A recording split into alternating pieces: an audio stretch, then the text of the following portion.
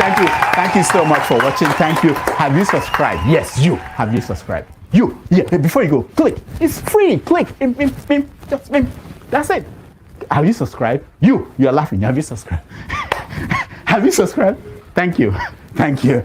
Thank you. Hey, madam. Thank you so much. I can see you. I can see you. We have to get to 100,000 subscribers. This by the end of the year. How are we going to do that if you don't subscribe? Yes, you. Yes, you're about to click off. Why? Have you subscribed? It's free. If you don't, ask your son. Ask your daughter.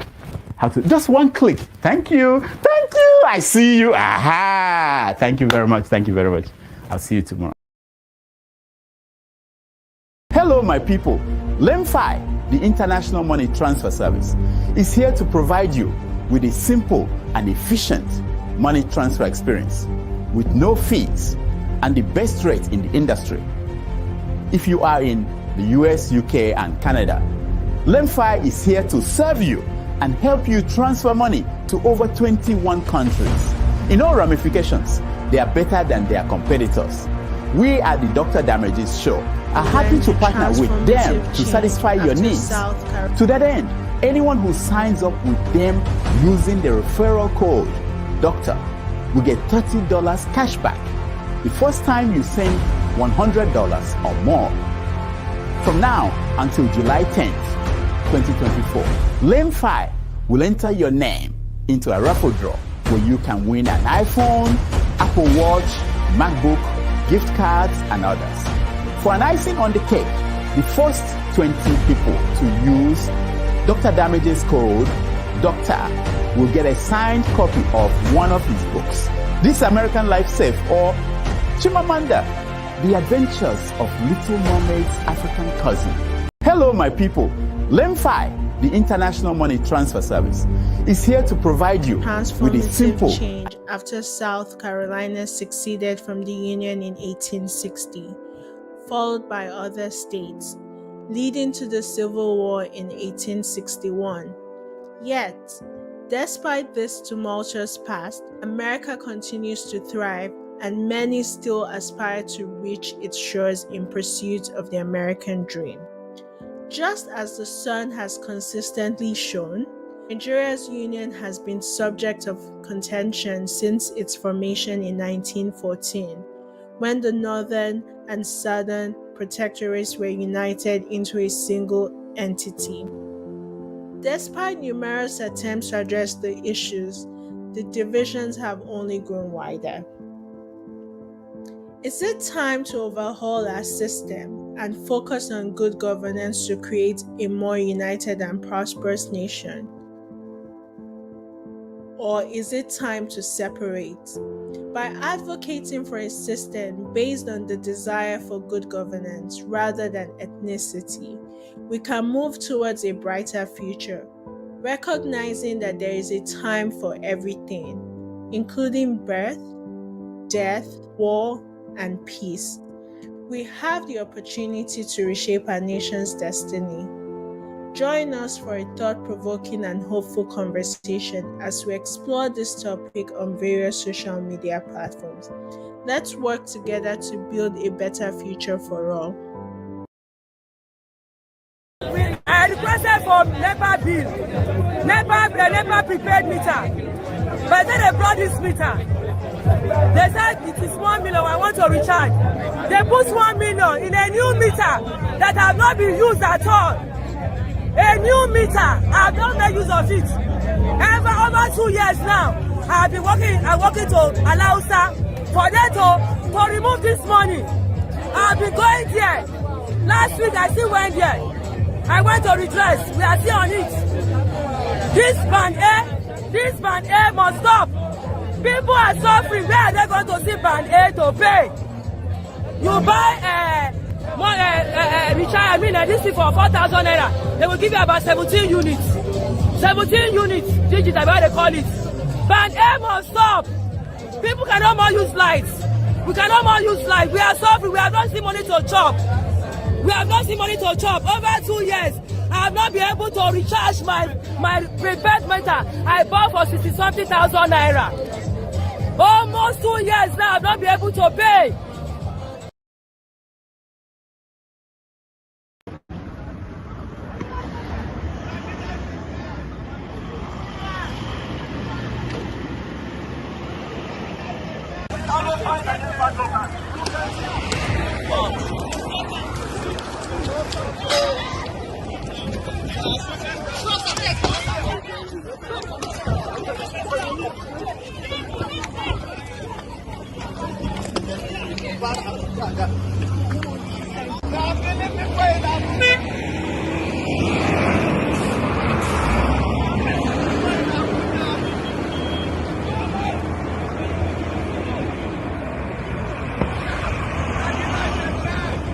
Nigerians!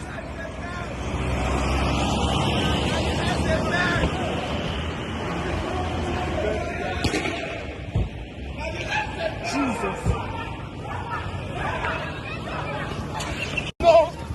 They don't give us one more.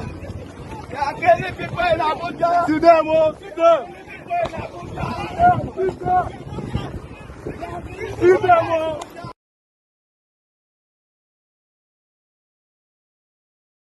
Citizen. Okay. Yes. Tell us what exactly made you join this protest, because there are also other groups that we saw that said they don't want to join protest because they think the modality is not right. Now then, Sabi. Now hunger carry me come here. Inflation. The way things have tripled in the markets. That is why I'm here. It affects me personally. It affects me as a human being, as a citizen. And that is why I've come to join the protests. Hunger, inflation. People cannot buy things anymore in the markets. You're a woman. You go to the market. You cannot afford crayfish. You cannot afford egg. Even the least gari you cannot buy. Gari is not a rich man's food. My people, gari is almost the same level we rice. And you say I should walk by. I can't walk by. I must join. I don't need to belong to any group. Nobody is more Lagosian than any Lagosian. Nobody is more Nigerian than any Nigerian. We are all Nigerians and it's affecting us equally. Now, people in government actually pleaded with the protesters to shelve this protest. And their reason is that the president has just been in office for just 1 year. Yes. And 1 year is not enough to actually bring about the changes that people are asking for today. One year is not enough to bring about the changes. But 1 day was enough to increase fuel. 1 day was enough to give policies and instructions that almost ruined our lives. It's all about policies. Make these policies and implement it. You don't need forever. When Buhari was there, they said 1 year is not enough. 2 years is not enough. Till 8 years. He has started again, same APC government. 1 year is still not enough. People are dying. 1 year is not enough, and within 1 year, fuel has gone to 1,003 per liter. How long should we wait? How long? No, let them tell us how long they want us to wait, and we wait. Let them tell us 2 years, and we wait. Okay, so I also listened to the SAN, that's the Senior Advocate of Nigeria, who said he's the lawyer to some of the groups that are protesting, and he has pleaded that the protest should be limited to a day or 3 days rather than the 10 days that the protests are set out for. Do you think that is a valid point? We don't have any leader in this protest. As we all say here, tomorrow if everybody fall out, everybody fall out. Next tomorrow, everybody fall out. Have you realized that what Nigerians are asking, what everybody is asking, is not so much? It is the basics. A word from the president, everybody will be jumping. Everybody will be happy. We are not asking for the impossible. So nobody should come and tell us a day, 2 days, till it now. We will keep coming until the answers. Okay, what specifically would you want the president to do now that will end this protest? Right now, carry fuel go 100 naira per liter. Because once they reduce fuel, everything will drop. Just reduce fuel. Barber, they use fuel. Driver, they use fuel. Who they wash clothes, laundry, they use fuel. Tailor, they use fuel. Once you reduce fuel, there will be peace. Let him show us a sign that he cares. That's all. A sign. No, but this removal of fuel subsidy in the first place was to deal with the corruption in that subsidy regime, which government talked about. Have you seen Dangote crying? Dangote is crying so hard that you will now realize that the corruption that we are seeing is nothing compared to what we are not seeing. Let them be fighting the corruption, but may they not use and press us. May they not use and kill us. They should reduce oil and sort themselves.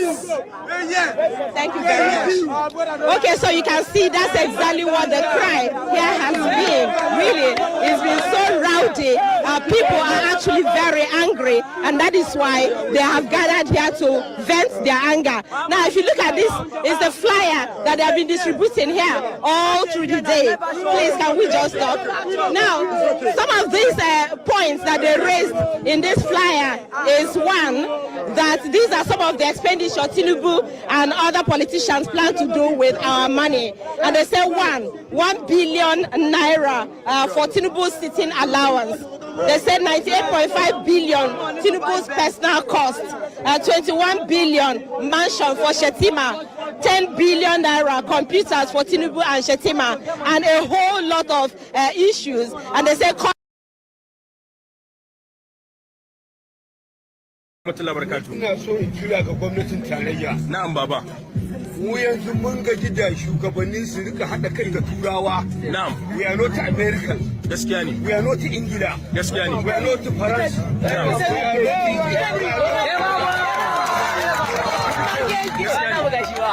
We are staying here in the country. We are black people. Don't collaborate with white people to take it on from ISM. What to bank? Paris Club continue looting our economy, collaborating with our leaders.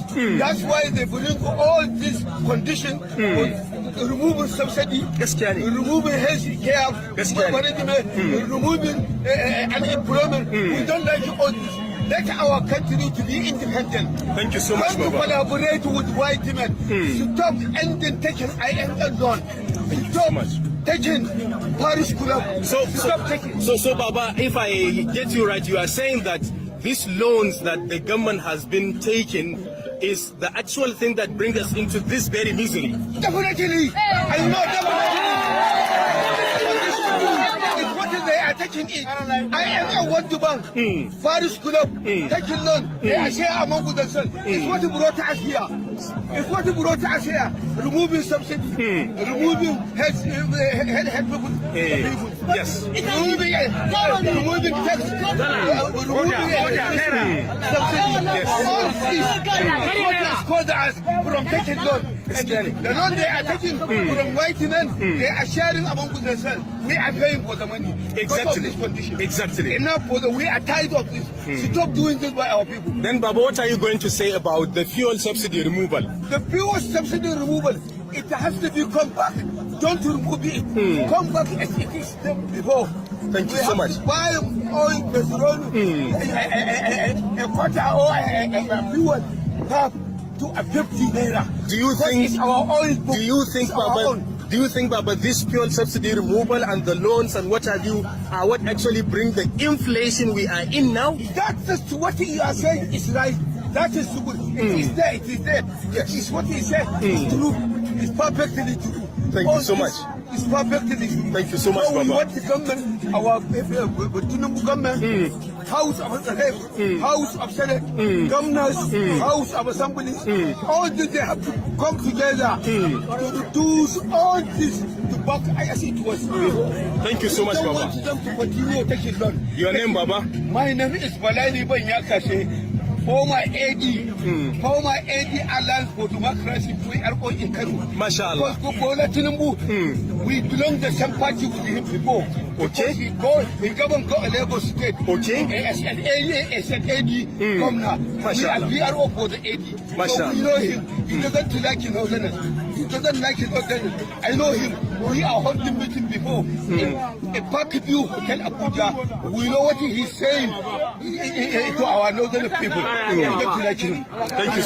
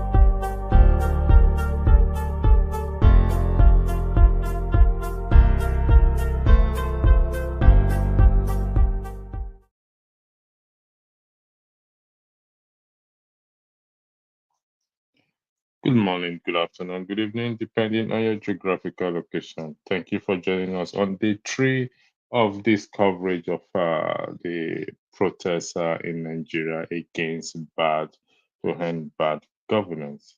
And I want to thank every one of you who have joined us in the comment section. The link to come on the platform has already been posted. I want to post it early for those who wants to come in. I can see 1 or 2% on the backstage. Righteous man, I know you're in the backstage. I'll bring you up. I'll bring it in soon. This is another day, 3rd of August, 2024. I highlighted Pansat comment because I took interest in it. I went for a walk today and I was thinking in this line of Pansat, even though we don't say hi to hi, but doesn't mean we can't share ideas or similar ideas together. And I was asking myself a question as to why, as a president, so far has not come out to address the people, Nigerians. Why is the second in command and the third in command making mockery of Nigerians without any remorse? And I came up with a conspiracy in my head in respect to even the announcement or the early announcement of this protest. And I asked myself again, what is exactly going on? Is it that these people actually don't have conscience, or this protest is actually staged by them? But there's no way I could get a proper answer to it. Righteous man, welcome. You are in Nigeria. I'm not going to waste much time in my monologue. So you are in Nigeria, you'll be able to provide us with the current situation of what is going on down in Nigeria. The righteous man, if you're there, can you please indicate that you want to join the broadcast? All right. Righteous man is not ready for us. Righteous man, are you ready for us? Yeah, good afternoon from here. How are you doing? I'm fine. And yourself? We bless God. It's just that nothing is working. We're okay. We're fine. All right. It's nice to hear that positive side of you today, that you're okay, you're fine. But what is the latest situation on ground, if you don't mind, please?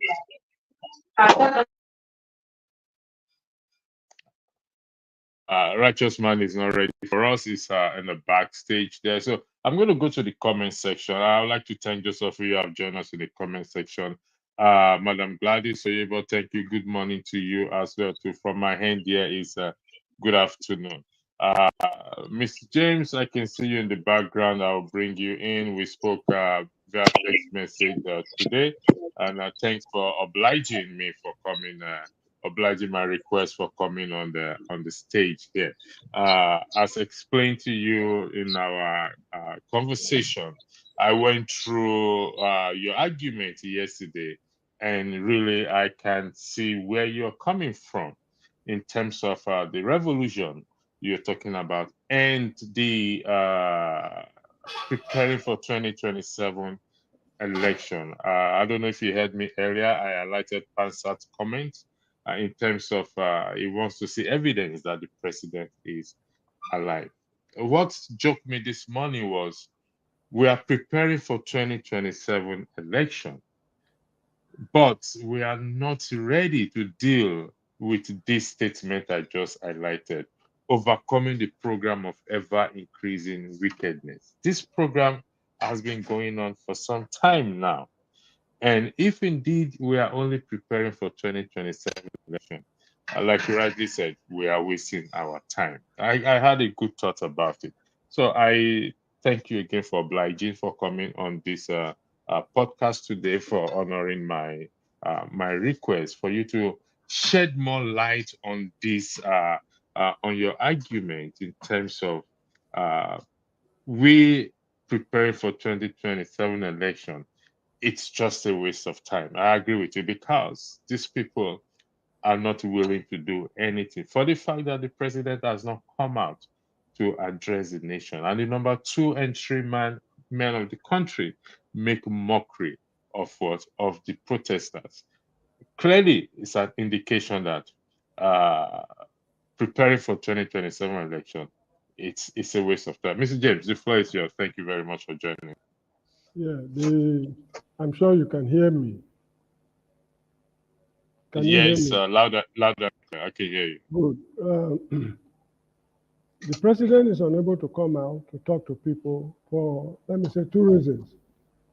During the 2023 elections, he never appeared on any platform to address the people. Even the presidential debate, he refused to come, and we could not do him anything. When INEC gave him the presidency, we supposed to have resisted at that point, that we did not vote you to power, but we were told to have faith in the judiciary, and the judiciary did what they did. So to sum it all, he's not used to, in fact, let me put it that way, he's not used to addressing people. I cannot remember any occasion he has come to deliver a speech or address. Probably he did it when he was a governor, I don't know, because I was not in Nigeria. So that is one reason. Then the second reason why he's unable to come is the government, since they were sworn in, they've beaten more than they can chew. They took the people for a ride. And as a result of that, they don't know what to say or what to do that will please the people.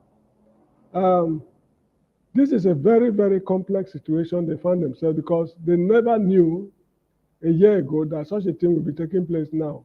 So I suspect, although without proof, that behind the scene, they are negotiating among themselves. I think I said this yesterday.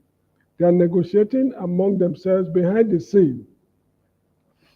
Those who have been benefiting from the system, you have to, relax some of the goodies you'll be gaining from, like, for example, crude oil allocation, sources of milking the economy. I mean, there's a way they share this money behind the scene. So they just have to relax or cut back the benefits they are deriving from the corrupt practices. And as a result of that, some people will suffer, some will not be too happy. Maybe this is what they are negotiating behind the scene. So not until that negotiation is fully complete, they will not be able to come out to give you categorical statements that we are reducing petrol price by X amount of money. For example, those people importing petrol, which Dangote revealed from Malta, they've been making money behind the scene. Now, this is payback time. You just have to cough out some of the money to address the needs of the youth. So that is an example. Then those the EFCC has been after, like Yaya Bello and others, gentlemen, we know this amount of money is in your possession. You just have to square also some certain amount to solve this emergency problem, because this is an existential threat to the ruling class. So these kind of negotiations are going on behind the scene. Not until they complete everything, they will find it terribly, if not impossible, they find it impossible to come and give you any address. Should he appear on screen now and say, oh, I understand the needs of your cries. I understand the pain you are going through. Bear with us. This is not the grammar the youth want to hear.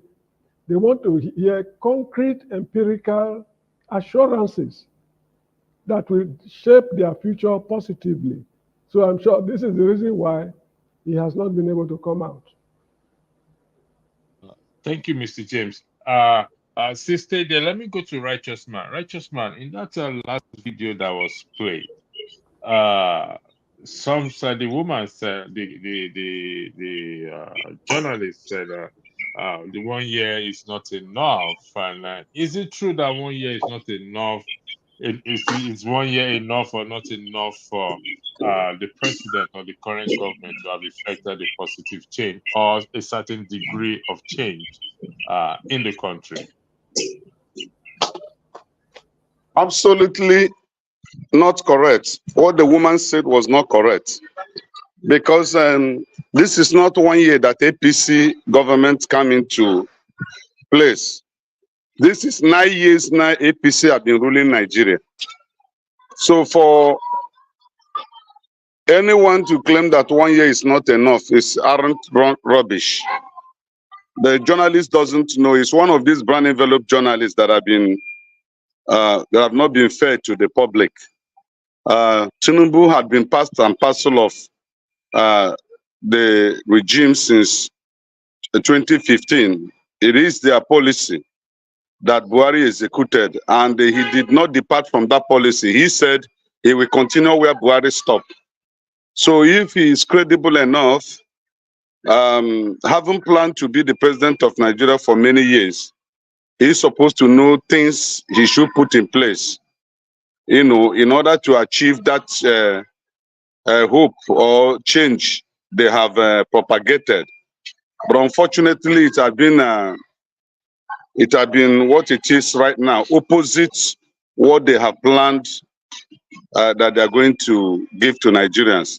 Anyway, for me, I'm not surprised what is going on now, because Tinubu only planned that he's going to give Nigerians maize and beans.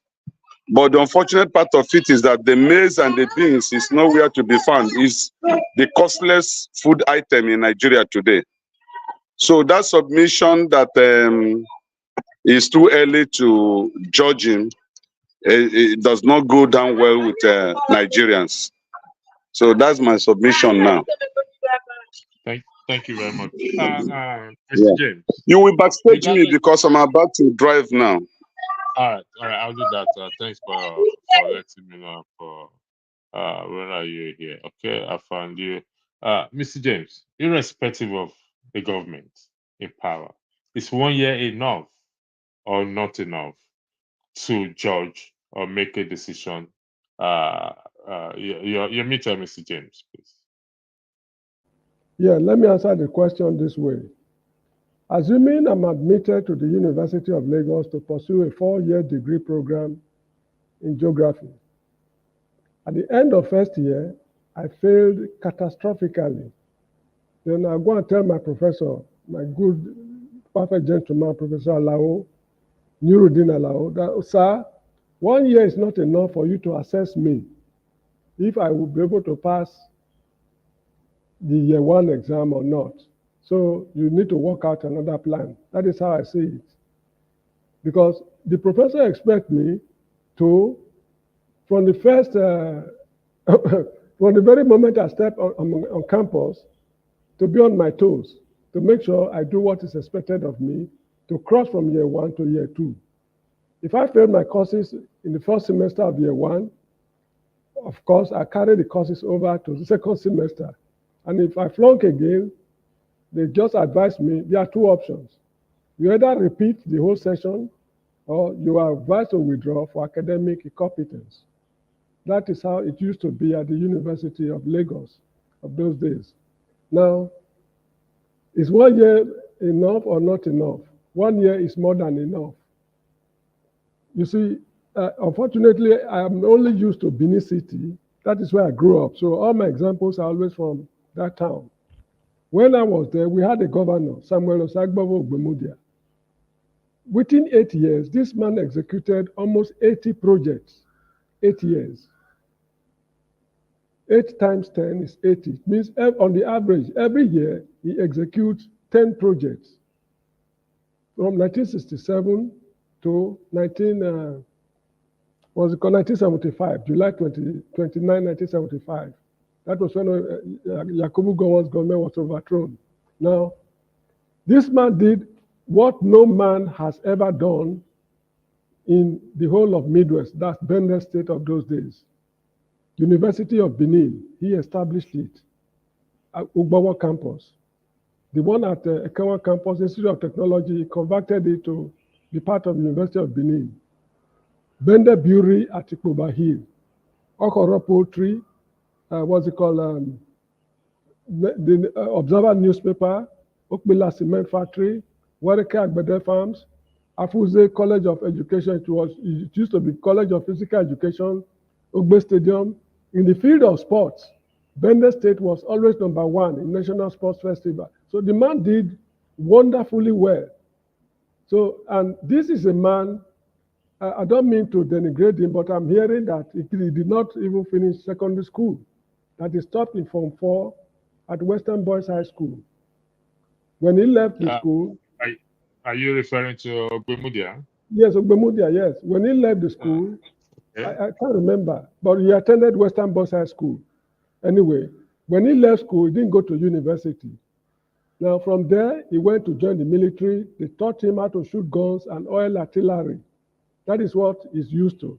So if a man of his type can achieve such a monumental accomplishment under a military dispensation, 1 year is more than enough for Bola Tinubu to make his mark. This man has no plan for the country. That is my sincere opinion. Other people might have theirs, but...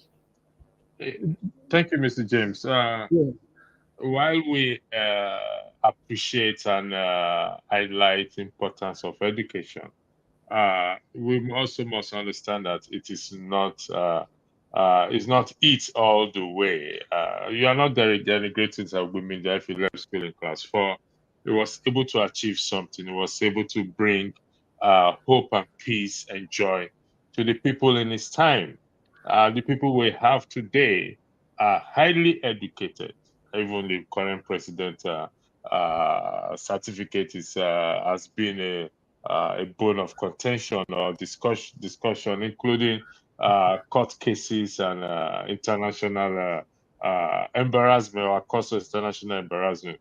And in Nigeria today, you will agree with me that we have the professors and the PhD holders and the whatsoever you can think of. And the country is where it is today, regardless of that. So while I say for the record, we encourage education, we want people to get educated, but for crying out loud, what is the use of our education if we cannot use it to change each other's life, first our own life, and to change other people's life? Now, this is one thing that worries me. I'm going to highlight this comment, Mr. James.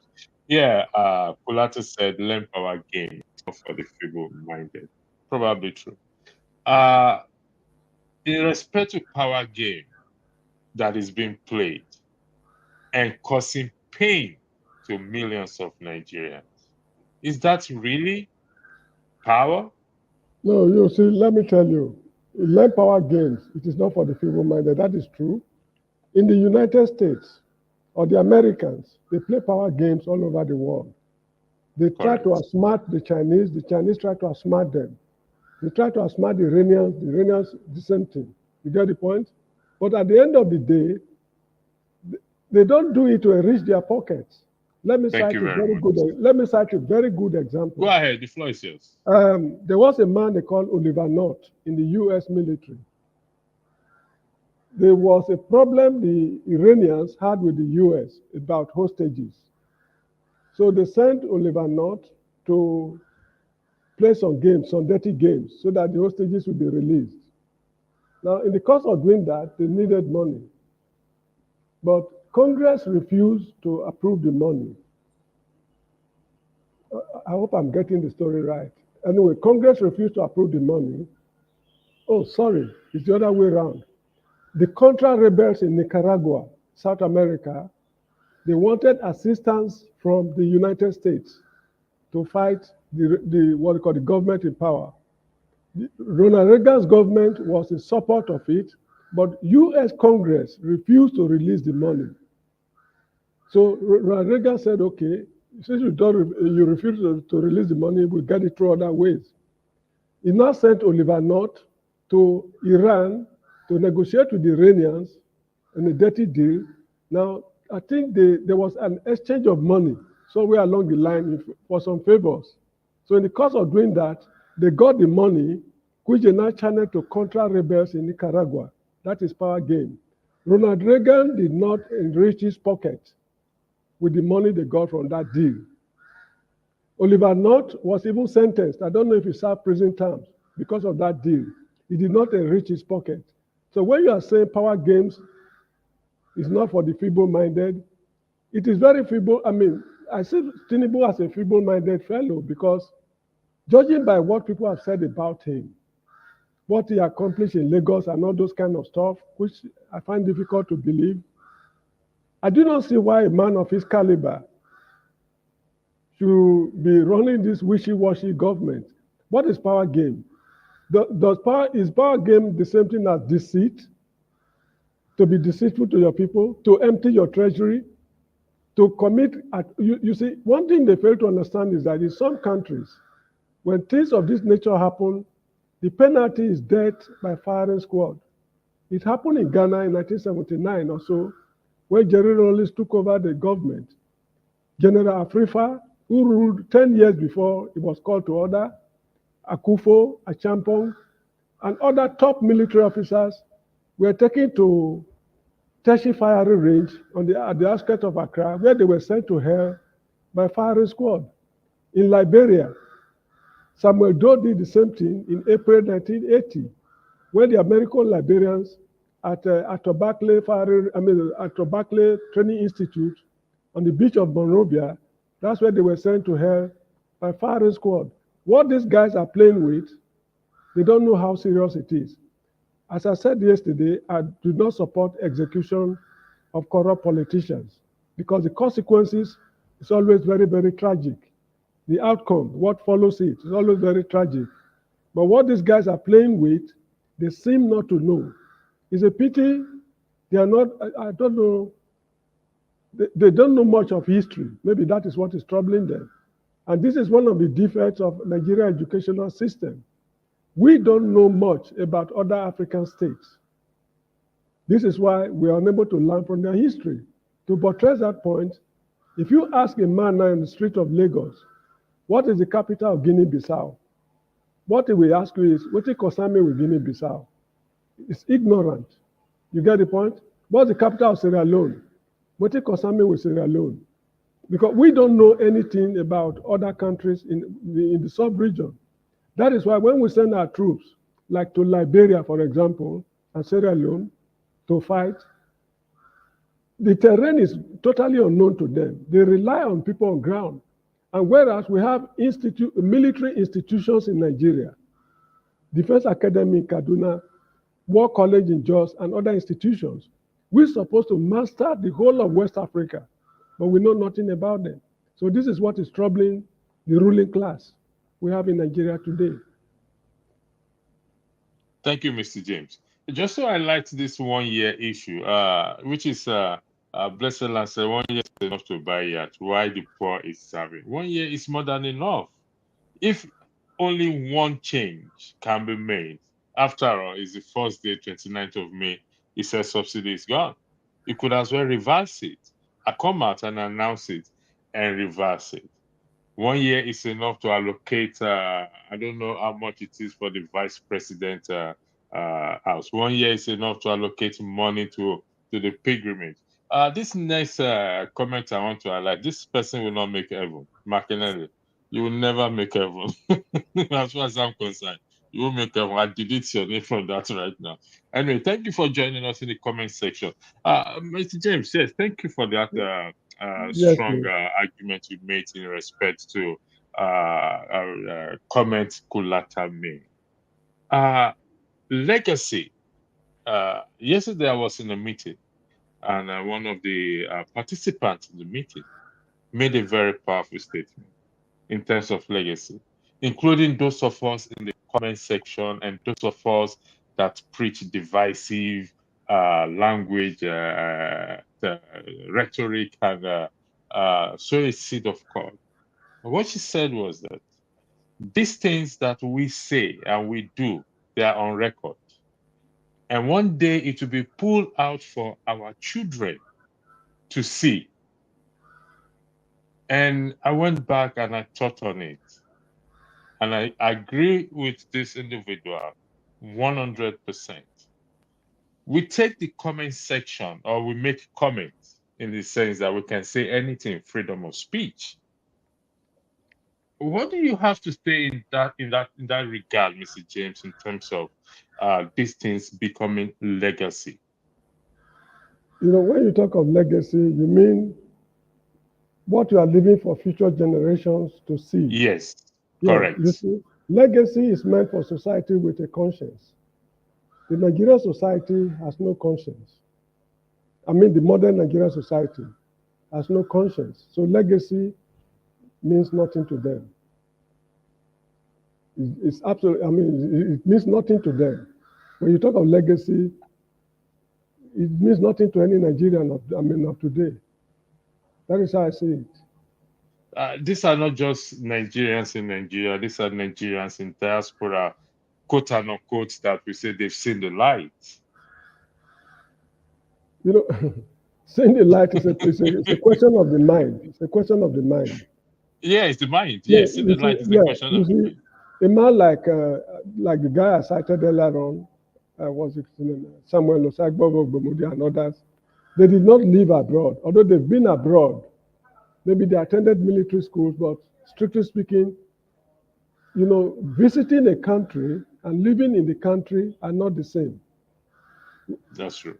Good. Now, when you live in the country, you interact with the people, different culture, different, you know, you imbibe new ideas, you refine your former ways of doing things to be able to blend with them.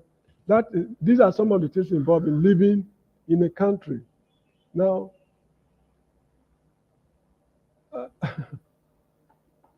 No. The person is giving you thumbs up, Mr. James. The person yeah, is yeah, giving I you thumbs know, up. I Go know, ahead. I know. Sorry, I shouldn't have disturbed your. Yeah. Go ahead. Sorry about it. Now, we are still talking about legacy, am I right? Yes, sir. Please. Good. Now, I mean, a society with conscience can talk of legacy.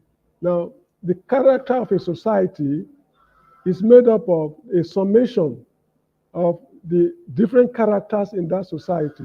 What I mean is, if a society is loaded with good men, the character of a society and the individual characters are not the same.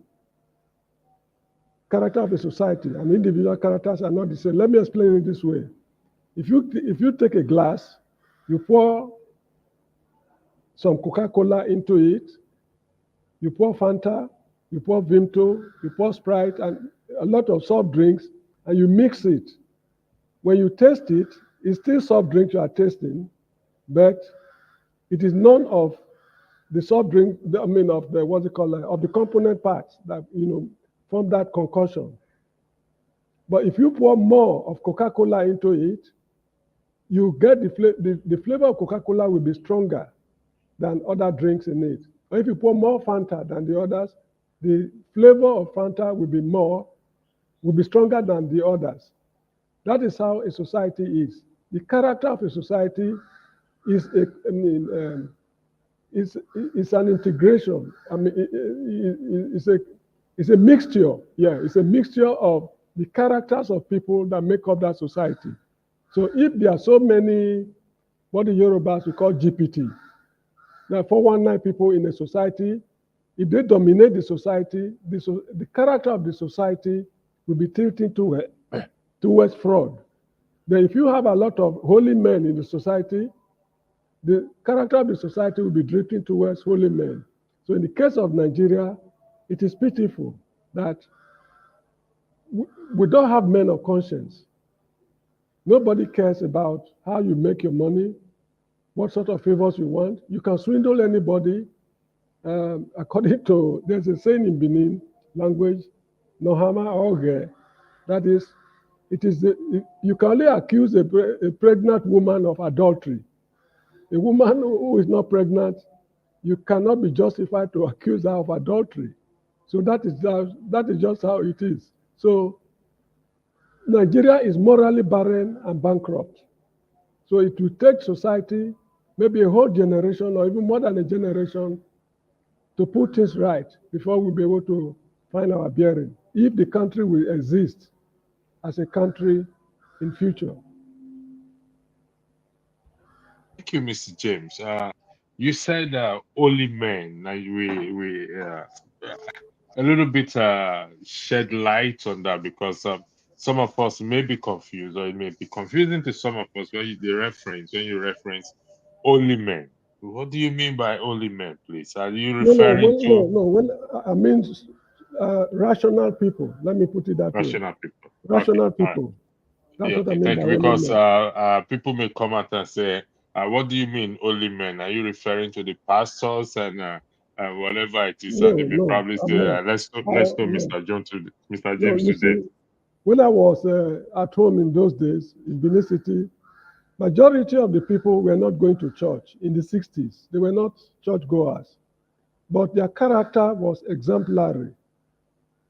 Their character was exemplary. It was possible those days, in the early 60s, when you find money in an area, if it's a huge sum of money, you go to what they call the Odionwere of the area. Odionwere in Edo language means something like the local chief in the street, the head of the community. That street, all streets are communities in Benin. So the head, that is the first man to build his house in that street, is called the Odionwere of that area. You take the money to him. Now this is some money I found somewhere along the road. So they look for what they can do to locate the person who actually, who lost his money. So that is how it was in those days. They were not churchgoers. They were not going to mosque. They still worship their ancestors and other things they do to commune with their gods. So to be a holy man, you don't need to be a churchgoer, or you don't need imported religions to be a holy man. Thank you, Mr. James. Before we go on, I'm going to play this video again, and which to me rank higher than in the highest ranking than any other videos so far, which is this one again. So it's just a short break while we play this video. I'll be back. Citizen. Okay. Yes. Tell us what exactly made you join this protest, because there are also other groups that we saw that said they don't want to join protest because they think the modality is not right. Now then, Sabi. Now hunger carry me come here. Inflation. The way things have tripled in the markets. That is why I'm here. It affects me personally. It affects me as a human being, as a citizen. And that is why I've come to join the protests. Hunger. Inflation. People cannot buy things anymore in the markets. You're a woman, you go to the market, you cannot afford crayfish, you cannot afford egg. Even the least, gari, you cannot buy. Gari is not a rich man's food. My people, gari is almost the same level with rice. And you say I should walk by? I can't walk by. I must join. I don't need to belong to any group. Nobody is more Lagosian than any Lagosian. Nobody is more Nigerian than any Nigerian. We are all Nigerians, and it's affecting us equally. Now, people in government actually pleaded with the protesters to shelve this protest, and their reason is that the president has just been in office for just 1 year, and 1 year is not enough to actually bring about the changes that people are asking for today. 1 year is not enough to bring about the changes, but 1 day was enough to increase fuel.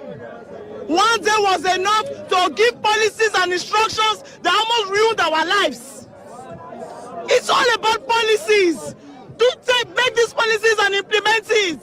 You don't need forever. When Buhari was there, they said 1 year is not enough. 2 years is not enough. Till 8 years. He has started again, same APC government. 1 year is still not enough. People are dying. 1 year is not enough, and within 1 year, fuel has gone to 1,000 TRI per liter.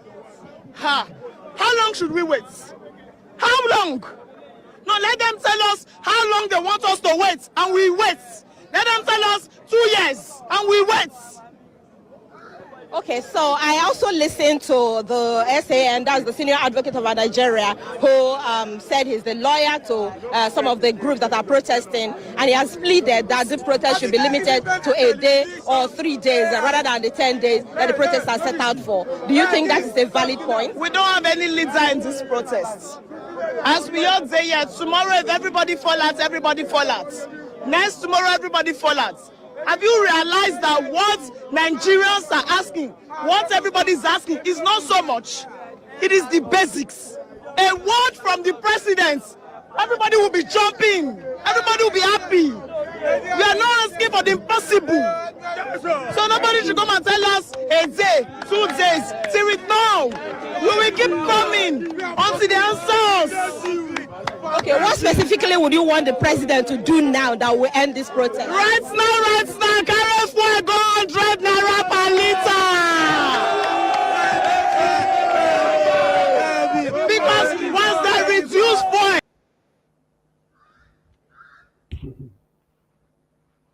James, thank you very much Yeah, for being thank there. you. We don't have any leader in this protest. I don't know what she meant. I think I don't know if Righteous Man have finished driving, but I think he has not. How true is this that there's no leader in this protest? No, I thought they have organizers. if there's a leader or there's no leader, it is immaterial for a simple reason. Those who planned this protest, it took them a lot of brain work. Now, in NSAS, I think there was no clear-cut leader, but they were able to go behind the scene to freeze so many people's accounts suspected to be linked with NSAS. Now, why should anybody planning demonstration reveal his identity, knowing what happened to those they suspected to have planned NSAS? So this is why this movement has no leader.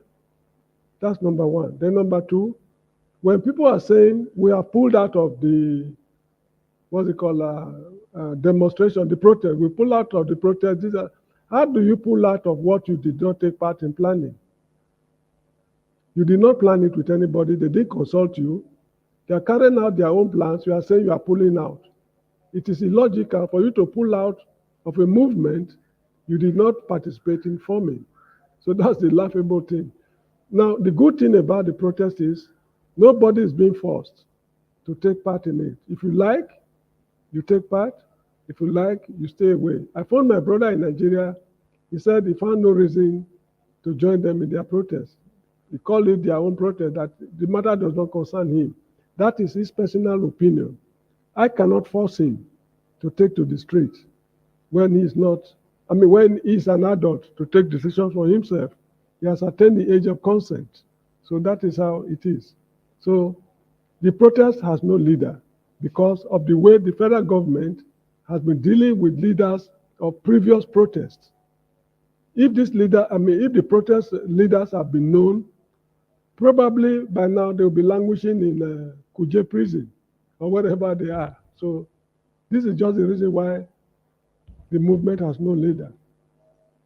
Thank you, Mr. James. She said it is hunger that brought me here. And we all know hunger has no respect for anybody.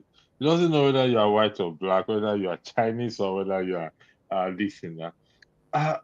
But most Nigerians are not part of this program or came out to join this protest. Is it the case that they are not truly hungry or the situation is not affecting them?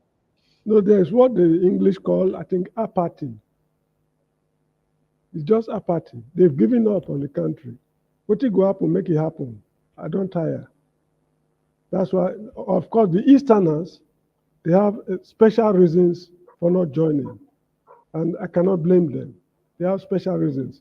But for the other parts of the country, some people joined, some refused to join, but it all boils down to apathy, hopelessness. That's just what I see. It's hopelessness. So if we have come to that, if most have come to that situation, that position of hopelessness, then what do we do? That is what the youth are doing now. They're taking the bull by the horn. You see, government should not allow people to degenerate to this level. This man they call Yakubu Gowon, he was a very, very crafty young man in those days. When I say crafty, I mean, no, I don't like that word. He was a very intelligent leader. When the war ended, there was what they call oil boom. I think there was a war in Israel, Arab-Israeli war, when the Arab countries cut supplies of oil to the United States. So there was high demand for Nigerian crude oil. A lot of money flowed into the country. Yakubu Gowon, on his own, without labor movement pressure or anything, unilaterally decided that the worker salary should be increased. And it had one advantage. A lot of industries were springing up in Nigeria. As the industries were springing up, they were overproducing. The Nigerian workers were not having enough money to buy aggressively, massively. So the salary increase enabled the workers to increase their demand for goods and services. So that was how Yakubu Gowon did it. That was the Simeon Adebo Commission, Simeon Adebo Salary Review Commission. Then as time, rolled by, the condition was getting better again than it used to be. Then he brought what they call Jerome Udoji Salary Review Commission. They reviewed the salary again without wahala from the labor union. These are people who had foresight. Their intention was to make Nigeria grow. And Nigeria was able to grow in those days to the extent that we made our mark in the war against apartheid. You see, in Angola, I was told, there's a street in Angola, I don't know if they changed the name, it's called Murtala Mohammed Highway. When Murtala Mohammed removed Yakubu Gowon, he continued with Gowon's policies, and they substantially assisted the MPLA, the fighting force in Angola, fighting the Portuguese. So in appreciation, when they gained their independence, the major highway in the city of Luanda was named Murtala Mohammed Way in Angola. Mozambique, under Samora Machel, the same thing. As for Zimbabwe, Nigeria carried that problem on our heads. Let me tell you what happened. The Minister for Foreign Affairs, I think it was Obasanjo's time, he was called Henry Adefokpe, Brigadier Henry Adefokpe. They went to a conference in Dar es Salaam, a Commonwealth conference. While they were there, Nigeria announced that British Petroleum, BP, there was an oil company they called BP, has been nationalized because Nigeria had reasons to believe that they were investing in South Africa. When they made that announcement, I think in Dar es Salaam, the conference scattered. All the delegates went home. Margaret Thatcher and others, they could not do anything about it. So that was 1979. Then that same 1979, there was what they call Lancaster House Agreement talks in London to map out, to work out a roadmap for the urgent liberation of Zimbabwe, of Southern Rhodesia, as it was called then. Then the following year, 1980, Zimbabwe got her independence.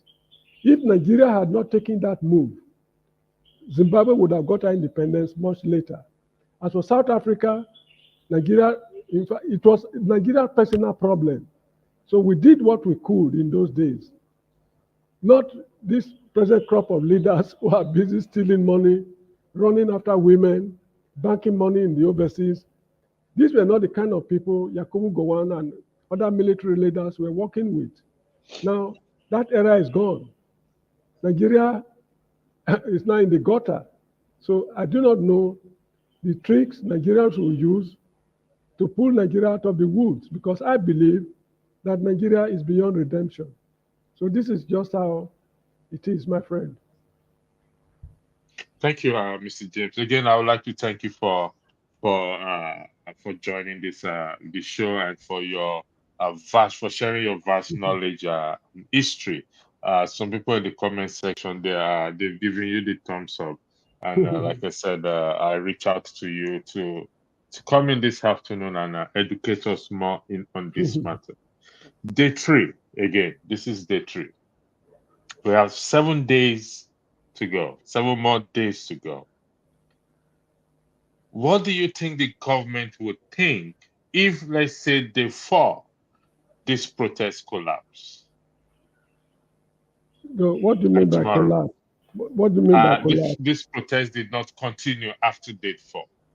What message will it send to the government? The government should be very worried if the protest collapse on day 4, for one simple reason. They gave the government 1 month notice, if I'm not mistaken. Somebody should correct me. They gave the government 1 month notice to prepare for this showdown. And despite the notice, the government could not prevent the action from taking place. When they retreat, when they are coming back again, it's very likely they will not give any notice.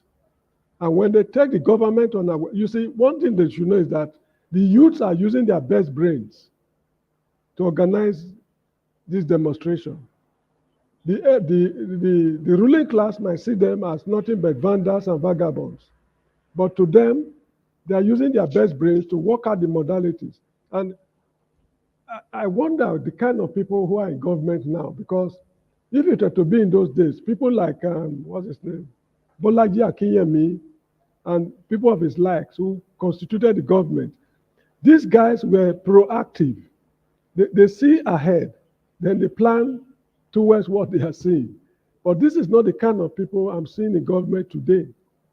So if the demonstration should collapse on day 4, government should be very worried, because when they are coming, it's going to be a hurricane. Because if they are taking the government unawares on this very occasion, government would have run helter-skelter. Most government officials' children and wards and wives and concubines, they are no longer in the country. Is it not disgraceful that Parliament has decided to go on recess in a time of crisis? As I was saying yesterday, when September 11 happened in the United States, it will have been outrageous for US Congress to say we are going on break. If they were on break, when that incident happened, they would have been recalled for emergency sessions. So the government should be very, very worried, because from the look of things, they don't have anything to offer the youth. The concessions the youths are asking for is beyond what they will be able to satisfy. So they should be very worried. Thank you for that.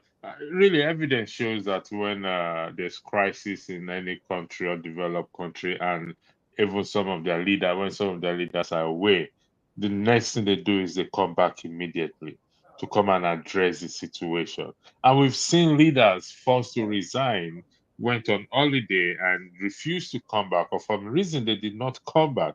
The people have to rise against them to say, you know what, that shows that you really do not care.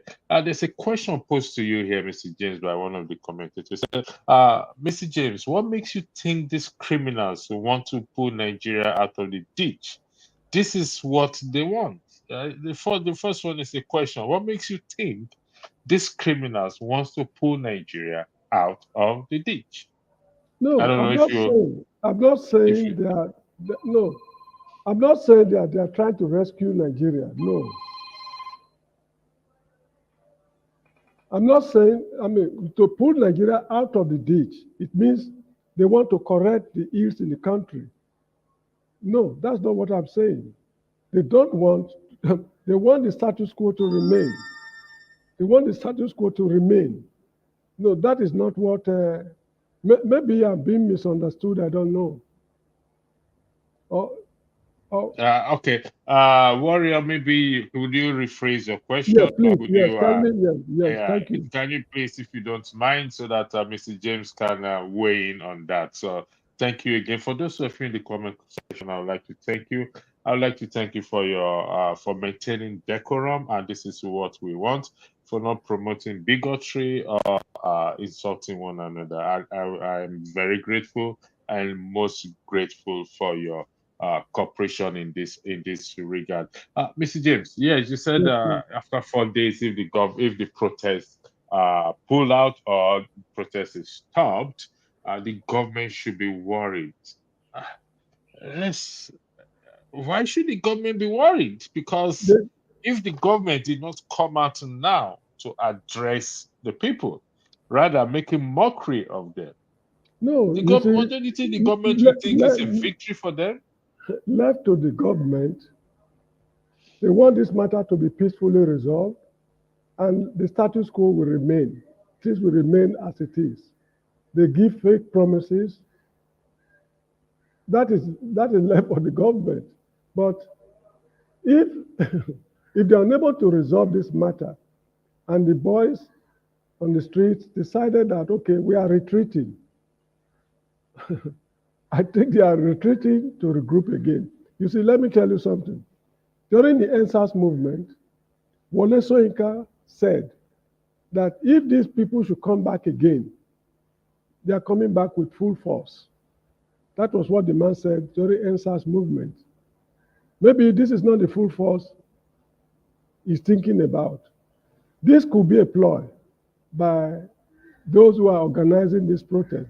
This demonstration now is just to test the waters, to see the preparedness of the security forces.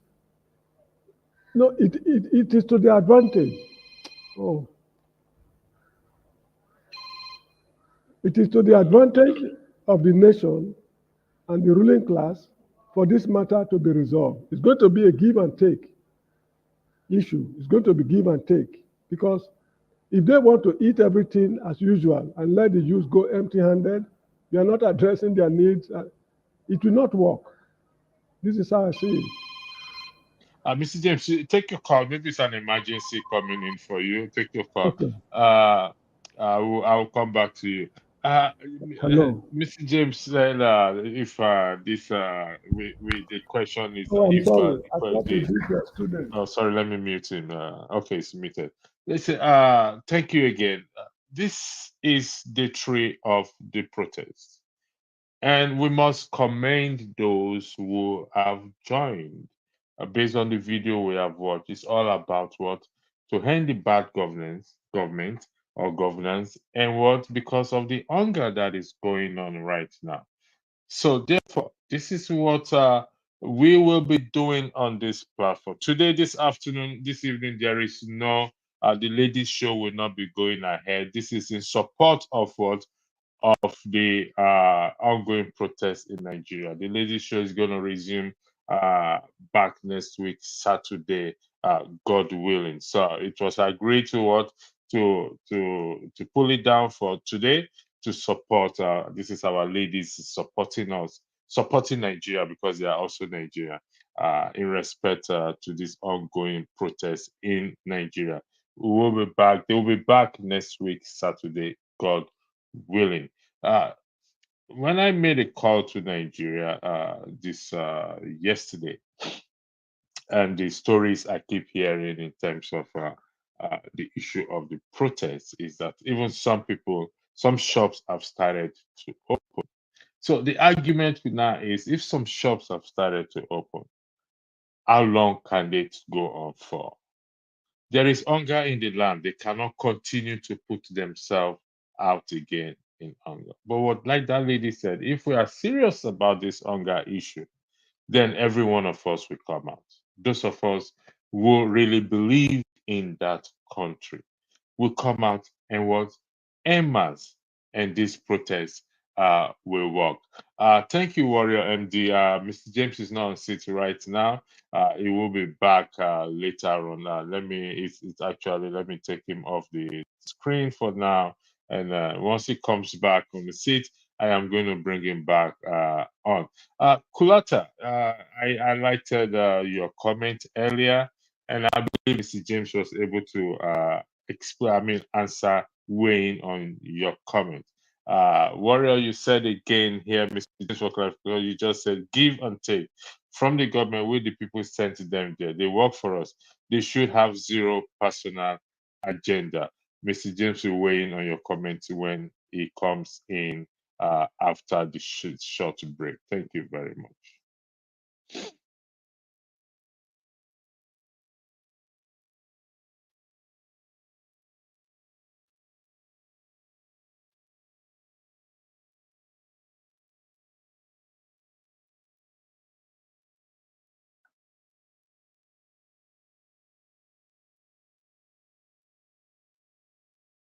And tonight, this gentleman will be making his network television debut. This is his most recent album right here. It's called Spirit of Love. We're very pleased to welcome Majek Feshek.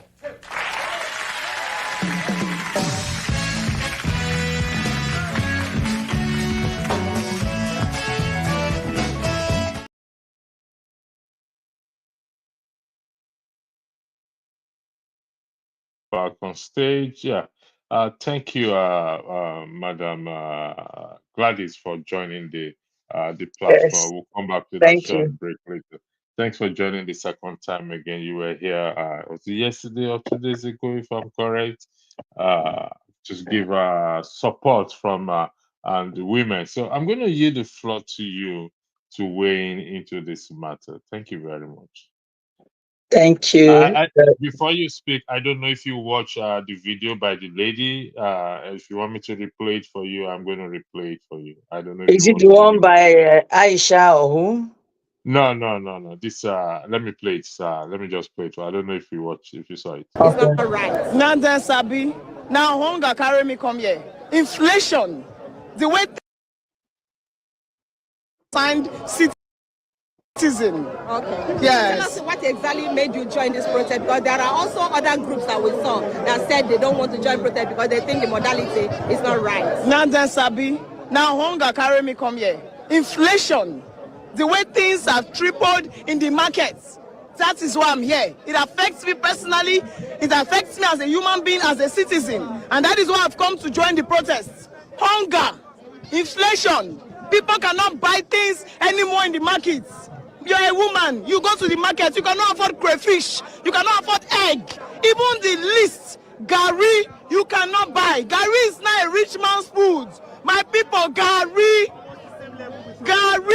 is almost the same level with rice. And you say I should walk by. I can't walk by. I must join. I don't need to belong to any group. Nobody is more Lagosian than any Lagosian. Nobody is more Nigerian than any Nigerian. We are all Nigerians. That was a video played earlier. The floor is yours, ma'am. Thank you. Yes, thank you very much. The woman has actually displayed her anger. I mean, Miss Precious. It is the same thing all over the country. If we look at what is happening in the northern states, we know that hunger or anger does not have a face. It's actually affecting the whole populace. And whoever stands by and does not want to get involved in what is happening, it's like you are trying to postpone what will surely come to pass later. It's like a cloud that is gathering or is looming. Eventually, the rain will come down.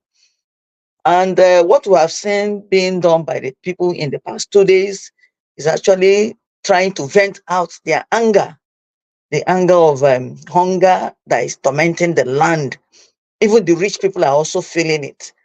I schooled in the north. In the past, things were not really very expensive in the north, and people survived. They had their farms, they had their markets, they had other things they did. But now the crowd I saw in the past 2 days, the crowd in Tudunwada in Zaria was something else. Even in Kano, in Yobe, and Niger State, this goes a long way to tell us that the times are changing. In the past, they could have used religion to try to distort the story, telling the people that he's a Christian. Now, it has nothing to do with religious sentiments or tribal sentiments. I think the hunger is something else. It's really biting her. And besides, we also expect the president to come out to address the nation. If he comes out to address the nation, I think it will go a very long way.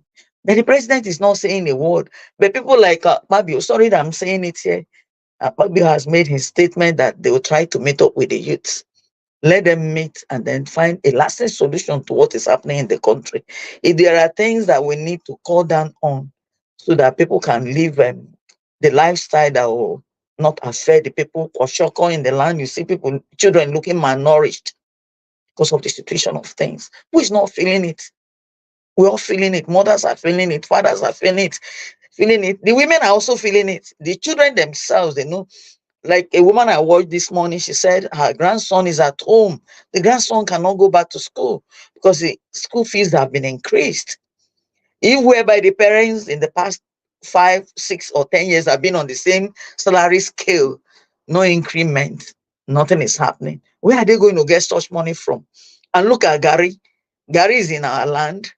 The cassava is there. But now to even buy a mudu of Gary is something else. Let alone rice, let alone other condiments. So we are praying that the government should not just pay deaf ears to the people. We need to come to a round table talk to have discussion, just as it happened in Kenya. The president came out at last to address the nation, and we saw the drastic actions he took. Though he was asked to step down, he didn't step down. But the other things that the people requested for, he has granted. But still, the people are still protesting. So I believe that there's nothing God cannot do. We also need to be prayerful as well, in as much as we are, yes, in as much as we are protesting, because you can see that the hoodlums have even taken up, they have actually joined. Most of the people you see trying to cause trouble are not the people. They are maybe people who are on the wayside trying to make trouble for themselves, like what happened in Niger State, where you heard that some people were shot and they died. They actually went to set up some government institutions on fire and the rest of them.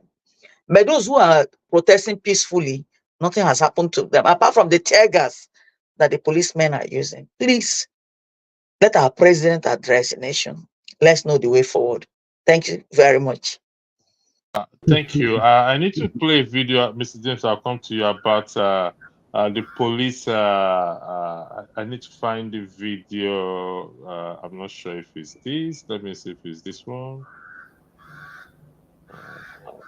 After South Carolina No, seceded from the Union in 1860. Sorry, not this one. Let me see. I'm trying to look for a video that about the police. I hope I find it. Let me see if it's this one. Well, know our demands for good governance. No, not this one.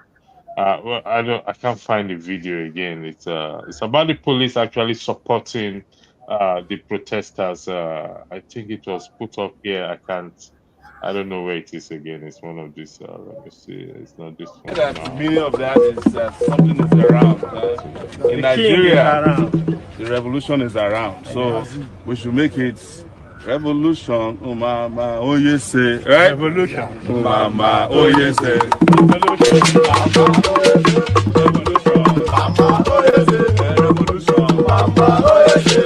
Revolution. Mama, oh yes, say.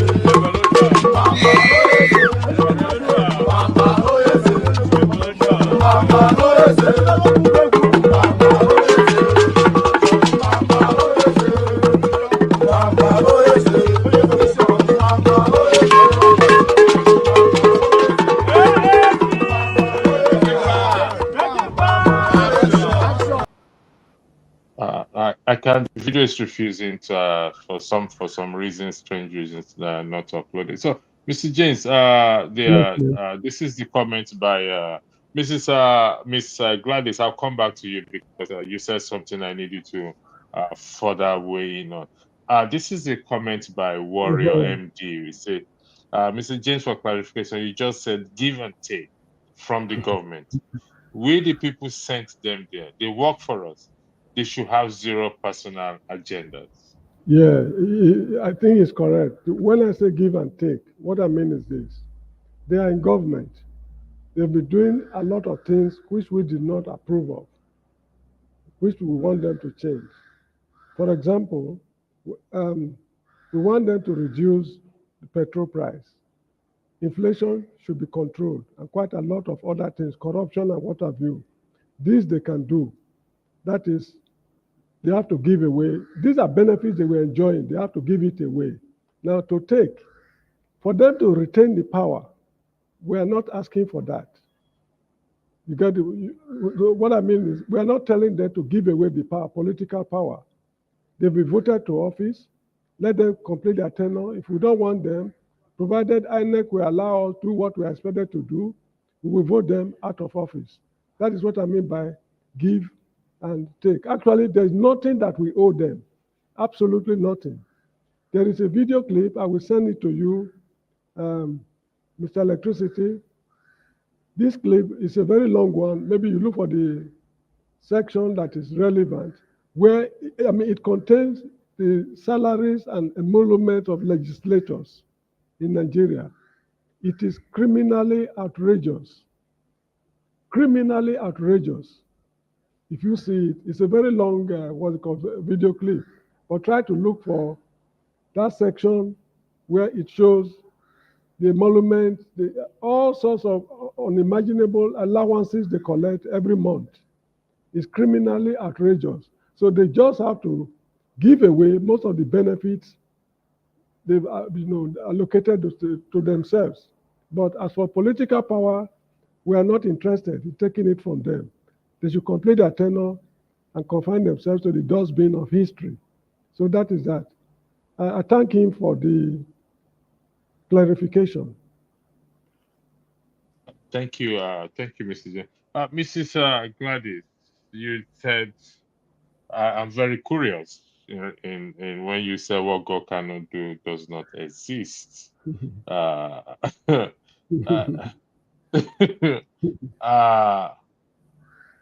We've prayed a lot in that country, and we've not seen any corresponding action to that prayer.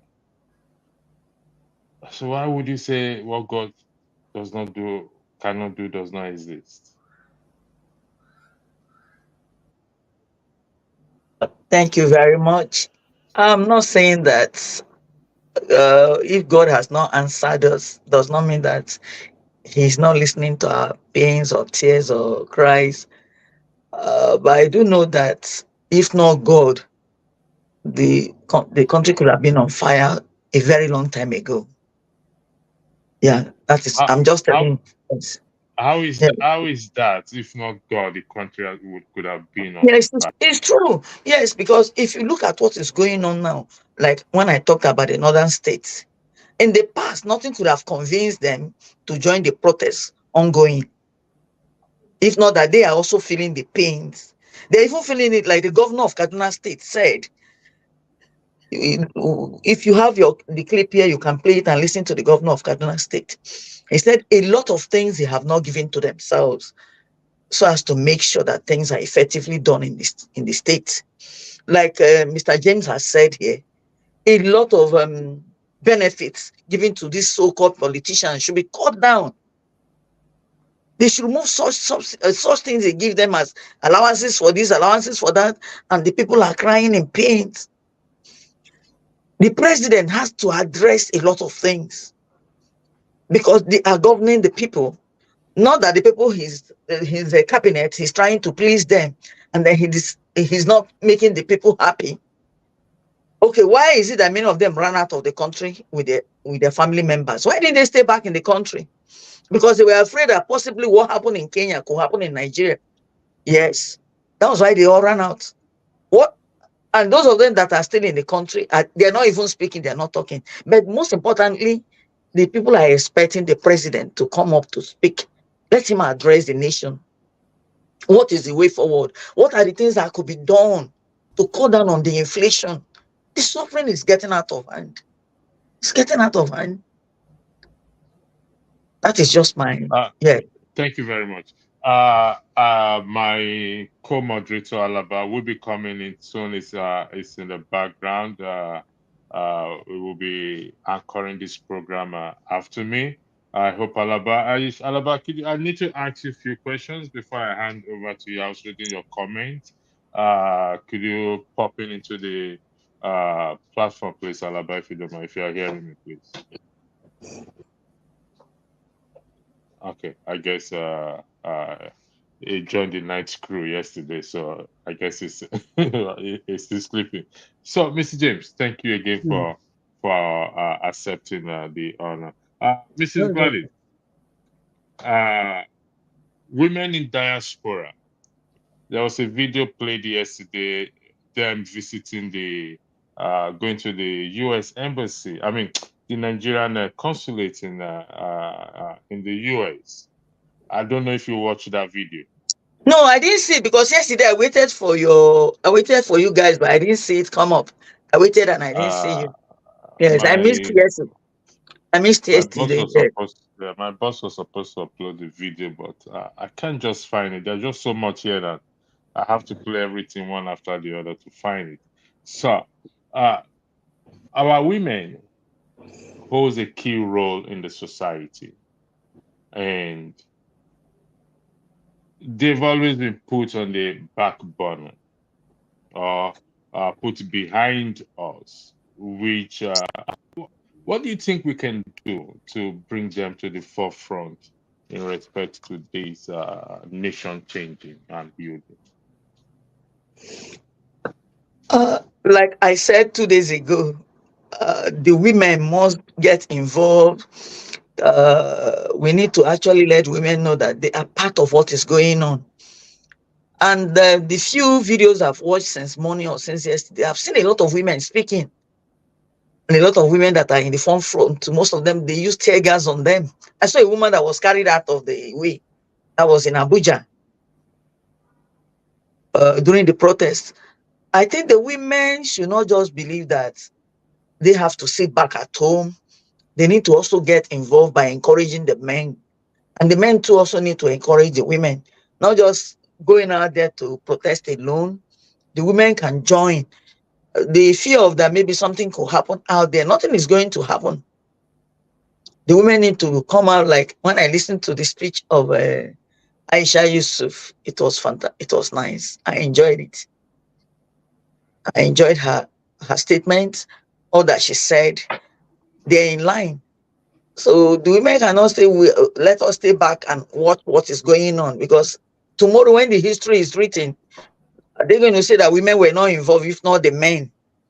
So I pray that more women should come out. The people actually organizing the protest, whoever they may be, they should also encourage women that they need to come out to be part of it, for us to have changes in our country. Because positive change can only come when you air out your feelings or your mind. It's not when you keep quiet. If you keep quiet, nothing will happen. So that's Thank you for this, Mrs. Gladys. You just said something very profound. Keeping quiet, Mr. James.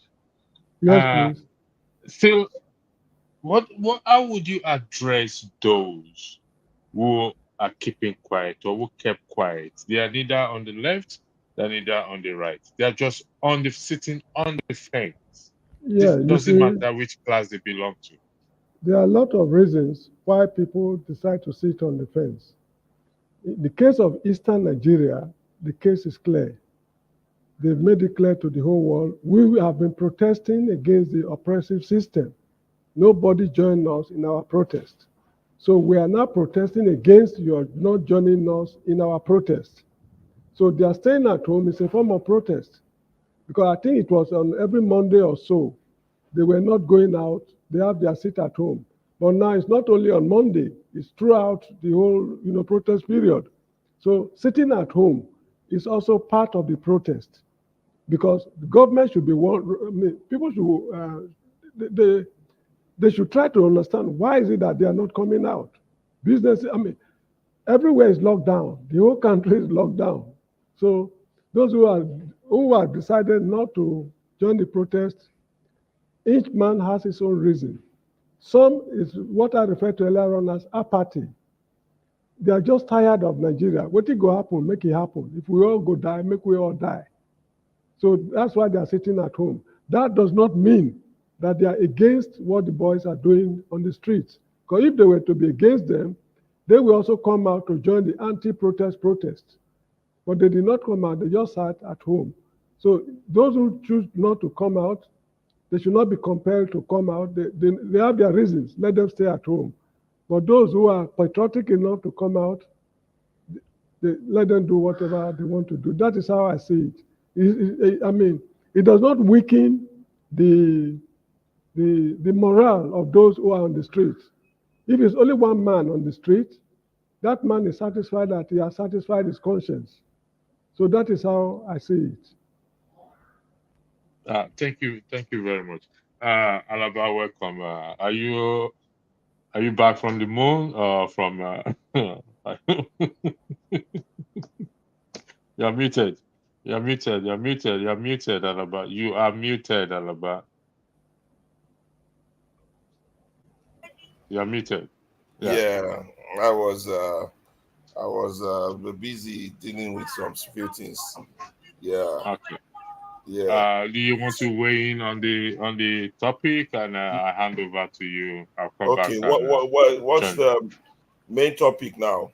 What was the question you it's asked just the third day of protest. So it's everything and anything, but in the context of the protest. Yes, I believe that the protesters should be encouraged, that the protest should continue. I think this is a golden opportunity for us, Nigeria, to take the issue of our children, the issue of our country serious. The things have been bad from the beginning.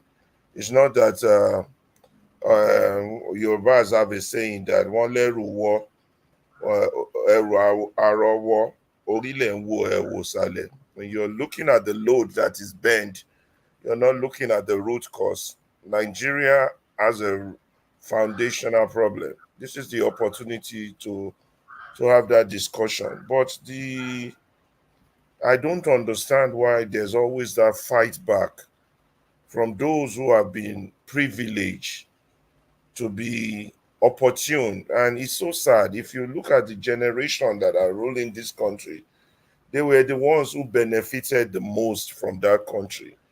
Let's take people in the age range of 70 to 90. Yeah, they were ruled by the colonial masters. But we know, those of us who live in Lagos, we know that during the colonial era, Lagos had fire hydrant, had running water, had everything, had very good drainage system that were built. So they enjoyed the best. They got the education. Then those who were educated by the Awolowo policies, free education, everything. They're the ones in government now. What do? They set up universities that even people cannot afford. They go there, but I don't understand. And day after day, year after year, the country is getting bad. It's getting worse, and people are just there, just ignoring it. I don't know. This money they make, are they going to take it to heaven? What is sad even is that all these people that have acquired all these millions, as they all want to be millionaires and build castles on the moon, the money they're not even using it. Their own children and children are not able to maintain this wealth, and the people have not been honest to themselves from the beginning, from the days of the first school to the present day. In 1999, when they handed over, everybody knew that the structure would not work, but nobody fixed it. Obasanjo came, he knew the problem, he didn't fix it. He was fixated on his own selfish interest of running a third term again. That was done after God gave you a second chance to rule that country. Then who came? Yaradua. Yaradua, realized the problem, but death took him away before he could even do anything about it. Then Jonathan knew the problem.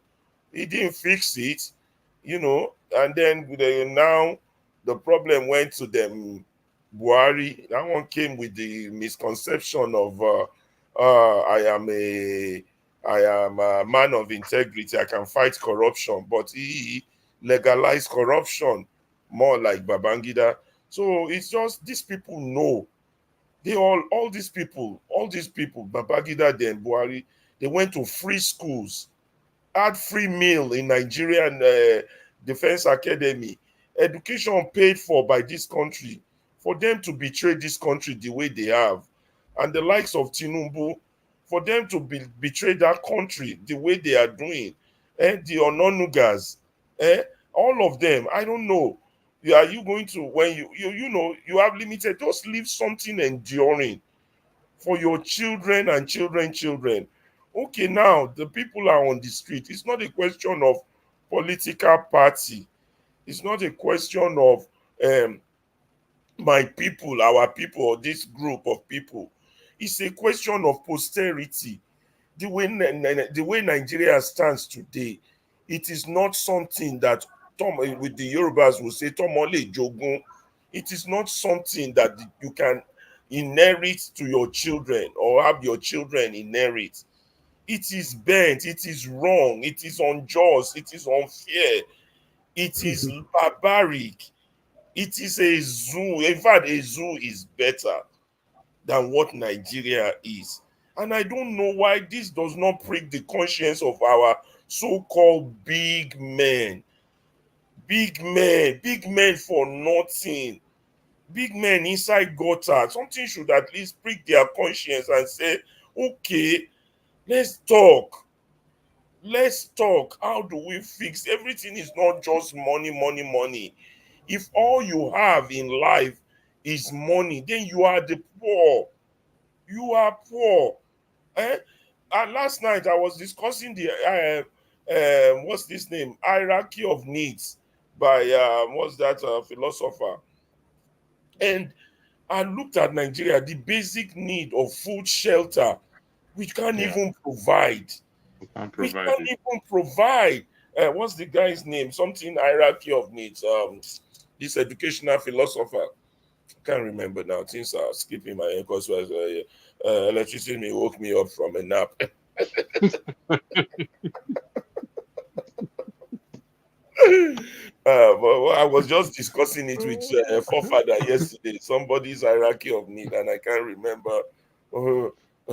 Maslow, thank Is you. that Thank you. Maslow hierarchy of need. You know, at the base of the pyramid is the basic fundamental of physiological physiological need, which is food, shelter, basic survival needs. As a nation, we can't even provide that. And that was why I was fighting with Niger over you keep talking security, security. Even if you look at basic natural animal, if you cannot fulfill your basic physiological need, the one that sustain life, which is food, water, shelter, even if they are throwing bombs somewhere and they tell you that food is at that place they are throwing bomb, you will go to where they are throwing bomb. And that is what is happening to Nigerian children. Every year we have misdirected success to mean leave the country. We have, our children are dying in the desert, they're dying on the sea. Somebody got to care. I don't understand. We call big man, big man. You have this money, invest in that country, create jobs, do something. Everything is not just I have billion, I have billion. I live in a mansion. I don't know. And it's our men of God. You know, we're going to heaven, but we live on hell, in hell. I don't understand. Somebody got to preach somebody's conscience. This protest, they shouldn't see it as some people trying to take down one government, as an opportunity for us to come and sit down and talk about how we want to live. This thing that we are doing is not sustainable, where everybody is stealing money. Yeah, it's called economic sabotage, but we want to call it democracy. Let's just go along with that for now. It's economic sabotage, it's savagery in politics, but let's just go along. It is not sustainable. What the word sustainable means something that can last the test of time. There would always be riots like this if this is not fixed. And if care is not taken, such riot will metamorphose into something worse. I don't know how to preach to these people, how for them to prick their conscience. Somebody said, I will show you the video. Somebody said in an interview, it's actually long, with Sheung Okuboloye, where Inibebe Effiong and the one of the organizers of the planner, and then Biola's son, who is now an advisor to Tinubu, were all talking. He said, Inibebe Effiong addressed Tinubu directly. What do you want to be your legacy? This is okay, you jagba, you snatch it, you run with it. This is God giving you a sign. Bring all Nigerians together. Solve Nigerian problem. The country cannot continue like this. We can't continue to close our eyes. And the tragedy of this all is that people believe that this political dispensation can yield result. No, it cannot. The foundation is wrong. Let me stop preaching, Jerry, and just all let's. right? Alaba, you have 20 minutes to put on your three-piece suit and come and take over the platform. So 20 minutes. Okay.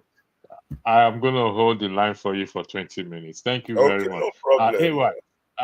This question is to every one of us on the platform. Do we think that yeah, I agree that the fuel subsidy hype thing a lot. If the fuel subsidy, let's say the president, no, before I want to highlight a comment. Where's this comment again? Now I want to highlight a comment. This individual is not spokesperson for the president. So I'm just highlighting it with the hope that it's going to calm now. So let's comment again. Come on. Martinelli said, I can't find the yeah, this is it. It's not the spokesperson of the president or the executive arm of government or the presidency. However, I'm going to highlight it just for high electricity. Just a quick one. Just saw on Reno X account that Jagaban will have a national broadcast tomorrow. Like I said, there's no confirmation of this. I'm just highlighting it for the sake of highlighting. Mr. James, Yeah. Madam Gladys, and my AY, Yeah. let's just go by these arguments. This No, comment that I just. I don't want national broadcast. People have been Okay. saying that it should come and address What do the you want? nation. Now, I don't want national broadcast because he was given almost 1 month notice to avert this calamity that has befallen his government. He could not summon himself, put himself together to work on the ground to see what they can do to salvage the situation.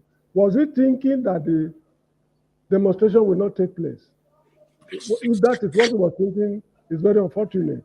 Now, if he is coming to tell us the same grammar, I understand your pains. You have to be very patient for the program to work out. Give me some time. That is not what the youth are asking for. They want concrete, empirical assurances that their future will be better. And is he in a position to do that? For example, is he willing to cut back his expenditure on government, reduce the staff strength of his government? Almost is it 40 or so ministries? What are they doing? I don't see anything all the ministries are doing. So is he ready to cut it, to reduce it substantially? The presidential, is it plane fleet they call it? Is he ready to dispose of the aeroplanes and maintain only one? If that one is faulty, they should send it to the manufacturer for repairs, then they return it. There are many presidents in this world that do not have, what's it called, private jets. So he's not, you mark what I'm telling you, he's not coming to tell you something concrete. Because should he tell you something concrete, it will amount to it means the political class is committing suicide. So I don't want him to give us, whatever he has to tell us, he should give it to his Minister of Information. They post it on social media, we will see it. Then they implement it, they call off the strike. He has nothing to tell us. For subjecting us to this, mental agony, let me put it that way. He has subjected us to mental agony for the past 3 days. So what is he coming to say? If we truly voted him to office, we should not be treated in such a despicable way. So he should not come. I will not even listen to his address. Thank you, Mr. James. Anyway, before I go to Madam Gladys, welcome on the platform. What do you think about what I just highlighted there, please? Good morning, everyone. Afternoon from here, actually, everyone. So electricity, I think, was it you or Ferreira? The first day we started this discussion, the protest started. I think it was a Friday or Thursday. My point was, again, the mistake of the president before the protest, he was supposed to address the nation. His advisors, I don't know who's advising him. They are deluded. They are delusional. At this point, right, the damage has been done. You don't allow people to go on the street. I think what they don't understand, they think it's a joke. I have been saying it, I have been preaching. Nigeria, we are very kind to give the president the date when they're going to start their protest. They were very, very kind. I can tell you that for free. The next protest they're gonna see, nobody is gonna announce it, and a lot will go wrong. I'm not supporting violence here, but when you push people to the wall, oh, Nigeria will not do anything. They will not protest. They do what they like. The senators do what they like. House of Rep do what they like. The president, it's not gonna be business as usual. There is hunger in the land. What they successfully give it to Nigeria for free now. You're giving Nigerians a reason for the whole country to unite. That is what you don't want to see. That is where we are today. They've given Nigeria a reason to unite. Usually, they use religion and tribe. They divide people across this line. But unfortunately, hunger cannot divide the people.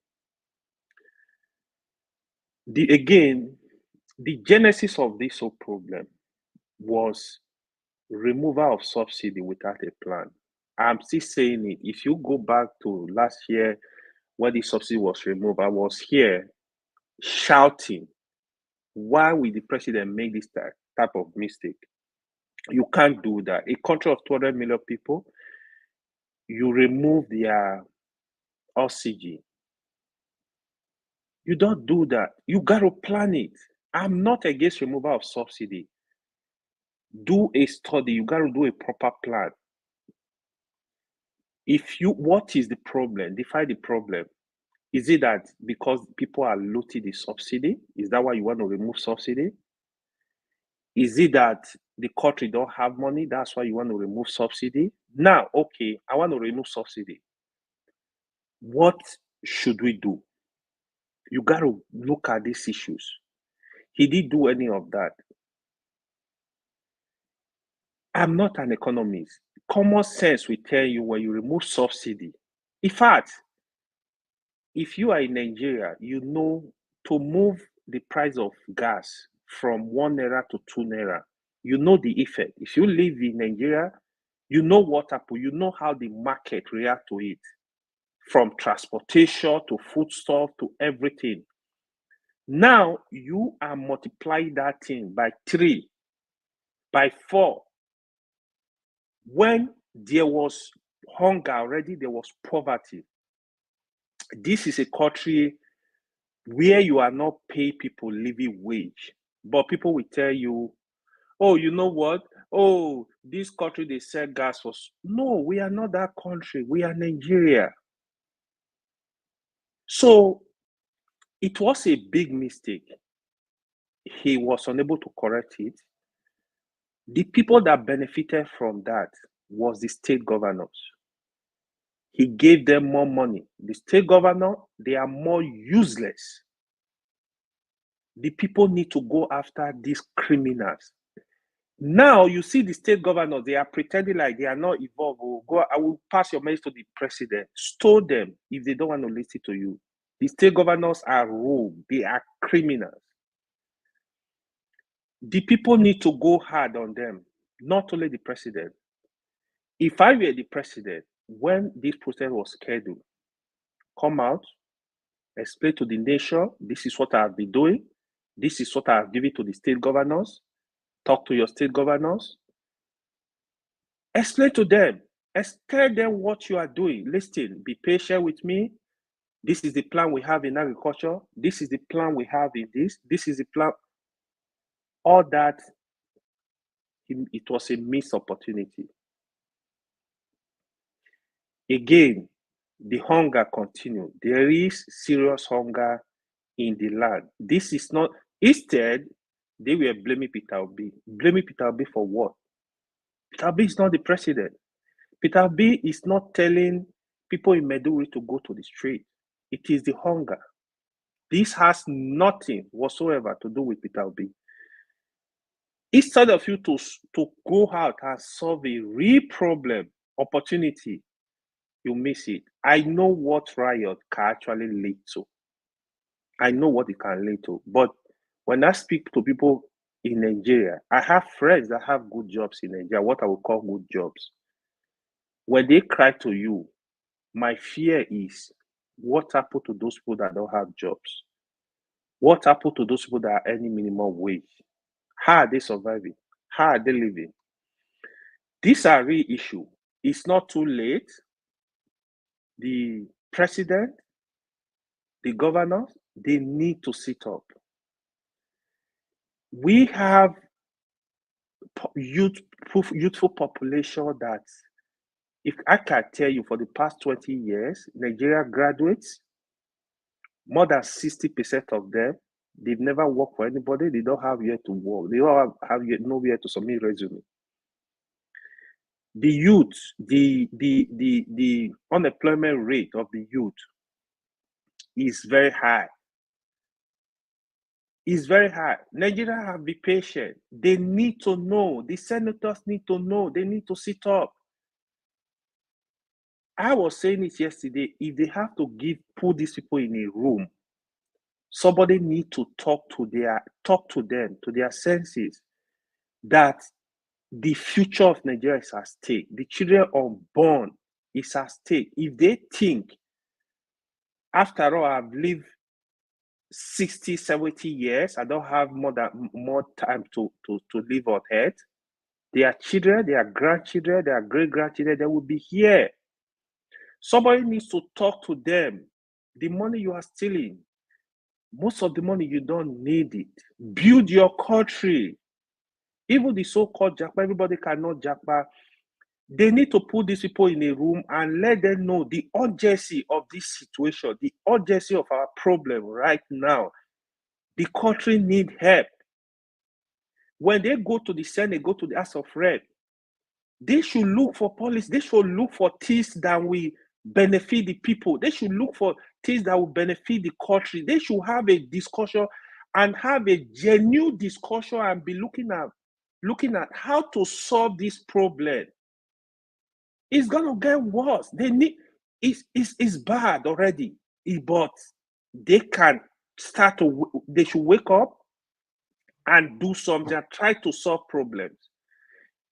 If it's more than this, by the time the people will, this one, I think Nigeria are very friendly. Oh, they are still very friendly. I'm telling you, by the time you see people die like fowl, like your friends, because they can't pay hospital bill, they are dying. Your relation, your family member are dying. By the time you make people go on the street and say, this is not a life, instead let me die, what will happen. They don't want to see that. It's not going to favor them. They are not going to win. That is what I don't have issue with whoever is the president, but I have issue with the problems in Nigeria not being solved. The crime rate is crazy. What do you expect? Instead of buying more weapons to the police, feed the country, feed the economy, get people jobs, get the youth busy. There is no two ways. So that is just my point for now. Thank you. Yeah, I appreciate it. We have one of our finest on the platform, which is Show, the ladies' man, and but for the record, Show is a married man. Oh. Anytime it comes on the show, you can see if you go to the comment section now, the ladies are using their heads to eat each other. The Lord, what God cannot do does not exist. Madam Gladys, are you ready to weigh in on this issue? Are you busy? Do you want me to come back to you later on? No problem. I'm okay. I'm here. It is alleged that allegedly that the president will address the nation tomorrow. It's not an official statement coming from the presidency. It's just Reno Mokri, if you know Reno Mokri with his antics but we're just going by argument. Do you think that is a good thing? Is gonna calm nerves down if he really truly address the nation tomorrow? Like I've actually listened here. I heard one of the brothers here said, this is something he should have done right from the beginning, because he saw the intention of the Nigerians when they said they were going to come out to protest, he started talking rough. He spoke rough and said he will send out the soldiers to quell or put down whatever situation it has to be. But I need to also remind him that let us not take things for granted. Because these same soldiers, if we bring them out, they can decide to do otherwise. So if he's trying to address the nation tomorrow, imagine that he allowed it to happen the first day, the second day, and today is the third day. So if he's coming out tomorrow, what are the things he has in mind to address us for or with? What are the things he's going to do to calm down the inflation in the country? Like I said before, I said some of the there's allowances given to some of the politicians. They need to cut down on such allowances. Even here in abroad, no one gives such money to people. The people you claim to be ruling, you have allowances for this, allowances for that. Such money that should be put into other things are now used for them alone. So that's why I said, why are they running? Why did they stay back in the country and face the music? So if the president is going to address us tomorrow, there must be a lot of things he has to put in place. Particularly the salary of 70,000 naira as a minimum wage or whatever it is. What can 70,000 naira buy? 70,000 naira cannot buy nothing. If you have to take your transport to office, you have to feed, you also have to keep some for your medical bills and the rest of them. But then when they are down, they come abroad to take treatment. And then some of the excessive things they have been doing, like taking 1 million people to different countries to go and represent Nigeria and so on and so forth, they are not necessary. Such expenses have to be cut down so that we can also look into other things on how to make the people happy. The people are suffering. The rate of suffering in the country is getting out of hand. It's not that we are not facing the same thing here in diaspora. A lot of prices of things have gone up. But at least in terms of transportation, medical, and so on and so forth, the people are not yet crying out as it is in Nigeria. The situation in Nigeria is just out of the way. We've never witnessed it this way before. Like what we saw that people were breaking into stores to take people's things. It is hunger. When people are hungry, you see them, they become angry, and then they can behave unruly. You cannot stop them. Even the leaders, if they have to face what we are facing, they cannot survive it. So if the president is coming out to address us tomorrow, is it to come and give them bags of rice and bags of beans? That is not enough. Well, Madam Gladys, what if the president hypothetically addresses the nation tomorrow and reverses the fuel subsidy? Would that be enough? That's okay. It's not just enough. There are other areas he has also to look into, like especially like some of the places they have closed up some few things from coming into the country, claiming that they want us to stay within us. Now, with the way things are happening, people are also reaching out to other countries to survive. We cannot just do it alone.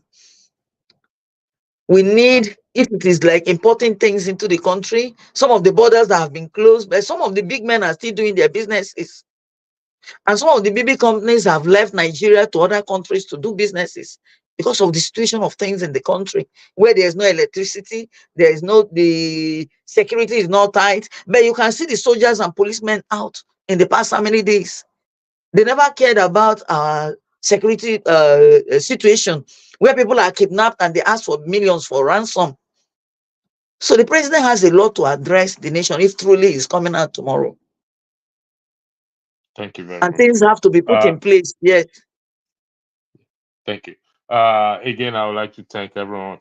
Show will be the next speaker, and will be the next speaker. But before I hand over to him to speak,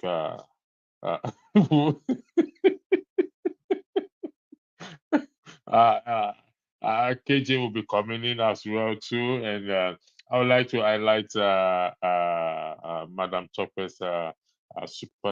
Thank you for your super chat. It's highly appreciated. we will be. There are some certain individuals on this comment section now. I'll be charging them $10 to highlight their super chat. Certain individual, people like McKennelly that will not make heaven. I'll charge you $10 for me to highlight your super chat. It's gone hiding. Thank you very much for those of you in the comment section. I really appreciate your from in this podcast. It makes my day. And thank you a lot for that. Sure. The floor is now yours. Thank you very much, and you'll be handing it over to KJ, who is already in the background. Wow, let me bring KJ in. So Thank according you to very somebody, much. KJ already baptized me with his red tie. McKennelly, KJ baptized me with that. So I think we're going to be making a rule for moderators to be putting on ties now. Okay, sure. KJ, I sure. don't have The a floor is tie. yours. Then, I then don't you have a are. tie. You guys will have to buy a Don't, uniform for me. don't worry, we'll get from Max and Spencer or charity shop. We go get our own. This one is £2. This tie is £2, if you must know. Anyway, I would like to thank every one of you. I'll That's pop in 4,000 and out. naira. It costs to. Time permitting. KJ is yours. Then you hand it over to KJ. KJ, welcome on the show. Thank you so very much. You've done a great job, Pastor. Some minutes ago, I was asking myself, are you really a pastor or is it a title? Because these days, even native doctors adopt the name pastor. So, KJ, don't go there. Don't take me to where I don't know. Okay. All right. Don't take me to where I don't want to go. Thank you so much for holding. We've really enjoyed the discussion so far. And you've made, Mr. James, I want to thank you also for Madam Gladys. We totally appreciate your contributions. AY, my friend, we thank you. We totally appreciate you guys. Show, my brother, you're also welcome. It's been, a long day in Nigeria. It's been a long, high. It's been a long, I don't know how to put it. It's been a bit, challenging because when you listen to the lady's video we've listened to, you wonder because she doesn't look poor. So that lady talking doesn't look poor. At least you can see that from the make of her hair, But for her to come to the streets to complain, it means that, the thing has gone to a point where we need some form of intervention. All right. Having said that, I welcome all of you and those in the panel. Let us take it out this way. Thank you. I'm sitting in for Dr. Damages this afternoon, and he wish all of you a good, deliberation today. He's almost at the final chapter of his book. Once he's ready, he will come back onto the stage and we'll all celebrate the book. But for today, we're going to be handling the issue going on right now in our nation, Nigeria. And I want to say this: we don't come here because we know we have all the solution to all the answers to the solutions, and we're not professing to say we know everything that's happening and we're going to probably be able to discuss or say your mind. But that is why it is have your say. You say what you think it is, and we will either accept what you said or we will ask you questions. Every view is welcomed. Every contribution is important. So feel free to make your contribution, and you also own it because you have the right to speak your mind. It's called freedom of speech. And that's why I say, sometimes when people say there is hate speech is when government does not have the inability of government to control the narrative is called hate speech. So at this point, you see that everything is being spoken about what are the ongoing in Nigeria. If it's not coming from the government, media, it is hate speech. It is the people are not being told the truth. It is the people who do not have understanding of what is going on. It is the people who do not understand how governance is done. It is the people who not understand that the government is just 1 year. They forget that the government that they're saying is 1 year old. It's a continuation of APC that have been in power for 8 years. That means that they have been there now for 9 years. And any meaningful government, any man who has taken, I'll give an example. There have been a man who throughout his time was planning of what he can do when he becomes president. That guy is called Ibrahim Babangida, who became president of Nigeria. And within the time, he already had mapped out what he wanted to achieve. And some of those things were actually achieved before he stepped out. Did he go to an extreme? Yes. But was he able to achieve a meaningful traction for Nigerian development? Yes. Almost every infrastructure right now that this government have been relying on was built in some of, he actually single-handedly moved the Sephora capital from Lagos to Abuja. So yes, so let's go ahead. And then Dr. Rudolph posed a very important question, and the question is, we have had slavery now for over 400 years. Can we say that what is happening to Africa and indeed the black man is as a result of slavery? Wouldn't that be inferring too far? For a people to be able to change their thoughts, their ways, and all that, we take a generation, and we are 400 years down the road, and we are still referring to the colonial masters, referring to colonialism as the reason why we are, sometimes dysfunctional. Will you agree with that? That it is as a result of colonialism that Nigeria is suffering what it's suffering today, or is it just sheer wickedness of the leaders, the elites in power? Okay. Thank you. Sure. I see Mr. James's hand up. Will you want him to go first, or you want to go first? All right, Mr. James, you can go ahead, sir. Thank you, Mr. Shaw. I'm sure you can hear me. Yes, we can hear you. Good. It is colonialism that is disturbing us. I've explained it on various platforms. When the white men were leaving Africa, they handed power to men and women of their choice. Now, take Nigeria, for example. We had a leader, Murtala Mohammed, with a clear vision. He spent only 6 months in office. The day he was killed, Sukabuka Dimka, the leader of the coup, and his boys, they went to the British High Commission that morning before they went to waylay the man and killed him. In Congo, Patrice Lumumba was killed by the Belgians.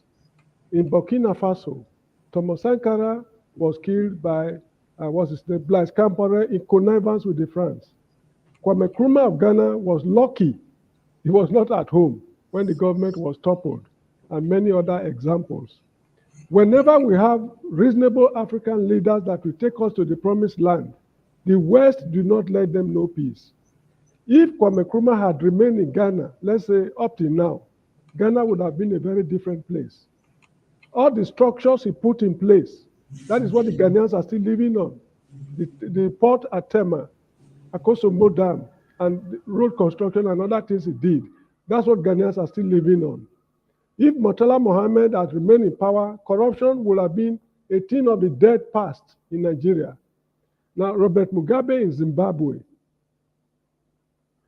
that man never knew peace. What is the reason? The British forcibly dispossessed the people of their land in 18-something. And they refused to give it to them. And in the course of fighting to repossess their land, 50,000 Zimbabweans died extrajudicially. Now, the British government wants Zimbabwe to come and purchase the land from them before they hand it over to them. That is why Mugabe did not know peace. The case of South Africa is well known. The West must leave Africa alone. If these good leaders were to still be in place up to now, this continent would have been a very different place. We owe the white man nothing. The white man came here uninvited. It is our hospitality by receiving him with both hands when he came that is disturbing us right now. So the white men should leave us alone. If, let's say, we want Bola Tinubu to be president for life, that is our own problem. They don't need to go to Chatham House to plot who is to become the president of Nigeria. So it is colonialism we are still experiencing down till this day. Not until we take the bulls by the horn to call the white man to order, this problem will continue to continue. Thank you so much. But I want to ask you a question. So, is there going to be any time that your perceived enemy will leave you alone as long as you still have something to offer? No, you see, what the boys and girls are doing now in Nigerian streets, they are laying the foundation for a better Nigeria. The French Revolution of 1789, those who died then laid the foundation for the present French people. to enjoy equality, fraternity, and what we call liberty. You get what I mean? So if we do not stand our ground, which the boys and girls are doing now, this problem will continue. So a time is coming in future, the white man will become, I mean, there are a lot of youth in Nigeria these days who are not ready to take it from the white man. The white man is accusing you and me of corruption, corruption, corruption. The word corruption is not an African word, it's an English word. If it's part of their vocabulary, it means they too are also corrupt. That's why they have it in their vocabulary. Whenever they steal money from Africa, you will never hear that an African is banking money in Japan, in China, in Hong Kong, and what they call Singapore, Malaysia. It's always London, Paris, New York, Amsterdam, and what have you. So what is the problem of the white man? We owe him nothing. Africa is for Africans. Whatever they do with their oil at North Sea or wherever it is, that is their own problem. They should leave us alone. Okay, thank you. I just asked that because, you know, look, every other country that have been colonized over the years have all reversed. In fact, some have changed their names just to remove themselves from their old identity and have established a new identity for themselves. But our own seems to be a Herculean task.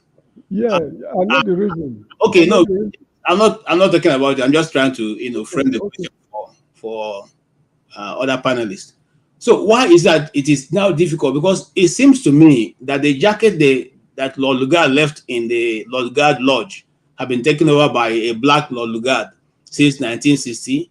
And since then, they've refused to. In fact, they've not only changed the jacket to become a regalia now, they've taken that of the coat of arms from the Queen, and they're now imposing it over Nigeria. If you understand what I'm saying. Sure, do you have anything to say? I know I want to start from the beginning, and then we'll go back. We'll come to you, Ferrari. Well, the problem seems to be one that it's not going to go away anytime soon, unfortunately, because like Mr. James said, oh, by the way, good to see you all. It's nice to be with you. After a while, comment section, my constituency, and the panelists, you, the chairman, and lady. Good to be with you. So the problem is one that is not going to go away anytime soon, because like Mr. James rightly said, you know, when the white men left, they groomed some people and they handed power over to them. And that has continued. Now, you're also correct. Mr. James is also correct in the sense that this sort of protest that we're seeing can maybe facilitate our total freedom. Because until we get rid of the people that have been groomed and have a gentleman's agreement with the West, we're not going anywhere anytime soon. I mean, the FBI said there are some documents they have on President Tinubu before the election. They said they won't release it due to special circumstances or unusual circumstances. And they said that the earliest that they would release some of those documents would be 2026. Now, if you look at 2026, that is the year leading up to 2027 election, which means if you do as you're told, that's my interpretation of it. If you do as you're told in the first 3 years, we won't release it. They didn't say they would release it. They said the earliest possible. So it's not a guarantee. So if you do as you're told between 23 and 26, we'll keep it. If you don't, so it's like, you know, we have compromised men and women leading us in Africa. Until we get rid of such people, it's not going to change. And the West won't let you go. It's not in their interest to let us go. So they would not, you know, Yorubas would say, so the palm kernel, you know, to get the oil and everything, it's not an easy task. It's a fight. So it's not going to be easy. We'll have to fight however way we want to fight. And like Rudolph and I were discussing yesterday, or was it what they were having a brief chat, and I said it's because majority of the people are still silent. I know there will be people that would always be on the side of the government regardless. Some people would even do it for free. It's not everybody who supports the government of the day that has been paid. Some people, out of ego, I supported them openly during the campaign leading to the election. I can't afford to come out and criticize them. So some people would always be with the government. But you have the majority who are silent. Maybe due to apathy, like Mr. James said, maybe they just can't be bothered. Maybe, they can still get by. They can provide electricity, security, send their children to school abroad or best schools in Nigeria or in Africa, anywhere. So that's the majority, and they're silent. I mean, if you look at the election numbers in Nigeria, for instance, the current president won by, 11 million votes? And the next one had 8 and 7 or 6. Put everything together, it's under 30 million in a country of over 200 million, as we're told. So you can see that it's a silent majority that we have. So until people like that start to get involved and say enough is enough, it has to be Africa for Africans. We have everything we need to be great. Everything. If you talk about China, they tell you China is doing well because they are something billion. So their number is a strength. You come to Nigeria and they say the problem is because we're too many, 200 million. We're too many. It's a problem. You go to India, their population, people talk about it as a strength. All of a sudden, you come to Nigeria that's not even near these figures, and they say we're too many people. So we need the silent majority to contribute, to get fed up. Maybe this government and the one after will push them to the point where they would also not be able to afford the things they can afford. Because Seun Kuti is not somebody that I take everything he says hook, line, and sinker. But some of the things Seun Kuti says is the middle class. Because if you talk about education, why would they protest about bad education in Nigeria or poor standard of education? They can send their children anywhere. There was one useless woman on TV yesterday, a few days ago, that was saying that, there's inflation everywhere. When her daughter had gained admission into university in Dubai, she was paying 3,000 dirham. Now she pays 7,000 dirham for accommodation. So she was trying to say there's inflation everywhere. Nigeria is not unique. But think about that. She can afford to send her child to Dubai. When people like that can no longer afford to send their children to Dubai and they have to go to those dead universities in Nigeria, then maybe we would have a conversation. We'll be waiting for them. We would always be willing to speak to them. Look at the North. I know people are saying it's because it's a Southerner who is in charge now. That's why the Northerners are protesting. Whatever it is, the Northerners are now protesting. Protest is no longer haram. So everybody at some point will get there. We just hope it's sooner than later. When everybody gets fed up, everybody will join. And at that point, we would have the critical mass, as you Oloyinbos would like to say, critical mass. Then we can, we can effect change. But I just want to touch on this protest going on right now. I've been working a lot. That's why I've not been here. But I've tried to keep an eye on what's going on in Nigeria, not as much as I would love to. But it's quite interesting to see that some people were deceived by the government of the day, or at least people loyal to them, to get people to go and protest against protest. I was just thinking in my mind, imagine someone like a fella wakes up from the dead, or if someone like Ganifa Imi wakes up and he sees his beautiful Lagosians, his sons and daughters, and he says, "Oh, you're protesting. I like this. What's actually going on? What are you protesting against?" Imagine the shock they would get. They will probably go back to dead. When you tell them, "I'm out to protest against protest. I am protesting that people should not protest. And I'm saying no to protest, protest." And some of these people are now saying they've not paid them. See, some Nigerians will not learn, or it will take them a very long time. Some people voted on credit for APC this last election. This is not fake news. On credit, they were literally begging for their money after. Some people have still gone to now protest against protest for APC on credit. They're still not asking for their money. And these are the people we have to work with. I don't know how long it will take us to sensitize these people, but we are dealing with a criminal organization. They've perfected it, well-oiled machine, and you have to give them credit. It's criminality, but they've mastered it. So those of us on the other side, we have our work cut out. There's a lot of work to do to unseat these people, to sensitize our people. Because when you see people going out to protest, I am protesting against you, how do you even compute that? But I'm happy that people are protesting. May the souls of those who have, been killed, may their souls rest in peace. I don't like to say people died, because it's not like they died from sickness or something. They were killed. It's two different things. Because we're quick to say, 10 people died. No, 10 people have been killed. It's different. Okay, sure. Sorry, I'm coming back to you. Well, I need to spin it up a bit. You just said something very pertinent, and that is the fact that this government, this is what we're seeing, it's not natural. It's not natural. It is man-made. And I want to build on what you said. Yesterday I was listening to former President Trump making a speech in one of the states, and he said something. He said when he comes in, he's going to drill, because America has more oil than Saudi Arabia, than Russia, or any other place. And its intention is to make sure that America it becomes energy free.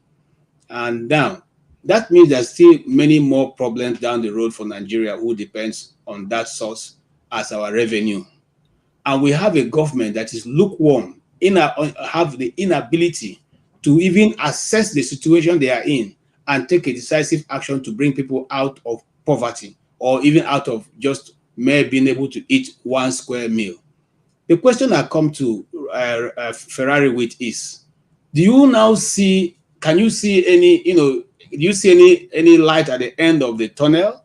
Because if he wins the election in the next, 3 months or 4, that means that we are still heading into a darker, parts in Nigeria, because it's not like we're going to have more oil being sold and all that. What do you say? And also bear in mind what the contribution that show has brought, which is very important. What do you say to that, sir? You're muted. Okay, greetings to everybody, to show, and members of the panel, ladies and gentlemen, thank you all very much. I will start by, let me start on a controversial note. Let me attack those of you on the panel that are educated. I start with you, KJ. You just praised Babangida. Why would you do that? Babangida legalized corruption in Nigeria. This is part of our problem. No, You see, let me educated people. Hold on. No, don't say that. Don't defend yourself, KJ, because I got others to attack. Hold on. If you respond, all the others too will want to respond. No, I am moderating. No, I'm moderating. Listen to me, I'm moderating. Now, I made it clear. I said Babangida even in his bad ways. Okay? Except you didn't hear what I'm trying to say that despite his whatever, he was able to build infrastructure that is still standing there. You can't deny the man of that, can you? Did I say he didn't do? I was in the command secondary school at that time. I knew some of my friends who were in the military at that time who had monies a fall out of it. So will I deny he didn't do that? I'm not saying that. I'm simply saying that even in his evil ways, he still did something that Nigerians could eat 3 square meal. He still did something. He literally moved the federal capital. They moved from Lagos to the federal capital. Anyway, let's agree. Let's agree. Let's get it straight. Be that KJ, be that as it may. If God really wants to bless this country, the people like Babangida, Obasanjo, all of them, Buhari, and Tinubu should be lined up and face the firing squad. Anyway, but that would not happen. But if they want to move the country forward, but let's leave that. Then who else? Mr. James, my friend. He goes on blaming the British. Yeah, the British were our problem. Yeah, they brought us to our knees. Yada, yada, yada. Corruption is not a Nigerian invention. I'm reading directly from the words of Dele Farotimi. Yes, corruption is not a Nigerian invention. You may credit the British colonies with that, but listen to what he says next. We are not the only country. I've now stopped on Dele. I'm now saying my own. We are not the only country that has been colonized. Other countries have been colonized, and we see how they are doing. They're competing in the world stage. India, Pakistan, even China was colonized. Japan. No. Let me not even go to developed ones. Take India, Pakistan, Indonesia. I can name several. They were colonized. They didn't have the Malays. Now, let me go back to the words of Dele. He said, it's true, the British, and corruption is not a Nigerian invention. You may credit the British colonies for that. But what we have patented, meaning we have gotten the patent for it, no one else has it, is impunity. Visionary stealing. That means stealing in a way someone else has not even invented yet. Visionary stealing. I put it on the notice in case anybody want to follow it up. And an amazing capacity for the subjectivization of the truth. Pay attention to the words this man is using. An amazing capacity for us to subjectivize the truth. All of this is wrapped up in national preoccupation with vacuous, that means vacuum, religiosity. That is us. Dele Farontimi just described us. Our problem is us, not the British, not the white man. None of that is us. We have an enemy within, and we are refusing to acknowledge it. As educated people, we come, we sugarcoat, my mommy. I like the way my grandmother always says, Mommy Annie, I'm a poti leke. I can't translate that in English. It's hard for me. My granny is good when you grow up with a grandmother.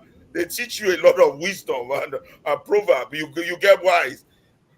Mommy will say in this shop located on Lagos Island, they will say, potty leke. I think potty is what they put around windows, and then ileke is possibly a toy house. You are now putting potty on a toy house.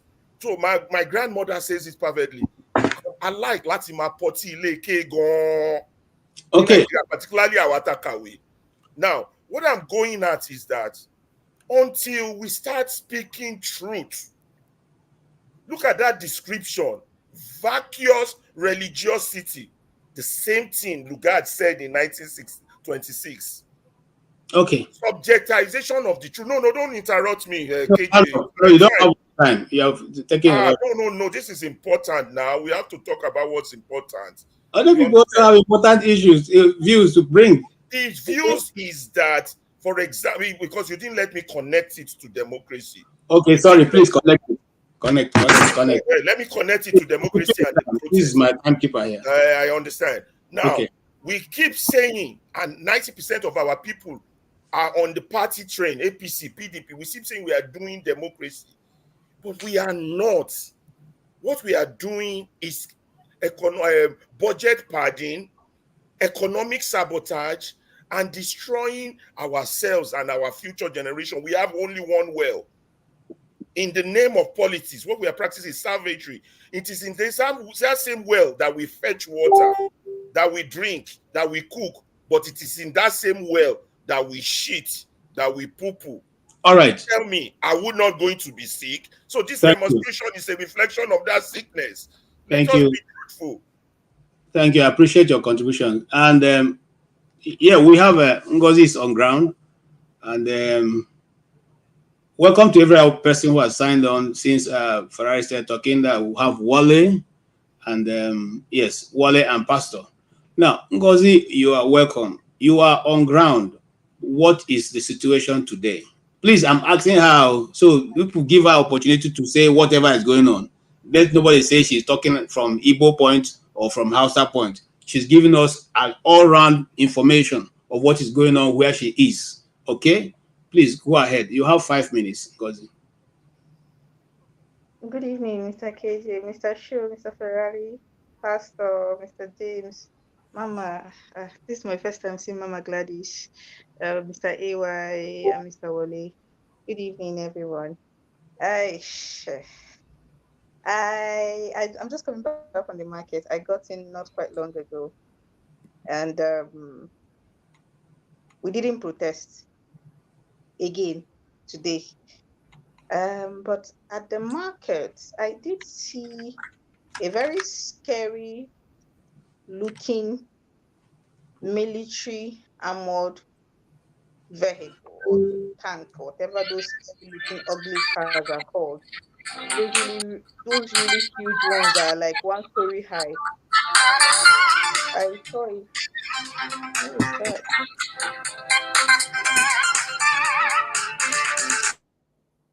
Somebody music is on. So I was at the market. It was passing by, and it looked so out of place. Imagine something that ugly looking and really, really menacing passing through a crowded market. And I kept wondering where it was going. I don't know why I was wondering where it was going. Where is the Nigerian psyche?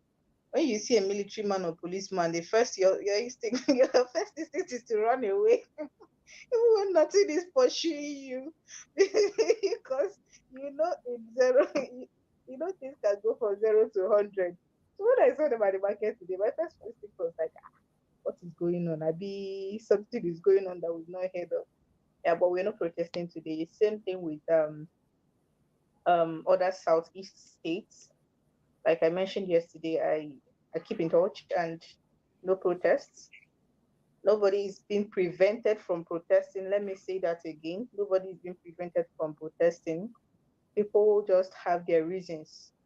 Different factions, those who don't care, those who are tired, those who just want none of it. It's just there is no universal reason for why people are not protesting in the East. I can tell you this because I'm in the East. There is no universal reason for why they are not protesting. It's just something else. And I barely kept up with everything else that has been happening. I don't know if some of you, Mr. Show might have seen that Twitter space where Sarah Ibrahim was talking about how protesters were attacked in Abuja by thugs, a mixture of thugs and police, and how she had to do a Formula One race to get out of there alive, and her car ended up in pretty bad shape. So it's a lot. It's getting scarier. At this point, I think we are close to our make or break point. I don't know why I feel that way. I think and I wasn't the only one that felt that way when I saw that armored truck passing through the market. Everybody just had to look up on whatever they were doing. It was so out of place. And if you have been to the East in the last few years, you know how militarized the East is. There are checkpoints almost at every few meters. They're like, it's a normal thing. But even though we are used to them, we should have been used to them at this point. But seeing that truck pass through the market really gave me anxiety. And I have had anxiety, security anxiety since 2020 after NSAS. Since then, anytime I see a military officer or a police officer passing, and they're always dangling their gun, their rifle. Anytime I see them pass, my heart just skips because you are one accidental discharge away from being a dead person. You're one accidental discharge away from being crippled, from losing a body part, and there's absolutely nothing you can do. So that's the situation in the East. No protest, and nobody's preventing anybody from protesting. Okay, thank you so much for that. We at least have a report from the southeast that it is not because the people are being prevented from protesting, but the people are just not out there protesting, and also the place is, as usual, still has its military checkpoints and all that place in place. Okay, thank you for that contribution. Does anybody have any question for Ngozi before we move on? Anybody with a question for Ngozi? Right. Okay, thank you.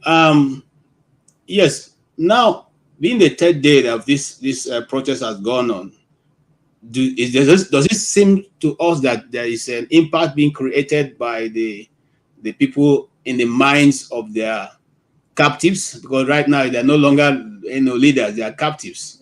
Those are. Sorry, KJ. Can I ask Mr. Ngozi a question?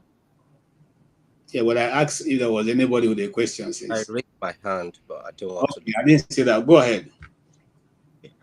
Sorry, Madam Ngozi. I know our perspective as a Nigeria in diaspora might be different from people who are on ground in Nigeria.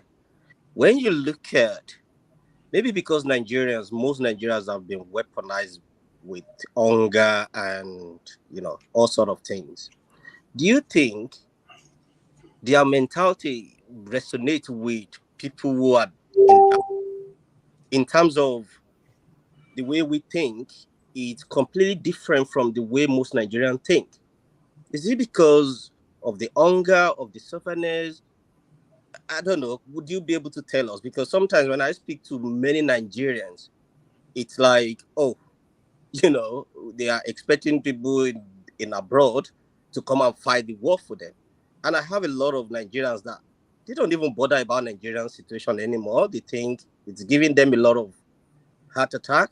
They are busy with their work. They are busy with their bills. Okay. So what's your question, Wale? What's your question? My question is, what from someone like her, what do you think? How do Nigerians think? Do they still like the kind of life they live, or I'm better than you, whichever way I can live my life. I don't care if I have to kidnap somebody, and we go to church, we do everything. Can you give us time to answer? All right, thank you. I'm just trying to make it shorter. Yeah, go ahead. So, Mr. Ray, if I understand your question, you're asking in essence, why are Nigerians so detached from whatever is happening with their politics? Yeah, with the state of the nation. Is that what you're asking? Hello, Yes. Mr. Wale, is that what you're asking? Yes, Mr. Okay, so Yes. So if that is what you're asking, I think I've pretty much been saying the same thing every time on this show. It's not that they don't care. Their realities are different from yours. That's the way they hustle in daily bread. Whenever I even show, I hear in family won't take chop for that day. I want to how you won't take the check up with the happen fast for. That is not his priority. His priority is to make sure that there's food on the table for the kids before they go to school. His priority is to make sure that the Okada that is going to carry the kids to school, or the keke man that is going to carry the kids to school, gets his money. His priority is to make sure that when the kids come back in the afternoon or in the evening, that they have food. And he has no guarantee that stepping out that day, he's going to get that priority sorted. So where in his mental spaces does he have time for what is happening in our Europe? We don't have the basics. And when people see, when it comes to survival, if you want a working society, you have to take care of the basics. If we had the basics sorted, at least people would be interested in what is going on in the policy. And that is why when this protest started and the usual politicians started talking, I felt really terrible. If I had magical powers, I'll just make them disappear, because they're not even living in their abroad. They're living here with us, but they're so detached. That woman went on Arise TV and was saying that there was inflation in Dubai, that when her daughter got into a university in Dubai, that she was paying 2,500 dirhams, and now she's paying what in God's name? This is somebody living in Nigeria, but she can't even relate to what Nigerians are going through. So in her mind, as long as she's paying from 2,500 to 7,500, Nigerians who can barely afford egg, one piece of egg is 250 naira. A piece of egg, tiny egg, 250 naira. You're telling somebody that can barely afford that you are paying 2,500 dirhams and you're now paying almost 7,000. So you are on the same that they have no reason to complain. So to your question, Mr. Wale, Nigerians are not. It's not that they don't care. They are busy trying to stay alive. And when you're busy trying to stay alive, nothing else matters. You don't care about the color of the clothes your neighbor is wearing. You don't care if your neighbor's house is fine. You don't care about any other thing. You just want to see the following day. All right. So give them the basics. Let the basics be sorted out, and you see that Nigerians are very, very, very politically inclined people. I hope that answers your question. Yes, it does answer the question, and I want to also even add to a bit of it. You see, in the early, according to their history, when man was, the first thing that when man started evolving, was to look for how to gather food and eat. That was just it. Nobody cared whether the house was beautiful or the clothes was fine. That is where Nigeria have been taken to, And as a Christian, I remember that the Bible says when God took Israel out of Egypt, he had to teach them afresh how to defecate outside of the camp, how to relate to one another, because they lost that all in the time of slavery. Now, what's the connection here? And this is my opinion, and I mean, I'm speaking as my opinion now. The thing is that we have gone to the lowest ebb that Nigerians no longer care. They just want to eat. They just want to eat, for crying out loud. They're not concerned who is going to the moon. They're not concerned, if they're not even asking for pipe-borne water. Simply make food available. Is that too much to ask? And I come to the pastor. If you are with us, or I should. Okay, no, Mr. James, go ahead. Pastor, are you ready, or Mr. James should go ahead? Let Mr. James go ahead, please. I'm just putting down some questions, please. Thank you. Okay. Yeah, thank you for the honor. Pastor, thank you. You see, the youths are demonstrating right now. This is an opportunity for us to fix the country. If we miss it, we have to wait till another time to have this opportunity. One thing I know is there is very urgent need for those who have offended the state to be brought to book. A lot of horrendous atrocities have been committed. If nothing is done about it, that is a precedent they've set. In future, people will tell you, oh, but Yaya Bello did X, Y, Z, nothing happened to him, why me? Is it because I'm an Urobo man, I'm an Chekiri man? These are things that will come up in future. This is the reason why when Murtala Mohammed toppled Yakubu Gowon's government, they set up commissions of inquiries in all the 12 states, and people were severely punished. When Buhari toppled Shagari's government, the same thing happened. A lot of people were severely punished. Atrocities against the state is a crime. People should be called to order. Now, the demonstration is going on. People are now talking about calling it off. What will you do if XYZ happens? What do you want the president to say in order for the children to move off the street? That is not the issue. They've been able to hold the state to ransom to some extent. So this is the opportunity. Those who have stolen crude oil since God knows when, those who looted the central bank, whatever atrocity anybody has committed against the state, both federal, state, and local government level, and in the foreign embassies abroad, people must be brought to book and given adequate punishment. That is how I see it. If not, this exercise, we should not, in fact, we should not let it be an exercise in futility. Okay. Okay. Thank you, Mr. James.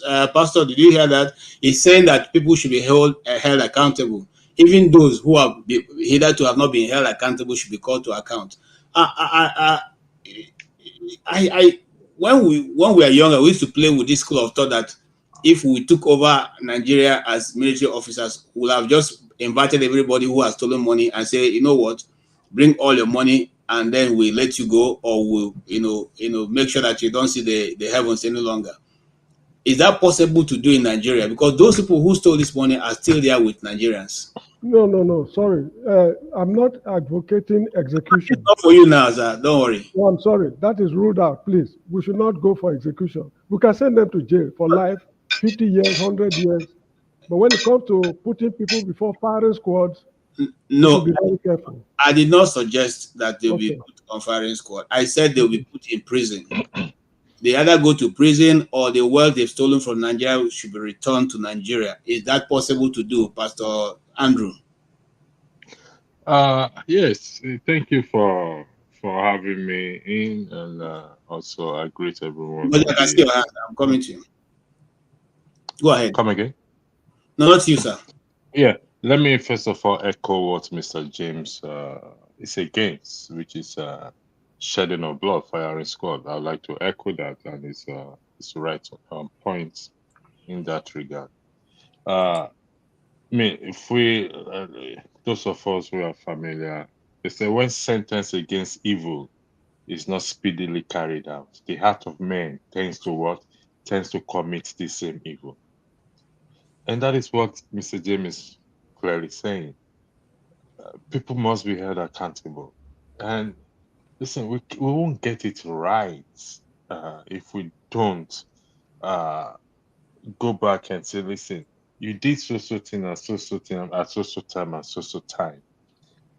So you have to face the law for it. But the thing is, we're looking for that person that will be able to do it. That is what we're searching for. That person with the will, that has that mindset to say, you know what, during your time, KJ, let me use you as an example. In 1920, you embezzled 6 trillion naira.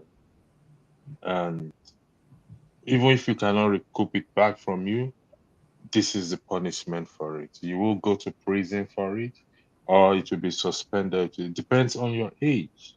We must not dismiss this. If we're going to get, like they did in South Africa, truth, reconciliation, whatever they did, if we're going to face the truth about it, then people must be held accountable, must be sent to jail. So it is God, the wisest man, Solomon, that says that when sentence against evil is not speedily carried out, the heart of men tend to. Where is the noise coming from? No, The go ahead. heart of men tend to create or do more evil. So if show steals my money today, for example, and I don't cry out, I can only use you because I know you can do that, so no problem. And it's not punished. Where we work, there's what they call gross misconduct. There's a disciplinary policy in place. If this disciplinary policy is not in place, let's imagine how that place will be like. To be chaos. It will to be chaos. So we have to be realistic here. If the legislative arm actually serious, our legislative arm are serious, Tinubu should be dragged to the floor there and explain his statement, his comment, that if not for him, Buhari would not have been president. Do you know the gravity of that word? For him to explain what it means. Because if we say we're practicing democracy, people voted during the Buhari regime, and you are coming out and say, if not for you, he would not have been president. What do you mean by that, sir? If you watch the screening of this George Kavanaugh during the Donald Trump era, every of his opinion was pulled out to explain his opinion, what he opined on. And this is why I keep saying freedom of speech. It's my opinion. One day, some of us will find ourselves in position of authority to be screened, and they are going to pull everything out that we have said on this platform. Trust me on that. I said it here before in respect to a job that I applied for. They asked for my social media handles, and I had to give it to them because they want to screen everything I say. If the job issue is still going on, it's over a year now. I can't disclose the job. I have to give them everything. Okay. Because I have to. So I will keep warning us. Those of us who make comments, here and think we will get away free with it. Not like even the embassies. Trust me on that one. I yield the floor. Thank you very much. Thank you so much for that contribution. Yeah, so when you're making comments, be guarded so that you can say this is your opinion. Don't make it look as if you know. All right. At the same time, I think you are free to have an opinion. You know, freedom of speech is a universal law, and so it applies to every situation. However, when you make such an opinion, also be able to defend that opinion. All right. Having said that, let's move a little before. I asked some of my friends to send me the ongoing situation. Yes, I'm coming to you, Ngozi. And they are saying the big videos sent to me are not very clear, but it has police people and the public and marching together on the street. In fact, they are all mingling together and moving forward. It's like the hunger is also catching up with the policemen. I don't know, but that's from what I see. If I can, I'll play the video. I don't know. I'm trying to check if it has any copyright restrictions. All right, Ngozi, let's hear you. Sorry, I was raising my hand. My torch is going down, so and there's no lights. I will going on. So I just wanted to say something. Um, to buttress what Mr. James had said earlier.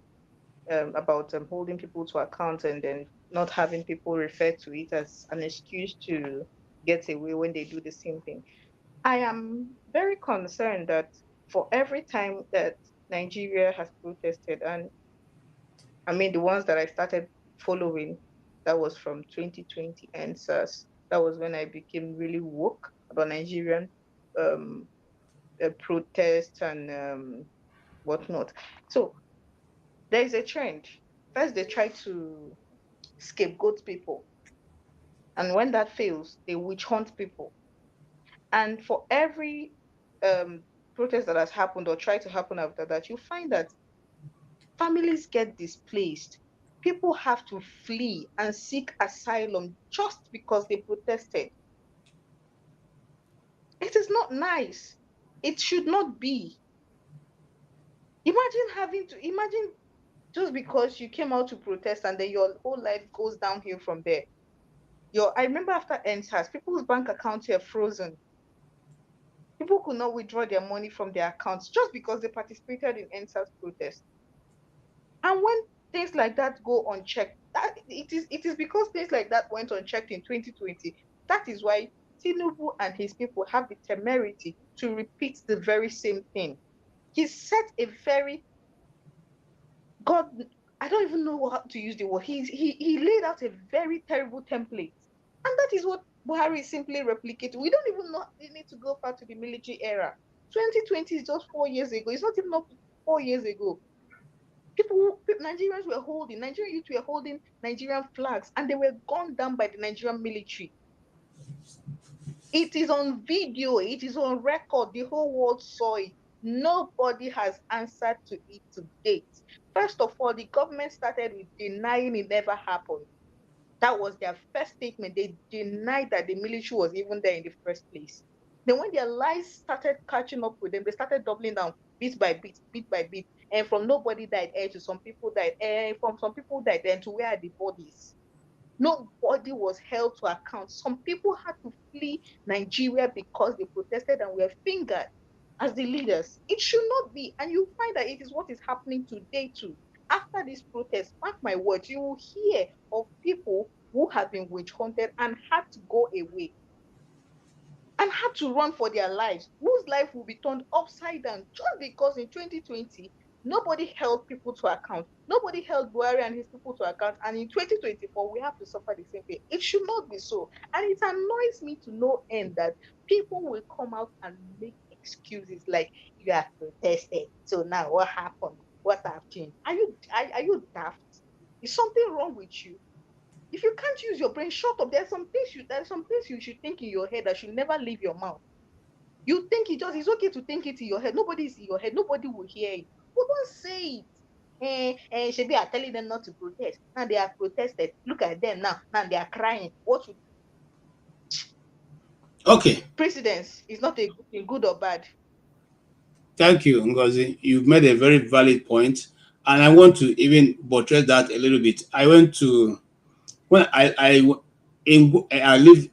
My school was in Gwagwalada for a while, and in the time I was there, which was a long time ago, we had this stream that during the rainy season overflows and carries houses and drown people.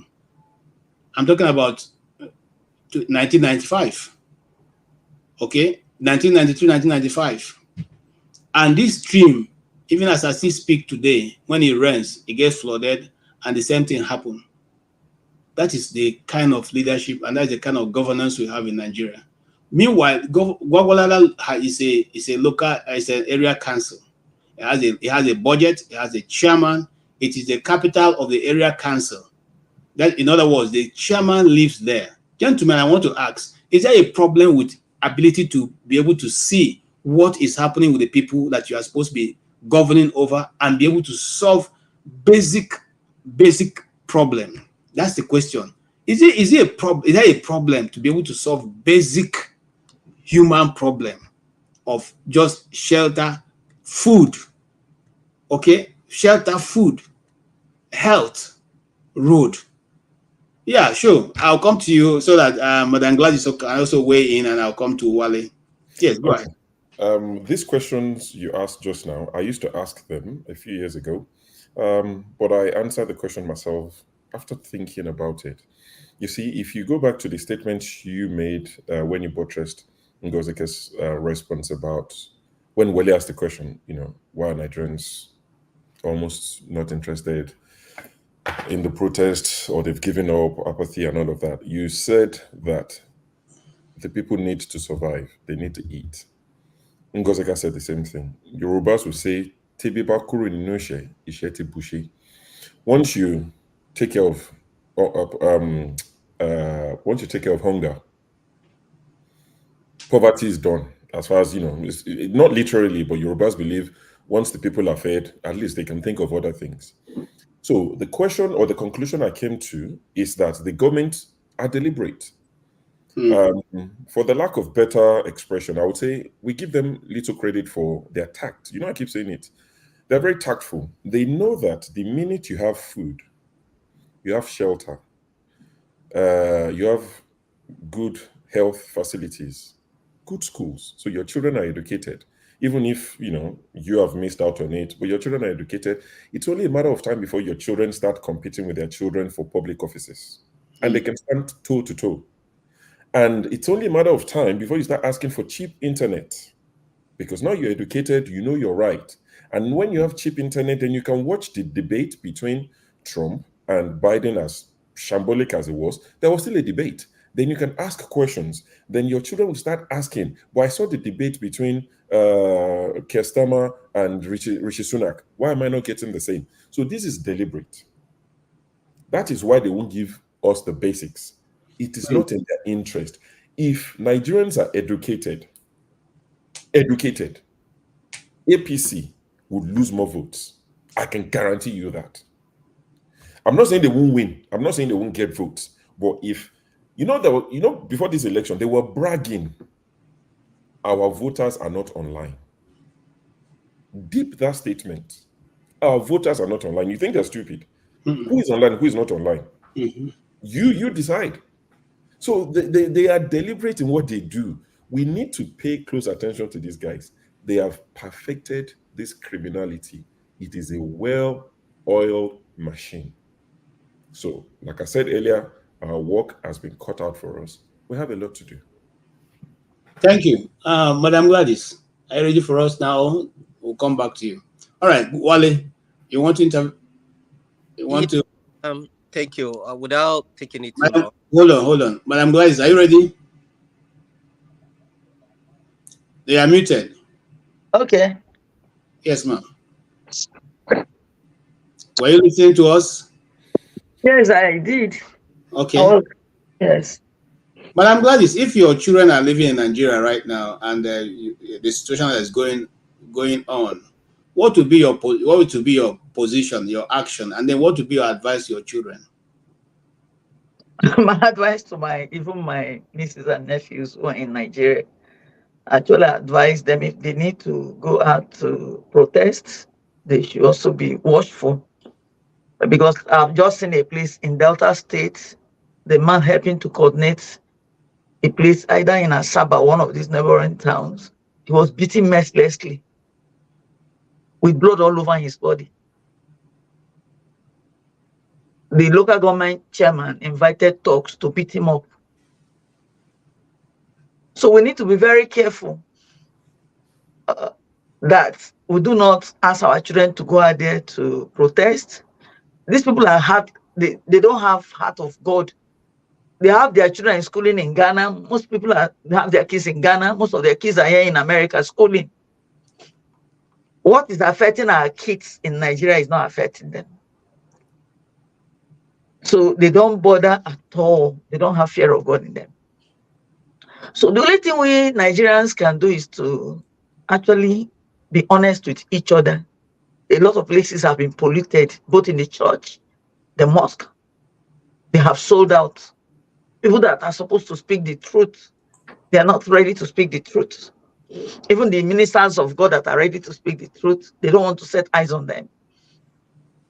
Things have actually gone so bad that if the situation is not arrested, I wonder how it is going to be. Ghana is even better than Nigeria at the moment. Our Nigerians living in Ghana, the kind of sufferings our people are going through in Nigeria, they're not going through such. But our leaders, they keep saying, be patient, things are going to be sorted out. When are these things going to be sorted out? We have our graduates roaming about, no job. And before you know it, they get involved in kidnapping cases. Some of the kidnappers you see out there on the streets, they are graduates. Because of lack of jobs, they get themselves involved in all sorts of shady deals. But what's his name? Is it Tinubu or whatever is his name? As he's there, will he allow any of his kids to go through some of our children are going through, even to pay school fees? The school fees have been increased. And like I heard someone say here, that tomorrow they want our children to still rule us. Why must their children rule us? If we're able to train up our kids and also make them to be up and doing, to be involved in what is happening in the country, not that our children will come to be slaves. It is a situation of that. The slavery is still going on. They say there is a freedom. We have freedom of speech. We have freedom of movement. We have freedom of being involved in the governance of the country. The ministers that are being, I still repeat it, whatever they are giving our ministers or the so-called senators or whoever they may be, allowances, they need to cut down on them. They need to cut down on the allowances they are giving to ministers. Let us take example from what the governor of Kaduna State has said. That some of them don't even have houses. Some of them is still to build houses. The money they collect from us, they build houses, they buy houses here in abroad. I can count how many of our ministers that have houses in abroad. But when you see them in Nigeria, they pretend as if they have nothing. Where are they getting such money from? How much are they being paid as is it salary or whatever it is? We need to know what we want. These are the basic things we should discuss with the president if he's ever ready to come to a round table talk with the Nigerians. Ask him the basic questions we need to ask him, like what took place in Kenya. We should not just be giving peanuts, then we'll settle down. The problem with us in Nigeria is that we sell at ourselves. We're not ready to see the truth. The moment we are given a small position, and then we try to manage our individual homes, build houses, open companies, we do not bother about those who are around us. Let us remember that some of the so-called past politicians, the money they stole and what they did, the law of karma is real. Because at times you think you are accumulating wealth for your children. What if those children were not even meant to be part of having wealth, and then you have such wealth given to your children? I've seen such cases where stories were carried. Most of the old politicians in the former time in Nigeria, the houses they left for their children, rats are running all around the whole places. Their kids are not even there. Some of them, their kids are abroad. They don't want to come to Nigeria. So let us know what exactly we are looking for. Because if we do not address the issues properly and get them sorted out, we'll still come back again to protest. Thank you, madam. Thank you so much. Thank you. I want to put it, especially those who probably are listening from Nigeria. You see, the bad thing about owning house outside of Nigeria is that the house won't just lie there. You pay every month. You pay for the utilities attached to that house. So whether you're living there or not, you still pay. And that money is the money that we could have used to develop the people of Nigeria. I want to come to Wale. Wale, I want to ask you this question. What demands do you think the people who are in this protest, this struggle, continue to hold on to? And not, no matter what happened, they must achieve that. If you can just articulate that for us, what are the demands that the people of Nigeria should keep on holding on to? And if Fansad can hear me, please come on. We are waiting for you, Mr. Fansad or Dr. Fansad. Thank you. Oh, okay. With the demand, I think they're all interwoven, but like someone said, it has to be in phases. They can't achieve all the demands all at once. There are some that it can be achieved within the short period of time. There are some that there must be a plan and the progress of that plan being seen. Say, for example, if they want the refinery to come up, that is not going to be something that will be achieved within 1 month. Maybe if they set a time of, okay, in the next 6 months, we want to see the progress of how that refinery is being, being brought back to life. That is, a short-term plan. Then there will be a long-term plan that give us 12 months. We want to see this done, this done. But in the next 3 months of hunger, maybe Ibadan to Lagos Expressway will be turned to a mechanized farming. Then we can see that, okay, there are tractors being imported, there are foods, bring the price control down and everything, so that the bag of rice is not going to be rising from 90 to 100,000 and all those stuff. Medication, people can go to the hospital being seen by the doctors, things that the basic need of life, the hierarchy needs, it's a pyramid form. When the basic needs are met, then we can move on to the next step. But we want to start at the top. It's just like, what do they call it? Like building your house on the sand tower or something like that. So that is the way I look at it. But how it's going to be achieved, I don't know. Like the madam that spoke before me said, it's like taking one step forward, and before you know it, we are 10 back. We are 10 steps backward again. Once they give one of us something that, okay, come ahead this position, he will lock the door and forget about the rest of us. And that is what is happening let's take it from our local government, where we all come from. Once they choose someone to be the local government, he won't live in your area again. He will go and live in one of the eyebrows in the state. He'll be whining and dining with the so-called powerful, and he will forget you people.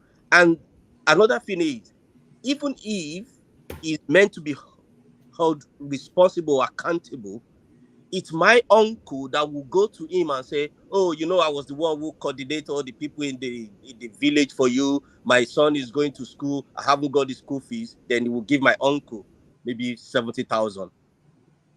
Does that work for the hospital or the primary school in the environment? No. And that is what happened with that lady that said she sent her daughter to Dubai paying 2,500, whatever money they spend there.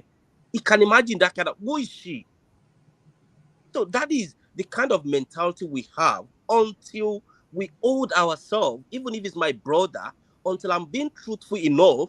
If he does anything wrong, I'm ready to send him to prison. Then anybody will be very scared of me. Like, if he can send his own brother to prison for committing this crime, be careful of him.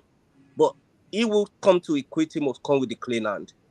I got in there with corruption. How do I not expect? They said, who pays the piper, they take the tune. How do I get to that office in the first place? So how am I going to rock the boat? Am I ready to sacrifice? So there are a lot of things that we need to do to get that country back. And it's with every single one of us. It starts from our home. It starts from, if you go to Nigeria and your uncle is a minister of this, and they give you, mopo to escort you from Lagos to Abuja, you ask yourself, yes, I'm scared of my life. It's privilege. I'm not going to turn it down. Have you ever questioned your uncle that, an average citizen that we bought the plane together, how they going to get to Abuja? They're not going to be killed, but, do you know who I am? That mentality, we have it. And that is one thing you see when you see a Nigerian that moved from Nigeria to any country in the West. You can see how, if they are serious-minded, like you and I, we tend to develop ourselves, our mentality, our orientation will change. And that's why I asked Madam Ngozi about the question. Okay, I think you've made your point. Thank you. I'm coming to please, Aliba, can you sit up if you don't mind? Now I'm coming to yes, I'll come to James and I'll go to Alaba before I come to Show. You heard what Wale said, but I'm asking for the low-hanging fruits. Low-hanging fruits. There's a lot of low-hanging fruits that the government can implement immediately that will automatically bring some money back into the coffers of government. Alaba, and I think you because James on the phone, so let's come to you. What do you see that are the low-hanging fruits that the people should demand for and have it done before this protest is over? Yes, we're waiting for you. First one, to show they are serious, arrest everyone in Buhari's administration. Prosecute them. That's not possible. That's a low-hanging fruit. They've got the money. You're being showed that you're serious. You can't keep doing the same thing 24 years and expect a different result. Nobody has questioned how we got to this spot, and nobody's dealing with that fact. Nobody has ever been prosecuted. Impunity. Governors have impunity. Who gives impunity to people, human beings on earth? So, I mean, we're just joking around. I don't like to repeat myself. We like to, beat around the bush. We want to, people stole money. We hear the headline, nothing happens. Bita Edu is still walking free. This one, I mean, what are we saying to the young generation? What's the message? Somebody just explained it to me. You have laws that are not followed. Nobody has been held accountable for anything. I mean, let's not waste time on, talking all other things while the real thing is not discussed. That's all I got to say. All right. Sure. The question is, what are the low-hanging fruits that the government can pick up right now that doesn't really have to need any budgeting, it doesn't need any time frame? It's something that can be implemented immediately and we can see results. Do you have any of such? Yes, of course. That's see, that phrase, low-hanging fruit, was a phrase that I used quite a lot. I think 3 months after Tinubu took office, because for me, I felt like you don't need a rocket scientist to tell you some of the low-hanging fruits. And that was the clear sign for me that these guys meant evil for Nigerians, hardship. I mentioned things like cutting the cost of governance. You don't need to speak to the legislators to say there's no office of the First Lady. I was speaking to some older guys. I was at a barbecue 2 weeks ago, and I was speaking to some older guys, and they told me, "Oh, you don't know women. You don't know women." I said, "Sorry, what are you talking about?" We know the sort of society Nigeria is. Even a taxi driver, and I'm not denigrating them, a taxi driver, a plumber in Nigeria would tell you, would beat his chest and say, "I'm the head of this house." He would tell his wife, in that their one-room apartment, "I will send you to your father's house." You are telling me a governor. So I said to them, I said, "Do you know that there was once a governor in Nigeria that said there will be no office of First Lady?" I didn't want to mention name because they know where I stand, and I didn't want it to be about Peter Obi. I said there was a governor who did it. So you're telling me the president cannot say, "Madam, there's no office of First Lady. The country is bleeding. We don't have the money for that." So all this money they're budgeting for you, we would use it to fix our primary health. So as the mother of the nation, you would go out without official title, without plenty entourage, and go and make sure that our children are fine. They don't die when they are giving birth to, and reduce our mortality rate, childbirth mortality. I was having that sort of. So for me, things like that, office of the First Lady, all these ministers you are appointing, countless, and that was one of my biggest worries about Tinubu becoming president, that he owes a lot of people that he needs to settle. And that's why they're creating all these jobs, job for boys, as they call it. Cut down the cost of governance. It's low-hanging fruit. If you say subsidy must go, cushion the effect of subsidy. Cushion it so that it's not just you and your friends that will be like, we're enjoying the largesse of Nigeria. Don't tell us Nigeria is broke, but you're living like we have money. So like the vice president's lodge, it's not a necessity. It's not urgent. Like the Dodam Barracks, where the president used to live in Lagos during the military era, it was abandoned for a long time. Now they've budgeted 4 or 5 billion naira to renovate it so that Tinubu has somewhere to live when he goes to Lagos. This man lives in Bodilon. He owns one of the biggest houses in Lagos, if not the biggest. So why does he need Dodam Barracks? So these are some of the low-hanging fruits that I see that you can easily do, even if it's, people will call it tokenism, people will call it whatever, but you will have at least shown to the people that I care, I am with you in this. It doesn't make sense that you are buying all these things. You are budgeting for the office of the First Lady. You're budgeting for this. You can, give people money to go to Mecca and the ones going to Jerusalem, but Nigerians cannot feed. And when we tell you the price of rice, you tell us that's not the metrics for measurement for economics. What are the matrix. If people cannot eat, and they're saying it's doubled the minimum wage. Sorry, when minimum wage became 30K, someone should go and do the finance. I won't do it for them. How much was a bag of rice when minimum wage became 30K? When it first became 30K? How much is a bag of rice today and the 70K? We're not stupid people. So there are so many things they can do to even show the people that we're in this together. Nigerians are not unreasonable people. Right now, we're coping. So if we see that we're in this together, you've cut down the cost of this, you've cut down the cost of this, you're telling, we're not sending money to Japan to buy, God knows, 500 SUVs for our lawmakers to say, okay, we'll downgrade for, this time around. Just show us that we're in it together. It doesn't make sense as the father of the nation to be living as if things were normal and you're preaching to Nigeria and your supporters are saying Nigeria is broke, Nigeria is a poor country. I'm not denying that fact, but are our leaders living like Nigeria is a broke country? And for those expecting Tinubu to come and speak to them, I know was it you or somebody mentioned that Brendan Mokri tweeted something. I haven't seen it, but I personally, and this is to Madam Gladys, I've heard her a few times say Tinubu should address the nation. My job involves a bit of teaching. I teach, employees of organizations, and I find analogies on how to make them relate to what I'm saying. The analogy I will give you, madam, is you have a daughter. She's of age to get married. She tells you, I'm dating this guy. And you say, oh, you and your husband say, we would like to meet him, as tradition, dictates. And the guy refuses to come to you. You made many attempts. He doesn't want to see you. Then him and your daughter starts to cohabit. They have the first child and the second child and even the third one. And God forbid, things are not going well. Your daughter is complaining, he's not treating me well. He does this, he does that. And you're now saying he should come and see you. Do you genuinely expect him to come and see you? Now he has children, a boy and another boy and a girl. And you're now saying, come and see us because our daughter is not happy. Tinubu declined every invitation to come and speak to Nigerians. He spoke to APC members.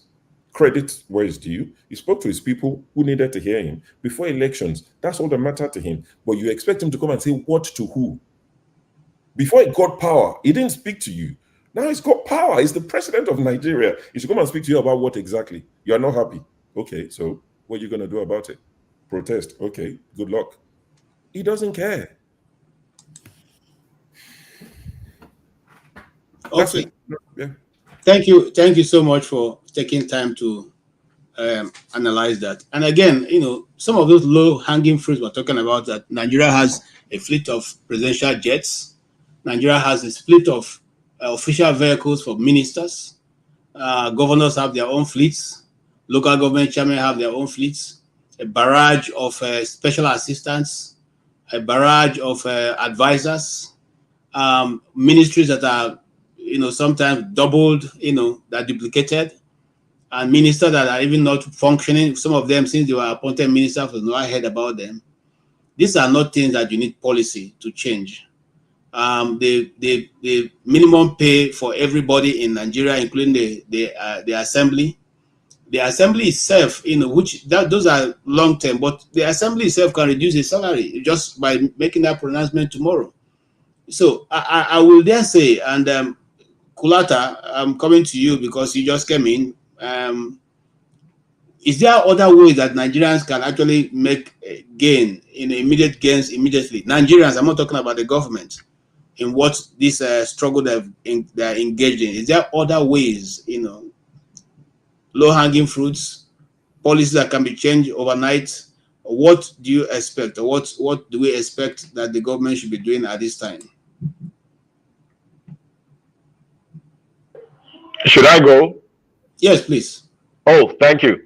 Well, let me just quickly start. I think the protest, they played into the government hands. They made a lot of mistakes.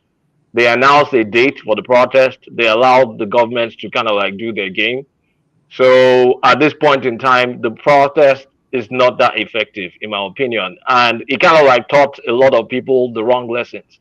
Like the North now will be wary of protest based on what was experienced in Kano, Kaduna, and Jigawa, and some areas. Like you can see today, Kaduna people are not even out. It's only Kano folks that are out. So next time you're going to protest, don't project your actions. Otherwise, I mean, the people that you're protesting against, they are not stupid. So that's one thing. Now, in terms of, since the protest is not that effective, the leverage that the people can demand, it depends on how Tinubu plays it. There's no so too, I mean, there's not too much leverage at this point. So what the people can demand that is meaningful, the first thing they should demand is electoral reform. If there's electoral reform, there's better chances that when you are going to protest when it matters, which is the election day, that is when protest really matters. All these protests before election day is ineffectual. Electoral reform should be the number one thing that they should be protesting for. The next thing, all this subsidy removal, forget it. We already removed subsidy. We have implicit subsidy. The petrol prices are subsidized. If you're going to buy petrol in Benin Republic or Ghana right now, you're driving out of that door with like 1,300 naira per liter, and we are paying between, depending on the season, 700, 600, 800. So we're like 400, 500 subsidized. So we can't touch that subsidy because it's something we've needed to have removed. It started in the 70s. We've not been able to remove it.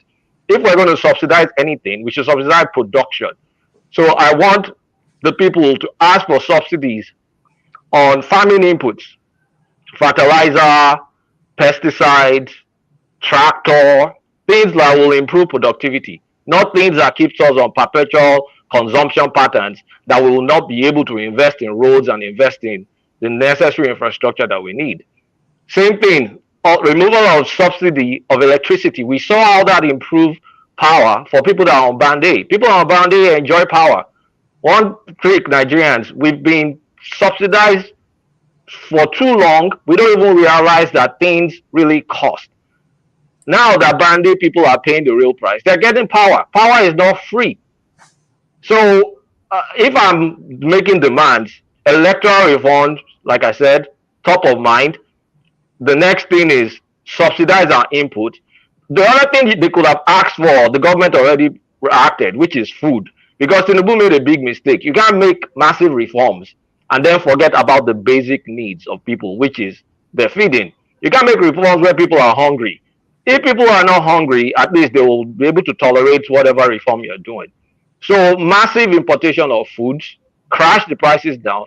When you crash those prices down, that will crash down, that will reduce food inflation, which is the better part of our inflation at this point. So if you can reduce food inflation, the salary increase, the 70,000 that they just increased, it will be more meaningful than what it is right now. Because if inflation doesn't go down, that 70,000 naira is useless. So if they allow massive importation of all manner of food, especially protein and grains, then I mean the people will be better off. Then they have some time to stomach whatever reforms. Because I can't sit down and tell me you're doing reforms and I'm hungry.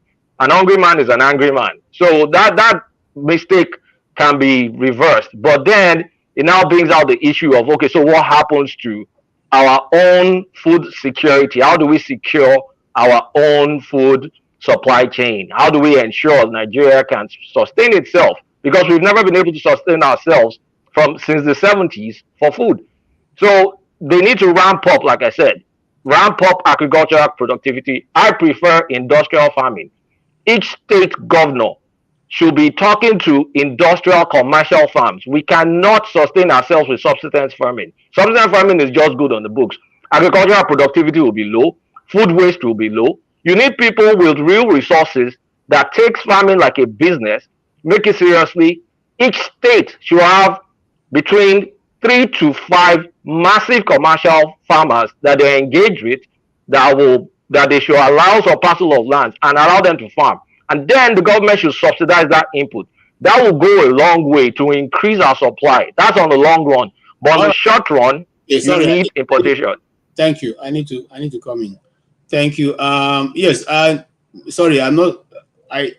Pastor Andrew needs to say something. And, are you interjecting or I mean, Don? I have to watch Shakari Richardson. You're taking more than allowed time. So let's someone else speak, sir. Okay. Do you want to ask me a question? I can bounce. I don't know what he wants to say. He has a question for you. So let us. No, don't bounce. I want to give you a response to your garbage you just spilled out. No, Alaba, I don't have time for your beer. I want to give you a response. Don't bounce. Stay. Alaba, I can smell your breath from here. Keep quiet. Go ahead, Pastor Andrew. Ask your question. I want to give you a response to that garbage.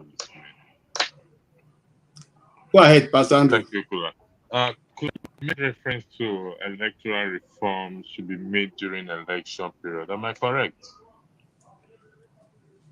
Yeah, I said that the electoral reform. I said the people should demand for electoral reform. If you're making any demand, that should be your number one demand. Now or during election period? I just want to be sure. Now. Even now is when you have any sort of leverage. Okay, all right, fair enough. Then I guess I thought I heard you wrong. So no further question. Thank you. All right, thanks, guys. I have a question for you. A lot of what you have said, I have problem with, because right now, the situation on the ground is there's no food on the table. So the question we are asking is there a way the over-bloated government and expenditures that government is embarking on? Oh, yeah, you brought up a point I forgot. Yes, you're right. The government should make sacrifices. They need to cut cost of governance. But the thing is, we're not going to ride. Cost of governance cutting is not going to go a long way in terms of like fiscally, but it's going to go a long way in terms of optics, because it's a good image to show that we're in it together. So one thing I expect Tinubu can do, which is also some of my own selfish stuff, announce massive cuts, take unanswerable reports seriously, and then fire a bunch of the useless ministers, good for nothing ministers that he has in his cabinet. A lot of them are just political appointees. A good example is Minister of Youth that doesn't even have Twitter account open. How can you be a Minister of Youth and your Twitter is blocked? What sort of Minister of Youth is that? And there are many useless appointees that they just need to go. The time of politics is over. This is the time of governance. So I agree with you. Cutting or cost of governance should be one of the things. The government needs to take a haircut. But if we are deceiving ourselves that is going to go a long way fiscally, no, it's not going to go a long way, but it will provide the right messaging to the people that, okay, we got some massive concessions from this government. So it will reduce the respite being felt. But food importation is not, they've already announced that. So I'm not really, I didn't really want to hack on that, but they need to scale it up real quick. Thank you so much. Mr. James, you have a response for him before I come to Madam Gladys. You are muted, sir. I would have responded, but I want to see his face. I want to see who I'm talking to before I respond. Okay, thank you. Madam Gladys. Yes, please. Do you have a response for him, the last contributor? I agree with most of the things he already said. Like I said earlier on, I said we must ask for the right things at the right time, because the opportunity to protest actually came by chance, because the government never believed that. If we ask, have they been very successful? Yes, they've recorded some successes in the outing of since the past 3 days. A lot of things have to be put in check, like the fund we are spending, trying to sort out a lot of things, creating offices and giving such offices to settle our supporters.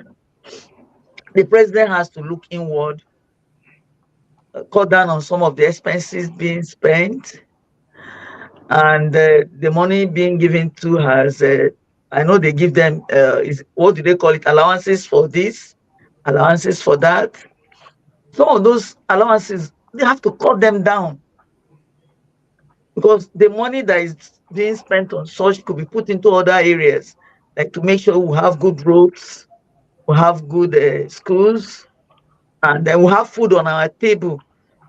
A man or a woman that is hungry can decide to be very violent. The people are not even violent. They are going about the protest peacefully. Apart from that, they are using tear gas And some of the people that have been brought in are not even really people protesting. The government, somewhere along the lines, like they brought in people to challenge those who are protesting. Those who are even challenging the people protesting, are they even sure they are in their right minds? No one will not tell us that the hunger ongoing in Nigeria, they are not feeling it. It's not that people living in diaspora, they don't have problems as such.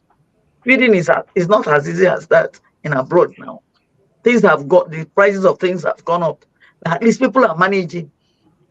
They have transportation anywhere you want to go to, even if you don't have your own vehicle. You go about it in a very peaceful way. Schools are there and the rest of them. I know that it took them time to arrive where they are today. But in our own situation, we are running down what we have. Meanwhile, we are saving money in abroad. Some of our people, their children are schooling outside the country. So there are a lot of things we need to get sorted out. If the president needs to have a roundtable talk with Nigerians and probably ask what is the way forward. He's been elected here as a leader. A leader has to have listening ears to know the people you are governing. Are they happy? What are their problems? You don't just let them go ahead, riot, and get killed. Except maybe if after these 4 years you're not coming back to contest again. And definitely you are going to be held accountable for whatever that has happened in the wrong way. That's why we say law of karma. Whatever you're doing now, you are going to be held accountable in the next 20, 30, 40 years. Your children will reap of what you have planted for others.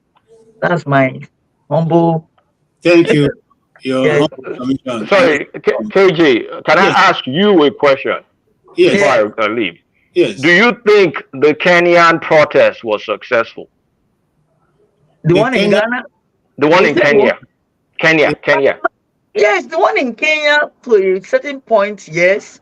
Because some of the demands they asked from the president, he has actually granted some of the demands they did, like trying to cut down on his ministers and the rest of them. He sacked them. But the only thing he is not ready to do is to step down because they asked him to step down. So if I tell you that half of those ministers are back, and if I also tell you that Moody's has downgraded Kenya into junk status, and Fitch recently, yesterday, downgraded Kenya into B minus. So that means when Kenya wants to borrow, they will be offered higher interest rates. That's why I asked, did you think it was successful? Now, KJ, I have a question for Kulata. Hold on, sir. Hold on. Kulata, the reason why I didn't want to, butt in is because I wanted to hear you, and I do not think I want to disregard what they are saying in the comment section. I want to say this because we have followed, I as a person, have followed the development in Kenya. I want to also let you know that as we're talking now, the youth are started mobilizing and they are giving themselves timeline to go and collect their voters' cards, register themselves, and it is secretly going on. We had a panel here, a panelist guru who came in and told us how far they've gone with whatever is going on right now. But I'm telling you what's going on behind. And I can assure you that Ruto is not going to come back in that place because the youth have determined that they will remove him at all costs in the next election. Secondly, yeah, he brought back some of the ministers, up about 5 of them. But it does not stop there. The mere fact that they were able to ask for government to be changed, the ministers to be dropped, and was able to cause that disruption for some days or weeks, is enough to tell a government that the power belongs to the people and not you. Okay? Because but KJ, what about their ratings downgrade? It's going to cost them more money economically. Hold on. You see, that is where I am more concerned about, that we should take into account people like Fish and all the nonsense. Okay, they are all of them are new colonial organizations that are meant to put Africa where they are. Who say we cannot also? I'm coming, sir. Hold on, I allow you to speak. Who say we cannot also upgrade our minerals that were given to them, the gold and whatever they're taking, the coffee they're taking from Kenya? We can equally decide overnight and say we're not selling at the price they're giving us, and if they don't want, they can go. See, we have to come to a place where we deal with each other at a level that we are all equal. You don't come and tell me how much you want to buy my coffee. I tell you how much I want to sell. If you want to sell, you sell. If you don't want to sell, you go. So don't tell me they've downgraded. Who gave them the opportunity or the authority to downgrade Kenya to whatever they agree. Why? Why do we have to accept it? Let me respond quickly. There's trade reciprocal English fails me. Reciprocity. And Kenya is not having the upper hand. And the existing loans that they have, there is new borrowing they want to do. And they can go to China, but China, seeing an opportunity, will also not give them a favorable, a deal, because all these things is a global world. It's easy to say, my commodities, I'm not going to sell your commodities to you, but you're not the only person selling commodities. They can shift and then they can strike you back. So that's why those agencies, while we hate them, they're still important. All I'm trying to say is Kenyans got a Pyrrhic victory. On the long run, it's going to hurt them more economically. Well, I totally disagree with that, but I'll give AY. AY is not my you go ahead, sir. Yeah, Mr. Kolata. You want to have a question for him? Yeah, it's because Kolata. Yeah. I agree with some of the points he made. One of them was they should demand for the electoral reform, which is very, very important. What that is going to do is going to give power to the people. I actually wanted this so that we have a situation where the vote of the people will count. I completely agree with you. Issue of agriculture you raised. Each state need to sit up. Each state governor need to sit up. I agree with you. But here is one point I completely disagree with. The issue of subsidy, the ministers also, they are dormant. A lot of them should go. If Tinubu is really working, after 1 year, he should be able to look at this minister in their eyes and say, what have you been doing for the past 1 year? Give me your KPI. I don't think they are not interested in development. Tinubu himself, I think he's not interested. They are political appointee, like you rightly said. The issue of subsidy is of utmost concern to me. I'm of the opinion Tinubu made a big blunder day one when he removed subsidy without a plan. This is the genesis of the whole problem. And you may measure of, oh yeah, the subsidy is gone. But the question I'm asking you right now, is Tinubu pay subsidy or no? And do you believe the subsidy is gone? Can you expatiate on this? I'm going to expatiate. We have subsidy because this is not the market price. This is not the landing cost of petrol. Landing cost of petrol is not of 1,100 naira per liter, maybe even close to 1,200 or 300. So we're subsidizing, but it's according to World Bank documentation, they said implicit subsidy. So what we're doing, the exact manner or detail we're doing it, I don't know. I want to believe there's some deals going on between my own theory. Like I said, theory is maybe crude swaps deal within NNPC. Everything is within NNPC. And then we found out about this Malta situation. And if the Malta thing, the way it's described, if you mix low grade petrol plus high grade, then you're cheating on the price, because the price you're going to get to those low grade is way lower than the landing cost. So between all that, between swaps, between all those theories flying around, we are still subsidizing petrol, because petrol prices is not 600 naira or 700 we're selling it. If we're going to sell it market price, it's going to be 1,200, 1,000 this. And yes, the Tinubu ad-libbed when he announced subsidy was gone. Subsidy has been gone legally in the PIB bill in July, but he went there and just blotted it out without knowing the power he has in his mouth as a president. So as he blotted it out, the marketers did what the marketers will do. They started jacking up the price, even though their current inventory at that point in time was a subsidized inventory. But who cares? They're going to profit. They're going to make profit. But so for us to now sit down and say, "Oh, it removes subsidy." Subsidy was designed to go July 2023. That was the law. If it didn't do it, it would have been illegal. Now, did he make enough plans for the after effect? Did they carry it out well? No, because he shouldn't even have announced it on day one like that without realizing that the market will act. And the market acted. And since then, they've tried to put the subsidy back. But it's never going to go back into what it was before. because like today it's still subsidized. Go to Ghana, look at how much they're selling petrol. Ghana produces crude too, so we're still subsidized. So that's why I'm asking, what other subsidy do you want to ask for when we're still subsidized? Yeah. So the other thing, why can't the government come out and be transparent about issue of subsidy? Telling the people, listen, we are subsidizing petroleum product. This is how much we are subsidizing. This is what's supposed to be the pump price of petrol.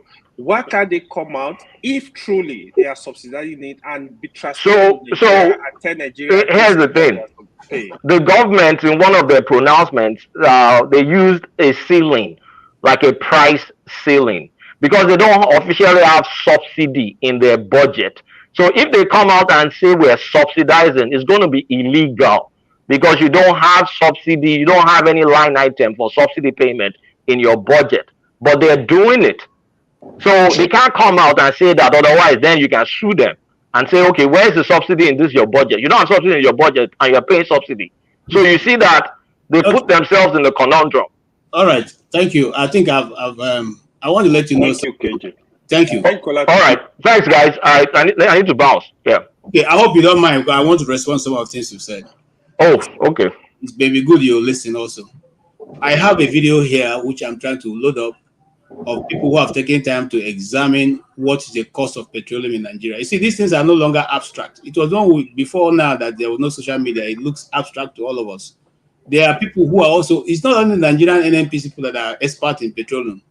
I have a friend who works with Chevron, a higher manager, management position.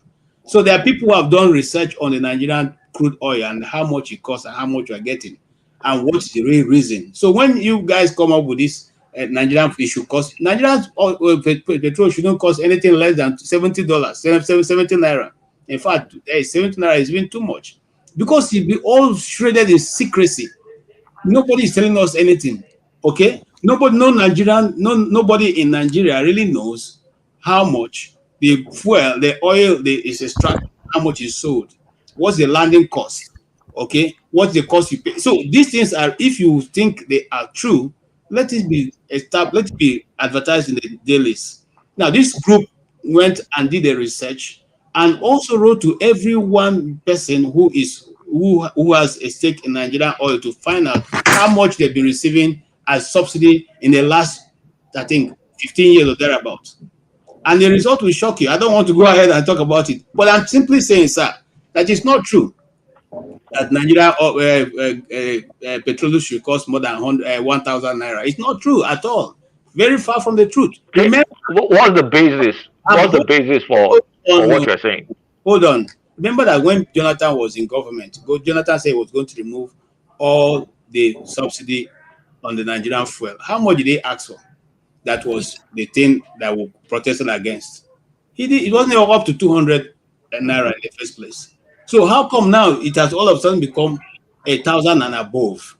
You see, this is over time, and we don't even know where we stand any longer. And when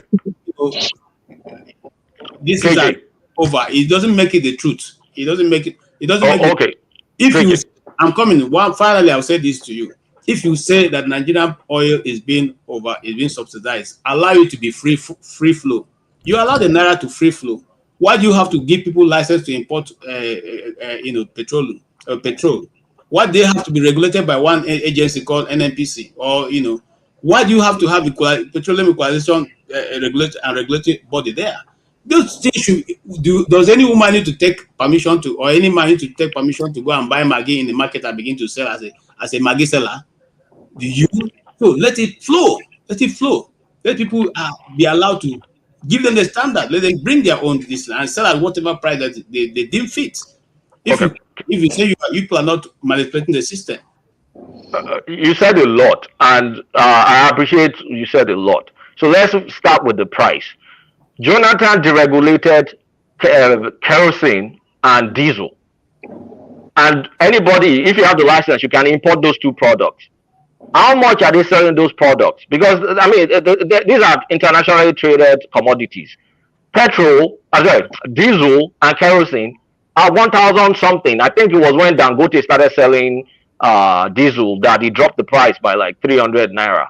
So that tells you petrol cannot be that far because first things first, it's not like NNPC is taking care of the entire supply chain. NNPC is not refining it. NNPC goes to imports. They have contracts with refineries. That refineries will make their profit. NNPC too should be making some profit. NNPC is not, according to the PIB law, is supposed to be a profit generating entity. So the aspect of importation, NNPC killed it for everybody by pegging a price. When they say, okay, price is 700 or 600, everybody that goes to import it, they see that, no, this price is unfavorable for me. So they quit. Because if they land the petrol, it's going to be 1,000 something. They cannot sell it below what NNPC is doing. Now, the area of NNPC that's massive fraud, in my opinion, because you can import petrol, they import petrol, but then they also do crude swaps. That crude swaps is a cesspit of corruption because it's basically, for layman terms, trade by barter. You have some companies. Glencore is one of them, and actually they just indicted one of the billionaire traders in Glencore yesterday, a UK guy, because of corruption in Nigeria. So you have Glencore, you have Trafigura, you have Shell, some Shell trading company, and another Swiss trading company, and some other ones that have license to take our crude and return petrol for us. Nobody asks about, okay, what about the other derivative products like diesel and all whatnot that you get from crude? They just give us petrol. And on top of that, why is that still getting subsidized? Because if we're doing trade by barter, so where's the subsidy coming from? So that subsidy from a crude swaps perspective, that's a sham.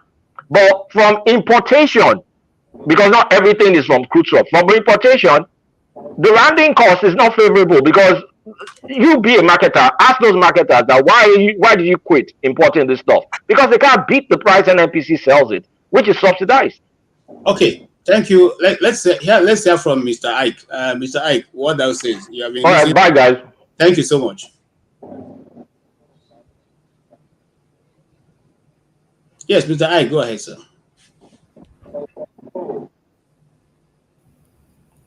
Good afternoon. Good morning, good afternoon, good evening from wherever you are. Good afternoon.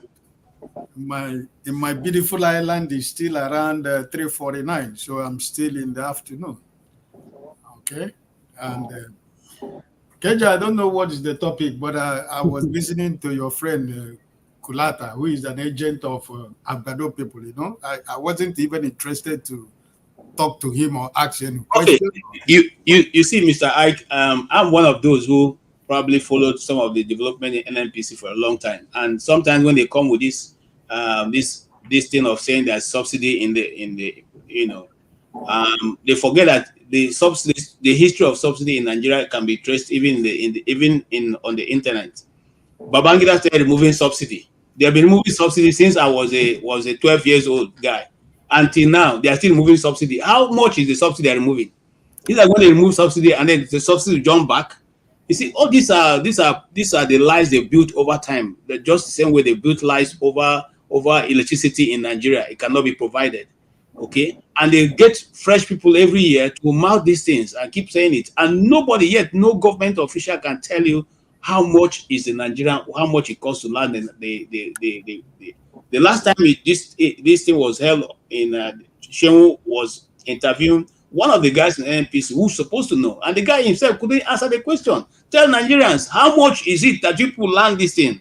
Okay, and then somebody comes up, and every day they're framing new things of why Nigerian the subsidy is there. Why it's just nonsense as far as I'm concerned. As far as I'm look at, if you notice, all of them who are in this round this thing are all stakeholders in that industry. In the electricity, some of them are those ones who import generators into Nigeria. In the oil industry, some of them are the ones who own these tankers that supply these things in Nigeria. We know these things for sure. So it's not as if we don't know these things. So some of there is a young man who took his time to do a total research, almost 6 months. It's on the internet there. Anybody can download it. I don't know if we have the right. I would have played it here for people to see. Systematically tracing how much petrol should cost in Nigeria. But nobody wants to listen to such people. I mean, why would somebody give you a way how things can be reduced for people and you don't want it? You want the hard way. You want Nigerians to suffer for everything. I'll give an example. I mean, when people say this, there's so many ways Nigerians can benefit from this ongoing protest. Just to manipulate the Nigerian people, and then MTN asked Nigerians to go back and revalidate their DBN, and the whole Nigerian people were in the streets. Millions of people all over trying to check. Where does it happen? In which other nation does this kind of nonsense happen? You just wake up. Anybody can wake up any day and decide to. The army can decide tomorrow nobody is coming out, and that is it. They will block the road. Everybody just go or decide to say the road safety one day woke up and told us that we must have what do you call that? Those the things, the reflective this thing on our cars, and we all went to line up to buy. Yeah, you can only buy it in one place. It is only in road safety. We all went to line up, leaving our jobs. You line up for days trying to buy that, and if you don't buy it and you take your car into the street, they will stop you and charge you. What nation operates that way and go and become a nation that people can? And then when we discuss it, look at some people think we are. You can only listen to people and from there deduce what you want to do. But I don't care if you think I'm happy to, whatever. It doesn't really bother me. So, Mr. Ike, that's where we are. If you have a contribution, if not, we can come back to you later on. Brother James is raising up his hand. He can say something before I make a comment. Mr. James, go ahead. Oh, that's very kind of you, Mr. Ike. Thank you so much indeed. Nigeria has a hard road. I think at my age, somebody will manipulate me. Brother, Mr. James, Ferrari, I think you're totally wrong in that. And I've been allowed that. Please stop saying that. I'm getting annoyed about that. Don't tell me that. Thank you. Go ahead. Yeah, as I was saying, Nigeria has a hard road to travel. You understand what I mean? These guys are not open to any agreement, nor are they open to negotiations. We've got a very, very hard road to travel. We should brace up very hard times. So that's all I have to say. Kindly permit me to sign off. It's already nearing bedtime over here. Thank you so much indeed. Thank you. But I'm glad I've read the Mr. Kolata's submission. What do you say?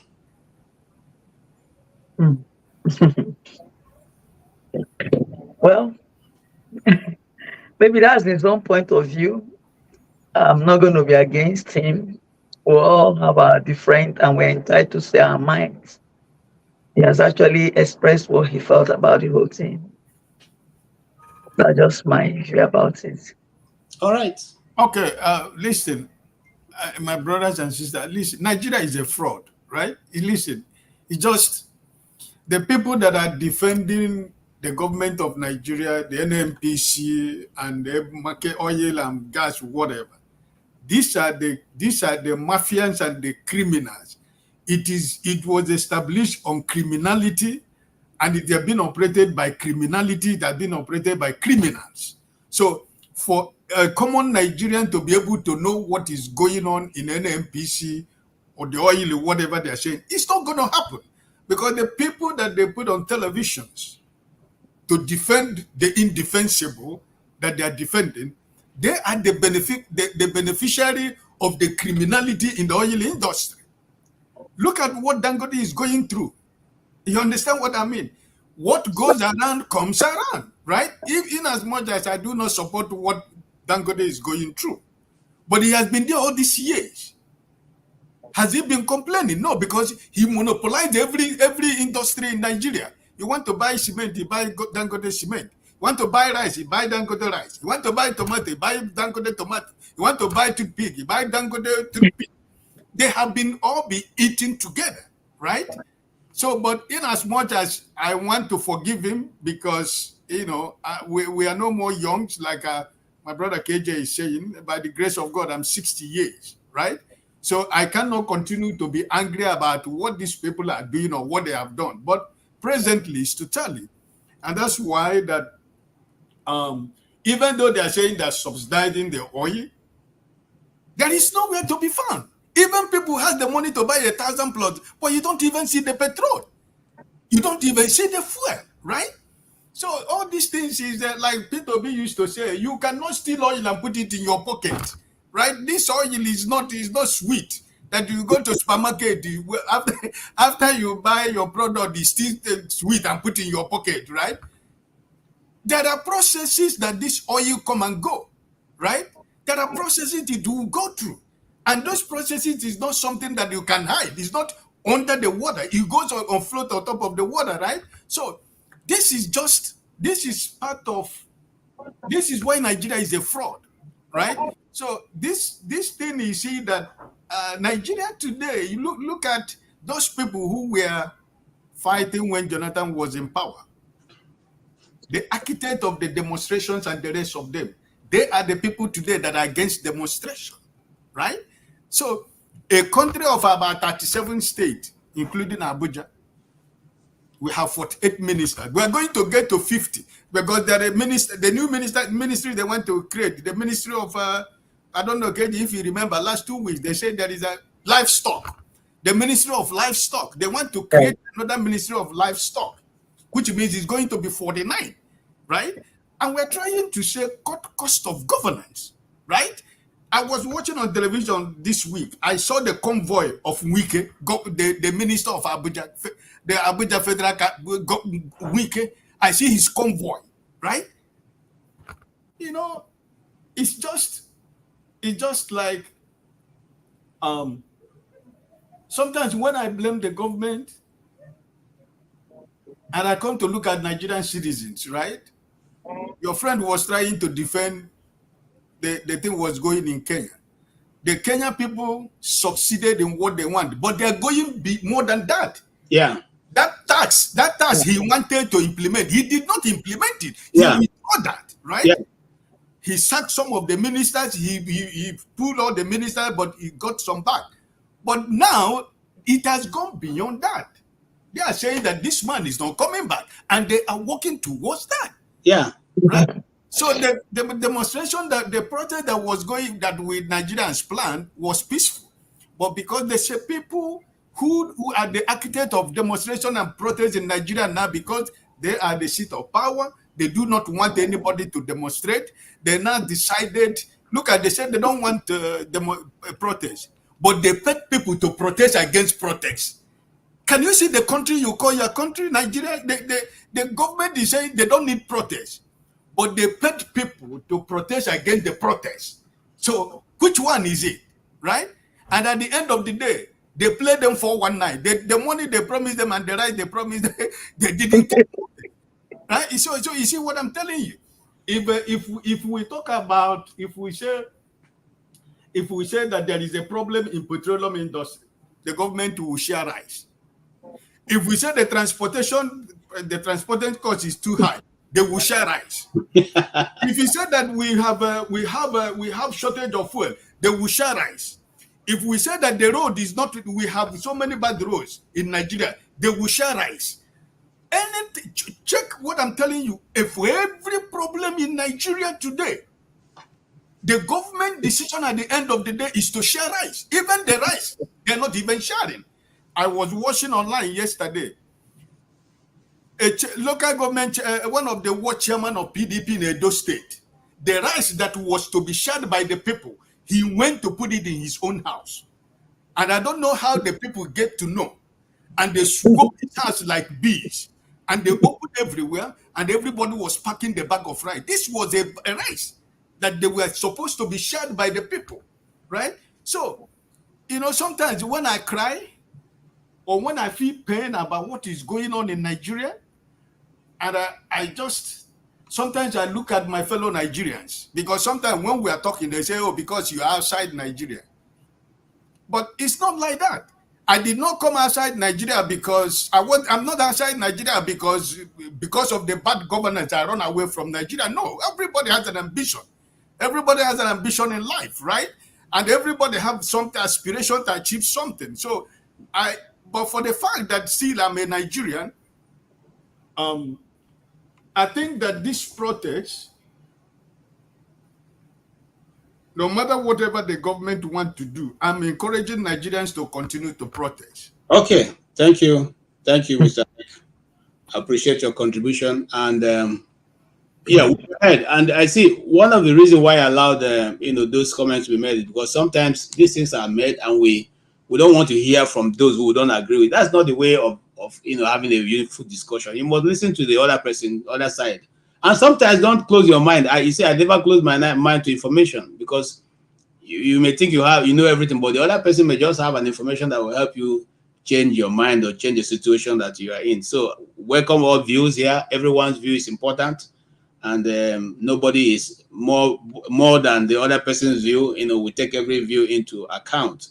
Right now, in the north, there was a man called Prophet Buba, who led the peaceful protest in Jos, and it had been commended by a lot of people for being able to organize it. In other words, some people have said the church is not doing much, but the church in this case has also helped to marshal out people.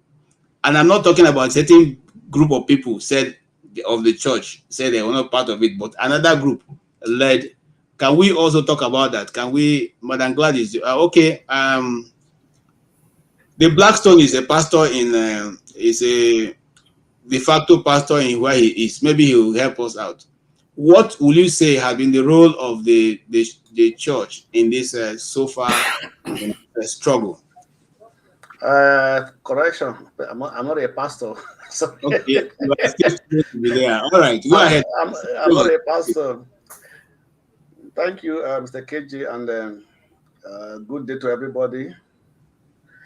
In that case, I don't know what to say, because I don't think we should separate the Christians or the pastors from ordinary people who are demonstrating, because we are all Nigerians. You go to church, you don't go to church, you still go to the same market, you feel the same pain, and you go through the same hardship in Nigeria. So I don't believe that it should be a special discussion because maybe the pastor lead it or the Christians are there. In fact, it is a responsibility of the so-called the pastors and the churches to, in fact, to be the forefront in changing the narrative of a country. Because if you look at the Bible, the prophets were leaders. God used them to direct the affairs of their country. So today, if the church have left that responsibility to the people who are not supposed to be to have that responsibility, that is left to them. But the members, the people that goes to church, you have to realize that you also go through the same pain. You feel the same, you buy from the same market. Everything that is happening in a country is not separated. It's not, it doesn't have no two faces of religion. It is one thing. So I think that if the pastor lead a demonstration, yeah, kudos to him. He tried. He took the courage to lead them and led them through a peaceful demonstration, right? And it is good. And every other people should join, no matter your religion, no matter your belief. We are all being affected. We are all going through the same pain. So for me, I don't see anything special about it. It's just a normal thing. So let's remove religion. Let's remove tribalism and everything. Let's face it that we are all going through the same pains. Like you said, like Obi said, nobody buy bread cheaper. If you know where it's cheap, tell me I go and buy from there. So that's what it is. So for me, it's good that he led it. Fine, but I think if we can be able to talk about pastors to lead their people, let them join in the demonstration and let them see how it will go. So coming to the demonstration, I think that they should continue demonstration because sometimes if leaders are stubborn, you have to also have to deal with them with stubbornness, right? So, and another thing, but I'm not sure anyway if the government is going to change anything because of the demonstration, right? But let the people have their view in a hard way, let them present their feelings, let them make it known to the people that this is what we are going through, we are suffering it, even though you know or you pretend not to know. but we are going to express ourselves in a way that it will also hit you very hard, that you should know that we are suffering, and if they can actually do it even for that 10 days or even more than that 10 days, for me it is kudos to them. And in fact, in one thing, why we also I'm disappointed about the demonstration is that most people doesn't even join the demonstration. I know in 2012 I was in Nigeria when they were having Occupy Nigeria. In fact, I knew I was in Lagos. I knew that everywhere shut down for the whole process, for the old days of that demonstration. Lagos was shut down. Nothing was going on. No market. Can't even find food to buy, right? And if they can do, at least let everybody, no matter your business, what you are doing, let them be a part of this demonstration. Let them sit at, if you're not going, sit at home, close your shop, sit at home. Let it hit the government very hard. If the government is able to calculate how much they are losing per day, I think they will rise up and begin to talk to the people in a better way, right? So for me, I'm also disappointed with some people who are the businessmen and everything who are not joining. People are still going to. I know some friends. I called them. Oh, so where are you? So I'm in my shop. I'm in my office, so on and so forth. So that we're also disappointed about it. So some people who are not really taking it to be very serious. Thank you. Again, let's look at this video and talk about it. Now, people in government actually pleaded with the protesters to shelve this protest, and their reason is that the president has just been in office for just 1 year. And 1 year is not enough to actually bring about the changes that people are asking for today. 1 year is not enough to bring about the changes, but 1 day was enough to increase fuel. 1 day was enough to give policies and instructions that almost ruined our lives. It's all about policies. Make these policies and implement it. You don't need forever. When Buhari was there, they said 1 year is not enough. 2 years is not enough. Till 8 years. He has started again, same APC government. 1 year is still not enough. People are dying. 1 year is not enough, and within 1 year, fuel has gone to 1,000 TRI per liter. How long should we wait? How long? No, let them tell us how long they want us to wait, and we wait. Let them tell us 2 years, and we wait. Okay, so I also listened to the SAN, that's the Senior Advocate of Nigeria, who said he's the lawyer to some of the groups that are protesting, and he has pleaded that this protest should be limited to a day or 3 days rather than the 10 days that the protests are set out for. Do you think that is a valid point? We don't have any leader in this protest. As we all say here, tomorrow if everybody fall out, everybody fall out. Next tomorrow, everybody fall out. Have you realized that what Nigerians are asking, what everybody is asking, is not so much? It is the basics. A word from the president, everybody will be jumping. Everybody will be happy. We are not asking for the impossible. So nobody should come and tell us a day, 2 days, till it now. We will keep coming until the answers.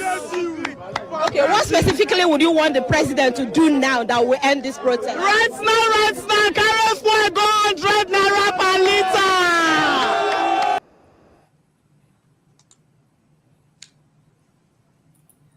Too much. They are over laboring us. They are over killing us. They are killing us. They are sucking our blood. People are dying of frustration.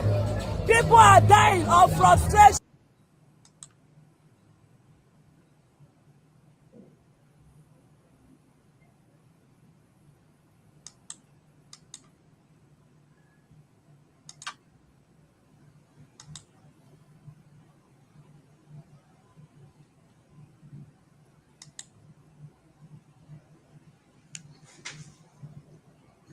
What? I don't know why audio is not playing. Why?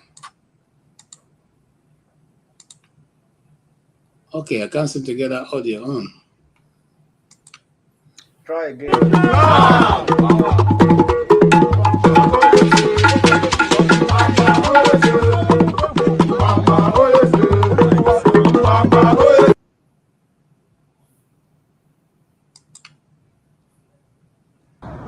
Then we made a position towards the National Hospital.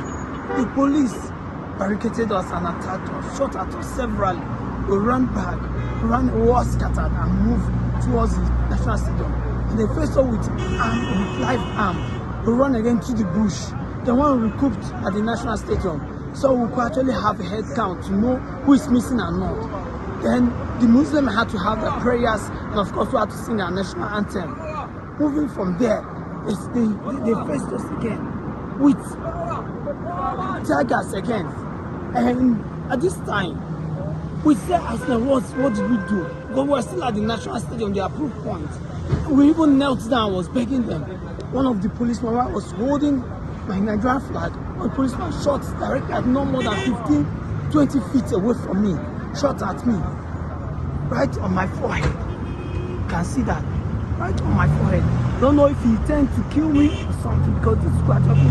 When he shot me, I immediately fell down, immediately passed out. And coming, rising, I was just bleeding all through. I barely escaped from my life. And then, we were lying flat on the floor. I was still shooting at us on the floor. So they came and said, was hitting us with iron and big woods.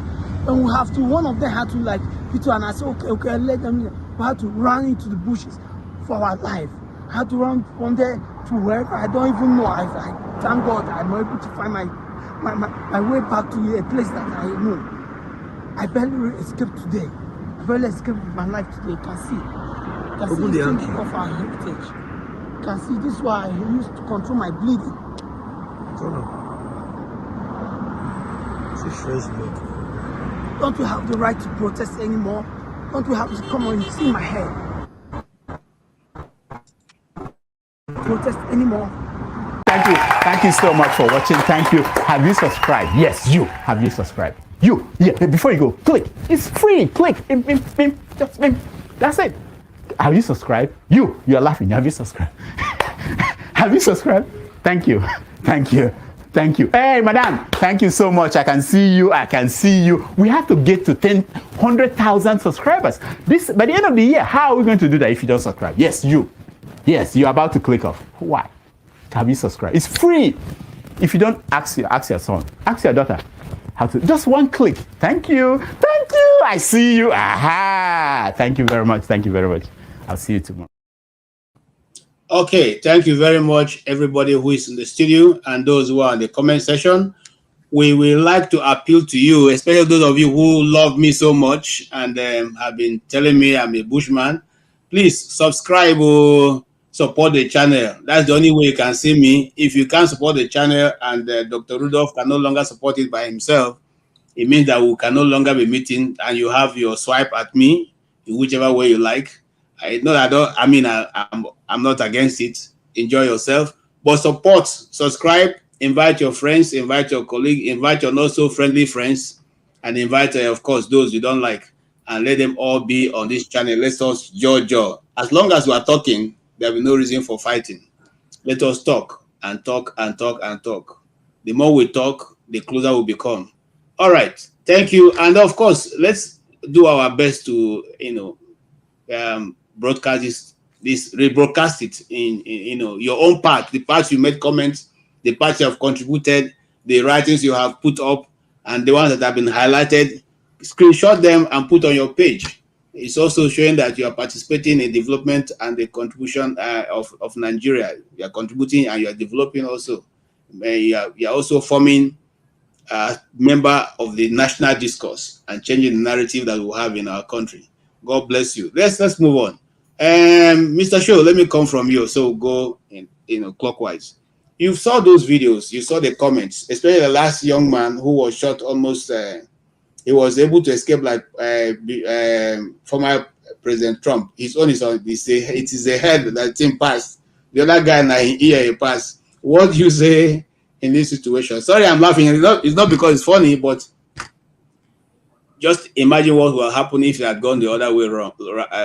Around. You're muted. Yeah. Yes. Sorry. It's quite unfortunate that he has to get to this because I'm not sure why exactly people are being shot at.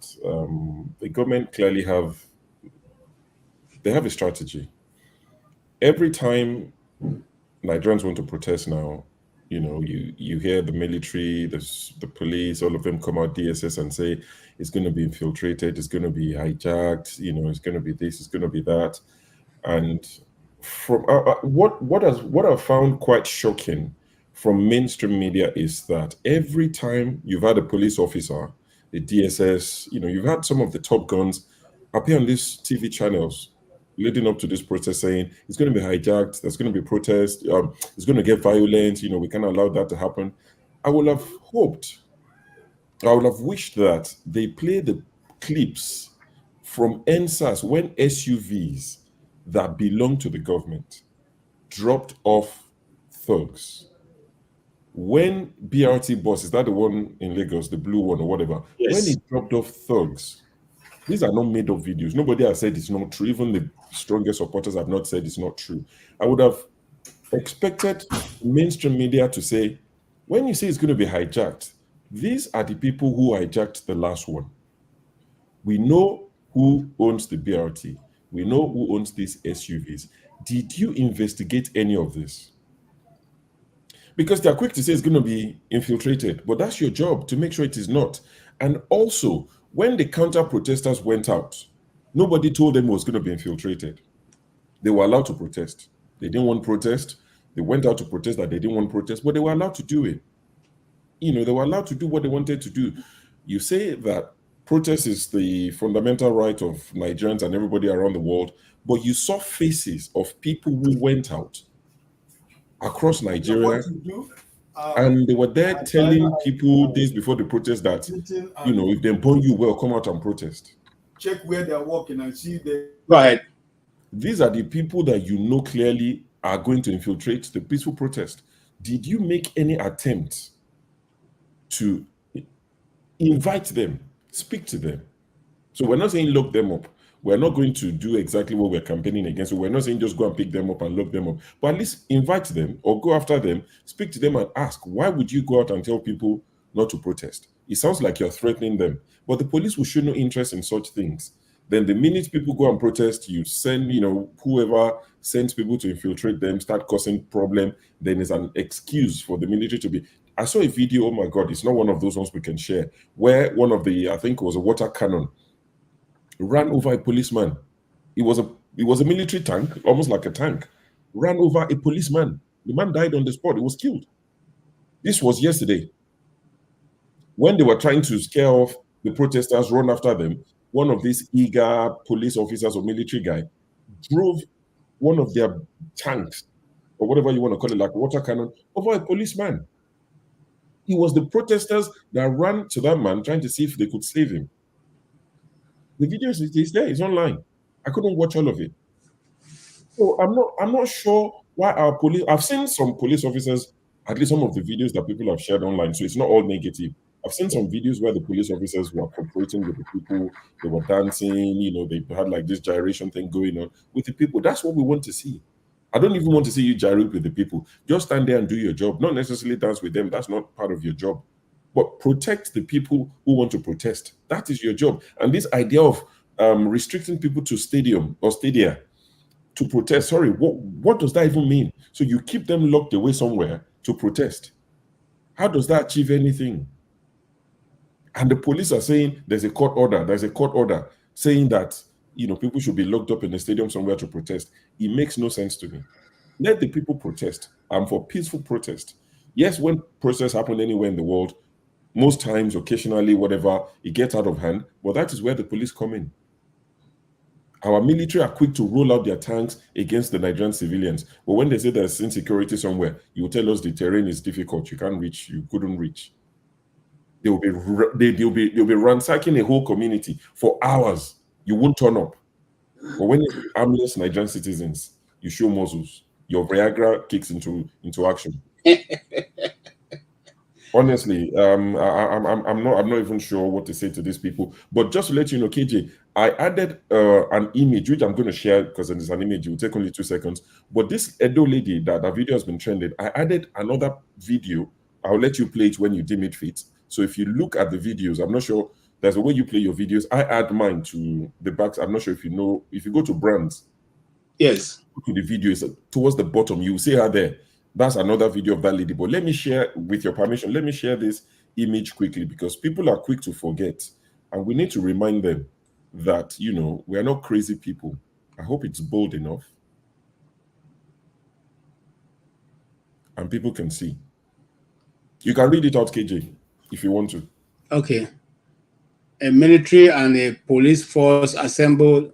A military and a police force assembled and paid. That's it. So let me read it. A military and police force assembled and paid by the Jonathan government and PDP cannot serve national interest, but they are paymasters. That was Ahmed Bola Tinubu, August 12, 2014. The same man said, rather than fight terrorists and government targets, the government targets opposition. The equipment procured to track and fight Boko Haram is now being deployed against opposition. That was Bola Ahmed Tinubu again. And also he tweeted a while ago, he said, I have no fear either for my political future or my present. My greatest fear is for Nigeria and Nigerians. Nigeria is in the wrong hands. This was the president when he was, you know, a private citizen against the Jonathan administration. He tweeted all of this. Heavens did not fall. So why is it that when people tweet similar, when people say similar now, you're looking for ways to, you know, to demonize them? I mean, we've seen tweet from Bayo Ononuga. He insinuated that Peter B was the one, you know, organizing this protest. They are looking for ways to pin it on Peter B. I saw a video that they concocted, some of the APC supporters, where they showed Peter Obi addressing the public. But this was when, I think, during their court case in Abuja, but they made it seem like he was addressing the protesters in Abuja. The man said, I'm in Onitsha, or wherever he lives. But they're just looking for ways, you know, give the dog a bad name so that they can hang it. What's Peter Obi done to you? Leave the man alone. He lost an election. He went to court. He's moved on. He hasn't said anything. Yes, he might be in his house smiling about this protest. He might be, you know, looking at it and be excited or whatever. That's an assumption. But why are you trying to pin it on the man? Leave him alone. He's not your president. It's not because of your misery. Okay. But I just thought I would share this image. These are tweets from the president when he was a private citizen. Very apt. Very apt. And you see, that's the problem with Nigeria. Let me tell you what happens in some of the communities I've worked. In the university community, the people who treat lecturers very harshly are those professors who are taken from the same system and made VCs. They go in and become lords over the rest of the lecturers. In fact, most times, most VCs end up having problems with their former colleagues, you know. And that's what happens even with we as journalists. Those who are taken as journalists, when they get into public office, occupying a position, they fight the rest of the system. Even though they know what should be done, they will not do it. They now turn and become the worst, even worse than those who are not journalists, who occupy positions of ministers and commissioners of information. It's so difficult, and it's a shame. Now, here's the video you're talking about. Let's watch it. Government cannot be enjoying on our behalf. They are buying private jets and people are staying under the bridge. If the vice president says that those protesting for their rights, for their life, for their survival are idiots, then the vice president is an idiot. Yes, if he has the powers to call us citizens, not refugees, he looked at us and tell us that we are idiots, then the vice president is an idiot. Because they are building presidential villa for you. We don't have places to stay. Have you seen the amount for house rents? You cannot pay house rents in Lagos. 10 people inside one room. People are suffering. People are hungry. And Akpabio, the Senate president, the unfortunate Senate president, is telling us that he will be in the house eating while we are protesting. If we don't ask him, we will ask his children. Our children will ask his children what he has done to us. You are approving budgets of billions upon billions. You are buying jets for the president, and people cannot afford transport fare. That is wickedness. And you still say they should not protest. Wow! Who protests? Day one of the proposed 10 days. There will be day 2. There will be day 3. There will be day 4. And if care is not taking it, will be there forever till we get our results.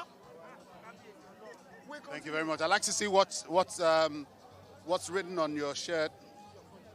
Police do not attack protesters. Your children are involved. That is what your lives are involved.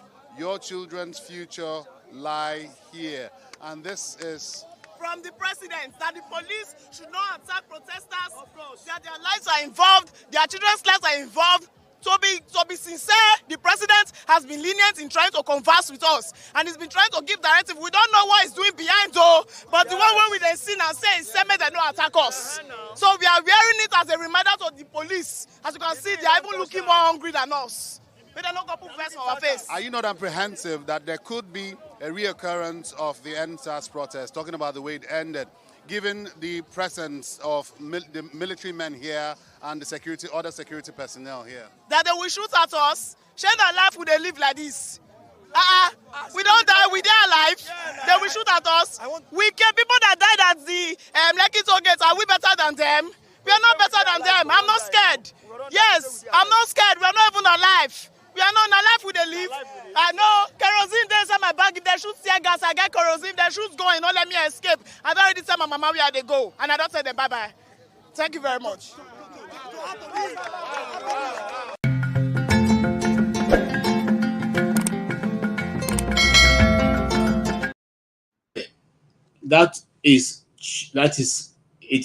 It is frightening what that young lady has said. It is frightening. It is, it leaves you, I don't know, speechless. Because in this time and season, where we are, it means that, wow. Madam, what do you say? Having listened to that young lady. I'm coming to you, Egus Air. Madam, what do you say? As an angry woman, I think she's had enough of the suffering. She's not hiding it. She's actually saying that those who have made us to suffer, and they're busy there trying to throw words at us, like they are mocking us. So it is terrible.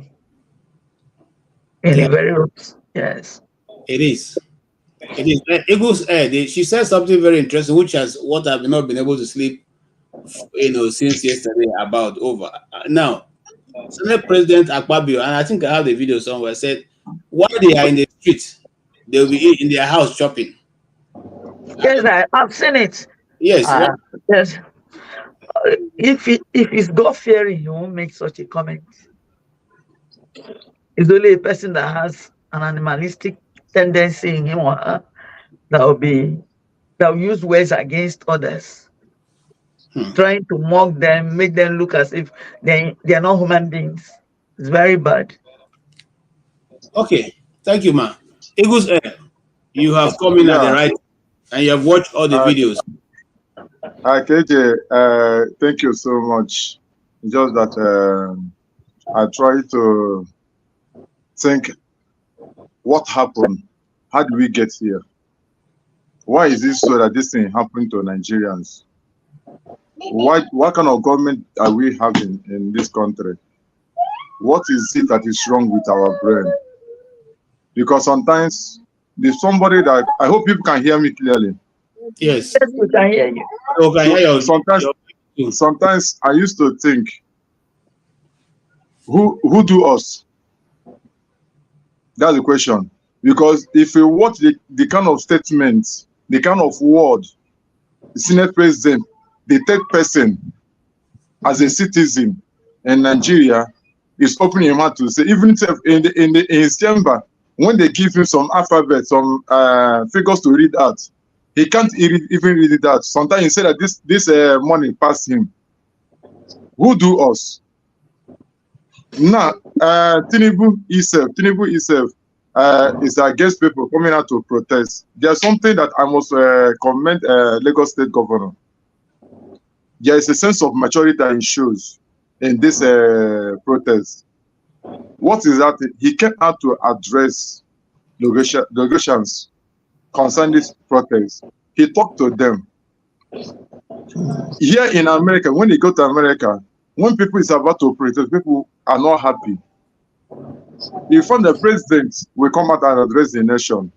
Ruto of Kenya, when the protest going on, he addressed them several times. Even when they lay allegation the kind of money he spent in traveling to US, He addressed them, gave them the statistics of how the money come, how the money spends.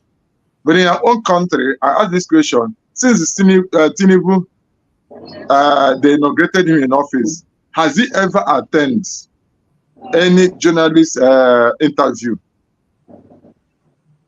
He have not done that for a day, because even if he dare try it, his mouth should be open, because he don't know what to tell people. Last time one of the ministers he appointed was said that some bills and some policy they made is some policy that P2B and Ateko brought. That they apply it now, it did not work. Could you imagine? Who do us? So that means they came with nothing. They don't know anything. They are confused. They don't know what to do. Now, instead that you don't want people to protest, but you organize people to protest against protesters. Now, they begin to remind people of what happened in NSAS 2020. But what happened in that NSAS 2020, if you watch KG, you're a journalist. If you watch, the protest was going well. People were sharing food. People were sharing things in common. People were playing music, dancing. Until government officials, they use government officials' vehicle. He lost security vehicle to do what? To bring into that place, and they begin to scatter everybody, begin to create a lot of problems. The protesters, they carry wood, carry everything. This is how problem comes. Just let me ask you this question: if you are on your own doing the right thing you're supposed to do according to the law of Nigeria, and somebody came to you and slapped you 2 times, what will you do? You will retaliate. That's exactly what happened at SR 2020. Even when soldiers, military came and began to shoot gun, they were singing national anthem, raising flag. We are not with anything. But it was government that created the whole mayhem. Now they have started again. If you watch what happened in Abuja, what happened? They come with a coaster. And the coaster, some of the coaster carried government plate number green. Where did they come from? But my own happiness that some of them they pay 2,000, some of them they pay money. They'll carry placards and no protest. But they are protesting against Tinubu to say that they are hungry. Some of them said that the one I watched, he said that the 2,000, they didn't give him 2,000 naira. Now his balance remained 3,000. They are hungry, they can't even buy food. Some of them, one of the guys said that formerly used to use 100 naira, buy gari, and they put water, put granite. But now, 500 cannot afford that. There's somebody they paid come and protest against protesters. But from the day one, I've been following the protests. Though I'm not in Nigeria, but I follow every news that concerns the protests. So he found out that there's a problem in Nigeria. Tinubu himself said that he don't want to protest this and that. But he forgot what he did to the military era. He forgot what he did in 2012 against Jonathan. But Jonathan is a wise man. He can tell, he control. If it is Tinubu or a Buhari regime that other people are protesting the way they did in 2012, there will be massacre. They will kill a lot of people. But what happened? The people try to control themselves, trying to make sure that things do not work that way. Best thing to do as a government, he behaved like a Rutos of Kenya. He came out and said, okay, if you are demanding for me to change the cabinet, okay, I will change my cabinet. If you are demanding, now this need to be changed, okay, I will do that. Even if you are not going to do it, but come out in national television and say you are going to do it. And when he said it, people will know that, okay, you are listening to us, we are coming down. But he opened his mouth and said that he bought the seat. He paid for it. So they should allow him to enjoy it. The most, sorry for use this language, it's very wrong. But the most pitiful somebody we have in a Senate president said that should go and protest, that you stay in South and be eating. What kind of insult is this? Now see finish. They don't have any value for everyone. Look at the military chief. Obi is man who cannot battle who cannot battle Boko Haram, who cannot battle bandits. Come out and say that if this thing go out of hand, we are going to come in. Is it a civil war in Nigeria? All right. When the protest come to a civil war, Evidently said that they are ready to do what? Why Sambisa Forest, there's a lot of things happening in that place. They cannot do anything. So you found out that there's a lot of problem in Nigeria, and with this hand, we had no way. All right, thank you, sir. Thank you so much. Blackstone, you have been sitting there since, and what have you heard from what Eagles Air has said? And then, why would your uncle Akpabio tell us that you'll be eating food while Nigerians are in the streets protest? Thank you. If Akpabio and my uncle, I don't think go take him because it doesn't want to be anybody uncle, because I don't expect a man like that to just be talking anyhow like a child, like a person who has no sense. His part is senseless, who has no value for the people that voted you, or even though if you buy it, if you got there illegally, right, you still went to an election, people still voted for you.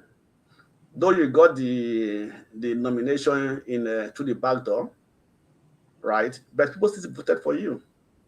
No matter what, you have to respect the people. You have to talk to people in a respectful way, right? I don't think he talked to his children like that. So, if for me, Akpabio is just, for me, I had no single value for him. That's just the truth, because he has been a man without integrity, right? It has been a man right from very beginning. He has been a man without integrity, and he has shown it that he is the man without integrity. He has nothing good in his mind, right?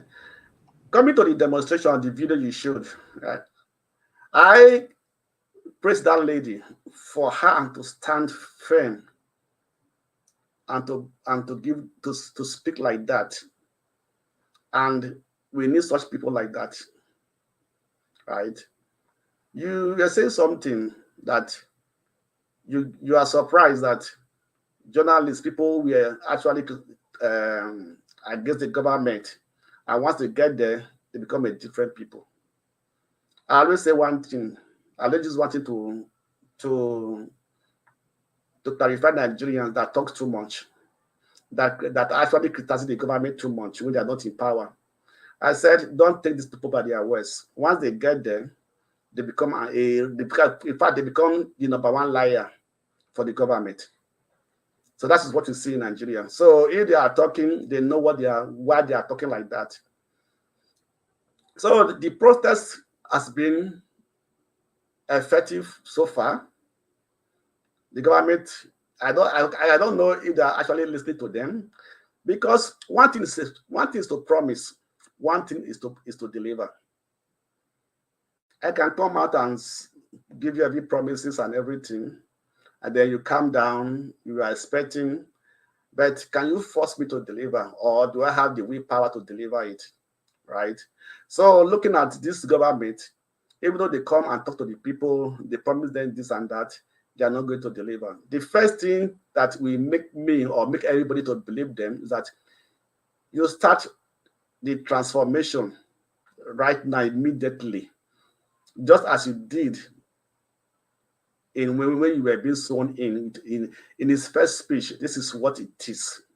The second time he did another one that turned Nigeria to what it is today. So his policies, there are policies that actually changed this immediately. And that two policies he did, removing the petroleum subsidy and also floating naira.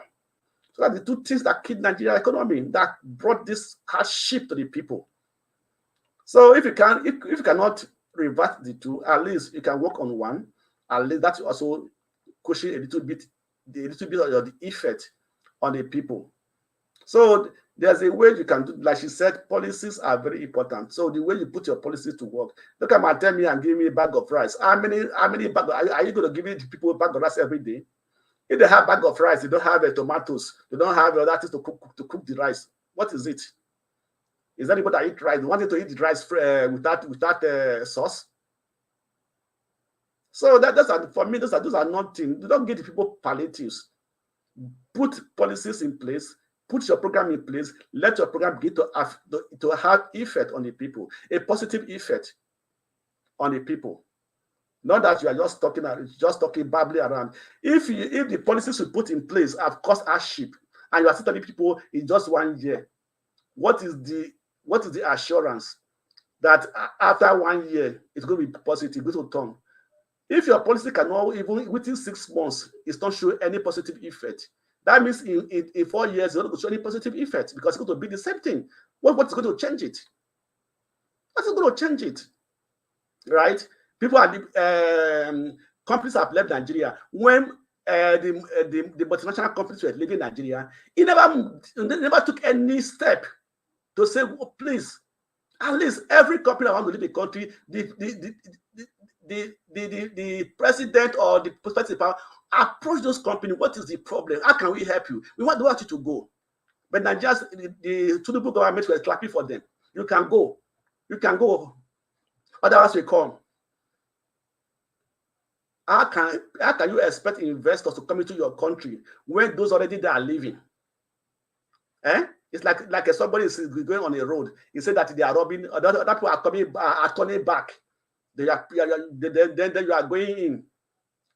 For me, it is really foolishness. The government is the people in the government are really, really foolish. I don't think they are wise enough to actually to handle Nigeria. So I don't think they are wise enough to do Nigeria. So I don't see anything positive that after this protest that the government is going to do, except they will come out and announce we will revert some of the things that we have put in place, or these are the adjustments we are going to do right now, immediately right now. Then that's when I will say, okay, they have something good for the people. All right. Thank you. My take for now. Thank you. When I was a kid, there was a hospital near my house. When they take me there, whenever I have malaria, they're going to give me injection. I'll just run away. And they'll drag me back. I'll run away again. Then they'll finally hold me and they'll give me the injection. After 2 days, after the pain, I'll now be happy because I'll be playing around. I would have recovered. So sometimes for you, things to get better, they have to get tough. It's a test and it's from God. But you see, God is testing people. And it's not just in Nigeria. So God, in America, there's a hand of God in all of this. There's a hand of God in everything. Even in the United States. Which part? Even the hardship, everything. or the protest, the hardship, the or the president coming into power.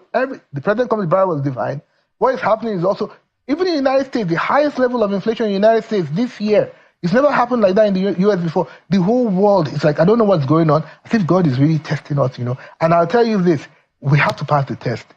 When I see people looting and all of that, all in the name of protest, I say to myself that the person you are looting, you don't know what he has gone through to even open the shop. I would like to respond to a few things Mr. Jamiu Abiola has said. And to remind Nigerians that in 2019, Mr. Jamiu Abiola told Nigerians that the then Buhari represented the vision of his father, and in fact told Nigerians to vote. He told Nigerians in 2019 to vote for Buhari to honor his father. In 2020, you can fact-check me on this, Jamiu Abiola, who is President Tinubu today, told Nigerians that Buhari had the same vision with his father. When Buhari left in 2023, thousands of Nigerians were slaughtered. The economy was nothing to write home about. The so-called wall against corruption was a complete flop. The entire country was in ruins. Tinubu came in, and even Tinubu has said he made Nigeria destroyed. At least people loyal to him are saying so. So I begin to wonder whether Buhari's legacy represents the vision of Abiola for Nigeria. I think that is the question Mr. Jamiu and his family should think about, because when he speaks in this manner, it is a desecration of the name of his father. And I'm saying that because I'm very upset about some of the things he has said. Okay. That was very good. That was a good reply. Okay, you heard that, madam. The first person who spoke is the son of the late Moshood Abiola, and the other person who spoke, the last person who spoke, is a human rights lawyer who incidentally just a few years ago was locked up for defending for handling a case against a defendant in Cross River State, in Cross River, in Akwa Ibom State. So, question B: what the two opinions have been canvassed in this thing? What do you say about them, madam? It's like the same group of people. It's like turning around and turning around. What goes around comes around. That's the way I see it. That's in my own simple. Okay. Yes. Eagle Square. Eagles. What do you say? KJ, let me tell you the truth. Okay, Maybe I see respondents, that Effiong from Akwa Ibom State. I know that he will give him voto back. I trust the guy. I used to follow his any comment, any place, the session they used to ask him question. The guy don't send anybody. And if you watch the way he respond to the young man, he trying to remind him foundation where he's coming from and the kind of person he is and the kind of background he grew up with.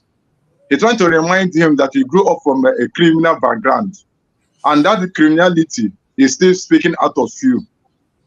That's what they're trying to let him know. That's what he's trying to remind him from his father, what his father said. And you now, he has come up to continue the criminal life that people are living.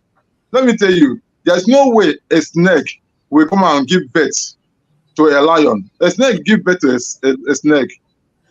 So he's trying to let him to understand that your father is the python that swallow money in the government house. Now you are come out to support somebody, a monkey, who come and swallow money for job office.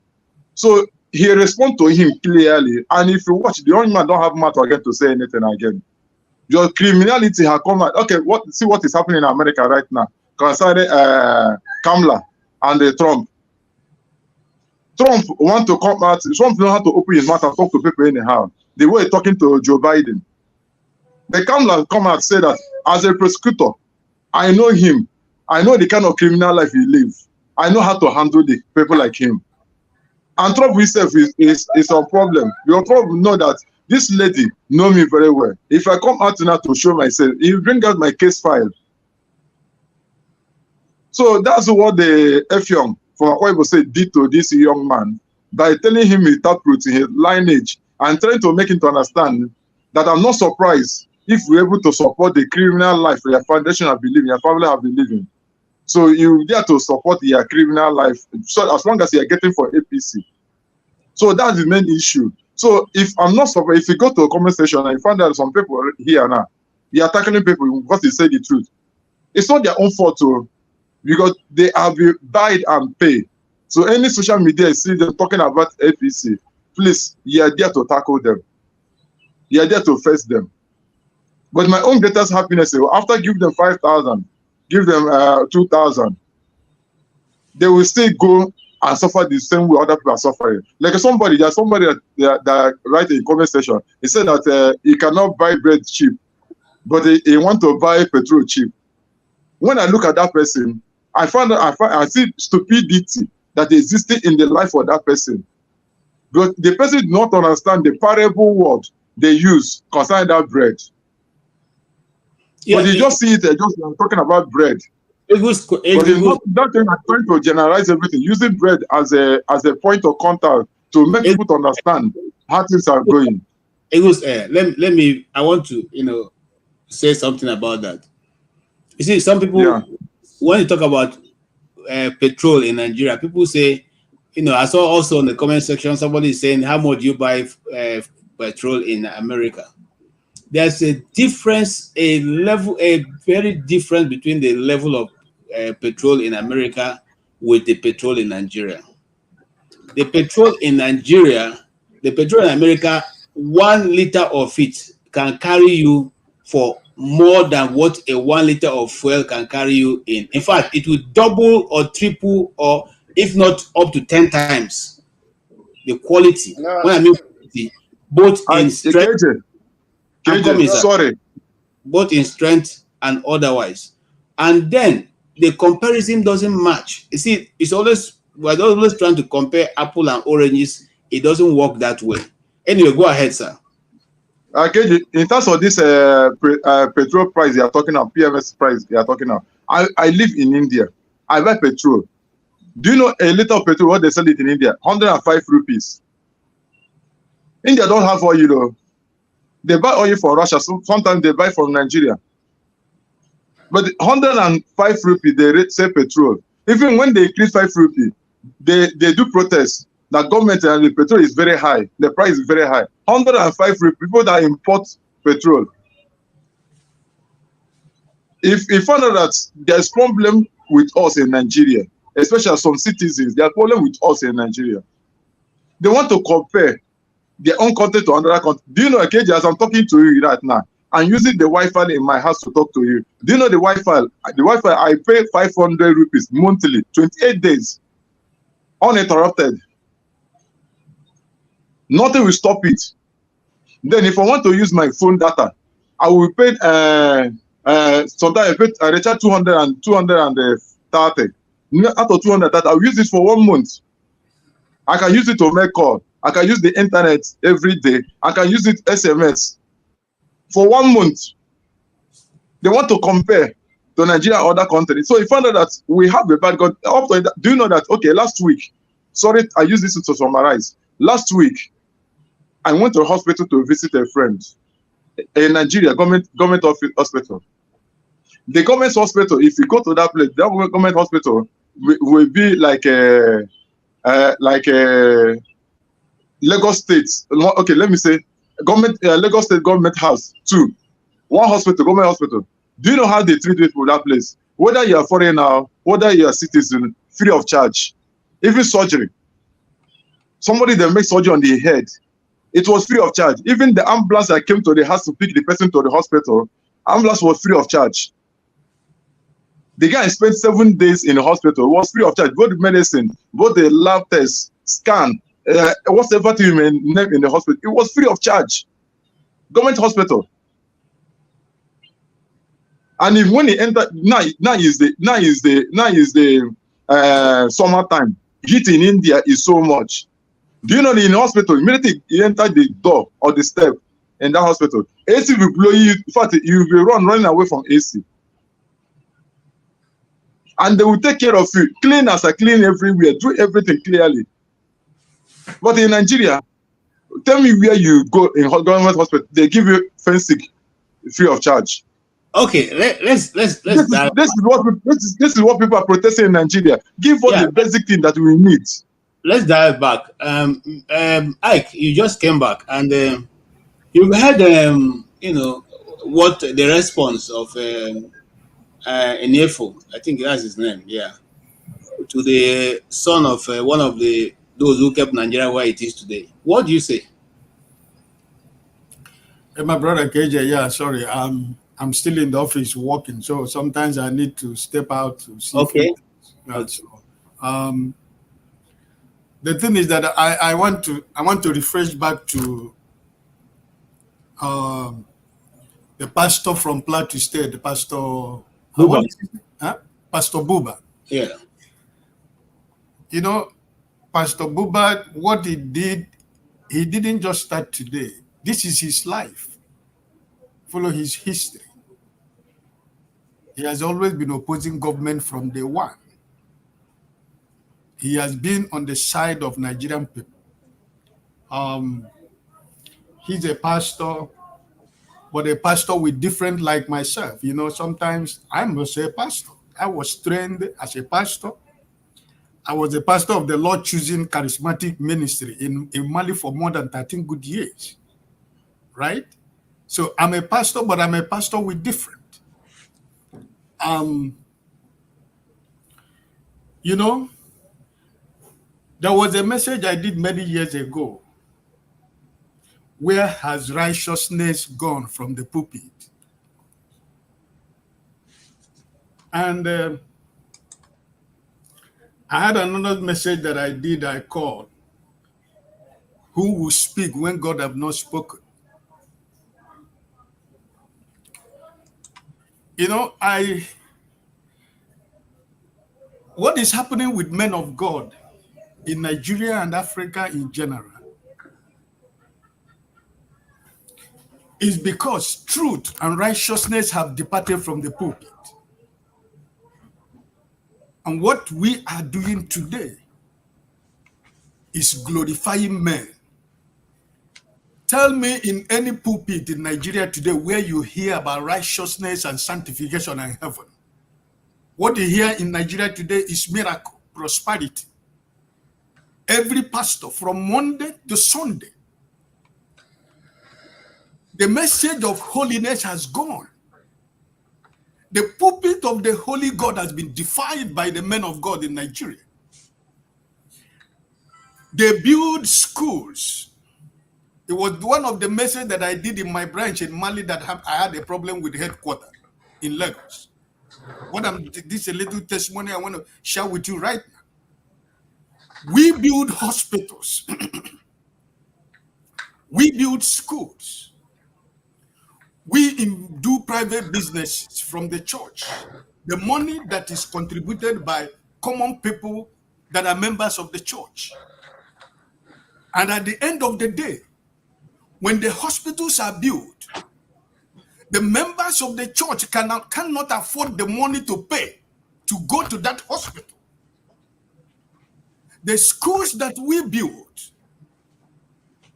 it is the people of the rich men in the society that attend the primary, the nursery, and the secondary school that churches build.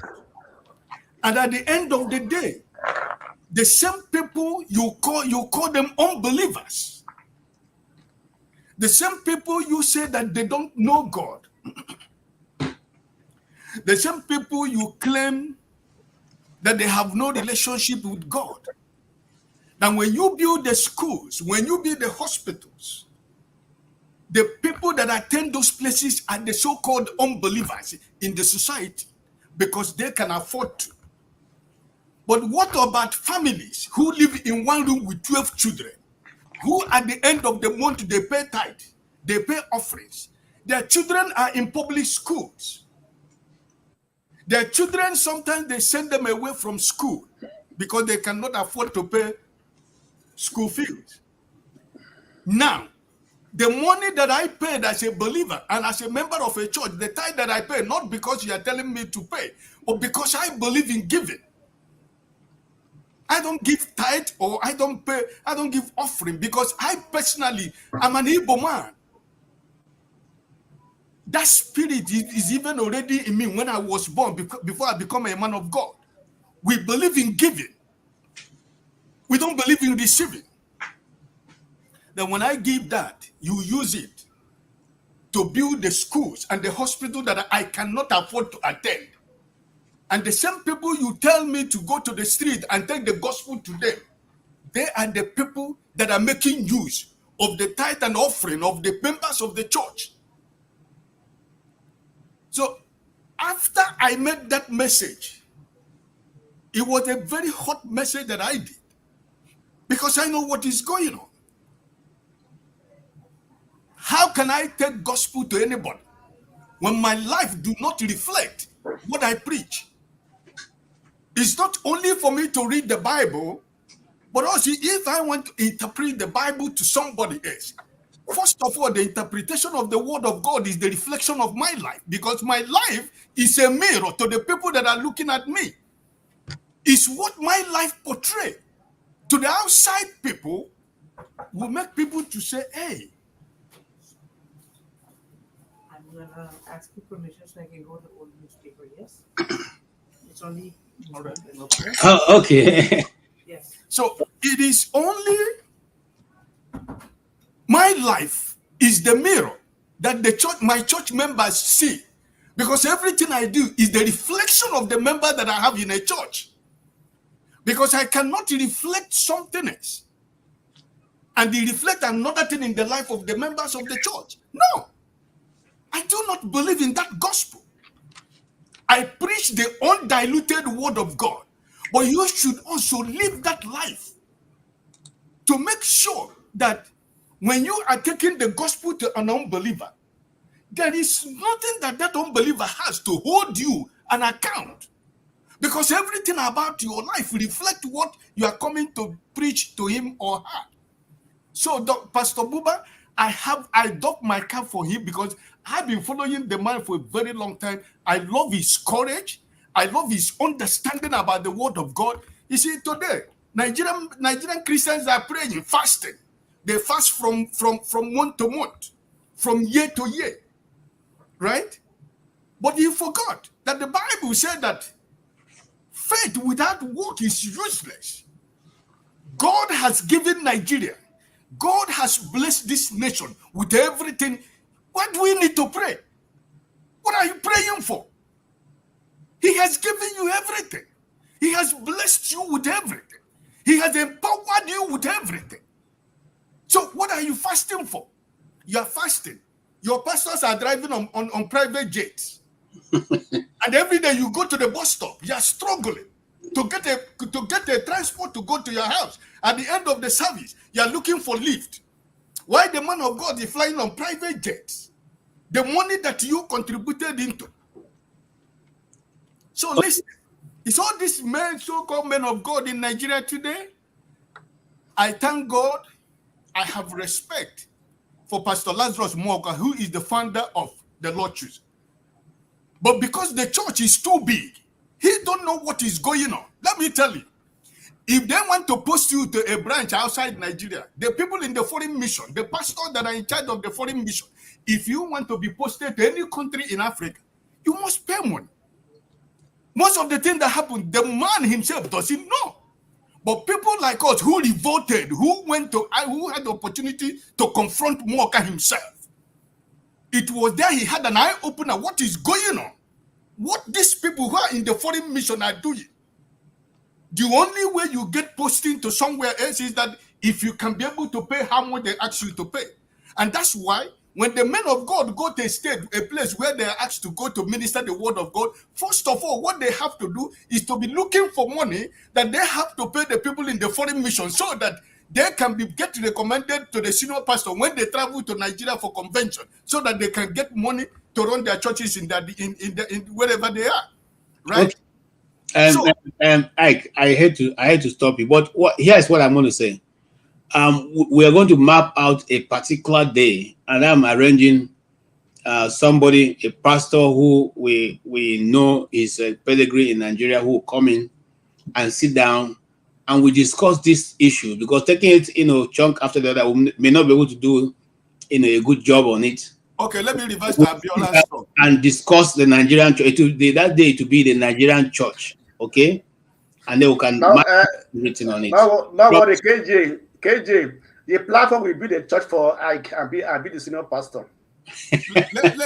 Let me go to Abiola's son.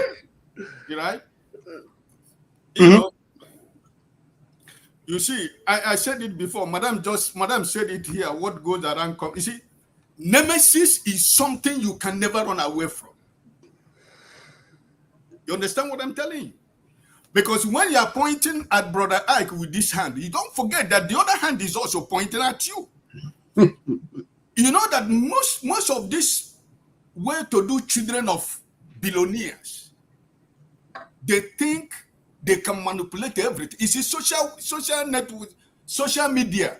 I thank God for social media, because there are so many things you think you can get away with that you can never more get away with it. So what that son of Abiola was saying, he's only been a man filled with tribalism, a man filled with tribalistic tendencies, a man who tribalism has removed his consciousness as a living being. He has no more conscience to think like a human being, that as he's sitting down on that television, a lot of people who think that he's coming from a background of Mr. Abiola should be looking at him as somebody that they are going to gain a lot of information or good news to be able to have a better Nigeria. No, but he went there to play the same politics that has kept us where we are today. That's why I tell you, when we started, I tell my brother KJ, Nigeria is a fraud. Madam, you live in US. You live in the US. From the island where I live, it's 2 hours to Miami. For me to travel to US, it's just 2 hours. It's just like going to the supermarket. It's just 2 hours from my island to Miami. But I refuse to go to US. You know why? Because when Trump was in America, it became a country that I said I would never step my feet into. Because this man reduced people, he reduced so many countries of this world to anything he can call anything. And I said, I can't deal with this man, because This kind of a person who is claiming to be a Christian, who turned the Bible upside down, whenever he holds the Bible, he holds Bible upside down, and the Americans are claiming they need Trump, right? I have friends. I have thousands of friends, Nigerians and America. They have been inviting me to come to the US. I said, I am not coming to your country, but I will go to US when I feel I want to go to US, because there are so many things also that I see that the so-called government, the so-called the defenders of democracy, or the fathers of democracy, I see how do I describe that? I see what international politics they are using to play, and at the end of the day, they claim to be okay. the headquarters of democracy. I don't want to take us away. Our So, focus today for is on Abiola's son, situation. Yes, in Nigeria. if my hand could reach Barrister Effion, because like my brother said, I've been following him. These are the kind of lawyers that we need in Nigeria. People, like he gave him the history. He told him, he said, refer back to what he said in 2019 about Buhari. So God help him. Somebody that has a mind of a true Nigerian was part of the discussion on the day that he was on that television. Because they have been planted all over the world, including the social media, to defend the defenseless government. A government that has no legitimacy, a government that has no credibility, a government that was, was instituted by INEC chairman. But Ike, right now the elections are over, and the government is running. That simply means that every other person now has fallen in place. So it is journalists like us. Sorry for interjecting. Please, I know that the election is over, but there is a saying that says that whatever they get by the side of the pot goes by the side of the mouth. So Tinubu, they are doing according to what what they call it, INEC chairman did. So the way they come in, that's the way they are behaving like that, because they do not get through the door, they go through the window. So they will behave like somebody that go through the window. So not our election are not finished. As long as they say the election are finished, but the attitude, the attributes that are bringing and show that the election are not finished, that the criminality in the INEC and the Nigeria Bar Association is still going on. That's why we and I are suffering today. Tomorrow we say that election are finished, but we are still suffering the mayhem, the brouhaha they have caused. Okay, but here's what I would say to that also. It is better late than never. So we appreciate the Nigerian youths for taking out this action. But we are saying that the time this action will have been taken and will have been meaningfully executed was when the election was denied. Unfortunately, you see, that's one of the things that I've always said I find a bit funny. That time, people would have been settled. But right now, authority rests in President Bola Ahmed Tinubu, aka Jagaban of Lagos. Whether you agree with it or not, that is the history. It can't be erased. And so I just want to give myself peace, like the Americans would say, take a chill pill. Exactly, Okay? my brother. That is what I want to satisfy. I don't want to carry headache for anybody. The man is enjoying the apparatus of government, enjoying the largesse that comes with it. And I'm here having carrying headache. No, I won't do that. I won't allow somebody occupy in my head an office that is not supposed to have. So that's why I'm saying right now, as the things are playing out, how will you advise the people out there? Do they hold on to their demands? Do they, just like some people have said, when the president speaks, they should all be happy and go away? Would that put back food on their table? And just like the governor of Lagos State said, at the end of the 10 days, what next? That comes to you, Blackstone. Okay, thank you, KJ. Before I go on your question, Igor, I want to disagree with you. I believe that integrity matters a lot. How you enter, if even they enter through the back door, that's what's supposed to give them more, at least also to give them the impression that they have to perform very well and impress the people. right? Because for the next election, what we say, even though you came into the back door, now you have done well. We have seen the impact. We have seen what you have done. So at least their performance, I think, should be better than what it is today. So they came to the back door, and so they're not also performing. So indirectly, if they even came into the front door, they wouldn't have even performed. That's my own take on that. So because a good person will always be a good person. A bad person also will always be a bad person. If you know how to do things, you will do it right. If you don't know how to do things right, you will not do it right. Nothing will make you to do it right. So that's my own take on that. Right. So KJ, coming to your question. Yeah, that's the question I'm also be asking. As I said, with the protest, we need the government to change their mind. That's a big question, actually. But one thing that is sure that the government have seen that the people are, when they make up their mind to do anything, they will go ahead and do it. So if the 10 days comes to an end, everybody goes home, and there's no change, no positive change, no positive response from the government, they can go back to the street again. So I think that if there's no change, it will be a continuous, it could be a repeated something, right? So this will give them the audacity that, yes, we did it first time, we will succeed. So if they do not listen to us, if they do not respond to us, we will go back to the street again. So it is a beginning. So it's either you come back to us and respond to us, give us a positive response, and start performing what you want to do, put them in place. If not, we are going back to the street again. All right. So that's the way I say it. So the 10 days, this one, I just say, it's just like a trial protest. All right. So if they could not do anything, let's us see what's going to happen at let that us time. let us watch this video together. Nigerian youth. Greatest Nigerian youth. Greatest Nigerian youth. First of all, I want to thank you. I've been begging you people that let Edo State set a standard for what is called peaceful protest. And with what I've seen, I want to say thank you, and thank you. Thank you, sir. Thank you, sir. I remain your commissioner of police, your friend, your colleague in progress, so that this nation will be better.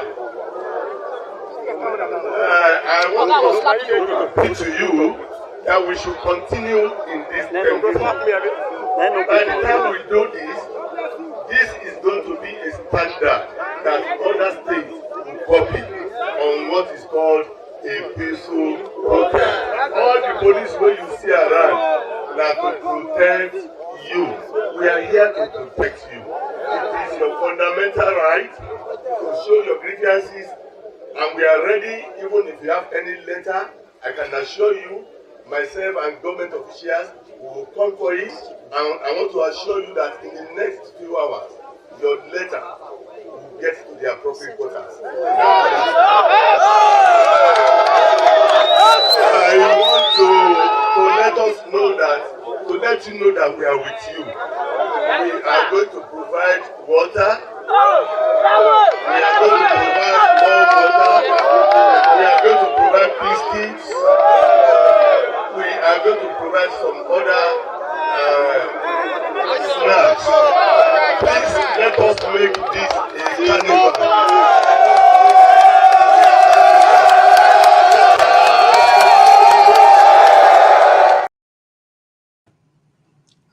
Okay. You don't catch them now, and then I can't even. Now it's no more protest. So now, you don't catch them.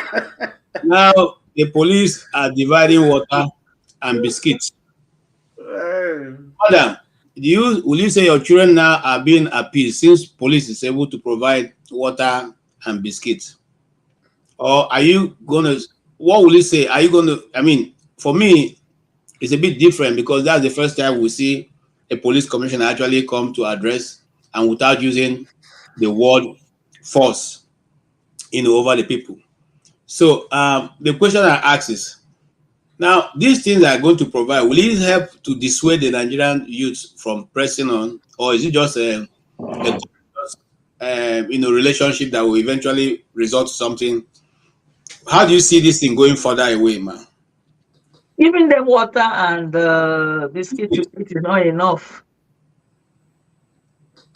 It's not enough for the protesters. That's the way I see it. Because even if they drink the water and eat the biscuit, what about when they get back home? Is the biscuit still going to be there and the water? They are trying to get to Tinubu. The police commissioner is doing his work because he's only trying to let them know that what they are protesting for is their right. Not those ones that use the tear gas on the protesters by trying to disperse them and tell them, go back, go back. Are they also having a good lifestyle? What is the lifestyle of the police people in Nigeria? Are they well protected? Even if in the process of trying to make the protesters to go back and something happens to one of them or two of them, that's the end. The government will not go to train their children. They'll just leave them in the cold. So water is not enough. Thank you. Thank you. So welcome, Mr. Tone. And Mr. Tone must have come in as he saw the uniform people, since he himself was a former uniform man. So the question comes to you, sir. Why are they always using people to intimidate the Nigerian people? Why am I doing what? Sorry? Why are they always using your people to intimidate the Nigerian people and force us to continue to remain slaves to government? That's the wrong narrative. Maybe let me rephrase, sir. Is there any training that you get in your training that tells you that the Nigerian people are inferior to a person with a uniform? No. So if that no is the answer, why is it then that people are always eager to suppress any form of revolt against a system that is causing poverty and defrauding the Nigerian people? Okay, just to draw a line there, I'm not a police officer. I don't know what their training is like. But when it comes to the military, as in the army, the navy, the air force, the officers are trained as gentlemen. They are the most polite, but you don't take them for granted. Now, most of the contacts, most of the face-off with civilians and members of the public has been largely with non-commissioned officers, and we frown at that, because as a matter of fact, if there have been instances where people have kind of mustered courage and come in and reported a soldier for assault. That's why we have a military police. They are arrested, and they are actually arrested and put in guard rooms sometimes, and tried and warned. So it's not, because the general thing there is that all soldiers are brutes. They call people bloody civilians. No, it's not true. Yeah, I'm going to join you for a while, so pardon me if you may. The general earlier on came out in defense of government by saying that Tinubu's government have done what they can do. It is just 1 year, and the government cannot solve all the problem. I am, don't you think it's ludicrous for a general to be defending the government that has a spokesperson, has a minister for information, has in the first place, it was out of order. Sir, what's the business of a general to come to address Nigerian people who have given him that uniform? It's a political matter. A general shouldn't be coming on camera or even anywhere and be speaking into political things. His main aim is to face the security of the nation. That's why he's there. He shouldn't be commenting. But again, we're not surprised. It's the Tinubu's government. That is the MO that we have, the modus operandi that we have within the Tinubu's government. You see, I don't want to say some certain things because I don't want to insult anybody. there, and I don't want to cause a face off, but not that I'm afraid. Let me just state it categorically. I'm just being polite. But I don't know. The military right now in Nigeria leaves a lot to be desired about. Now, why I even came in. No, let me Because see, before you go to why you came, let me ask you another question. How come it is so easy for the military to roll out tanks? The tanks that were not seen before in years and roll it into the streets of Nigeria. Is that meant to intimidate? And if that's meant to intimidate, is that not against human rights to intimidate another person, a citizen of the country? Whilst I was wearing the uniform, if my commander, if my commander asks me to roll out the tank, well, if I belong to the armored corps, and my commander asks me to roll out the tank, and there's a threat to national security, I'll do that. That's what I've been trained for. I'll do that. Okay, one more question for you before you go on to say something. Is the Nigerian people demonstrating against bad government a threat to national security? It is not. That is the question. Because the entity called Nigeria is the people. So if the people say we are dealing with this issue, why would it become national security? Okay, but I don't think it's fair for you to lay blame on the blame on the feet of the military. That is why it's very, very important for you to know who you elect, because at the end of the day, right now, Tinubu is the president, like you said yesterday, and he's the commander in chief. If he tells the chief of army staff to roll the whole tank to my village, they'll do that within 24 hours. They'll do that. That's why they say they will say army is about just go. They don't hear come. That is it. They will just go. It's just like the president of America. If he says he's going to release instruct one of the ships that is that's got a nuclear capability to shoot nuclear weapons into Russia, they'll do that. They're not going to start asking, sir, are you sure what you're talking about? They will do that. That's just, I know it's not morally, it doesn't make sense, but that's just reality. Okay, thank you. Well, sorry, I just needed to hear, maybe there's some form of training you guys have that says, No, at all. See, listen, there are people with conscience that in various organizations. If you want to carry on and your conscience doesn't prick you and some certain things and all that, the best thing you do is to find a way out and honorably leave without being disgraced or charged for insurrection and or being jailed or even firing squad. It's best you just find a way of saying, listen, I'm done with this. I'm going. And I think I'm one of those that have done that. Some did not even bother. They just left. They just dropped their uniform and left. Some of them a lot of people are out of the country that left like that. But what I'm trying to say is, let's not just take our focus. The person we should be focusing is the head of the criminal organization that we know as APC, and the name of that man is Bola Ahmed Tinubu. Let's not please them, because the APC, I was hearing Kulata of all the things that wants to sound like a sensible submission that he made today.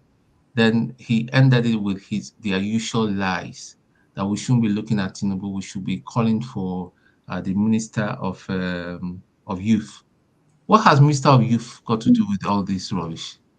Was it Minister of Youth that borrowed all the money or set up some phony refinery that they didn't even tell us about? If not that they were putting pressure on Dangote, then that secret was revealed to us. Was it? What has it got to do with Minister? In fact, if the Minister of Youth should come right now and say nonsense, it will even be you even be more stupid and annoying. Even it will make people even more annoyed. They are saying that Tinubu should come and talk, that we've not heard from Tinubu, that he has not spoken. What has the man got to say? He knows he's got nothing to say. In fact, it's even better that he's even hiding and keeping mute, because he's got nothing to say. He knows that there's nothing to defend. All he's doing is using his minions, his ministers, he's even getting his a general, which is a shame, to come and speak into political stuff. He knows now. Dele Alake is there. He can talk. Onanuga will talk, but you know that one is a bigotry. Him and bigotry is 5 and 6. You know, so the whole thing is sadly a mess. You see, it's just sadly a mess. They don't want to admit it. They don't want to admit it that they are in just a very, very deep mess. They just don't want to admit it. So Tinubu coming to speak now, and okay, what is Tinubu going to tell me now? Let's say I'm in Nigeria, I'm a youth. What is he going to tell me? I will say, okay, Oga, okay, we don't hear Baba. Everybody will just go in. Listen, what I'm just saying, and I'm repeat that again, what I said yesterday. Nigeria, if you now miss this opportunity, you're done for life. This is the biggest this is the second opportunity that's been presented. The first opportunity was when the judiciary sold out and betrayed the whole Nigeria, that everybody will have hit the street and said, listen, this is enough. Forget Peter Obi,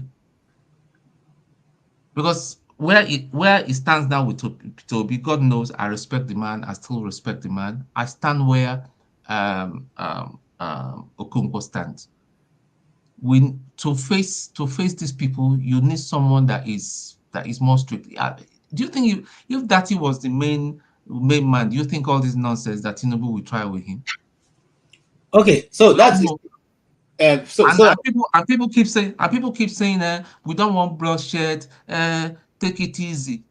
Listen, this country that I'm living in, that I'm enjoying the peace I'm enjoying, people paid the ultimate price at some point. Blood, that's the reality of life. Even Christ, for us to be saved today, Christ had to go to the cross. Even though he was a man of peace, he was without guilt. He shed his blood. He paid the ultimate price. Sometimes we have to pay the ultimate price. For us to eat chicken in Christmas, some chicken we need to pay the ultimate price by us killing it. So that's just the reality of life. I'm not saying anybody Thank you. should die. Before I move on, since morning, or midday, we started this program. There'll be this constant question: where is your president? Tone, where is your president? I believe he must have sneaked away to France. That is my belief. Okay. All right. Thank you. Madam Gladys, where is your president? Sorry. I've asked the same question several times. Okay. Is it still in Nigeria? Why is it refusing to come out to address the nation?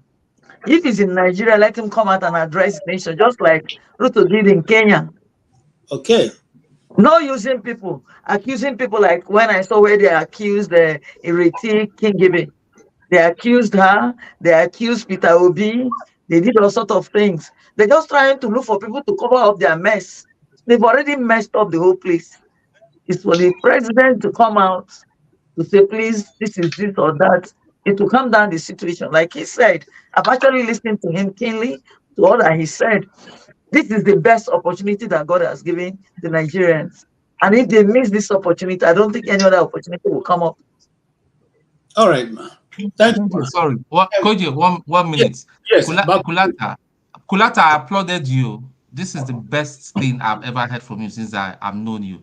I applauded you. But what I disagree with you is when you are calling out, you should be calling out the president. Instead, you decided to call out the Minister of Youth. That doesn't make sense to me. I applauded you. Most of the things you said. Why I said so is that because in some of the places they spoke, they said that these were the people that gave water and food to the youths to come out to protest. But they have actually come out to defend themselves. Peter Obi said he is in Onitsha. As at that day, they mentioned that he was in Abuja. It was like a case he had. They brought back the picture to play to make it look as if he's involved. That's what I'm trying to say. Okay, no, Tone wasn't referring to you, madam. She was just answering. It was Kulata, the gentleman that came So about referring an to hour you. ago. That's the one I was. He said something to what my submission now. So I'm just addressing him directly. That I applauded him, but saying that we should address the Minister of Youth. I don't think the Minister of, I don't think this is on him. It's on the president. Let him come out. At least we know he's not going to say much. He's going to go bala blue and all that. But at least let us hear what he's going to say. But I just believe that he's got nothing to say, and that's why he's just keeping away.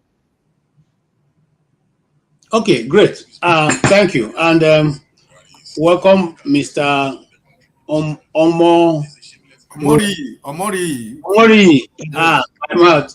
God help me. I'm sorry. Omori. I won't forget again. All right, welcome, sir. Thank you for having me. Sorry, KJ. Before my brother Omori talked, hey, Omori, it has been a long time, my brother. It's been a while. Good evening, Where have sir. you been? Good evening, everybody. I was there yesterday, because he has been making money. I've been seeing money. Money is all everything. Oh, it's good to see your face again. All right. Before you respond, I don't know, Mr. Omori, are you coming in because you heard something you want to respond to, or you are going to be here so that we can know how to arrange ourselves? Yeah, I want to respond to something, and I also want to make my quick submission. I will all right, and make your response. Yeah, somebody was asking. Good evening, everybody. My greetings to everybody on the panel and our esteemed audience across the globe. Somebody was asking about Tinubu, and Lance is coming to address the nation tomorrow morning at about 7 or 8 a.m. But that I'm not expecting anything from him. If you look at, I'm not surprised at the way things are going. If you look at the activities leading to the presidential election, he never said anything to Nigerians. And the little opportunities he had to address the nation, he was just blabbering. At a point, he said he was going to reduce the living standard of living of Nigerians. I don't know if you follow that clip, He never said anything concrete, and he was not prepared. He just wanted to grab power for grabbing sake. And I'm not expecting anything from his address. I'm not expecting anything concrete or positive from what he's going to say. And I think the last panelist was talking about Mr. Tone. Now, I'm not so concerned. I'm concerned about what is going on, but I'm more concerned about where do we go from here. I like objectivity. Is this how we're going to continue? He made mention of Peter Obi. A lot of people Peter Obi has a cult followership. A lot of people love the man. There are a lot of things going for the man, Peter Obi. Integrity. He's not perfect, but he has integrity. I told people in the last election, when you put Peter Obi side by side, Atiku and Tinubu, Atiku on one side, Tinubu on the other side, they made, automatically, they made Peter Obi look like Jesus Christ in the midst of those criminals in the Bible. So, that is not enough. That is not enough. The thing that really prompted my interest in this discussion is where do we go from here? Is it how we're going to prepare? Tinubu was not in power, that was why he lost the election that was finally given to him by the court. Now, he's sitting right there, he's on the throne right now. It's going to be more difficult. Are we still go? What are our preparations? What are our alternatives? Peter Obi will lead well, but nobody gives you political power a la carte. Nobody gives you political power on a platter of gold. We need a revolutionary-minded person that will be ready to lay down his life, that will be ready to fight for what he wants. No, and I think, sorry to say this, a lot of people may not be comfortable with this, especially the obedient. This is not, it might not be very palatable, but this is the truth. Obi is one of the elites. The elitist characteristics of Obi will not lead us to where we want to be. So, you are accusing Obi of leading the protest. What is bad in that? This is not the time to shy away. Though he's giving his tactical support to a peaceful protest, this is the time to lead from the front. what does opposition leader do in a democracy? It's to lead, to create an alternative government. It's to put the government in power on their toes to avoid the anarchy and the tyranny. So this is not a time to say I'm taking it to court because you say you're accusing you of your constitutional right of what you're supposed to do. We doing this back to like I'm back to reality. I don't know where that's coming from.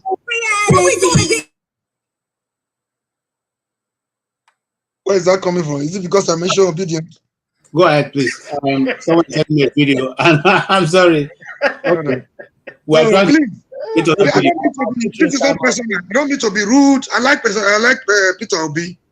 So this we should try. Can we begin to now find a common ground?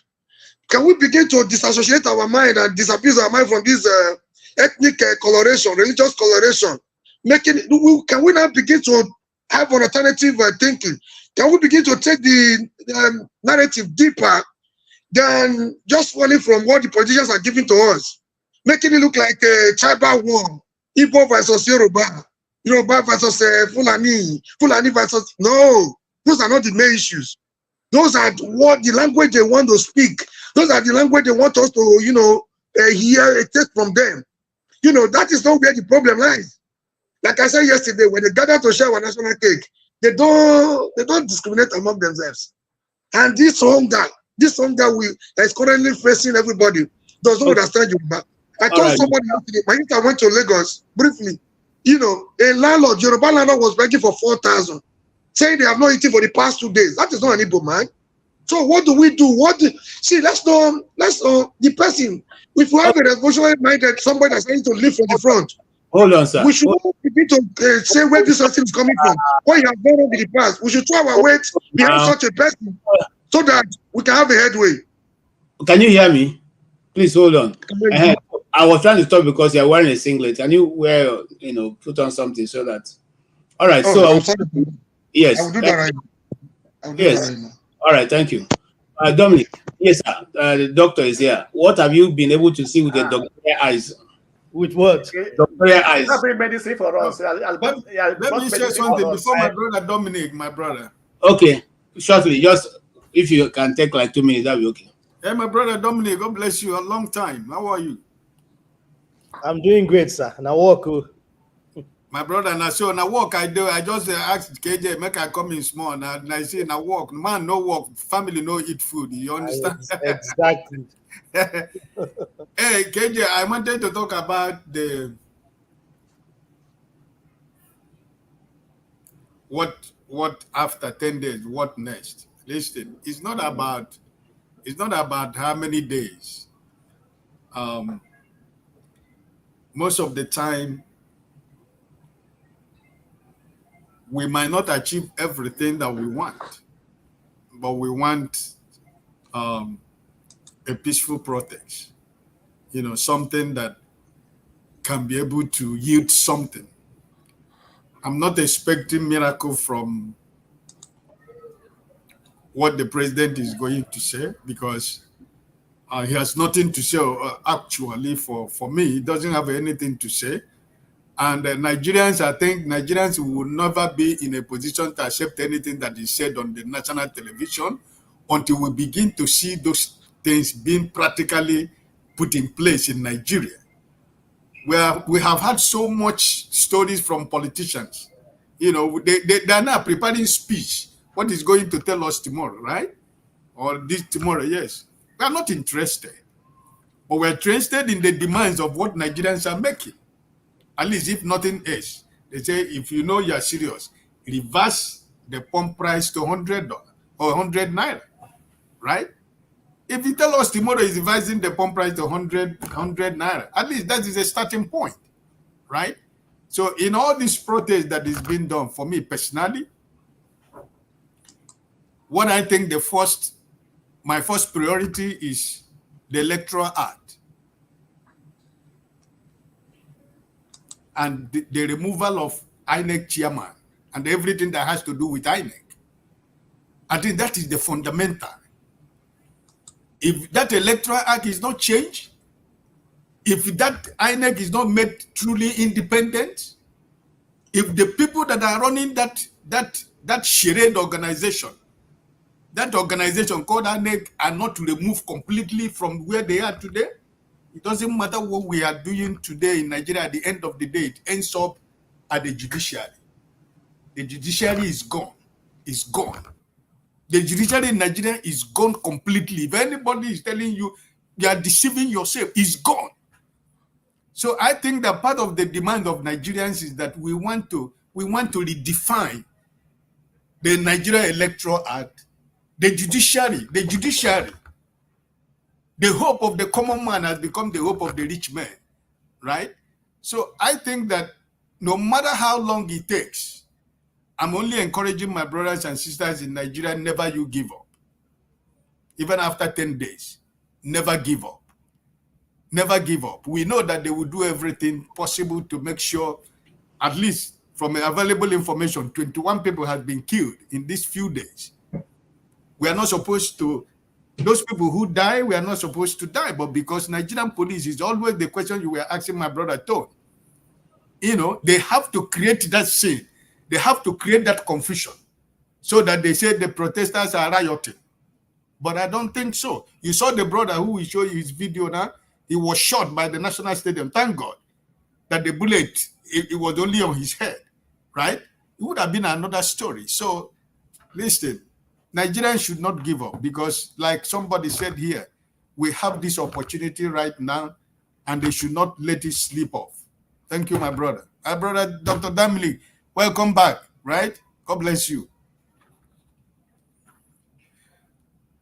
I was actually, thank you very much. I mean, I do watch the show here and there, but I most times don't join because if I'm at work, I can't really join, but I can watch and see what's going on. I was here yesterday, and some folks, I think, on especially on the panel, were complaining how, you know, the conversation pivoted towards Igbos and Obi, and I'm here again, and that's sort of what's happening. But just to clear the air about yesterday, KJ asked me a specific question about what do I think about what's going on with people calling this Igbo riot, and I answered that question. And for some people, they kind of blew a fuse. Anyway, I'm curious, why are we talking about Obi again? I know that people have been saying. I think some people want Obi to be more involved in what's going on. I mean, this guy is an opposition leader. He's doing what he can. This is an organic movement. I think the mistake people will make and are trying to make, whether or not it's something intentional or something kind of like unintentional, is people trying to give a face or a name or leadership to this protest. This is something that's organic. Yes, there's been people involved in the planning, the Take It Back movement, and some other CSOs that are involved in organizing things through the media space, internet. But I think the biggest mistake we're gonna do is putting a face, because once you put a face and a label to something, it's easy for the government to shut it down or blame someone or proscribe some organization as a terrorist organization. The fact that this has been able to last is because they can't pinpoint this on any single person. Our mothers are out there protesting. Our kids are even out there protesting. I saw a kid on the internet being interviewed, and the kid was like, "My dad can't afford the rent, can't afford to pay my school fees." Are you going to label that child as being part of a particular organization? No. These are the common masses who are there complaining that things are not going well. So I think the conversation should steer away, not just ours, but away from P2OB. When you start to try to put him as the face of this, that's when people like Bayo Ononoga and the other guy who's the spokesperson will start saying things like, "Oh, Obi is the one leading the protest." People have, Nigerians are sore losers after an election. Don't fall for those tricks. Let this stay as organic as it's been. The much that we can do is to sensitize people to keep being, active, whether or not you are abroad. You can stay abroad and provide monetary support and moral encouragement, like we're doing, some of us here. Or if you're down in Nigeria, go out and protest. In a way that is safe, in a way that is law abiding. Yeah. All right. Thank you, Dr. Dominic. Let's watch this. Government are appealing to you not to carry this protest that we believe some miscreants will take advantage and cause mayhem and cause destruction of property within their city. See what has happened in most of the states today. Kano is there, Kaduna is there. See what happened in Bauchi. We do. And that's why we say, look, we are aware. You have said this, you want it to be resolved. Now, look at the loss of lives in Kaduna. See what happened in Kano. And for the vigilant of security agencies, and such a thing happens in their city, what would you think people will say? Here we have international communities carrying out their businesses, residing in their city. So, we think that this country belongs to all of us. We think that we must work according to the rule of law. And working according to the rule of law is obeying God's orders. We believe that if you want to have intelligence, that yes, you may attempt and you may not have fully discussed, may not have succeeded what they wanted to do, carry out what they wanted to carry out. And we have intelligence that look, they are coming up tomorrow to destroy property that would Is anybody hearing anything from the video? Does he have audio, right? The security agencies will not allow every protester, please go to the Moshood Abiola Stadium and do your protest. Now, we also have intelligence that a senator have to invite some security agencies to lead some of them to go and provide food to the protesters. That is sponsorship. A senator providing food for protesters. At the end of the time, the security agencies will invite the senator and find out how you will be sponsoring this kind of against the government of the day. In part two, after the break, more. Okay. Thank you so much. So a senator providing food for people who are demonstrating is against the law in Nigeria. Can I say something? No, hold on, sir. So you see where they try to bring in people who are opposing to their views.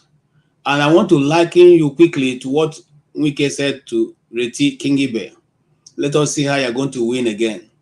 Now, all this you see is a tie up to what is to come. He's now lining her up as an enemy of the people.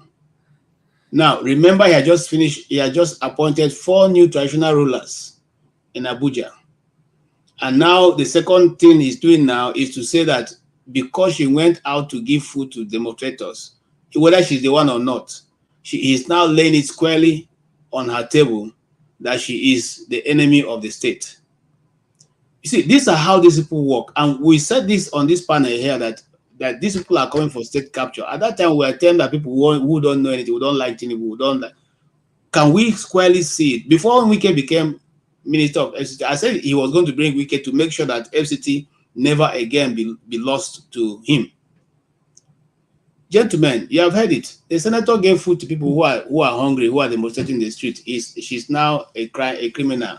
What do you say? Allegedly gave food. Even if she has nothing wrong with it. No, but he didn't even say allegedly. He said she gave food. And you see the way the law, you see, one of the way why I fear in Nigeria, the way the law works is when the big man talks, these miscreants called police people will go into action. They don't even wait to see whether it is law or not. Or guy just say, yeah, look at him. You saw that with the governor of Niger State. The man wants to pray, say they want to pray. The governor say, why do you want to pray? Are you an imam? Slap him, beat him, lock him up. And that was exactly what happened. That is how it works. And so sometimes when people like Kulata come and say there's law in Nigeria that to be followed, I just wonder whether it's in Nigeria that I know. KJ. Sorry, let me first, Ben Blackstone. Hold on. Just hold on. I want to say something. How will you compare that senator giving food to the people and the police want to give water and biscuit to the people? No, the police is not against the law. It's the senator. Go ahead. Okay, no, that's what I'm asking now. So, what's the difference? All right. Dr. Dominic. Dr. Dominic, quiet. Yeah, go ahead. Look, let's. This is just Wike being opportunistic. That man has always had something against Senator King Gibbon. You know, this is not the first time he's throwing jabs at her. I think he's just, looking for cheap political gain. And I think sometimes we give so much fuel to noisemakers. That man is an empty vessel. And I think we're wasting so much time on him. I don't even want to address all the nonsense that he's talking about.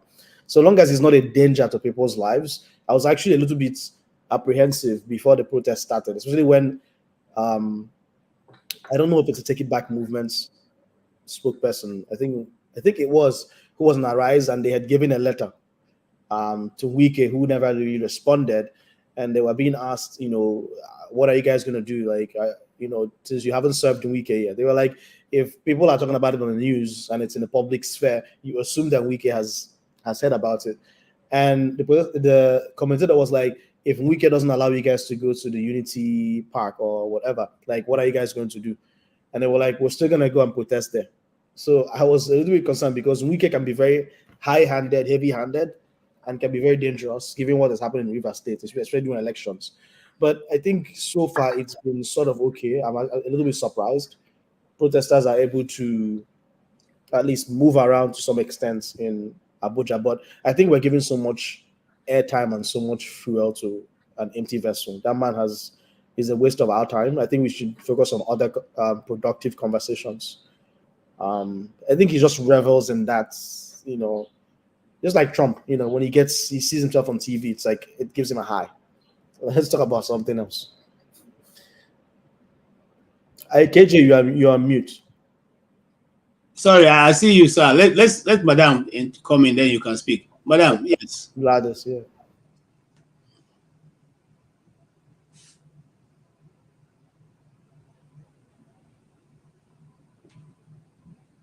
Hello. Yes, ma. You had the Wike's take, and then you had Dr. Dominic's take. Do you think that we should ignore Wike, who is the minister of the FCT, and by all means the most powerful man after Tinubu right now in Nigeria? Assertion is that he should be ignored. Okay, but my problem with ignoring that powerful people with plenty of money can sometimes do foolish things. But he's already exhibiting his foolishness. It's like giving a monkey a gun. It's always very difficult. I don't know what's going to do with it. Yeah, it's because you can see what he did in River State. He's not yet done with River State. But I know that very soon the youth, they will look for him. It's not as easy as that for him to get into Port Harcourt now. Maybe possibly in Abuja, he's making so much noise. But the man, I think something is wrong with him. He has to be examined. Because the ways he's speaking or saying, I don't think Tinubu has asked him to say that. He's only saying that to defend his job. The job he has today, I pity him. If he's still going to handle that job, if things are fully sorted out. Thank you. Thank you. Yes, go ahead, sir. Yeah, please. I just saw a comment, a very derogatory one at that. Mr. Ton, what have I saw wrong about Obi that you calling me an Edo goat? I don't know what necessitated that. And look at the response of KG. You don't know. Somebody's asking you, who is this Edo goat? Talking about Obi. You telling him, your response to him, instead of, correcting him or trying to refrain from that, you telling him you don't know. So who is a goat? Is anybody that talks about Obi is a goat, right? Because it doesn't sound the way you want to hear it. You are the one that brought up Mr. Obi. I merely responded to what you said, and I wasn't insulting. Okay, Mr. Mori. People here can look at the fact that Mr. Mori. I even went as far as liking Obi to Jesus Christ, which is not. Mr. Mori, Mr. Mori, hold on. You calling me as a god? You must be a cow. That's part of the thing I'm talking about. We have said in this platform that no personal insult. The guy even insulted me and all that. Nothing was done about it. Who insulted me? I'm leaving the studio. See, listen, this platform is going down. Because no, I'm not talking about you. I'm talking about the other guy, the guy that insulted you as well, and nothing was done about it. I'm leaving the studio. I can't have this anymore. I thought you were the one that addressed me as a goat. Who is this a dog goat? No, it's not I thought you were me. the one It's that not wrote down me. of them. It's Sam. It's Sam O. I'm talking Oh, I'm about the sorry, same brother. guy. My apologies. My No, apologies. I'm talking about the same guy that insulted. I'm not the one. My name is Tone. I don't use phony names. Okay. He left. Sorry. He left already, right? Money, please hold on. We try as much as possible not to carry the discussion going on the chat group into this, into the. No, this is. I thought this one No, came you're from the panel. you're missing it. You're Again, missing it now. Come on, guys. No, Anyway, let's see you all leave that. later. Bye-bye. Let's just go ahead. All right, let's just go ahead. I see a lot of comments. I don't pick them. I only pick reasonable questions that I ask them, and I ignore the rest of them. They are free to say what they want to say. There are people guiding it, and those people, if they feel what they said is not is abusive, they will take it out. I cannot run all of the things. I'm trying to concentrate on what people are saying beyond what people are writing in the comment. Not everybody who is here. We are 155 people on this broadcast, and they're not all here. So why should I be concerned about this? Your response to him was not even okay. Instead of correcting him or placing him where he belongs, so that he will not make another blunder. You tell him you don't know. What you are seeing, Mr. Oni, calm down. What you are seeing, the public is not seeing. That's a backstage comment. It's not public. It's asking me backstage if I know the person. And I don't have time to begin to explain to you who the person is. I don't even know the person. That's why I say I don't know. Please leave that. AJ, you are here as a moderator. Don't worry and focus on those things. I don't like when backstage stuff is brought up here. He was addressing a statement about someone else that has nothing to do with you, Mr. Mori. You may have happened to be from Edo, but that misunderstanding has been carried to the public sphere and it has caused some kind of quagmire. I don't like that. I think when things are on the backstage, you can always comment on the backstage and we can take care of it on the backstage, so we don't end up causing chaos here. We're here to forward a particular agenda. People are going to have misgivings and step on others' toes. Those things can be handled in a civil manner at a different channel, but that could have been handled backstage instead of being handled up here. But it's fine. The misunderstanding was there, but Toad, please come back. It was a misunderstanding, and you were not talking to Mr. Mori. He misunderstood. You can come back on stage. Please come back. Let's continue. KJ. All right. Thank you. My apologies to Mr. Tom. I thought that one came from him. I know he's too refined for that. I wasn't having a personal insult on Obi. I have nothing against Obi at all. You could hear when I liken Obi to Christ in the midst of Barabbas and the other criminal, right? So I think that's the highest of sin you can give to somebody. So my concern again, I say, now that it's already there, this criminal element is already there. What do we do? Military is not ready to do. If you look at his nepotistic appointment, we are not expecting anything to come from the military or the police. So I'm saying, as a people, what do we do? There's a leader in America that says, change does not come from Washington. Only people can bring change to Washington. What do we do between? What do we do? What can we do? So we should debunk this, this their gimmick, this their political, gimmick. They always want us to. This is a trap against the people.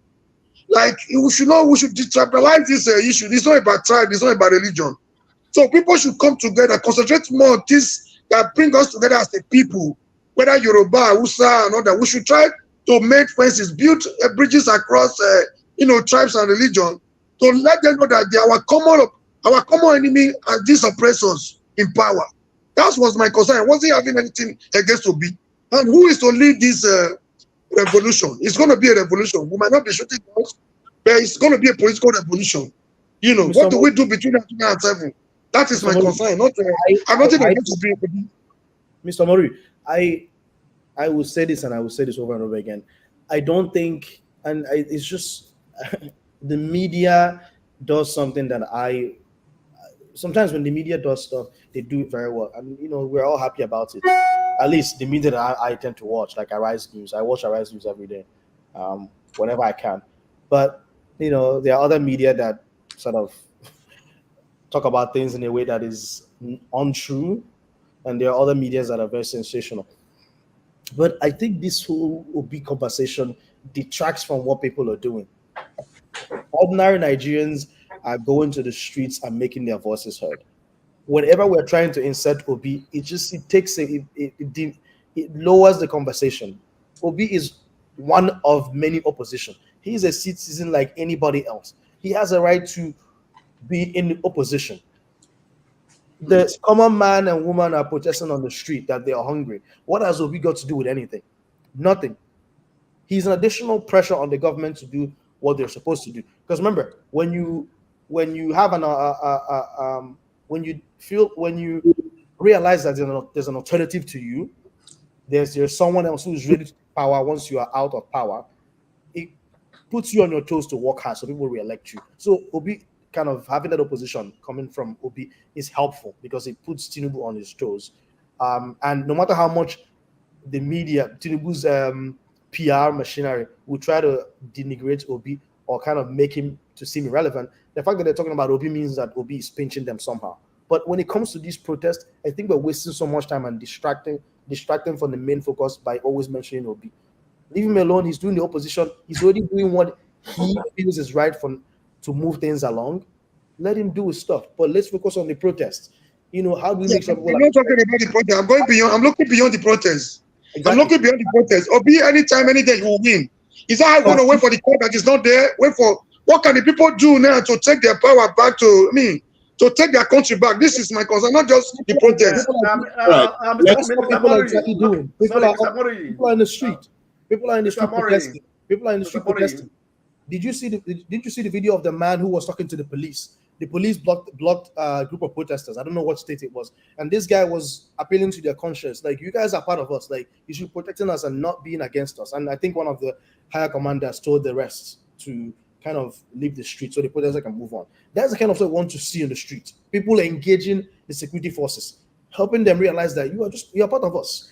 Like when you send your wife and you give your wife money to go buy soup as a police officer, the wife is when she goes into the market, she's just like any other person. And she has to struggle to buy stuff, rice or, materials for soup where she doesn't even have enough money. The same, hunger that is wiring the guy under the bridge in Lagos is wiring the police officer and the soldier. When the soldier goes to confront Boko Haram and dies because he doesn't have proper gun, and Boko Haram has heavy machinery, it is the state that has failed this police officer. It is the corruption that has failed the police officer. That is what people are protesting for. Whatever gains we get from this protest is going to trickle down to the police officer, to the army official, to the civil defense corps. These things are important. I think, one, let us stop distracting with this OB conversation. Two, I think we should be focusing on discussing these 10 to 15-point agenda in terms of what people want to hear. Because I think right now what the media machinery is doing is saying that there's no focus to this. This protest is going to last for 10 days. And after 10 days, what?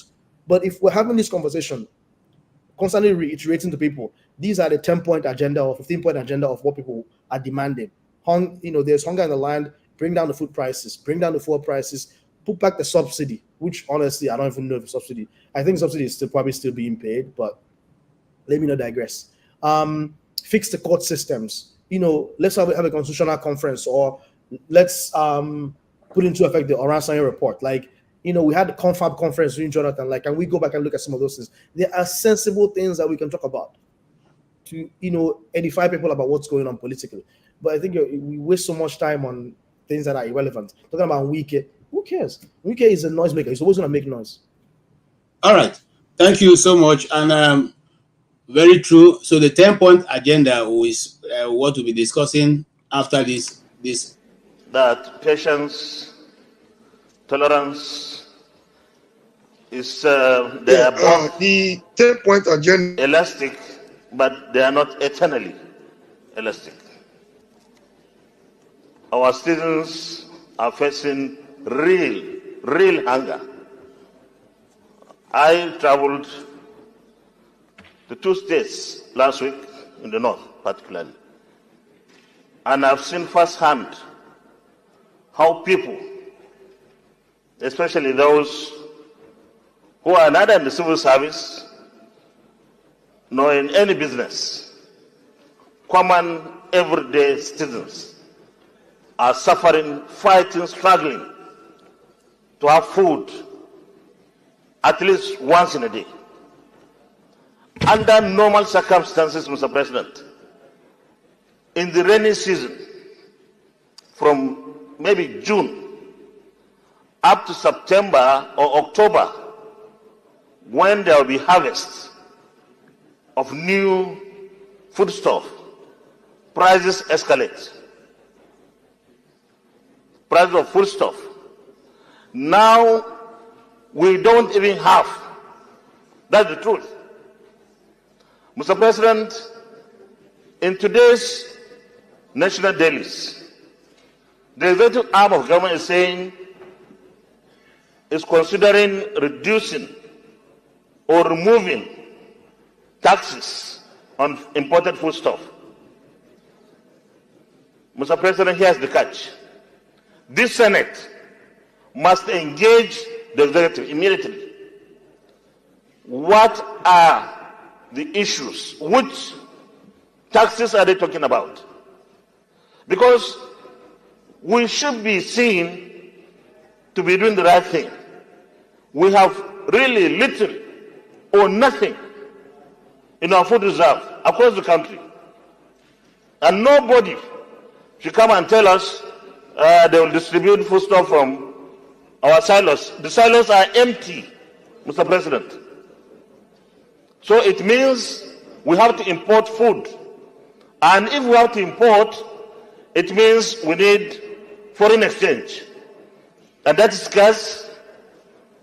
We have to engage with administration.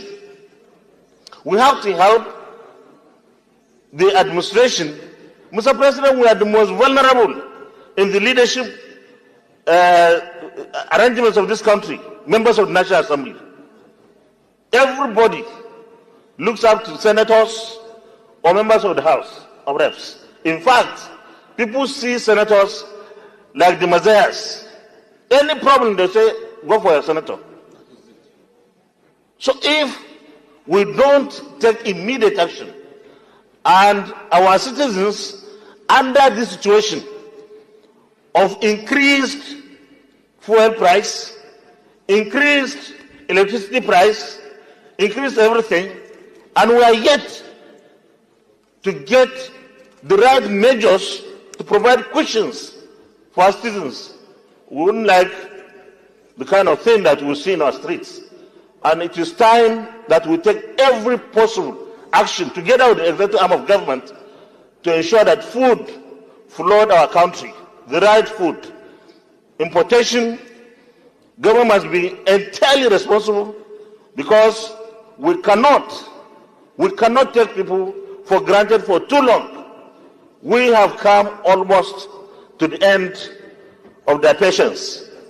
And I think the elasticity is now going to snap if we are not careful. Thank you very much, Mr. President. Thank you. The same way you feel, and the same way we all feel, that Nigerians cannot suffer from hunger while the government has the capacity to ameliorate the situation.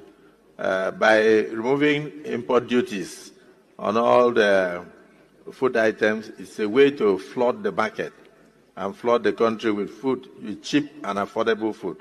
So that nobody will say, because I paid tariff, or I paid import duty, or paid levies while bringing the food in. That's why I'm putting a high price on them.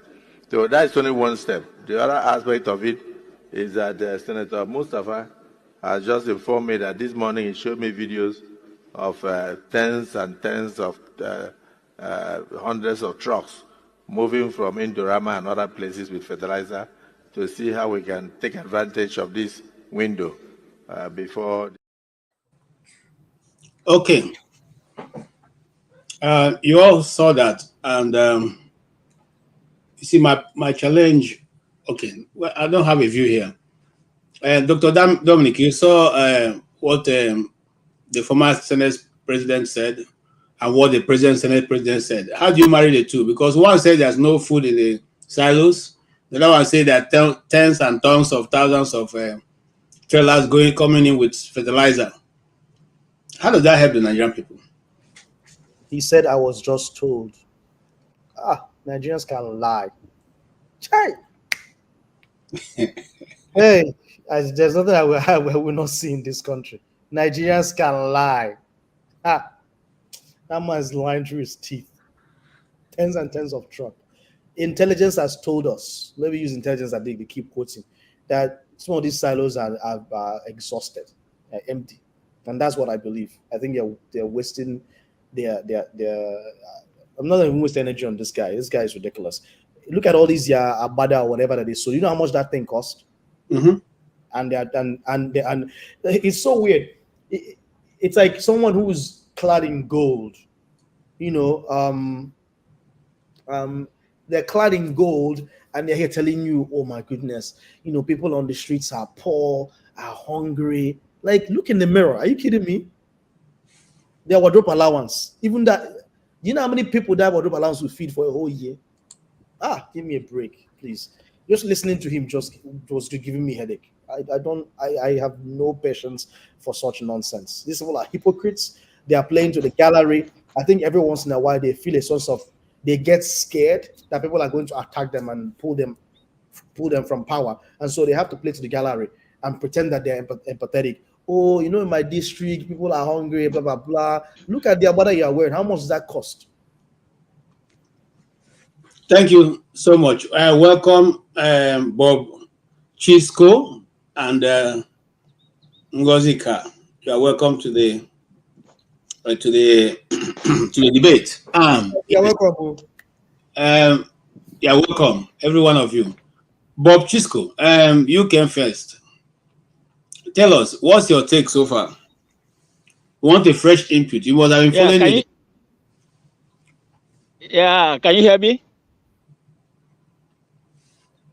Can you hear me? Go ahead. We can hear you. Hear you. We can hear you. Looks like network is. We can hear you. Network. Bob, go ahead. Bob Chisco, go ahead. Okay. I greet you all. But my time is 5:13 p.m. here. I live in Milwaukee, Wisconsin. Okay. I came out here to enjoy a picnic organized by the Kenyan community here in Wisconsin. So they are having their party over there behind, but I decided to come out, and I have been following since when you guys started, some hours ago. But I decided to, add my own point of view. I just finished listening to Ahmed Lawa. This was a former Senate president that added no value to the House of Senate. If you could remember, this man and Akpabio, they are the only two senators currently who never won an election. But by the powers of Supreme Court, they were given a green card to automatically go back to the Senate. Even when Lawa himself had relinquished power to the man who defeated him in an election. But sort of successfully, he did a U-turn and found himself in the chambers of the Senate. And that's basically why Akpabio, who was anointed a Senate president, could put Nigerians in a dustbin, the way he's been talking like a man who has no senses at all, a man who is insensitive to the plight of Nigerians, that people who want to protest should go ahead and protest. Why the thieves should be in their homes enjoying the money they have looted over the years. I think Nigerians, if nothing comes out of this 10-day protest, I don't think anything again will come out of it, because I think enough is enough. As Charlie Boy will always say, our mumu don't do. For how long shall Nigerians look at how many Nigerians scattered all over the world? I've been in US 12 years now. I came here since 2012. I used to work in the bank. Some of my colleagues back home, if they tell me their stories of what they are passing through today, I just pity people.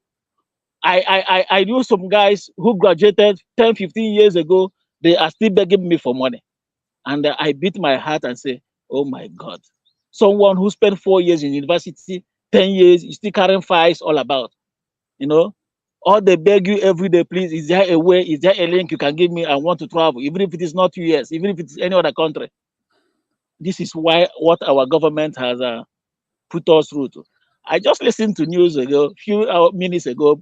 It was being stated that Tinubu will give a broadcast tomorrow morning, Nigerian time, 7 a.m.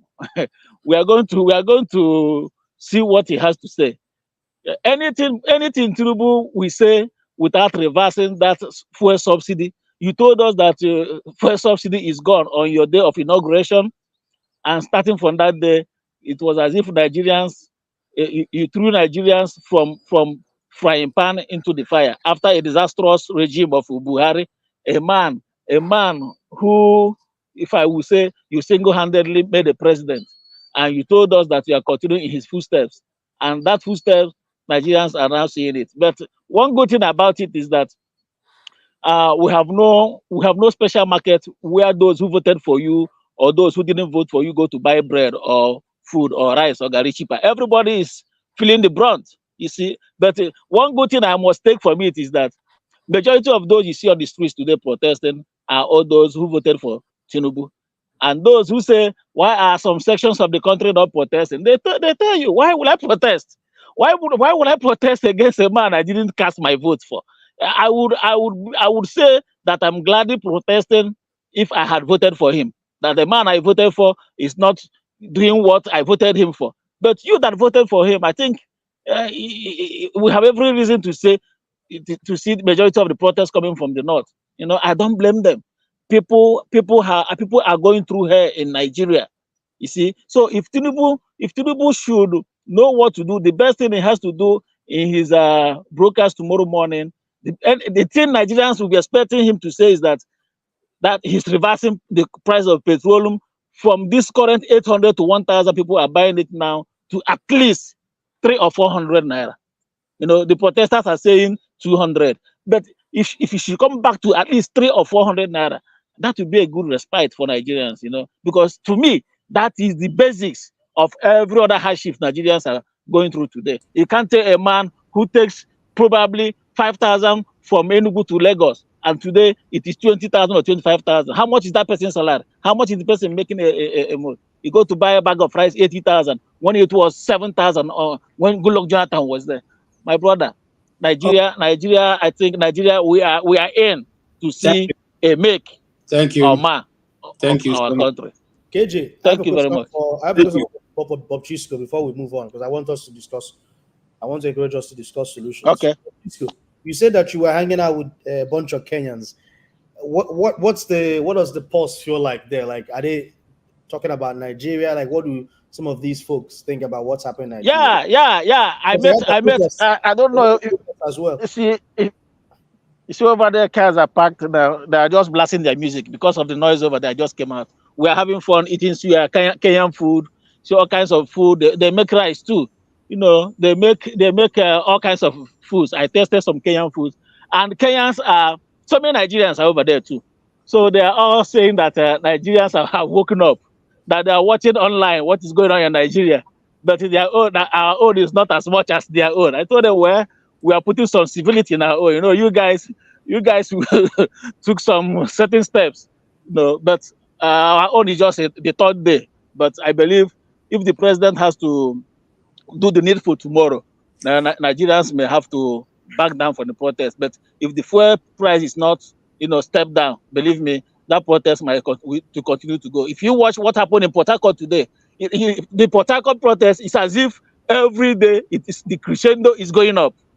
Yeah, the intensity of protest in Nigeria every day is going up.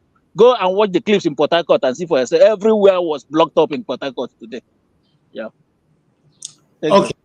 Thank you. All right. Dr. Dominic, you made me forget what I want to ask. Okay. I can give you something to ask. So I've heard this over many weeks. Tinubu announced the end of the subsidy, right? No one really knows whether the actual subsidy is being paid or not. Some folks will tell you the subsidy is being paid. I think was this well-renowned commentator who had to go out of exile to Ghana. I forgot his name. Kunde. Kunde. He David. said that it's still being paid. I can't remember what I was talking to Shawara, like I saw him like 2 weeks ago, and I can't remember whether he mentioned it, whether or not they were still paying subsidy. But there's some noise whether or not subsidy is still being paid. Subsidy is still being paid much higher self. So They're paying subsidy. They're paying subsidy, yeah. But they have no shame. They have no shame to tell us that they have put it back. So if it's being paid, then really it's more of like what we do, like when we buy stocks, there's speculation, right? So the fact that the president said that it was going to be removed, even though it's still being paid, it doesn't prevent the marketers from saying, oh, publicly, people think the subsidy has been removed. Now we have an excuse to raise the price. And guess what? The government can tell people, oh, by the way, these marketers cannot raise it because we are still paying it. Because then the government will have to walk back and swallow their saliva and vomit. So the marketers can continue to raise the price, and things continue to get it is a fixed price. No, prices are being fixed. They are being fixed by NNPC. It's not a market price. What you have is a collaboration between government and those people. Both of them are benefiting. So it is for the benefit, it's for the interest of the government to continue to say it has been removed. It's for the benefit of the some of those who actually selling to say, oh, prices have to go up, because at the end, all of them they share. Because if you go back to the back room and you see those who are importing the fuel and distributing it are all agents of NNPC and people in government. So at the end of the day, it's corruption. They are lying to us. If it is true, it's just a lie and it's just speculation. If you had money off of the backs of Nigerians. If you have come up earlier, I told you that Babangida started removing fuel subsidy. And at one time we were told that fuel subsidy all have been removed. So the question is, did another one manufacture a bomb picking? Anyway, let us go to Ngozi. Ngozi, I've been waiting. Ngozi, give us your update. It's night time in where you are, and is the city okay? Where you come back again? Okay. Yeah, Ngozi, go ahead. No, I don't know. Well done, Ngozi. Enugu is a chill town. Enugu is a really chill town. Yeah. Because I was born and brought up. I was born and brought up in Enugu. Yeah. Oh Lord. Yeah. Hello, can you hear me? Yeah. Yes.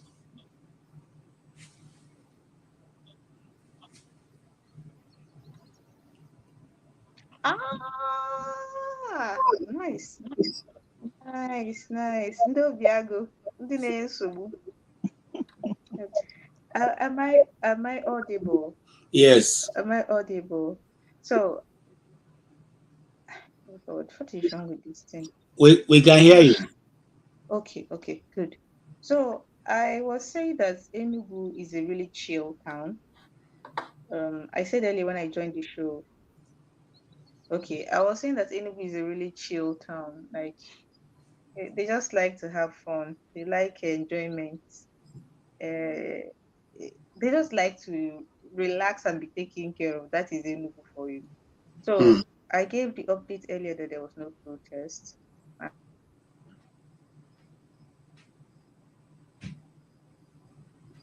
Oh, all right. She has gone off. Yes. Bob Crisco. Chisco. Yeah. Chisco. Tell us what is your view? We have 10 list of items being presented to government. Is there any order in which we should press for them? For instance, is there any low-hanging fruit you think I recommend for the people who are in the street to to insist that those must be met? Some milestone that must be met before they leave the street. Yeah, those guys from those who pencil down. Yeah, I think they have a 10-point agenda or something like that, but I can't remember all of them. But I think the major one there is that the fuel, that is number one. Fuel subsidy, whatever Tinubu put there, should be immediately reversed, and that is the basics. Without that fuel subsidy being reversed, nothing they're not backing down. Then another one, they said all those NSAS protesters, some of them are still languishing in detention in various detentions across the country, that they should be released, you know. And some of them are talking about subsidizing education, you know, opening the border.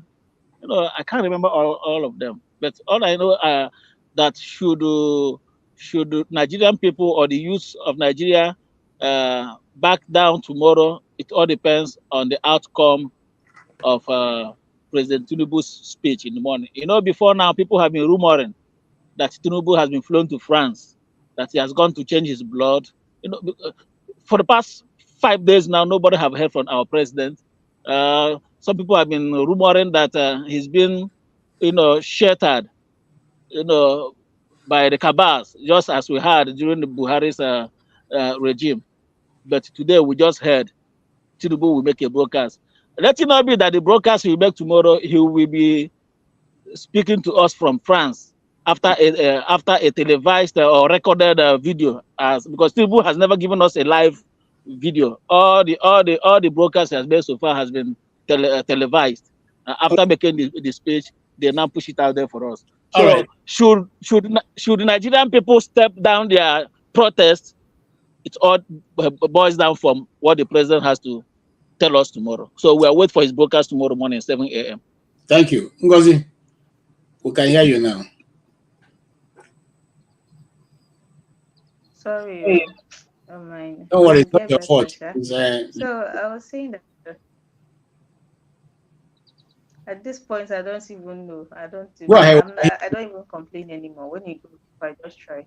So I was saying that Enugu is a really chill town, and I wanted to jump in on the whole um broadcast tomorrow. I think it's a ploy.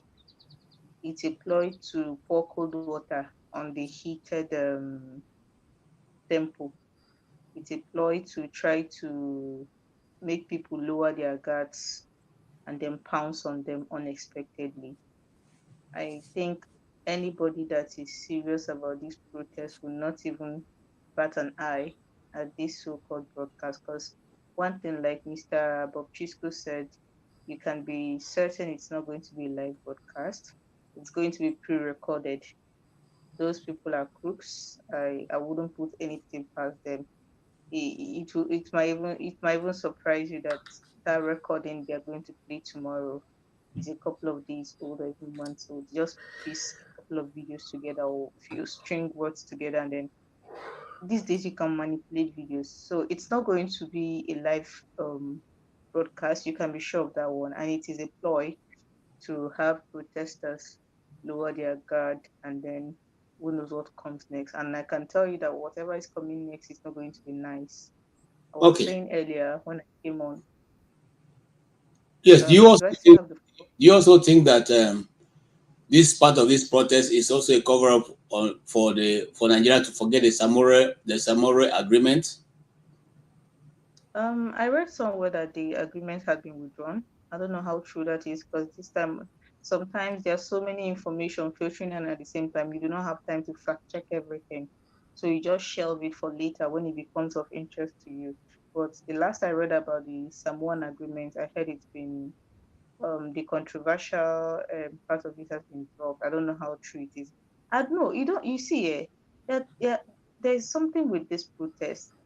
Forget the fact that they've been announcing it for a while that, oh, from August 1st we're going to be protesting. This is not your usual, oh, you people should come, let's go and protest. People are angry and hungry, and that's a very dangerous combination.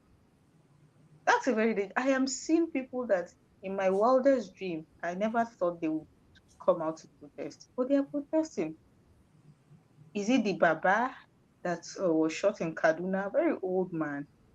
Man has probably lived the best of his life and is waiting for the day God will call him home. He was protesting.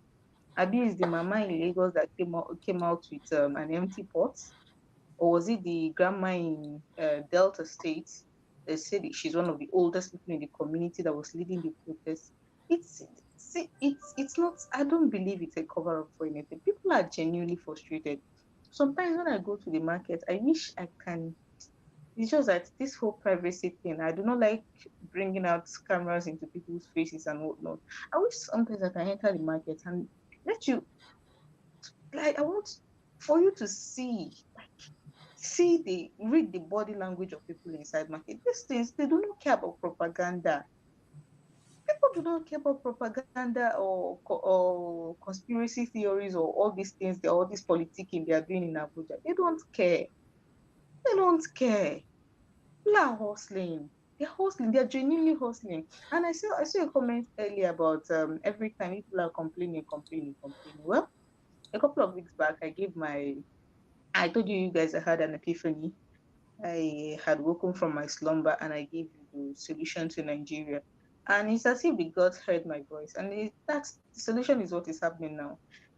I was telling my friends yesterday that at the rates, I don't know if some of you are active on X. The police are subtly threatening protesters on X. They are on X threatening protesters that if you're peaceful, peaceful. If you're not, you see the other side of us, something along those lines. So if I was to prefer a solution right now, I would say, you know what? Don't let's not try to preach calm. Let's not try to say, you know what, you've lost too much, it's not going to matter, go back home. No. I say let this continue till it runs its course. If Nigeria burns, it burns. Whoever survives will rebuild what will have no choice but to rebuild whatever is left of it. I think too many times we've been with you want the country to scatter. What will happen if the country scatter? What we have now is a country. We don't have a country. You can't call what we have a country. People, we have become so desensitized about the very terrible things that happen every day in this country that they are no longer used to us. Almost every day, if you go on Twitter or on Facebook, or especially on Twitter, you would see the case of a missing person. People that are just going about their normal businesses, all of a sudden they disappear.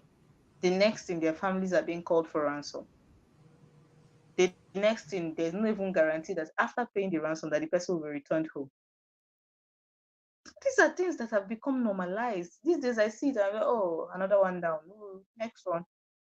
These are things that shouldn't be like that. So if you're telling me, I hear people saying, we told them, conversation is better than hitting the streets. Now look at what is happening. I said, no more conversations. We've been talking since 1960. Where has it gotten us? No more conversations. If it's going to burn, let it burn. Whatever or whoever survives will have no choice but to rebuild. And at this point, rebuilding seems like the best way forward to me. I don't know about any other person because Thank what you. we have currently is not working. It's I not agree working. with you. What we have currently is not working. It's either we tinker it or we'll do something drastic about it. The Blackstone, what's your contribution as we gradually begin to round up?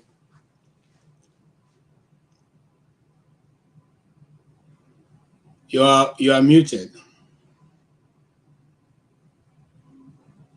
Yeah. Is it on the template agenda? Oh no. Oh, you're not listening. We were saying okay. So at this point, do we withdraw or do we continue? What's the 10-point agenda that we must hold on to before we can say what is Tinubu going to say tomorrow? What's the promise going to make for Nigerians and their minds to be changed? I said it earlier. I said it's not making a promise that is important. Are you going to fulfill your promise? The fulfillment of the promise is what is important. So we know politicians, they can come and tell you everything they want to tell you. I know the day that they're not going to fulfill. So if they are going to, of course, they are giving their template agenda. If the government is really serious, at least they can start with 1 or 2 or 3 of those template agenda.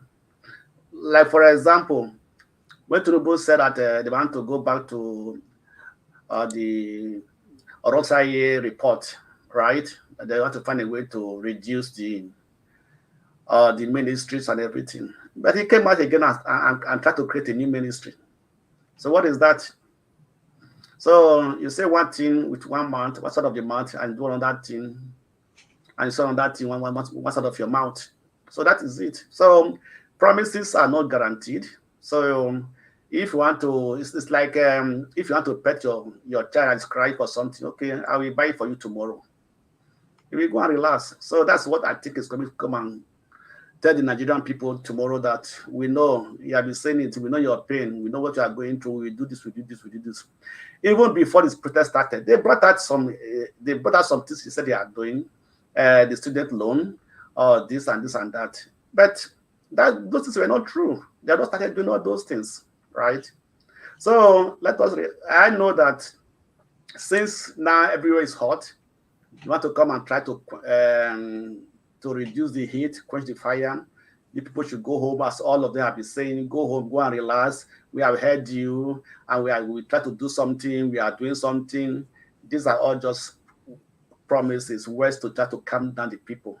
So I believe that let them continue for their 10 days. So let them not be like labor leaders who will say we are protesting for 3 days. After doing for 1 day, they go and meet with them, they go home. Let them continue and let them finish their first 10 days. So on that ground, the government will know that they are actually serious. They are not joking. So then let them wait and see what if they are going to do what they promised they are going to do. Thereafter there, if there's no changes and everything, maybe 6 months later, they can go back to the street for another 10 days. So you cannot take the people for granted. We have our say, and they have the right to air our point, to air our grievances. Nigerians are suffering. In fact, I've never seen such a suffering in Nigeria before. This is, at least I've never seen it before since I was born in Nigeria. I grew up to some extent in Nigeria, and I've been monitoring what's going in Nigeria. Even the Buhari said he was the worst person. The hunger was not as bad as this. I can surprise you that when they were, they have been talking about ways and means in the central bank. Do you know that they have increased it from 5% to 10%? So that's the government. That's the new government. So what are we talking about? So that's what we're talking about. So this is it. So you guys be saying one thing and doing a different thing. So they are not serious. Nobody's not serious at all. So let the protest goes on. I particularly was surprised that they increased ways and means. I was surprised. I mean, I don't understand how you keep spending the money you don't have. So that is it. And they were blaming Buhari. Yeah. Right? Now it is their turn now. They're now make it a law, 10%, and the passing of that ways and means budget was smoothly, less than 10 minutes. It was passed by the House. All right. Thank you. Sir, begin to give us your final concluding statements. So we're rounding up in the next 10 minutes. Yes, sir. We're waiting for you. Mr. Omori. It is frozen now. No, I can see his eyes moving. Mr. Omori. All right. Yes. Okay. Yeah. Yes. Yeah, as per tomorrow broadcast, I'm not expecting much from the president. I think the guy is arrogant, is reckless. If you look at the genesis of this whole crisis, almost all the presidential aspirants promised to remove subsidy, except Showere.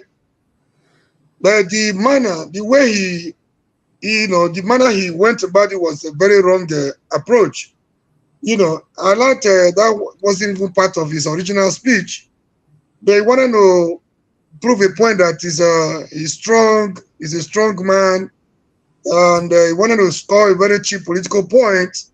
That statement from the president on the very first day was reckless. So that has been the genesis of this crisis.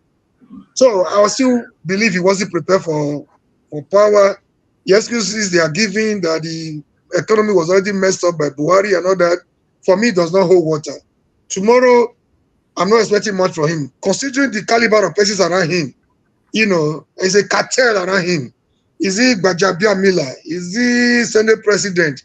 The moment I saw Tinubu supporting Akpabio for Senate presidency, so the moment I saw Tinubu appointing Gbajabia Miller as his chief of staff, I knew we were in for serious trouble. This is a cartel. He's the chairman of this cartel. So I'm not expecting much. Like somebody said, it could be a recorded broadcast from somewhere. I think it's a bit coming too late. First time you see people giving you an ample opportunity, like a month in advance, preparing for protest. I expected a series of, engagement from the president, series of addresses to the nation, engaging them like they do to labor and all that before the final date. Nobody, no reasonable president want to wait till crisis and start looking for a solution. Yeah, there was a long period to address the 10-point agenda. He never did. So tomorrow I'm not expecting anything serious. As my brother that came to the show to say certain people should not protest. People that are protesting are the people that voted for Tinubu. And those that didn't vote for Tinubu have no opportunity, have no right to protest. I think we should do away with these divisive tendencies. They're not taking us anywhere. Obi that won in Lagos, sorry, I'm mentioning Obi again. The votes Obi got in Lagos were not vote from the Igbo people alone. People were tired. Some Yorubas were tired. Some non-Igbos were tired. Igbos were tired. A lot of people were tired. So let's not defeat ourselves by trying to bring all these necessary sentiments. If you want to protest, to protest. If you don't want to protest, you want to sit at home, it's your right. Then we should not hide under these flimsy excuses of, hey, they voted for Tinubu, they know how to remove him. No, nobody voted for Tinubu. If a Tinubu for the first time could lose election in Lagos, that tells you that people were already hungry. Even his own party, APC, if you look at the body language of Buhari and co, they never wanted Tinubu there. No matter how bad you feel Buhari was, I think Tinubu Islam is even more terrible. They knew he is kind of person. They knew it was going to get worse. So let's not hide under the pretense of, hey, they voted for him. No, he didn't win election anywhere. If he didn't win election in Lagos, he didn't win election in Port Harcourt, he didn't win in Abuja. So where did he get the vote from? So let's not hide on. If you don't want to protest, don't protest. Let's not come and deceive other people by saying, discourage other people that are interested by telling them, it is not our thing. It's not our thing. Our region is not involved. I saw the youth president of how is the today or something. Let's just raising raising a comium on Tinubu, how much Tinubu has assisted them. Everybody's entitled to his opinion. Let's not hide under this. Let's not make it a tribal thing. Let's not make it a sectional thing. It's a general problem. The earlier we realize this fight, the better for everybody. All right, thank you. Let's leave it there. Yes, Gozika, go ahead. Your final thoughts. Okay, so my final thoughts, I wanted to reply to Mr. When they were announcing the protest, you were expecting him to do something. He did something, sir. It's just that he wasn't what you were expecting him to do. He was paying clerics to tell them, he was paying everybody payable to tell people not to protest. They were threatening people not to come out and protest. They were gaslighting people not to come out. They were doing everything wrong.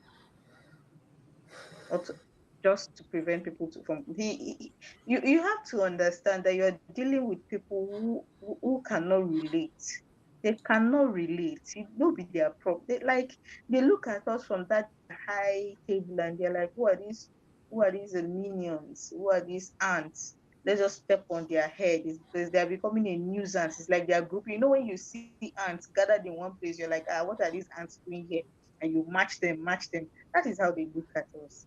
So he does not consider the Nigerian people worthy of any sort of decent conversation or consideration. He does not. He holds the Nigerian populace in contempt. And I don't know what Nigerians have done to him. He holds them in such high contempt because if you do not hold your people in such high contempt, there is no way you'll be doing everything wrong that you've been doing all this 1 year, in the last 1 year. It reeks of contempt, it reeks of disregard. And I hate to say this, it's almost as if he's punishing us, and I don't know why. I don't know why he would want to punish us. And my It's because we final did vote for him word, now. my final word is I hear people, I don't want to say, and I don't want to mention the person, but something in the comment, they're saying the country should run, Nigeria is not working, or you are here and you're talking to people in Europe. Sir, you see the login man. The person that said that, you see the login man, you're not all right in the head. Do you know, like, what do some of you people drink or eat? What kind of air do you breathe?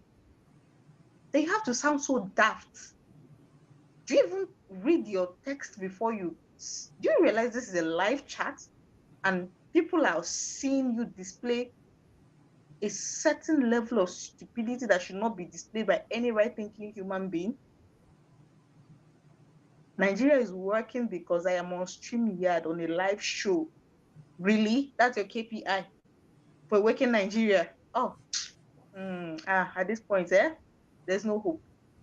The same show I have had to log off, log in, struggle, come back. The network will die.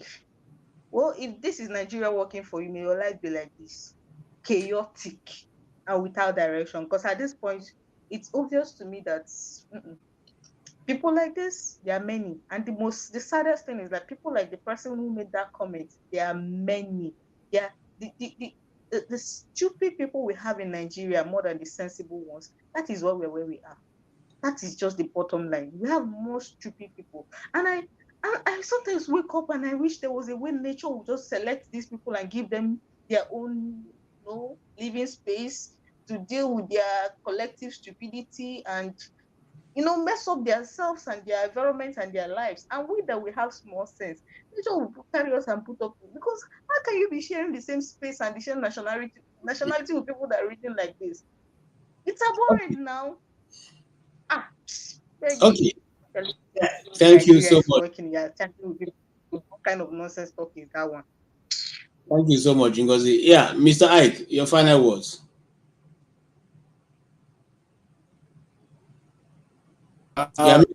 Yes. Like I said before, I said Nigeria is a fraud until everybody recognizes that Nigeria is a fraud. And what is happening in Nigeria right now, I think is the best thing that will ever happen to Nigerians. Until when people decide that it is time for them to take their destiny in their hands, to when people decide that it is time for me to locate really who I am.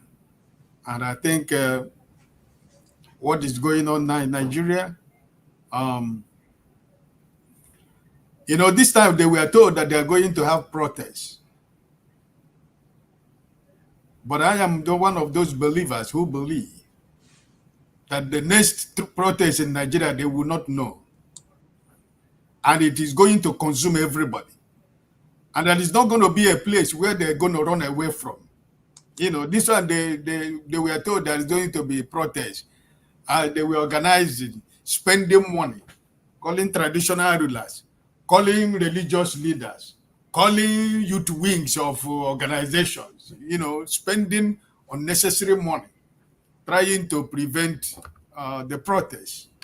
But at the end of the day, I want to encourage and I want to thank Nigerians who decided to come. And also I want to pray for the souls of Nigerians who were lost in this protest, that their soul rest in peace. Amen. And I want to believe that as many that lost their life, that those that are still living should use this as a point of contact to make sure that their soul rest in peace, by making sure that whatever is the demand of Nigerians, that we're able to meet them. Because if we meet them, the angels in heaven is going to rejoice on their behalf. So I sincerely believe that the the next one, my brother KJ, that is not going to be any information. And there is not going to be any room for anyone to escape. You know, this time they have time. They have private jet. They were going all the whole members of the National Assembly, or the whole everybody is trying to find a way to go and hide. You know, if the next one, there's not going to be any hiding place for anybody. So I think that this government, this illegitimate government, because that's what I say everywhere, is an illegitimate government. I have no respect for this government. And as long as they have decided, they took the joy of Nigerians away from Nigerians, they're going to know no peace. All this propaganda machinery that they are using to rule, to do what they are doing, is not going to help them. But because the time they spend in propaganda would have been enough for them to think about the policies that will be able to alleviate the sufferings of Nigerians.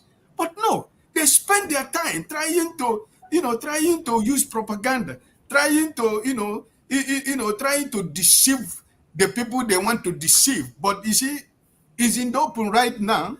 Because why I'm saying this is because I believe that the time they spend in propaganda, the time they spend in trying to see who they're going to blame that is the cause of their problem, I don't think that these people that is in Asorok, these people that you call that are ruling power or ruling people in Nigeria, listen, the prayer and the curse Nigeria laid upon them is working in their lives.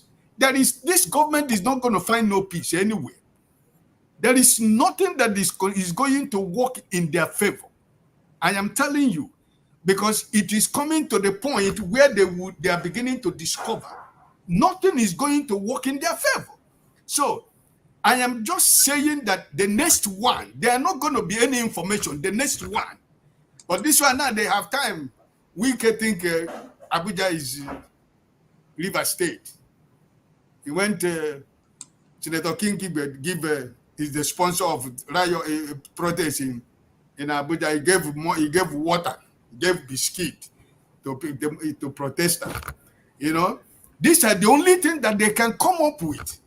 So, my brother KJ, I am telling you, the next one, there is not going to be any information. Because if they think that they have succeeded in this one, they have not succeeded. This is just the beginning, right? Yeah. So these 21 people that have died for nothing, for the cause of a better Nigeria for everybody, I don't think their death is going to be in vain. If anybody is trying to tell you what happened during the NSAS, that it has passed away. We are in a new time, right? So these souls of Nigerians that we are lost because they are asking their government to give them necessary things that me and you enjoy, where we are staying, where we live. That is the primary responsibility of government, to secure the life and properties of people. You showed me a video where some Nigerians in New York were demonstrating at the embassy house. You see far the police is? You see where the police is standing? The police were just there watching, right? I mean, we all live in a civilized world. You live in the US. Have you been to New York, a Nigerian embassy in New York? Because what we are saying that is going on in Nigeria is what is going around the whole world in the Nigerian embassies. They are more corrupt. These people are more devilish than the people that are in Nigeria. The only embassy that I've gone to is the Nigerian embassy in Den Haag. That's at the place where you have human beings. I have traveled around the world, and any place I go to Nigerian embassy. And I go to seek Nigerians where they are. I want to know what is going on where they live. Okay. You live in the US. You see what is going on at the Nigerian embassy in New York. Okay. Thank you. Thank you, Mr. Ike. CM, you're welcome. And we are actually closing. I have less than 5 minutes because it's going to shut down by 7 o'clock. Sorry. And I have not been able to lay my hand on anybody, so we're shutting down. I have not eaten this afternoon. Some people are even telling me that they are going to send me food. I have not seen the money for the food they are trying to send to me. So, CM, if you don't mind, you can give us your final thought so we can. Well, my thought was Uh, I mean, good evening.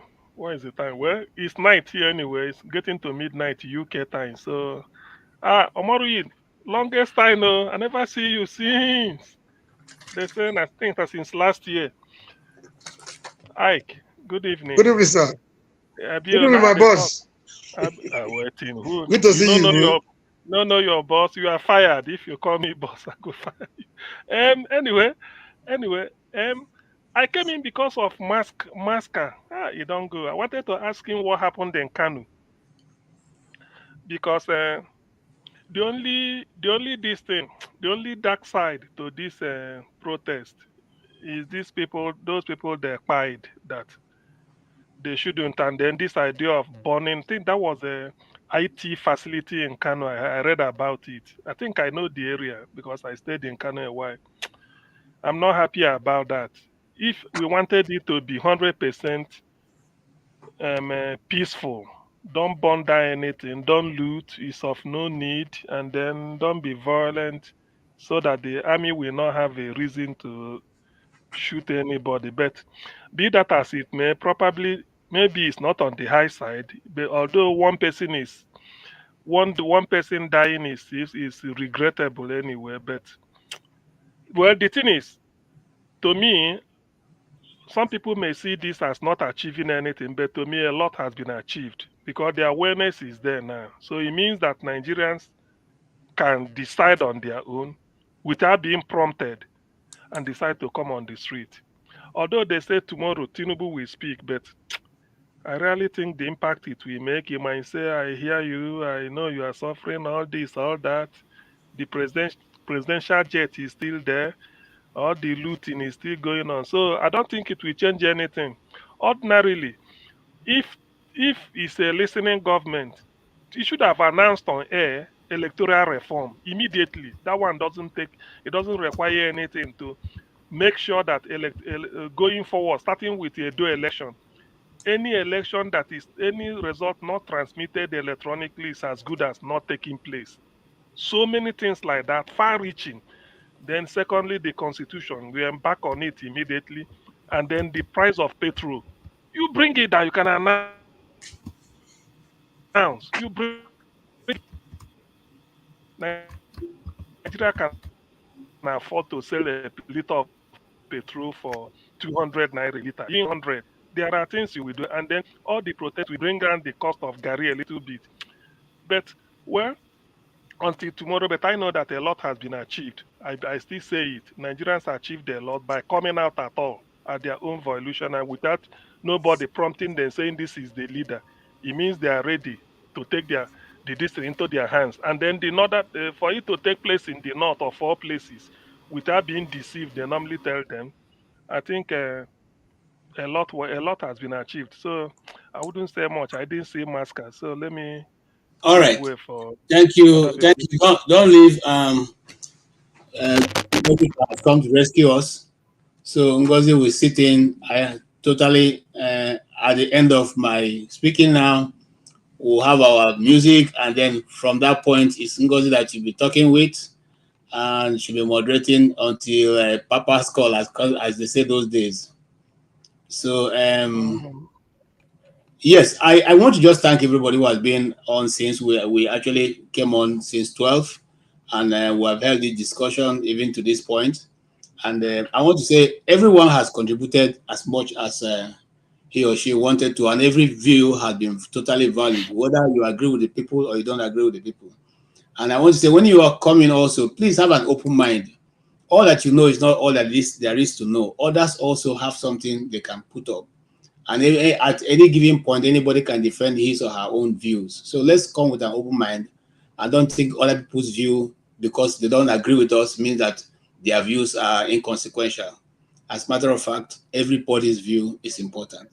On that note, I say let's continue to Georgia, because talking is more better than war. God bless you all. Have a good night. You too. God bless you. Blessed are those who know how much they need to know before they know how little.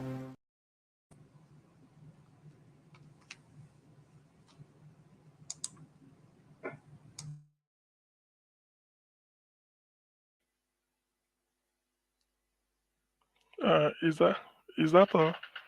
So Nkosika, nwanne m nwaanyị, gị na-eme n'Enugu. Kwa n'Enugu ka ị nọ? I believe. You are muted. You are... I'm in Enugu. Today that I decided to step in.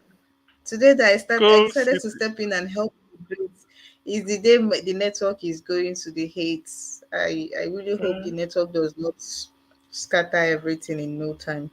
But if I was hoping we could move the conversation. I know the protest is what is on the burner for now, but Nigeria. If anybody that has stayed long in Nigeria or that has followed Nigeria events and topics know that when things like this happening, the people in power use it as an opportunity, as smoke screen to do every other nefarious thing they want to do. So by the time this one blows over, we'll meet a very huge shock. So I was hoping we could move the conversation away from that. I don't know if that's possible. But if you have any thoughts on the protest or any other thing, you can just go ahead. I will wait for other people to join in. Not really.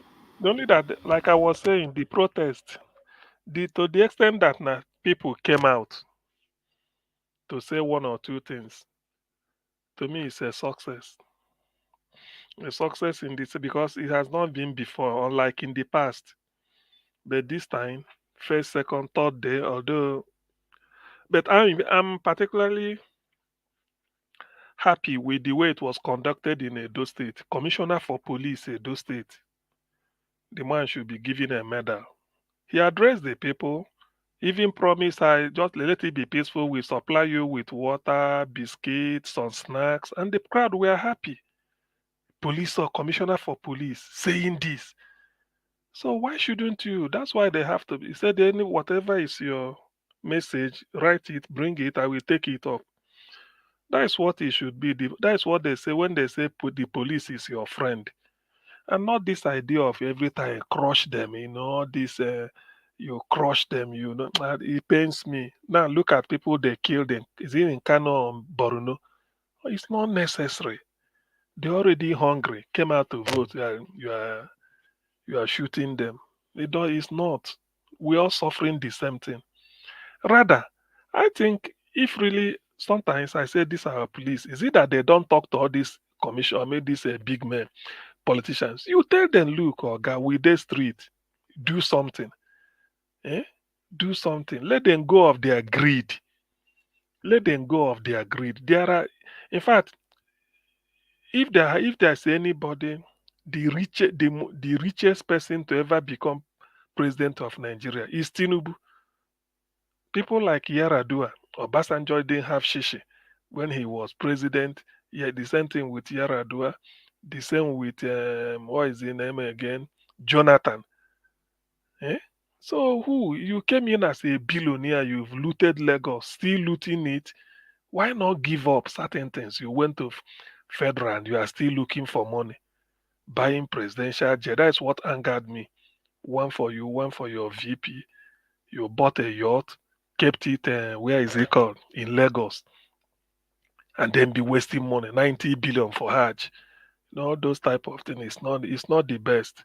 I so feel disappointed. I want the protest to continue, but let it be peaceful. The fact that people are saying, and I don't think there's anything the man will even say tomorrow that will convince me, unless he's prepared to make sacrifices, maybe to shock Nigerians. He will say, look, we've considered all the state of the economy, all this, and people are not happy with certain government policies. We drop this policy on petrol. This is what we are going to do. The petrol price must come down.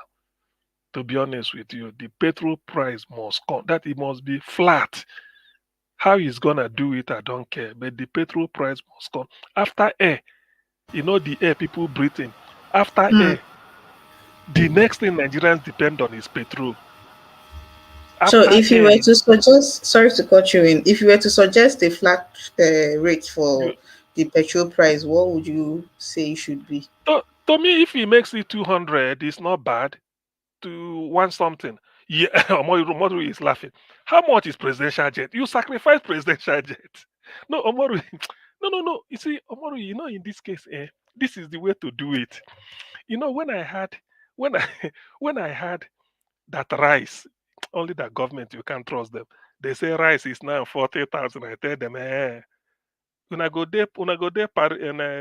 protest ground, negotiate Rice and is down. not 40,000. No, No. listen, listen, listen. This thing. You play along. Rice is 40,000. Okay, yeah, we want it at 5. Maybe when I go negotiate, I come down to 20. You see, all these things, if they give up of their greed, all these things are nothing. To be honest with you, all these things are nothing. Just give up of your greed. What do you need? 21 billion to build a house for somebody who is not homeless. You see, how do you explain that? Obasanjo, what is the not Obasanjo? Atiku lived in that house for 8 years. Jonathan lived in that house with Yaradua.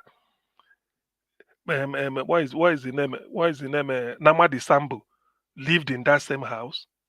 Professor Oshibajo lived in that same house. Then when he gets to the turn of Shetima, he want to build 21 billion. Now, he's not homeless. There's no Mr. justification for CM, that. sorry to Yes, cut please. you short. Mr. Tone, is there anything you want to say? I see your hand is up. My brother. Good evening. Good evening, Okay. Mr. Omoru Omoru. again. Welcome, You my see, brother. Sorry for the last this time, man. is this Sorry. is My no this is apologies. no this is why I stormed out. Because you're my sister and you're my very good friend. Why are we saying we should allow bigotry? Look at what this guy is writing. This is part of the thing I say that what we say the Yamiris are the people we don't want in Lagos. We are going to repeat how the people of Kano reduced Igbo's rush to Kano. This guy should be banned in heaven and earth. Plus, Wait, the let me person see. is interfacing with. What is Wait, let this? me see. Did I What? We put start hang on? Is he on tolerating. the is he on the Doctor, chat? What is Did I that? see What is that? What did is I that? Is it a comment or what? Is it a comment? comment. We should be allowing this kind of people here. on the chat section? Wait, I have not seen it yet. Yeah. Let me see. Wait, let me What? copy it to the private chat. You see him. He's still there. Oh Lord. See, what I can tell you, moderating the comment section is a full job, even when all the I have okay, moderators but are I am here. online. I've just copied it to you. I'm helping you out and all that. Do something. Pointing it. We should be Pointing it out. allowing this thing. This is the I this don't is the know core what problem we have in Nigeria. I'm just imagine copied it. I've Atiku. just copied it to the Imagine private chat. Atiku told ICC. I think I read one tweet whether it's from him really.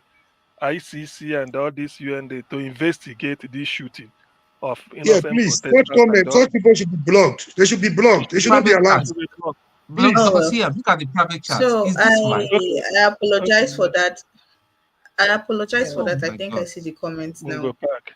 There's Nyamiris are the people who don't what want. you can do, We what don't you want in can Banned Lagos. do We are is going to totally. repeat not even how the because people of of this Kano evening. reduced Igbo Let me rush to just say Kano. this. Let me just say this, not even because of this evening. When you see comments like that, I know Dr. Damages has said this so many times. Bring it to the private chat, to the notice of the moderators or whoever is shooting. Most of the times we don't see these things. But if you bring it to our notice, we'll take Let me tell you action. what So happened early. Let me tell you, Ngosika, let me tell you what happened. Because TJ is being clever we by half. This is a problem. please, Wait. This is please, a problem I please, had with Mr. TJ Tone, about please, last month. please. But that has I been deliberately want to move this conversation away from that. It's for a Make them reason. not go I want to repopulate. move this conversation away from that. Please, whatever happened before now, we're going to resolve no it okay. off here and make sure I'm not talking about I'm not talking about before. But this evening, this kind of but this kind of comments, we are comment, going to make sure there was a it does. comment, there was an insult on Mr. Moroyu about 2 hours ago. I told the guy politely, Wow. please, this kind of this See, kind of language, please stop it. You'll be banned. He insulted me again, and then I copied both insult and called TJ's attention. TJ lied and said he did not see it. That was when I okay. stormed out. You saw me now. I'm not going to be a member of here when I see people promoting bigotry. And that is why Well, Thank you Alaba well, for may bringing not this even come back particular here one again. to. I'm Thank you saying for it well, now bringing on this live. particular Alaba may one not to come our back here attention. again. normally this Please, type of thing, let's move it on. Thank you for bringing this one to our. the You person see, should I've be taken care blocked. of it. The person If should you be blocked. bring it to our notice, we'll either delete the comment or put the person on timeout.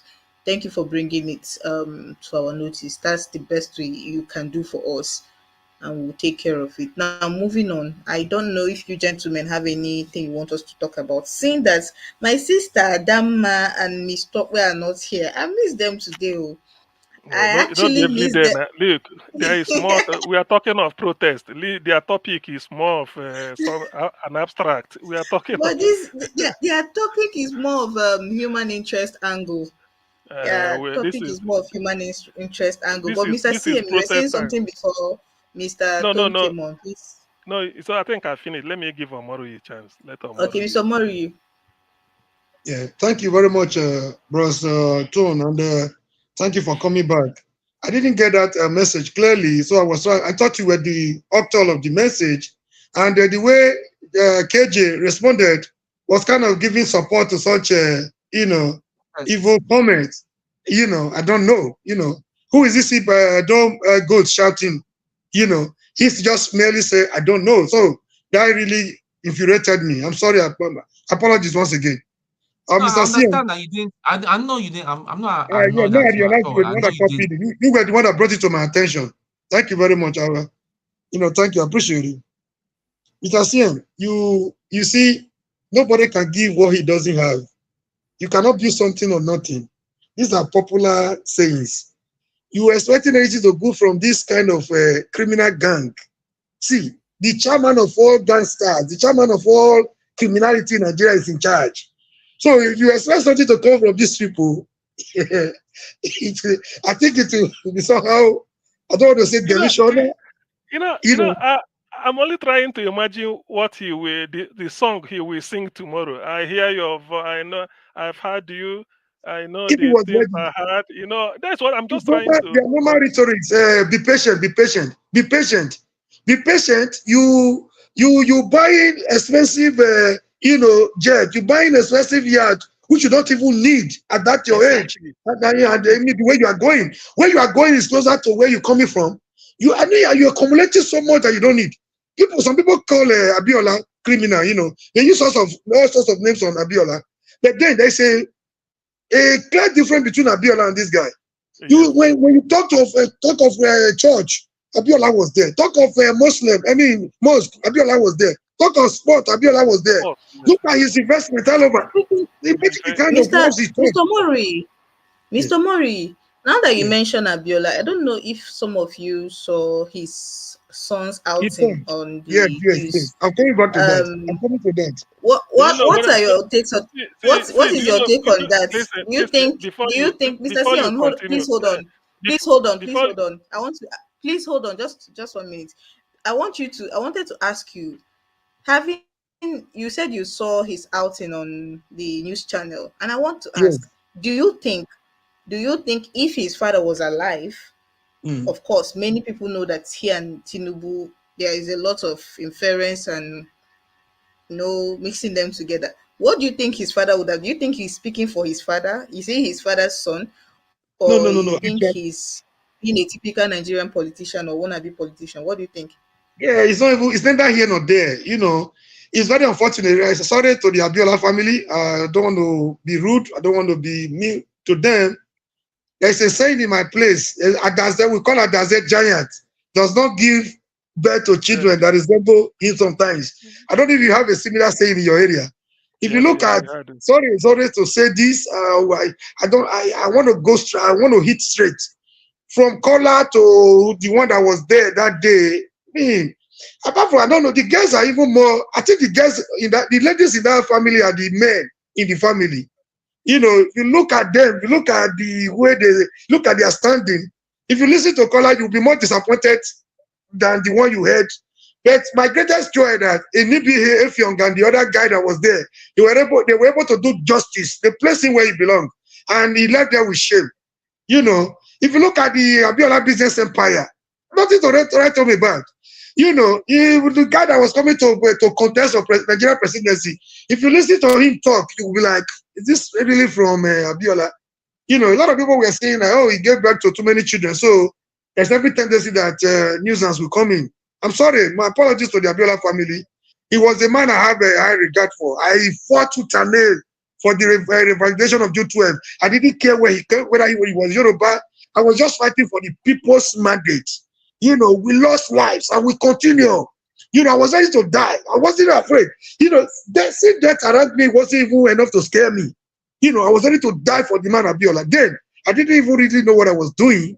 I was just concerned about people's mandate. If you didn't want an election, why will you allow it to go on? Why will you allow people to stay in the sun and the rain? And one man from nowhere I didn't even really, I wasn't as matured as I am today. It was 93, 94. We put our everything into that struggle, you know. People will say a lot of people told us we were fighting in vain, but we didn't actually fight in vain. You know, we succeeded in removing IBB, where Abacha went the way he never expected.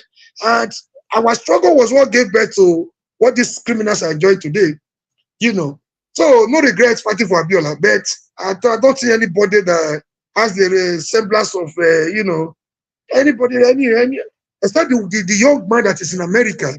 If you listen to that young man talk to his brother, you will know that this is the real Abiola. I think yes, it's, there's one. yeah, there's a young one. Yeah, I watched him on an interview with Kim Baloye recently. Jamil. Exactly. Jamil was the one that was. Sorry, not Jamil Jamil, was not the Jamil. one that was on the show and was checkmated by No, not Jamil. There's a younger one in America. I would remind you of his name. If I remember, I will tell you his name before the end of the show. Jamil So was what the one you're on the saying show. is that he's not his father's son. That is what you're saying. That he's not speaking for his father.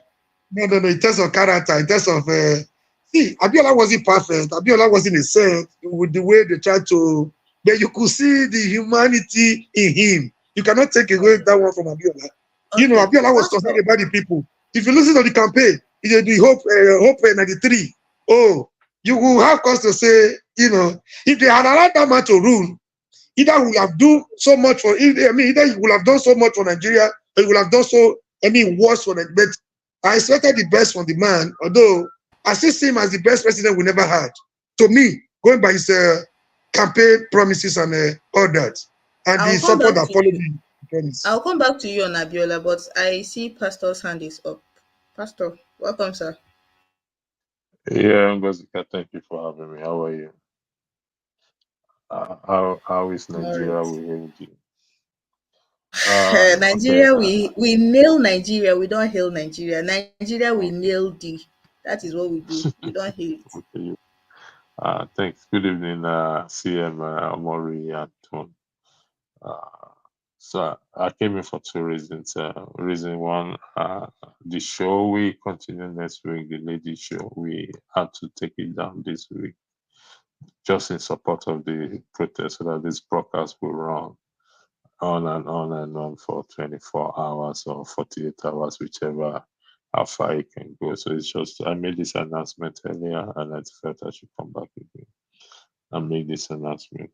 And two, I came in because of Tone as well. To Tony, yesterday, I made an appeal for people to take it easy on you and not to call you names in the open broadcast. And I'm appealing to you yourself to take your eyes off the comment section and don't let it infuriate you. That is an appeal I'm making to you. People are going to comment, people are going to say things. They've said things worse to me than even you. So please, my attention was drawn to you being complaining of the comment section. Take your eyes off it. There's a clause there that you can place. You can cut off comment section from your screen there. So if you just for your own good, please. This is a special appeal I am making to you. So that is all I have to say. I don't know if you want to say before I hand over to Ngozi. Is that okay, Tom? Okay, let me say. I'll be having a word with Dr. Damages himself. Okay. Pardon? I think I'll be having a word with Dr. Damages himself All right. later. Okay. All right. Okay. Thank you. Thank you. Ngozika, thank you Thank very you. much. I Okay. appreciate for Okay. having me. Thank you. Omoru, the Abiola person is think Mumuni is the name. The one that Shego Kimbalo interviewed. If you see the ear, everything is MKO. You know, whenever I hear Abiola children speak or one, I will say whether that one pass DNA test. Not be everyone I go to listen to. I go first of all find out whether it's among those who pass DNA test. So so you can always imagine. No, Abiola cannot be the same thing with Tinubu. Like the man was saying, no, they can't think alike. One, Abiola cannot, even if as be was governor, he cannot hold Lagos the way. Abiola is more like giving people chance. He had business, manage. Look at his African Concord, editor, Fidel Odum, Igbo. So many people, Dele Giwa started with the rape, all that is this like meaning. Go, people will tell you, everybody. Abiola is everybody's man from north to south. If he had become president of Nigeria, I know what he would like to do is, first of all, poverty. He said it, is that poverty because he used to say he didn't eat egg until he was how many years old in the symbiote, the first wife's house. That's where she ate egg for the first time. If not for scholarship, he couldn't have gone to University of Glasgow. And he passed BSc accounting. I think 2-1 he made. So he's at least in education. You can no, it's not. He didn't forge certificate now. Abiola can pass, and all his children look at where they are. They are highly But, like that. Kudirat. No, not Kudirat is but the there, wife. Hafsat. sorry, Huh? sorry, Mr. CM, but just like Tinubu, he did have some baggage. There were some No, no, no, pretty. no. The issue of baggage was because of military. The thing is, when he was executing all those contracts with the military, it's not that they don't give it. It's like person, sort of laundering money for them because they will give him contract and collect their kickback and all those things. And eventually, but then why I like the man be say, forget about the money he made, but he donates openly. He don't So he was a benevolent thief. he gives out money easily. He donates. So was he a So many. benevolent thief? And Tinubu Well, if you go, if no, Tinubu on them, Tinubu is just too mean. This why they don't. Tinubu is not even. Tinubu is not even clever like Abiola. To keep the two is of a them. stingy thief. I mean, Abiola can talk now, grant interview. You see him speak, off cuff. Tinubu is just like a real. Just all he knows is just. I mean, who is he competing with? Abiola came out the time you have politics was still driven by a bit of principle and you see educated people in, but not what you have now, reference, all this in quid pro quo. And then in the time of MKO, 91, 92, 93, and Bana, politics was still seen as a very sane people that we get into it. So to me, yeah, Tinubu does not measure. I wonder why this man is saying if Abiola is alive, he will behave like So behave like this Tinubu that is interested in. Said he bought his seat. He said he okay, bought his seat. Mr. CM, please hold that thought. I want to throw this question to the panel. Anybody can take it up.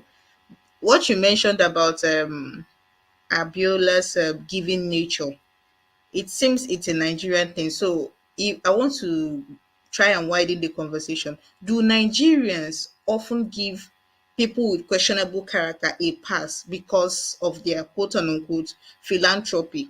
Is that the case with Abiola? Is that what we keep having today? How did we get here? What is the way forward? So Mr. Mori, you can go Okay. first. Yeah, the philanthropy, I think that one came later. I want to say allegedly, because I'm not sure he wasn't convicted, right? There is this case of an entity, international entity from ITT. ITT contract. Yeah, a lot of people felt, a lot of people still feel tomorrow that the money he made from there, was abnormal and all that. and he had this relationship with the military. What we're talking about, the side of it we're talking about. Now, there's allegation that people are deliberately frustrating the effort of Nigerian ports, Nigerian refineries, for their selfish interests, for the one they have in Malta. Abiola wouldn't do that. All his investments, let me put it this way. Nigeria was the centerpiece of Abiola's, principles. So, all his investments were domiciled in Nigeria. He has that humanitarian feeling. It's not because, okay, which one comes first? Is it because he's a giver? No. Is it because he made money? He made money from Nigeria, either by hook or by crook. I wouldn't know. I don't want to go into that.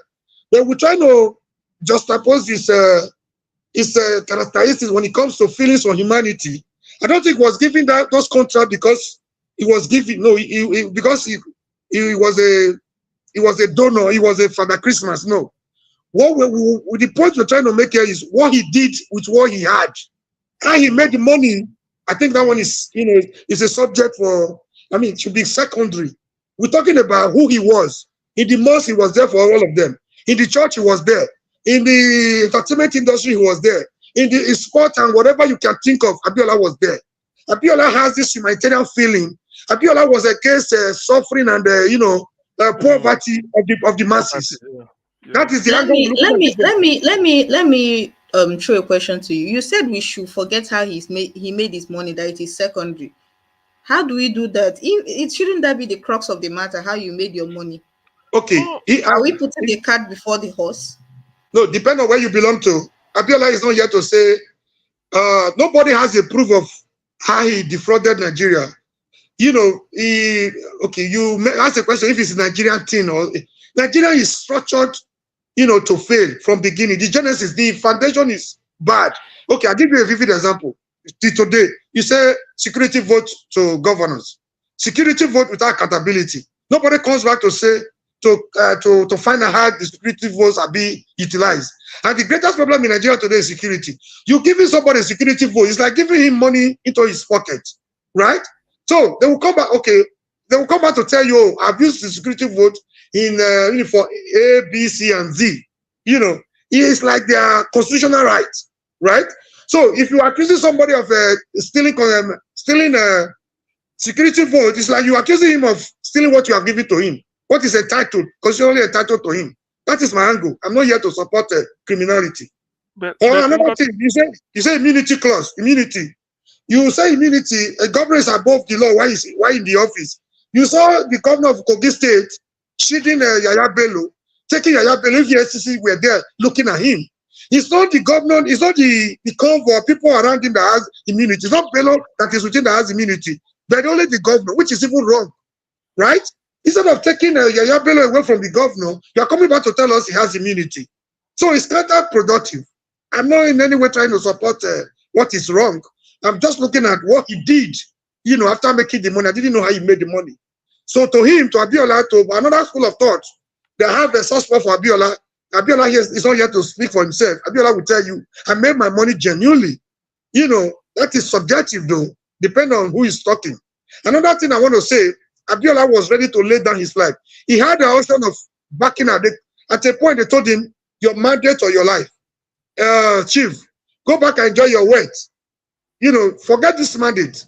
Go and enjoy. You know what he told them? He said, you cannot tell a barber to barb your hair while you are not there. Whatever they are discussing behind me, he does not make one. When they finally called him to say, sacrifice your mandate and move on with your business and your whatever you have, he refused. That is the hallmark of a genuine leader. He was ready to die for the people. Amaru, you don't really need to go that far. Just stand in Cairo or Johannesburg and mention Abiola and mention Tinubu. Abiola is known all over Africa, pillar of sports. Abiola is known, CAF Corp. I think they wanted to name it after him. Abiola is like, he is champion reparation. He's known. Tinubu is just within Lagos and what he does. That's all. Abiola So, travels Mr. Sinem, worldwide. are you also going with Mr. Mori that it didn't matter how he made his money despite the controversy? What mattered is that he did good. See, listen, the much I know is that they said ITT. He was working for ITT. It's an American company. They had a contract. with Nigeria. But for one reason or the other, they've not paid them the check. So the Oyibo man is like he's not doing it the way it should be. So Abiola sort of double crossed and got the check. And then go and tell the American consul, if you dare you make me this, say, look at what I've done. Then I have to withdraw the man and put Abiola there. Because that was under Mutala Mohammed.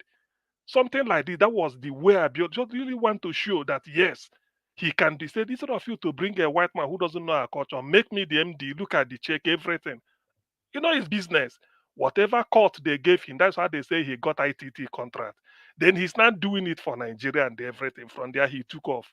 Abiola Bookshop, Abiola Babes Football Club, Concord Football Club, Concord Airline, what is it called? The National Concord newspaper, Abiola Farms, and so many, so many. And then he started doling out money. Then champion reparation.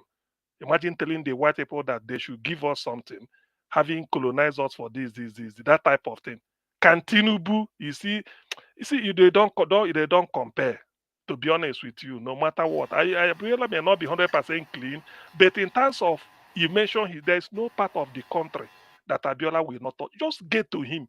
Any course he will take it up. NUJ, Nigerian sports, all this. And when we are talking about in the Okay. days of Mr. Mary C, Onyari, Mr. Sim, I hear you. I want to hear Chidimo, from. Sorry, I had to cut you. I want to hear from Madam Gladys. Welcome, ma. It's my first time seeing you on the channel.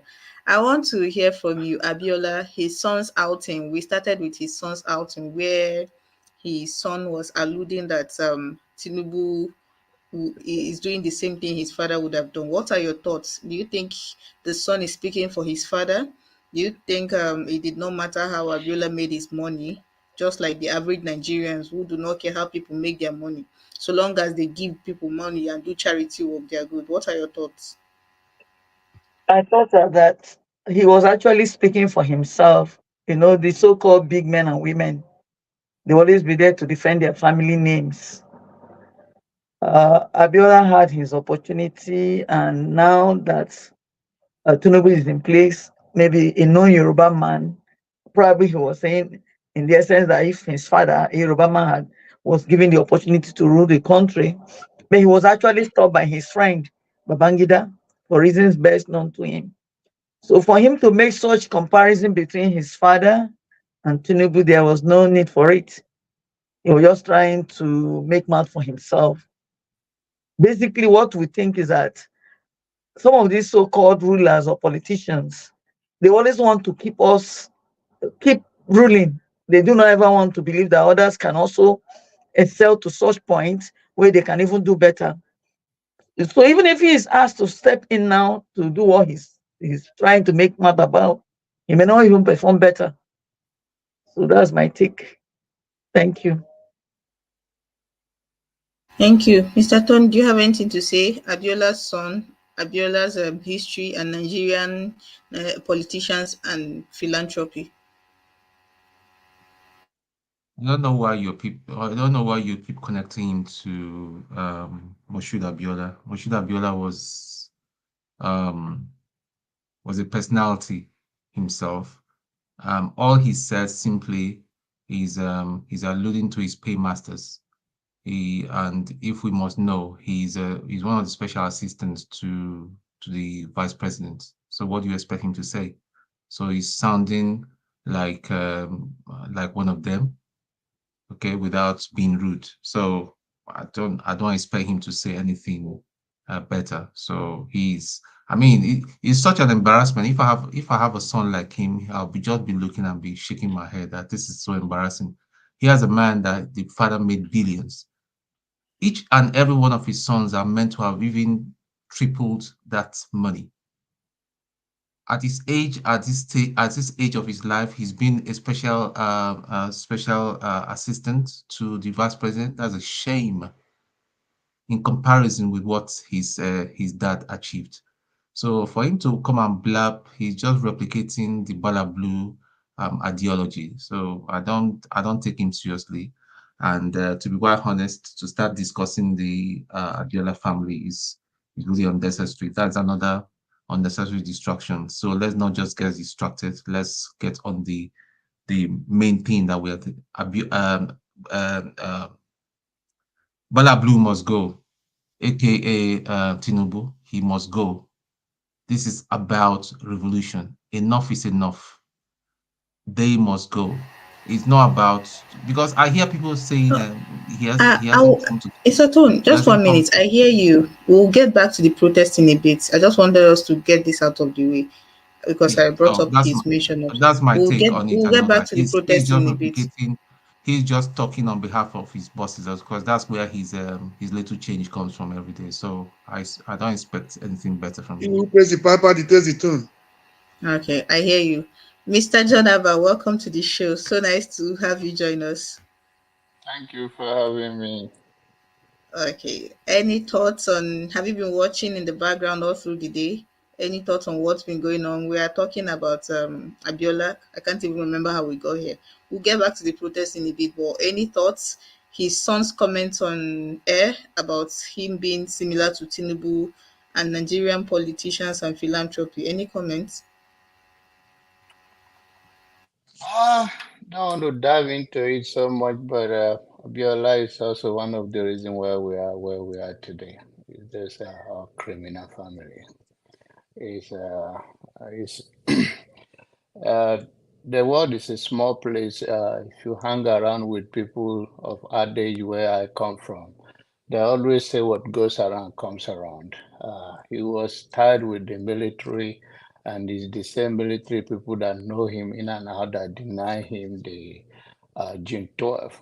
So he reaped what he sowed. May so rest in peace.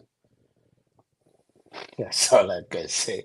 There's nothing to talk about there. I don't, giving all those excuses about all those people, I don't, well, Mr. to Goodman, me, see, say, have a message.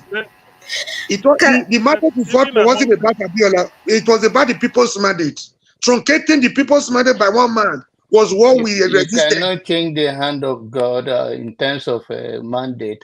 He also sponsored many coups to remove other people. So you guys are mandate on No, the I'm not election supporting day. coup d'etat. This was the people's mandate. This was democracy truncated by one man. People are deplorable. It's the same people that keep us where we are today. How many millions of Nigerians that are voting today? Is it not the same problem we have? We are how many 220 million Nigerians? The one registered voters are less than 40 million. Is it not the same deplorable Nigerians that we full churches, we full everywhere shouting people mandate? People mandate for what? You guys think that number matters so much when it comes to leadership or who become a president? It's about people with vision. Nobody is clean. I'm not perfect human being, but these are the people who run Nigeria down raw. When corruption was intolerable in Nigeria, this man head on and he uses his money, his federal ITT stuff, and sponsor everything, and he have a good tie with Nigeria, even across abroad, across Africa. And then today you saw people's mandate. People's mandate what? People's mandate Mr. is CM, not a please let him criminal. speak. I will come to you next. Please let him speak. People's mandate doesn't.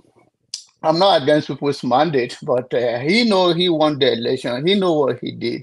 He know how he get everything. So to me, it's nothing about. I mean, thank God for people like Soure and Omar here, who are those who fight for people's mandate on the street with him. But may he so rest in peace. I know he's one of the thieves that robbed me and my children and my next generation. He started all this bullshit from the very beginning when Nigeria is innocent. Nigerians are just trying to go. That is when Nigeria, when you graduated from university, they will give you a car, depends on what you do. This man come and wipe all the money, and now you guys say you hope you are Biola Concord. Where did you get all the money? It's not Yes, our yeah. money. Can you tell us what you know about the IGT contract? Please do not interrupt him. Mr. Mori, Mr. One CM, minute. I'll No, come to you. I will come to you, you gentlemen, allow after me him. to I don't speak. want us to I have only spoke a for 2 back minutes and forth. before you I stopped don't me. want I don't want us to have a back and forth. Please let him finish. I know you have your opinion. I'll Everybody, come to you you have next. your opinion. You speak the way you want of him. I speak my own way, the way I view of him. I'm not attacking anybody. Good luck on you guys. Compare him. My own brought up and the way I function is that if you started it, the adage in my place, if one of your finger touch oil, the rest will not deny it. So all those criminal people that we got, we are all not perfect, but the criminal that took us to where we are today. In those days, if you know, the judges were functioning. This guy, he started bribing everybody from military. The first time dollar, he bought one watch, $1 million in those days, and gave one to Babangida. That is how much that guy reckless he was. He's a generous person. If you work for your money, you give it out like that. Those who don't work for money like that, it's easy to give somebody else things and something you get on the street. Even today, we that in abroad right now, you work for your money. The way Nigerian people that not even make anything demand for it because it's a way of life. Their pastors say hallelujah, they give it to them. They are trying to build a mansion in heaven or buy land in heaven. Politicians take their own money, chop it. They are still hailing them, bow to them. It's the same mentality we are still having today. If you work for your money, will you give it out like the way he gives it out? Yeah, we have the same way we praise foreign company or foreign country. Oh, they give us billions. They took our raw materials. They took our resources. They took us, even us today. They took us with their system, brought us here. We praise them for giving us after taking our raw material and converted it to money. Now we are praising Abiola. So oh, he was giving what? He can give all he give. May so rest in peace. He reap what he sowed. Thank you so much for giving me the opportunity. Thank you very much. I'll come back to you, Mr. CM and Mr. Mori, but Mr. Odi has not spoken, so it would be unfair not to have him have his say on this. So, Mr. Odi, thank you for joining us. What do you have to say, Abiola, Nigerian politicians and philanthropy? Well, thank you very much, my dear sister, for allowing me to have my say. And hello, fellow panelists. I think I jumped on because of this Abiola issue, because I did watch his song on that program. Our Inierbong or that lawyer, I think gave him, a very good response, like right away, he canceled it. I think the Abiola's song, Inierbong was wrong, actually, in a way, because Abiola's son actually was right that his father is the same with Tinubu. These guys, came from the same, they are like, I hardly agree anything with John Abba, but, he's spot on here. These are the guys who stole Nigeria to the brink, who decided, this guy started working for, someone was talking about ITT. He started working for ITT during the Biafran War. That's when, in like 3 years' time, he was already chief executive. These guys ruined Nigeria. Nigeria had this was about the time we were just going to start building a nation. He took it from the crop of the neck. And, he started giving, like, how do you steal maybe $100 million from folks and you give them back maybe $100,000? That's what he did. And he was celebrated, look, nobody should die. We were very excited about Abiola, growing up, even Abiola, he won most of the country. But, we were in ignorance. Thank God for the social media and the internet. Then we didn't have internet. We only had Tel magazine. We had, all these Punch newspaper and those few newspapers that you could read that will tell you it was controlled. He had Concord. So this guy was controlling information. Now he can't, nobody can, we can dig in and find out what happened in the past. He was a thief. Tinubu is same thing. Tinubu is a thief too. He stole Lagos. And Abiola was on the verge of becoming president. Well, if you look, even Tinubu now, if he becomes, if he's able to deliver the goods for the people, people will praise him. Even bad people can repent. Most people felt that Abiola would make a good president at the end of the day because he was a much nicer guy than Tinubu. But Tinubu, two of them, they stole from Nigeria. They are the reason why we are here. Two of them, their path led them to almost become president for Abiola. Tinubu became president. But for Abiola won free and fair. Tinubu stole the election.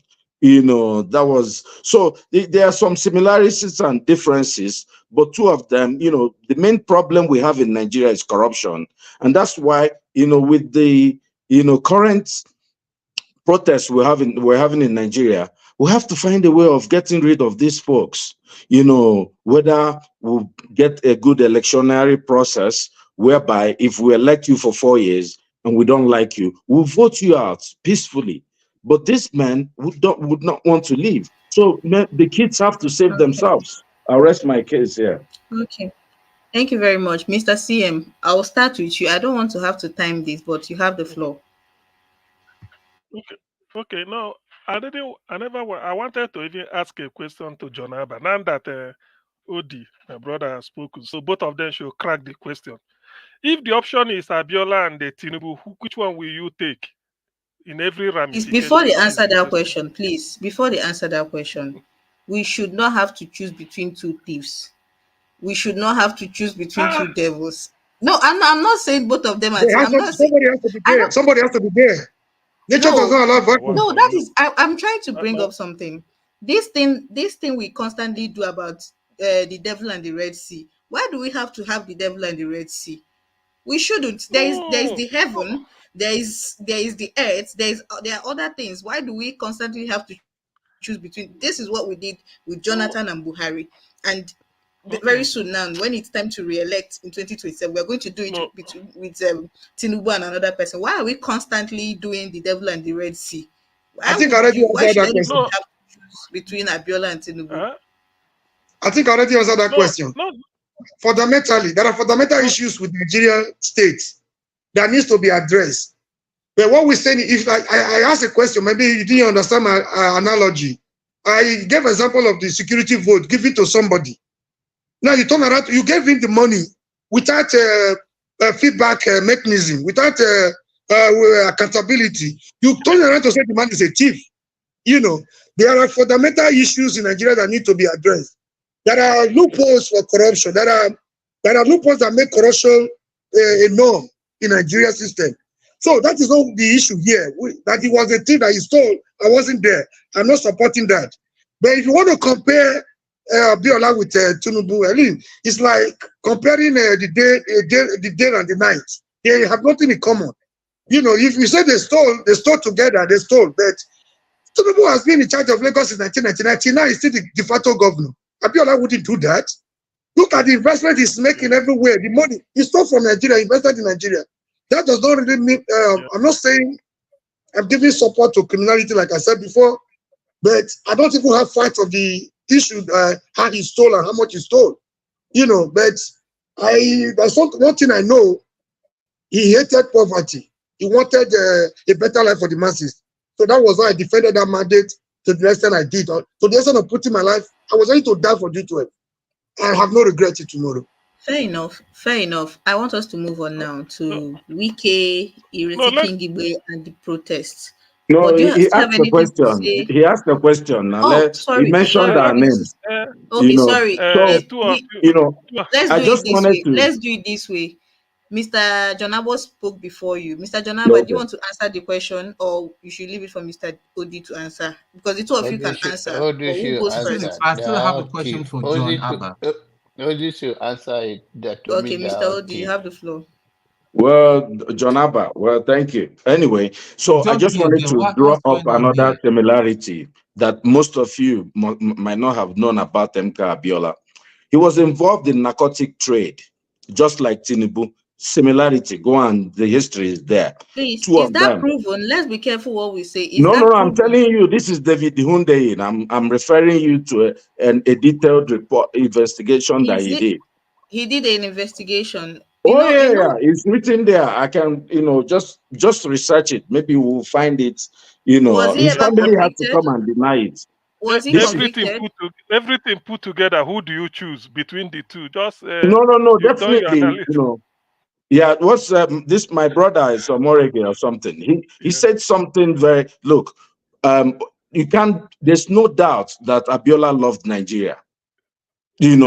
Abiola had his problems, like we said, even a thief can repent, even a drug addict. Abiola really, really loved Nigeria. Abiola invested in Nigeria. He had Concord newspaper. He had Concord Airways, right? He had, he had the football team. Abiola Farms, Abiola Abiola Babes, base. Abiola Farm, You Wonder know, Loaf. They are so. he was like it's the same thing. In fact, the same thing Dangote is doing. Dangote, we know that his money, if you go through the trade, is illicit. It's not clean money. But but you can't doubt whether Dangote loves Nigeria. And he's investing massively in Nigeria. Where is Tinubu's investments? Except maybe to control this one, at least is doing TVC and this is what, if you're a patriot, Abiola was following our football team to everywhere they were going. He will get on the fly. He will go with them anywhere. That's why people loved him. People voted for him across Nigeria. So the question is already answered, if you get my flow. It's true.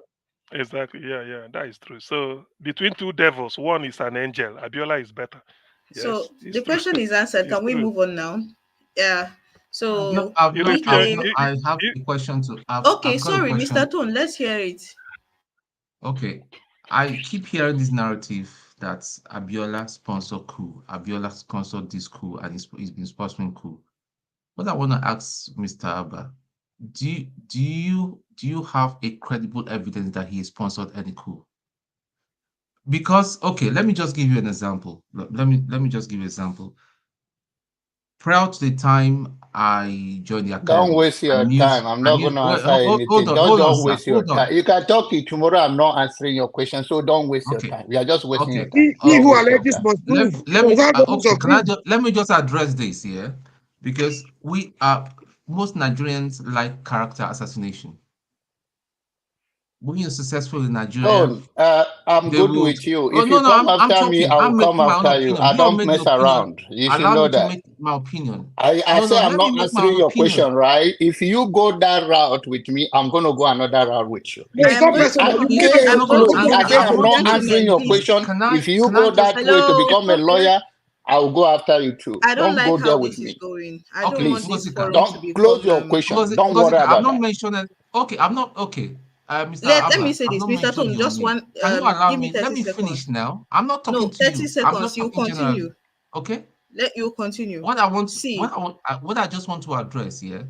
I'm not saying that Abiola. I don't know him. I'm not related to him. I know that.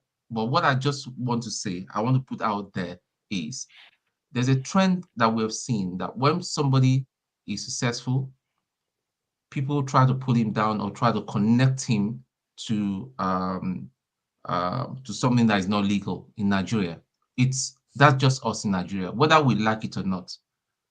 Abiola may be a criminal or may have engaged in one criminality or the other. There's nobody that is entirely 100% clean in Nigeria. Two, and that thing that people, this statement that people make all the time, that he has sponsored coup, there is till today, there is no evidence to support that. People just, I don't know where even that rumor started, that rhetoric started, that Abiola, all the coup that has happened in Nigeria, that he's the one that sponsored it. I personally, as far as I know, I don't want to go into some details, okay, for security reasons and otherwise, and respect some personalities, because I'll be forced to mention some name.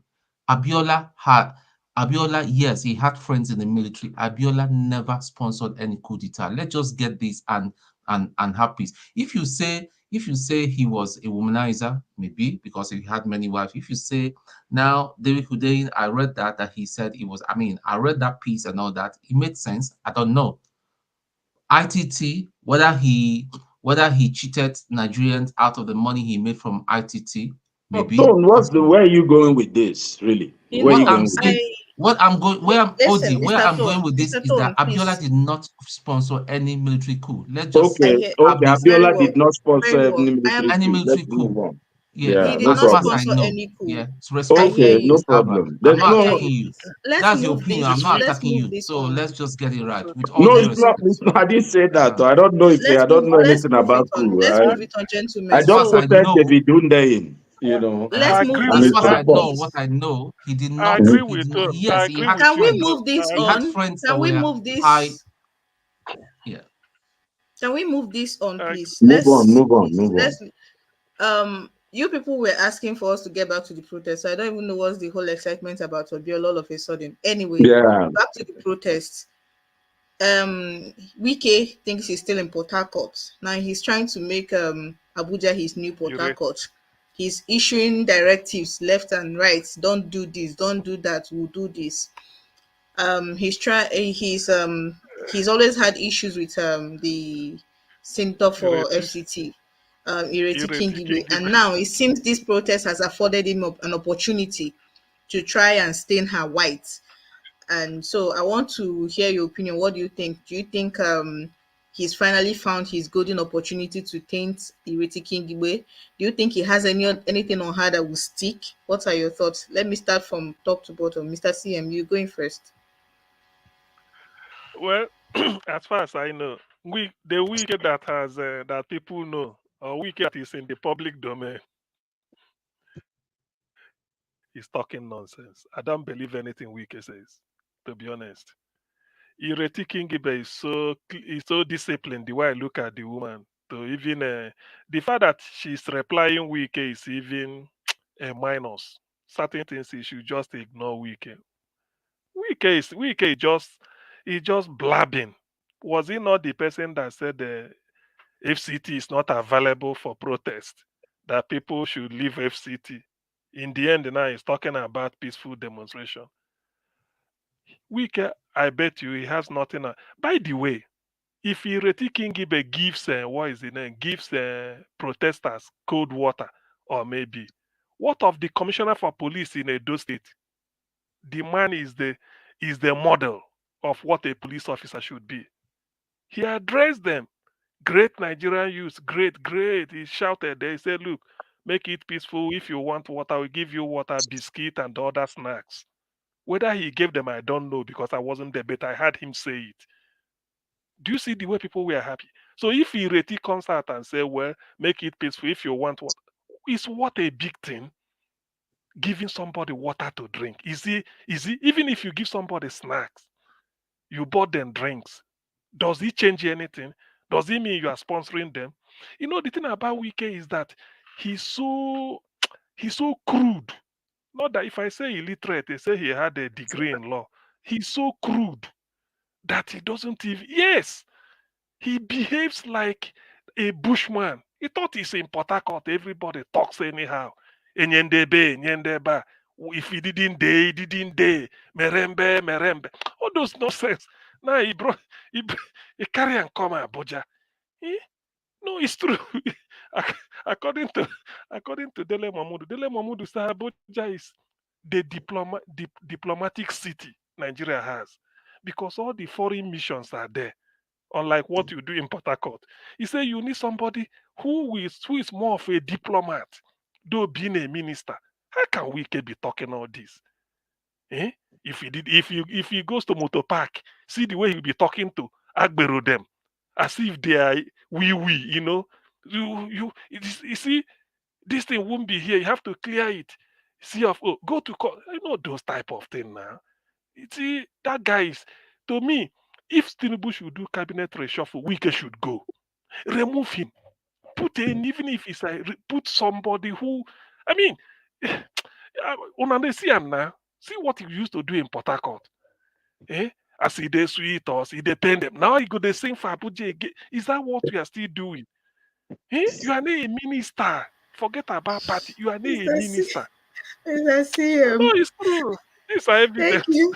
Let's go to Mr. Mori. What do you think? And I want you to answer this question. I don't know how many of you are on Twitter. Before yesterday, okay, it's yesterday now. There was a so-called memo that leaked where a police officer was allegedly warning that Wike is cooking something that he's trying to pin the protest on Ireti Kingibe, and then the following day this happens. What do you think? Do you think they are interconnected? What are your thoughts? And I'm timing you. No, no problem. I'll make it very short. I want to attack my friend first. Here. You see, we have to be very careful the way we go about these people. I want to remind you of we had an altercation one time over Wiki. I told you the way Wiki was going. Wiki was we were preparing a monster. Yeah, I remember how you answered me then that he was doing a dirty game. That the game was so long as you could think then the game was favorable. You know, because I told you, this that you could start blaming Wiki. That is right by the wayside. And that was another forum entirely. Today he has become a monster. We all prepare Bute to become the monster that he is today. We clap for him to become, because he was building bridges, extorting money from Port Harcourt. We thought he was the best leader Nigeria could ever had. A lot of people even supported this idiot to be, sorry to say, this monster to become our president. Then he came up with the issue of South. I told you guys that this guy wasn't interested in South. He was interested in his own personal ambition. You guys attacked me then. My friend, especially CM. The answer then was that the game he was playing was favorable to our own interest. And I cautioned you. Today, look at what he has become. See, these people have no thing to say. So all they know is propaganda. From one propaganda to the other, they have no meaningful solution to what is happening, to the issue at stake. So all they need is to accuse people like Peter Obi is responsible for this. If somebody gives water to protesters, what does that mean? But the people in charge, like CM was praising the commissioner of Edo State. Don't be surprised that this time they will fire that guy. Would that be removed from Edo, either redeployed or relegated to the background? Because the chairman of all criminality in Nigeria is in charge. He doesn't want people like that. If people he can work with are the likes of Akpabio, the Wickens, and the Benjamin Biamilas of this world. You know what? Benjamin Biamilas was a lawyer in America. He lost his license in America. That is the chief of staff you have today. So the real chairman of all gangsters is the one in charge. So he cannot work with people like that commissioner of Edo or the TDB. Those people, the likes of Peter Obi, they will continue to get blames. The only concern here is if I were Peter Obi, I won't take any of them to court, and I won't even deny what the allegation, because they are reminding me what I'm supposed to do as an opposition. So it doesn't really, I don't see it as allegation per se. They're looking at like the Johnny man, they're looking for who to hold on to. They're looking for somebody to drag along, to push their blame on, instead of tackling the solution and the issues at stake headlong. They have no solution. They have nothing meaningful to offer than to come up with unnecessary propaganda and accusation. That is my take. Thank you very much, Mr. Mori. Mr. Tone, you think Nigerians made a monster out of Wiki? You think we cheered him on and now we have created a Frankenstein we can't control? Wike has always been Wike. He's a low life, classless tweet. It wasn't made by Nigerians. It's just that he got celebrated in Port Harcourt, and he thought that Abuja was going to be another Port Harcourt for him. That's what he's doing. Same thing that Tinubu is doing, thinking that the federal level is Lagos. So Wike, for me, it's a matter of time. He will be put in his rightful place, and his rightful place he should be rotting in jail. Thank you. Thank you very much. So, Ma'am Grace, Wike, Ireti Kingibe and Abuja, is it a battle of the sexes? What do you think? You think he's going so hard at her because she's a woman? Or are there other things we do not know that are playing out here?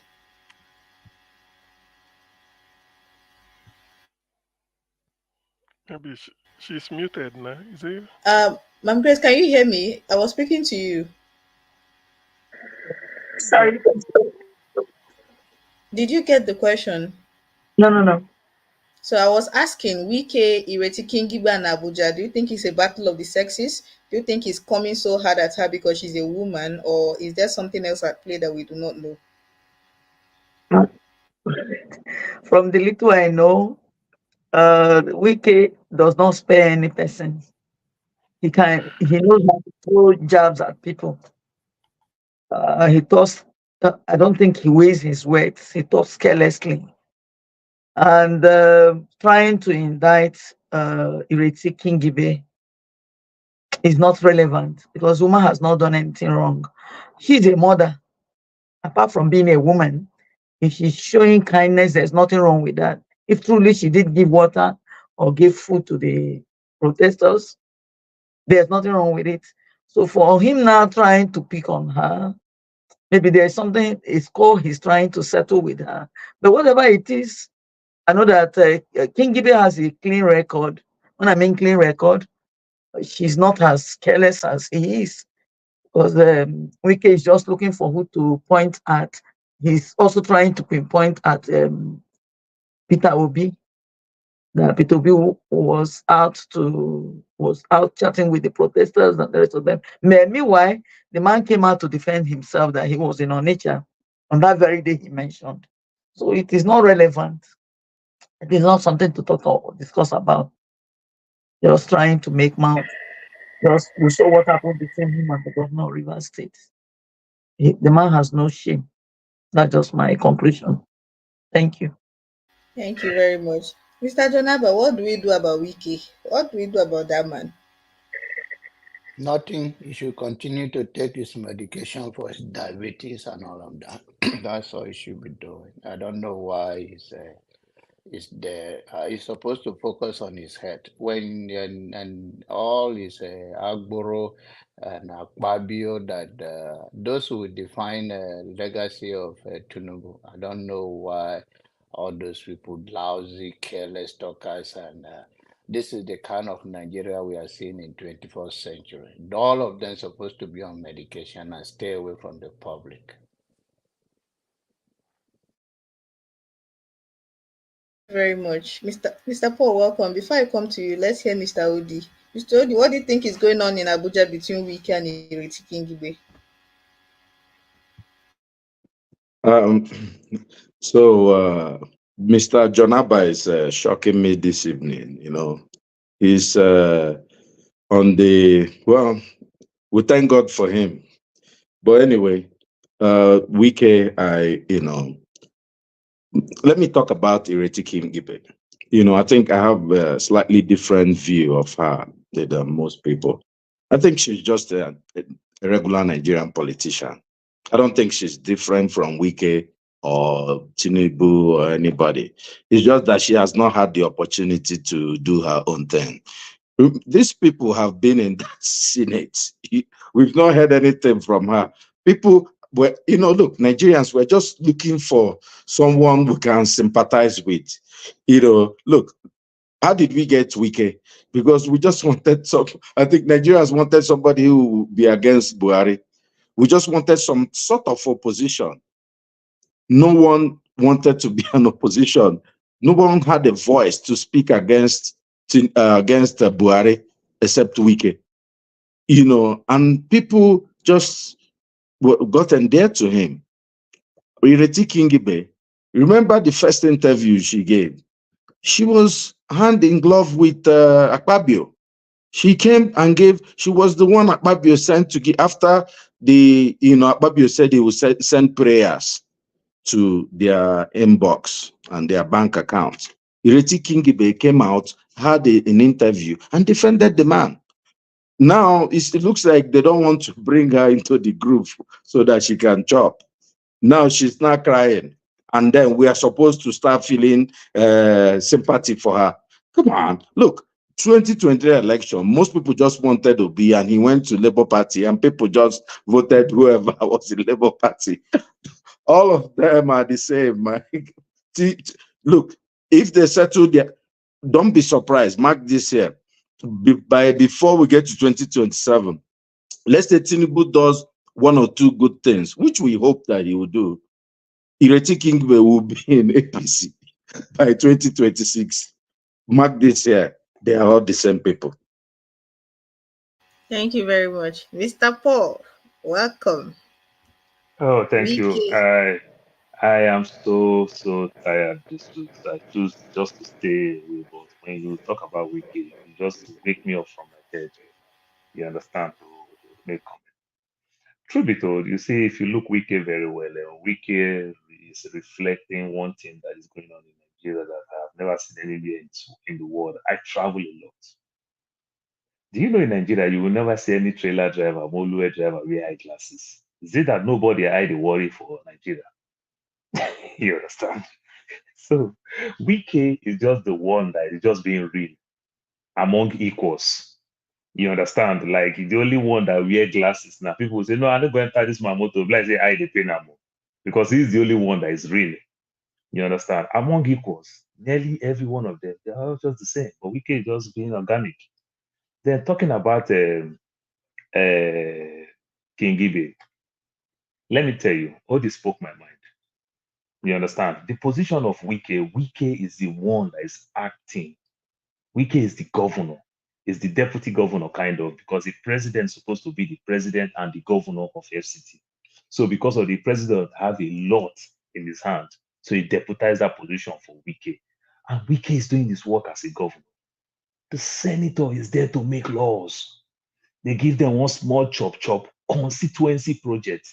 And that money that they give as constituency project, they give you the senator. The money that they give you from the assembly, what are you doing with your own constituency project? Why are you interfering in the position of the governor, the one that the governor is doing? Let's be fair, let's be real.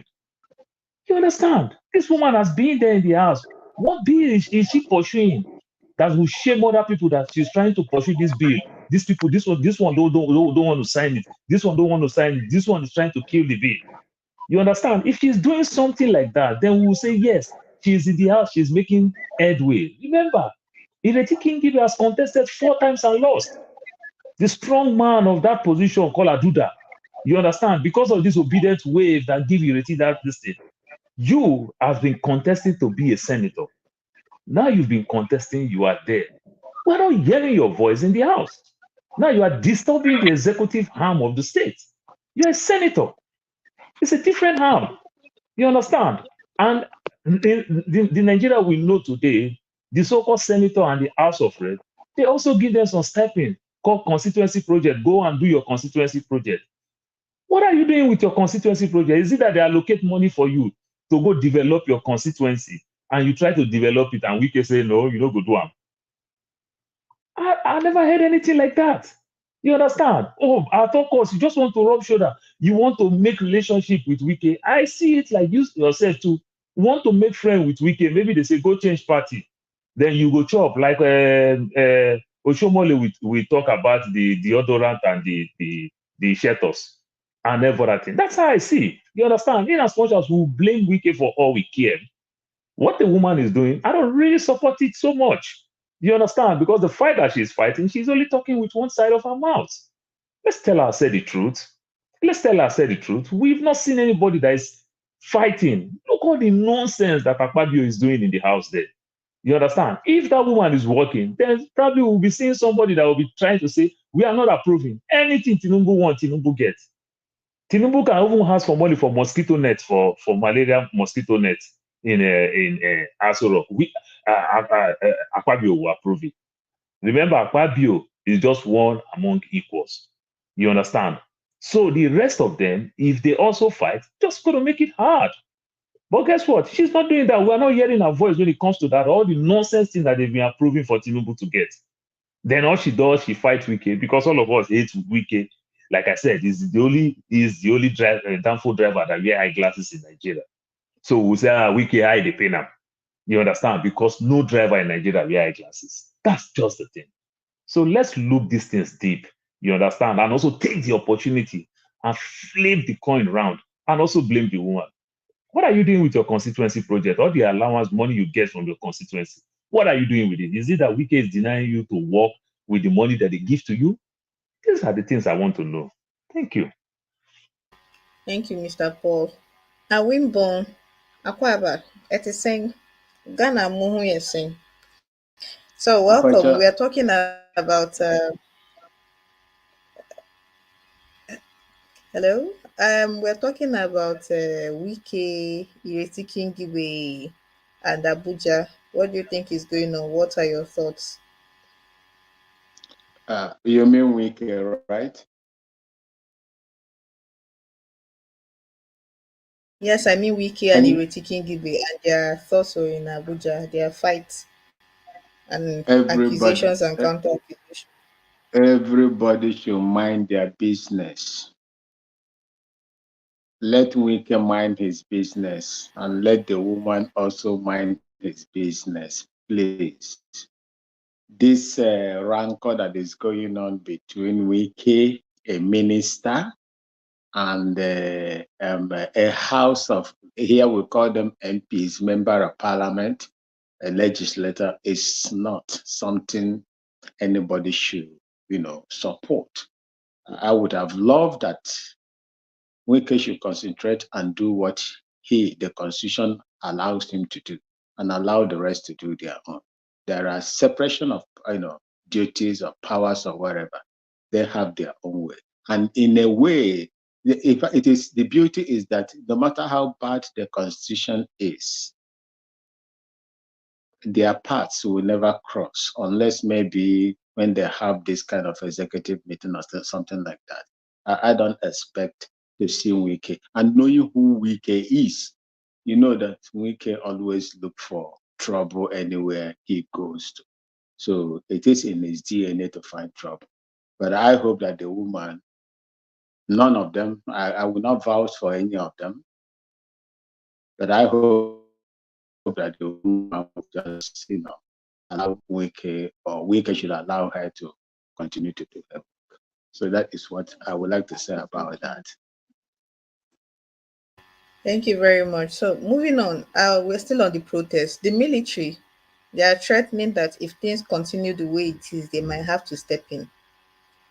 They are saying that I read something about they do not want press coverage about what is going on. I want to hear your opinion because some days ago, I think on the second day of the protest, the protesters in Gombe, is it Gombe? Yes, Gombe, were chanting that they want the military to come and take over. So, what are your thoughts? Do you think the military has heard the voice of the masses in Gombe and are trying to use style and come in, or do you think they're being their usual brute self? Mr. CM. Well, I don't really think I can. I don't know. I don't need to think twice about it. We don't need. I don't need the. I don't need the military at all for whatever reason. Look Why at don't what you is want the going on in. military? Listen. Look. Why Look don't at you what want is the going. military? Look at what is going on in Abia. They bring military again to truncate it. No way, please. Yes, Tinubu. This is a criminal government. I don't. We don't need the military. Rather, I go for impeachment of whatever. Military again. No, I don't want it because to me it's not progress. People might count in the past what the military has done and all this. No, I don't want it. If you ask me, rather than military, let us let us what is it called, restructure this country according to Akifakpo Unda. Let's do it the regions so that we can now know that the center is very weak, then the power belongs to the region. You can't bring a military to start doing a post-war military admin. We start all those rubbish again. I don't want to hear that. Every state should go and govern themselves. So many states are trying now, at least providing infrastructure. That's what I'm saying. So bringing a military man to go and keep no check and balances, nothing. They draw budget, they eat. It's not from the area. What we've been doing to bring us to civilian rules so that we can be able to do something. Yes, Tinubu is bad, but there's a way to go about it, but not to bring in military. I can never vote for that. For whatever Thank it you. is, it is worth. I don't want it. If only for Abia State, I don't want military. Thank you. Thank you very much. Mr. Tone, this is your turf. What do you have to say? Do you want the military back? Do you think they are interfering? What are your thoughts? What's the difference between a bad military man and a bad civilian? What's the difference? I don't see any difference. If somebody that's got some common sense and plan for the country, has got a passion for the country, not somebody that wants to be there for the rest of his life, be it a military person, be it a civilian, I'm up for it. All I'm concerned is for this bad governance to stop, and after all, look at Burkina Faso. If you had somebody like that guy there, will you say no? Will you say because of your hatred, inherent hatred for the military? I know, yeah, we've had bad experiences with the military. I can understand where CM is coming from. Honestly, understand.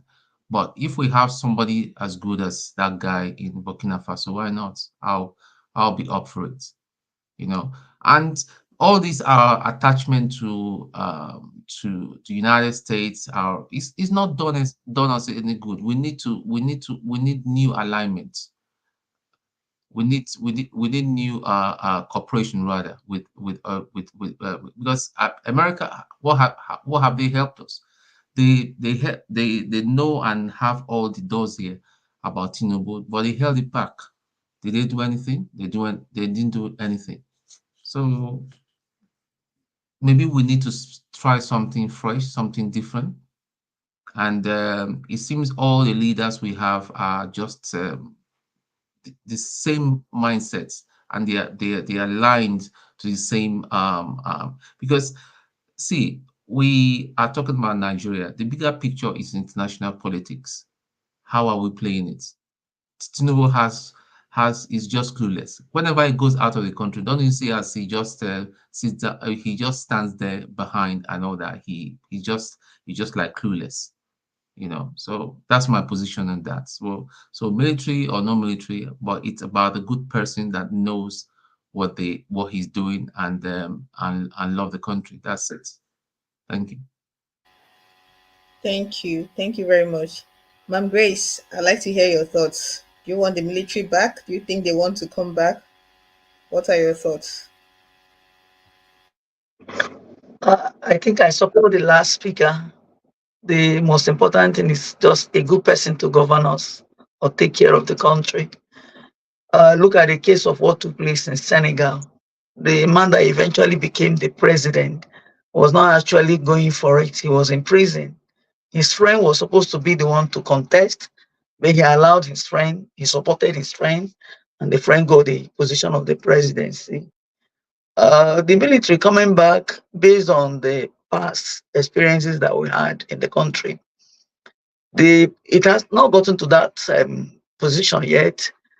The most important thing is for us to have good rulers to take care of the country, and things will be in place. Whether the person is a Christian or a Muslim, the most important thing is a good person, someone who has a fear of God and love of God as well. Was a man in Burkina Faso. He's a Muslim man. How old is he? I think he's about 33 or 34. And he's doing very well. So if it's the youth that can come to take care of the ruling in Nigeria, the very ones that are not corrupted, most of the so-called older ones, the older politicians who have, they are all corrupted. They've amassed a lot of wealth for themselves and their children. So what we need now is clean people who are ready to be leaders and do the work right. Thank you. Thank you very much. Mr. Jonaba, are you coming back on or do we put you backstage? Let me just keep you for the meantime. Mr. Odd, what do you have to say? The military boys, do you think they're itching to come back? What are we in for a very interesting days? What should we expect? I think I like this line of discussion, because it brings me to my thought process, to be able to lay it down clearly. We've been kind of indoctrinated by the West to believe that democracy is the only way out. There are different types of governments. You have dictatorship, you have colonialism, you have, which is still happening. You have the monarchy, and then look. I'm just going to go 2,000 years ago. Rome was a great republic, and people of Rome were so proud of their system, and that's how that's where America copied their system from. But it was the bureaucracy was dragging Rome back. See this discussion we're having today, they had it in Rome 2,000 years ago. Their senators were corrupt. They were thieves, but they were in charge of they were the elite. But guess what? After Julius Caesar died, his relative, took over that we know as Julius Augustus, right? Augustus Caesar.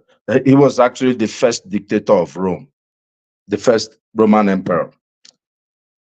His Rome underwent the greatest, development, or they achieved their greatest development under Caesar Augustus.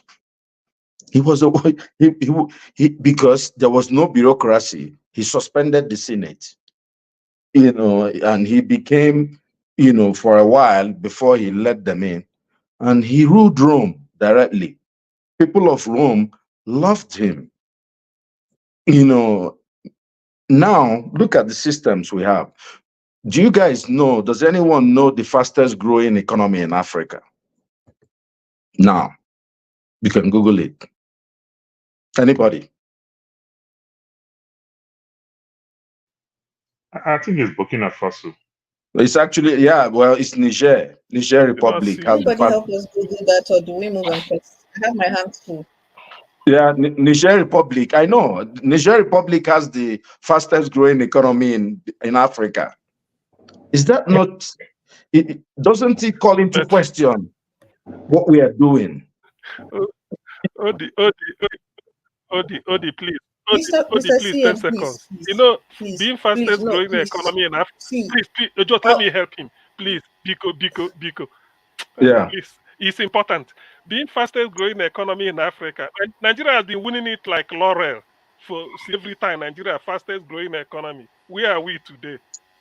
No, of course, when we were no, I have an We answer are to in that every time, question. Nigeria.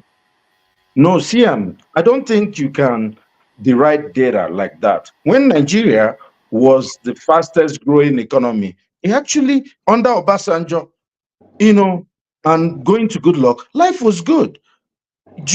Nigeria, before the transition to civilian rule, lecturers in the universities were suffering.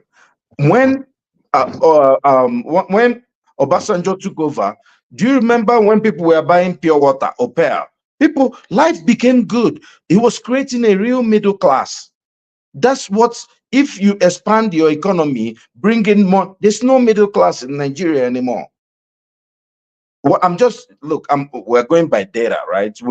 I can't say, oh, I think I like how Seychelles is moving or South Africa is doing. We only go by data. What we're talking about types of government. I was a little concerned to see Russian flags in Kano. Because the last thing and that's why, personally, I think the military should be really, really a last option. Because Nigeria is so big and dominant in Africa that the West is not going to let Nigeria just go to Russia like Niger went to, and Burkina Faso. They're going to give people arms, and there are people in Nigeria, many of us don't like each other, and if people are giving arms, people will go to war.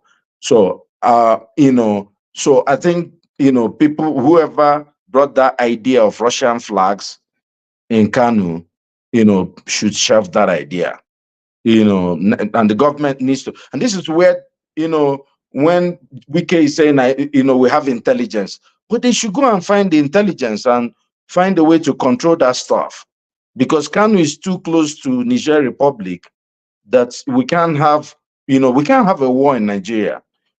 Personally, what I think, Tinubu has an opportunity. I'm told he's going to address Nigeria tomorrow.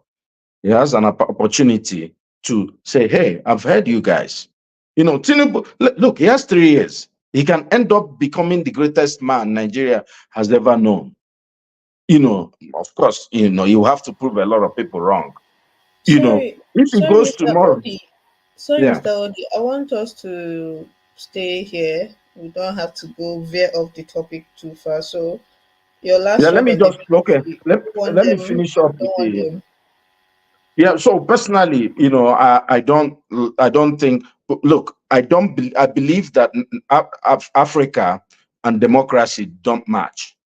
I don't believe democracy is for us. Never believed it. We've been experimenting with this, but we can try it out a little bit, maybe 3 more years or something and see. And I don't even believe we have democracy in Nigeria. What we have is civilian rulership because, in a democracy, if people make the rules, right? People can decide in 4 years to vote for who they want. But we know that the person in Aso Rock, we didn't even vote for him. Even from the INEC numbers, he only had like 35% or 30% of the votes. So this is the minority ruling the majority. And in the next 3 years, he's going to everybody knows it's open secret that with that INEC chairman, there's no election, there's no contest in 3 years. So we're not even talking about democracy.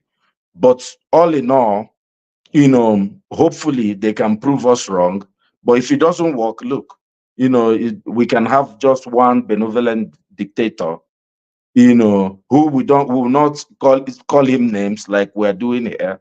You know, when you go to Nigeria, you just shut up, drive on good road, and you know, just respect yourself and enjoy the community and live. I'm okay with that. When you go to Dubai, you enjoy the area. You don't say bad things from their airports. Everybody's like it's as if they have a camera on you.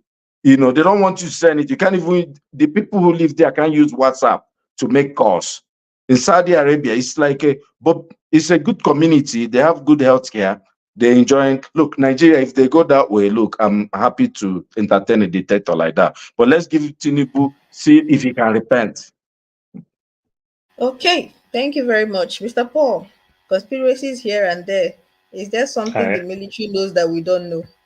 I am telling you because of the civilians kind of government has failed us tremendously.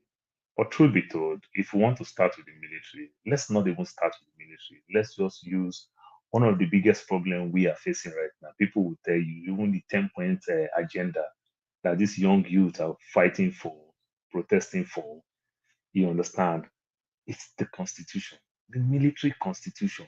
You understand? It's not something you can ever think of. Just imagine in the military, if anybody do anything, they don't do anything. You can't sue, you can't do anything. They take that person to military tribunal. They try themselves. Is that not what National Assembly is doing? They try themselves in-house.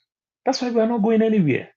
That's why you can't just see that the so-called police will just bust into a senator's house and arrest him and do whatever they do. They can't do it. So before we even talk anything, whether a benevolent military or the likes, what type of constitution they want to use? I am talking about the so-called military constitution. You understand? Their own paper, the way they do things and everything. On that ground on its own is even wrong. Not to say what we are practicing now is not it's right, but what we are practicing, if we choose to do the right thing, it's going to pay us. Just imagine that if we have a governor that's a military head of state that don't like my state of Delta State, and we have a good military administrator that is delivering in my state, you can just choose to take that guy out. Nothing. You understand? Just transfer him to say, go and head one barrack and bring another person there. You understand? And every other thing. So I don't think it come close to anything that will solve our problem. You understand? Let us keep fighting for the one that we are doing. I think it's going to pay us more where we still have voice. You understand? It is the system that is depriving us or denying us our voice. But at least the system of government that we are practicing still give us voice, in as much as the so-called politician there is taking our voice. But in the military, you don't have a voice. You see the difference now? You don't have a voice. Let me tell you, my sister, in the US here where I live, good percentage of people are in the military. You understand? When you come out, when you come back from the military, you go join the police. When you come back from the military, you go join fire service. You understand? They thank you for serving, thank you for serving. You see how the value is, how you prepare yourself. You come out from the military, you join politics, easily you will win. You understand? This is the respect. So, like the politician has failed us tremendously, the military themselves too have also failed us, failed the country. You understand? So there's no anything. But the civilian owned constitution is still better than the military constitution. That's what I would say for now. Thank you very much. Mr. Wimbo, this is your turf. Are your people itching to come back? What is going on? Why are they threatening protesters? My sister, it's late here. It's about 12:36 a.m. here, so I think I have to manage my voice in order not to wake my people up. We see, for me, as a former soldier, the last thing I would wish for a country is military coup. Although we participated in some of the coups that happened in Nigeria during our own time, but I am not a proponent of it. But to me, when you look at the Nigerian system, it's like the Nigerian people are not tired of military coup. The Nigerian civilian administration, they have not learned anything about soldiers and coups. If you make your environment so conducive for the Kake boys to come in or take advantage, they will take it and nothing will happen. If you look at the corruption that is going on in Nigeria today under the civilian administration, is worse than what happened in the time of the military. The only problem I have with the military is that anytime they come in, they set aside the constitution of the country and begin to rule with their own system they call the Supreme Military Council or the Provisional Ruling Council. And they will force you to obey by force. You will be forced to obey. But I would like to tell all of you, Nigerians have not learned anything. They don't have any experience. They have not. They refuse. It just. I do not know whether it is some kind of they just refuse to learn from the past.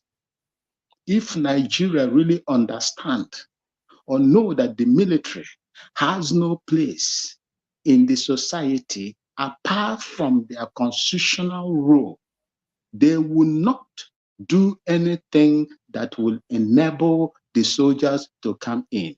If the soldiers comes in right now, it is the fault of the Nigerian people and their corrupt criminal politicians. Thank you.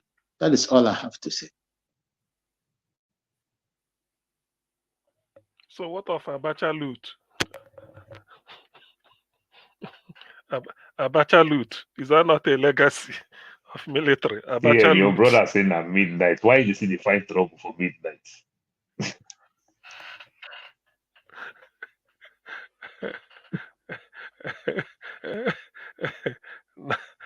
I don't know whether Abacha is still releasing money.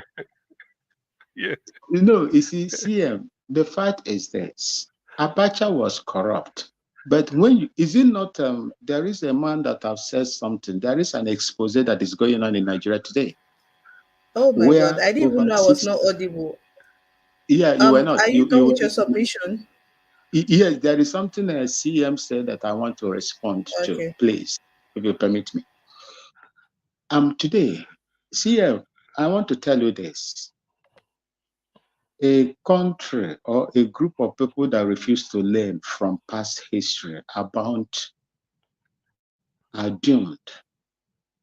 If you look at combine all the monies that these civilian politicians has taken from the Nigerian revenue bag or pass and compare it to what the military took, you cannot equate them.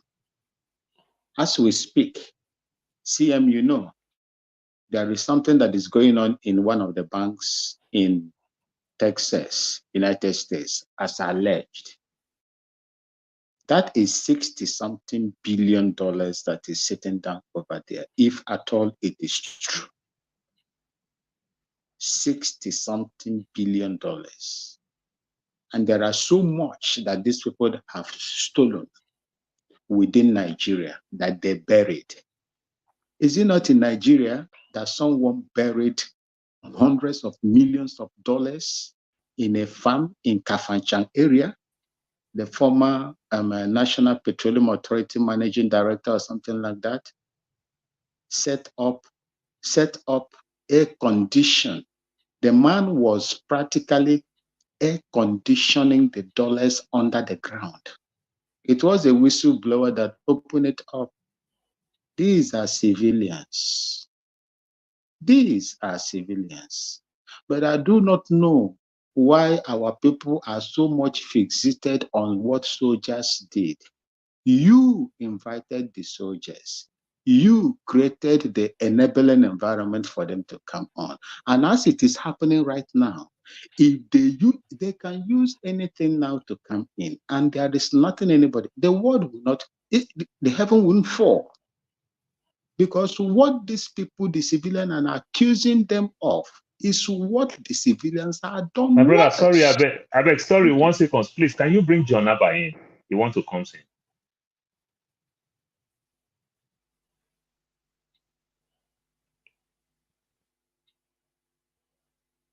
Mr. Wimbo, please round up. Nobody know how much Abacha stole. Okay. That is the So, whole Mr. thing. Omuri, welcome back. The question was a couple of days ago during the protest in Gombe State, they were chanting that they want the military to come back, and then yesterday the military is saying that they might have to step in and take over the protest and whatnot. So, what are your thoughts? Do you think this is them positioning for a comeback or what? No, I think I'm not a proponent of the military option at all because I saw her. He almost sent me to my early grave. So if what happened during Abacha and IBB, the experience I had during, it's not something I don't, if I dream about them, I would not sleep the same bed till the morning. So it's not something, I thought, it's not even an option because I think I don't blame the people calling for military because I was once in their shoes, you know. I was once in their shoes. You could remember back in the days, if there is a military overthrow, we'll be jubilating. Now, another has taken over. So, but it was, with time, we've discovered that it's not an option at all, you know. It's nothing wrong with democracy. There's nothing wrong with democracy. I think we have to focus on the operators, you know. When the criminals are in charge of democracy, it doesn't look like a democracy. It looks like criminality. So we should begin to draw the line between democracy and criminality. What we have at the moment is criminality and autocracy. It has no semblance of democracy, you know. So we have a long way to go. We have a long way to go, but the military is not an option at all. People are calling for military, thinking it would be easier for military to help them remove these criminals from power. That is the only thing. It's not as if they're calling for military, thinking that the military will be better off. No. Because how do you challenge somebody holding the gun? You know, chasing you with tear gas and everything. They think since the military has the superior power to remove civilians from power, that is the only reason why they're calling for military intervention. You know, it's not a hope for a better governance or a better Nigeria. And again, with the increasing crop of criminals we have in charge, I think it will even be difficult for military to come in because if you go everywhere today, police IG, the defense man. He's surrounding himself with his own people, tribe. That was exactly what Buhari did to survive his 8 horrible years. Now this one is here. He wants to surround himself, fence himself with people like, apart from people like Dr. Miller, Chief of Staff, Fabio in the Senate, fellow criminals, all criminals in power. So you go to military, you are taking care of that. Go to the customs, taking care of that. Immigration, you are taking care of that. So people that are not wise enough, they clapping for them, thinking that, oh, when everybody was there, what did you do? Now that is the tone of Agbado. So let him go.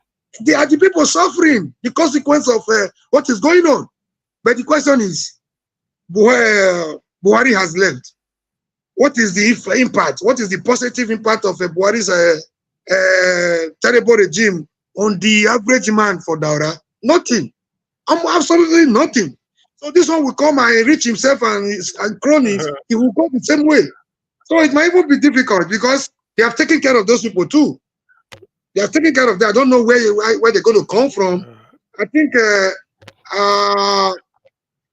Obasanjo did great damage in that direction by decentralizing our military system. It will be difficult for military to take over.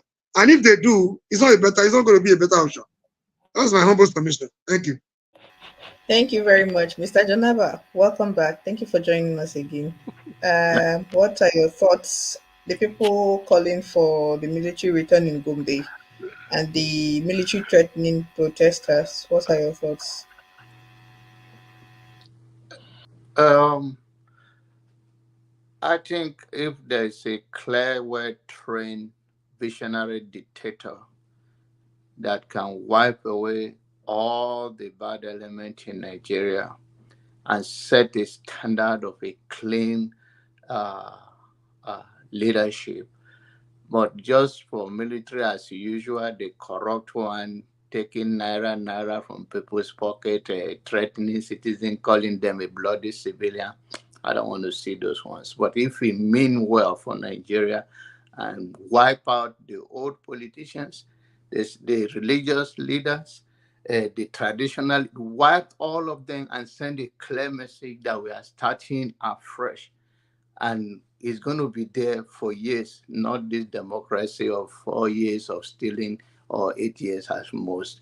But if not, I don't want military. But if I find anyone like that, I will support the person to take over, because the direction we are going, if something like that do not happen, trust me, whether people are impeting Jesus or die to meet Muhammad, they will not get anything. Thank you very much. So, gentlemen and lady, there's something I want to do. Dr. Damages used to do this in the early days of the show.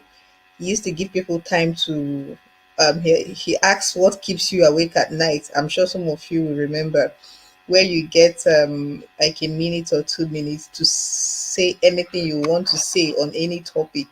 So I'm going to start from Mr. CM, and you have I'm going to time this because And I'm trying to see if we can do 3 hours. We are almost at 2. So in the next 1 hour, 13 minutes, we'll be shutting down. So let's go and this way. You will have a minimum of 5 minutes to talk about anything you want to talk about, what keeps you awake at night, any topic, as long as it doesn't get us banned from and YouTube.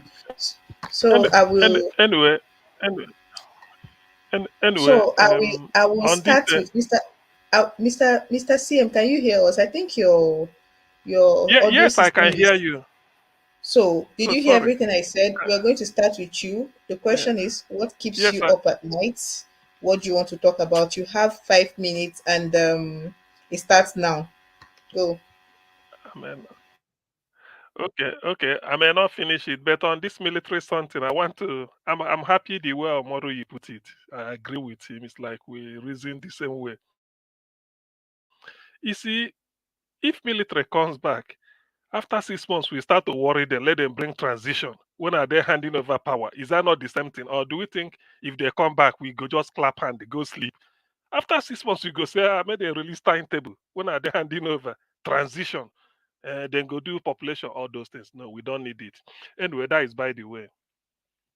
As per what keeps me up awake at night, it might not just be maybe what keeps me awake during the day, not at night, during the day. You see, is seeing that Nigeria has gone so low, so bad that that now for the first time I saw people protesting with cooking pot was in Argentina in those days. Now I saw it in Abuja. A woman carry cooking pot to tell you nothing. So it worries me so much that the crop of leader we have now, they don't care. They don't give a toss. For Akpabio to say you can be protesting, we go their house, they chop. What does that mean? It don't very easy height of insensitivity. And that man said Tinubu is even more compassionate than Akpabio. I'm suspecting that man. Tinubu is even more because Tinubu doesn't talk, so you can't really put anything to him. But Akpabio he doesn't care. He just talks. Then with Wike, two of them, maybe then go they meet every evening after work. Then there Abuja. So he really is troubling, to be honest with you. It troubles me. And then, you see, Nigeria is something like a drama. You look if you are with me, you watch a video of Asare Dokubo lambasting Tinubu, cursing him that he untold hardship to Ijaw people and all those things. He said he told the Ijaw people, if Tinubu fail, hold me responsible. All of a sudden now he came out to say turn by turn. No. You see, this is Nigerian character. So when you look at all this, you now ask yourself, is there really a future for Nigeria the way we see it? To be honest with you, I don't really see. This is the worst, very insensitive government we have now. Nothing. To be honest, nothing. I think why Tinubu may like to address Nigerians tomorrow, it's not because he wanted to. It's because of this fact that the military is saying if this continues, they will win. And from the look of everything, the North are so much behind this protest. Because they said it openly, they were quite in fact they fall out with Tinubu's government. So Tinubu now has to he found out that tomorrow part of his address, let me preempt it or maybe just guess.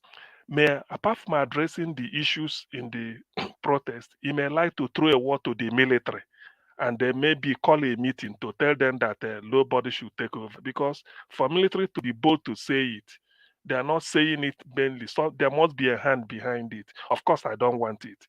But then what do you do? So Nigeria is really in a very precarious time. I cannot put anything behind. I can't guarantee better, given the fact that Tinubu is grossly incompetent. Otherwise, there are some of the things he would have put in Mr. motion. CM, you have We less have than 1 2014 minute. constitution of Jonathan. Okay, we have the 2014 2014 conference report of Jonathan. He would have used it, bring it up. A lot of people will support him. Talk of restructuring the country. Talk of what is it? There are a lot of things he could have done in his favor. So many things he would have reversed that Buhari did. But I don't know the agreement they reached before he signed the Miloko. So nobody can really tell. It's like a thief. The gang. You don't know what happened. You can only be outside looking in. You can't see anything. But if you are inside looking out, you can be able to say. So that is really the situation Nigeria is now. I think I leave it like this. Thank you. Thank you very much. You used your 5 minutes. So I want to welcome the people that just joined us. Mama Hecho, thank you for joining us. Been a while. Ify, my sister, it's so nice to have you on here. Welcome, welcome. So, gentlemen, before I come to you to ask you what has been keeping you up at night, I think it's only fair that the people that joined us now, before they will tell us what keeps them up at night, let them have a say on the last topic we discussed. So we talked about quite a few things, but the last one was the military. They are threatening protesters, and some protesters in Gombe State were saying that they want the military back. What are your thoughts, Mama Hechu? What are your thoughts on that? Yeah, I heard them yesterday, and my thought. Oh, greeting the panelists and greeting everyone's in the audience. I heard them yesterday, and this is my say to them. If their message is going to do with what they did in the toll gate 2020, I will say to them they should rethink. But if their message is to take over, then the person coming in that kind of shoe should be somebody like Ibrahim Toure. Because the truth is this, we as a people, we need reset in our brain. And it is only the military that can reset our brain. Because this corruption has eaten too deep.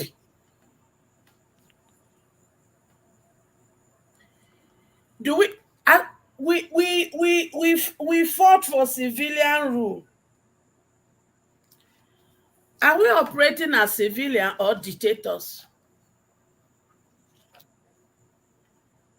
We should give ourselves how many years? The year we collected civilian rule, if we born pikin, the pikin when they born that time, wetin e be now? And what is the hope of that child?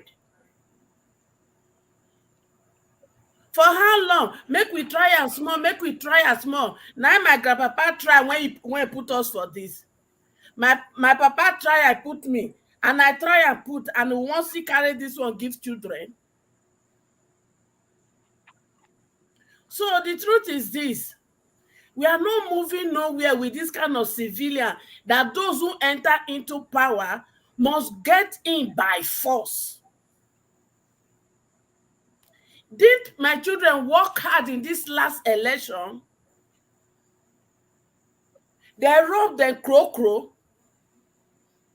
The person when vote for this, okay, there is what they call rule of law. I believe in the judiciary. What was the end? Did the judiciary even look at those evidence before they pass their judgment? And that is what we want to continue. Only they hear story. No person don't even tell me wetin be the real code the military do when these people never do. Is our civilian not worse than those military you people tell us about? Are they not? Okay, Mama Hecho, Most of can the you please fashion we enjoy today was done in the military era.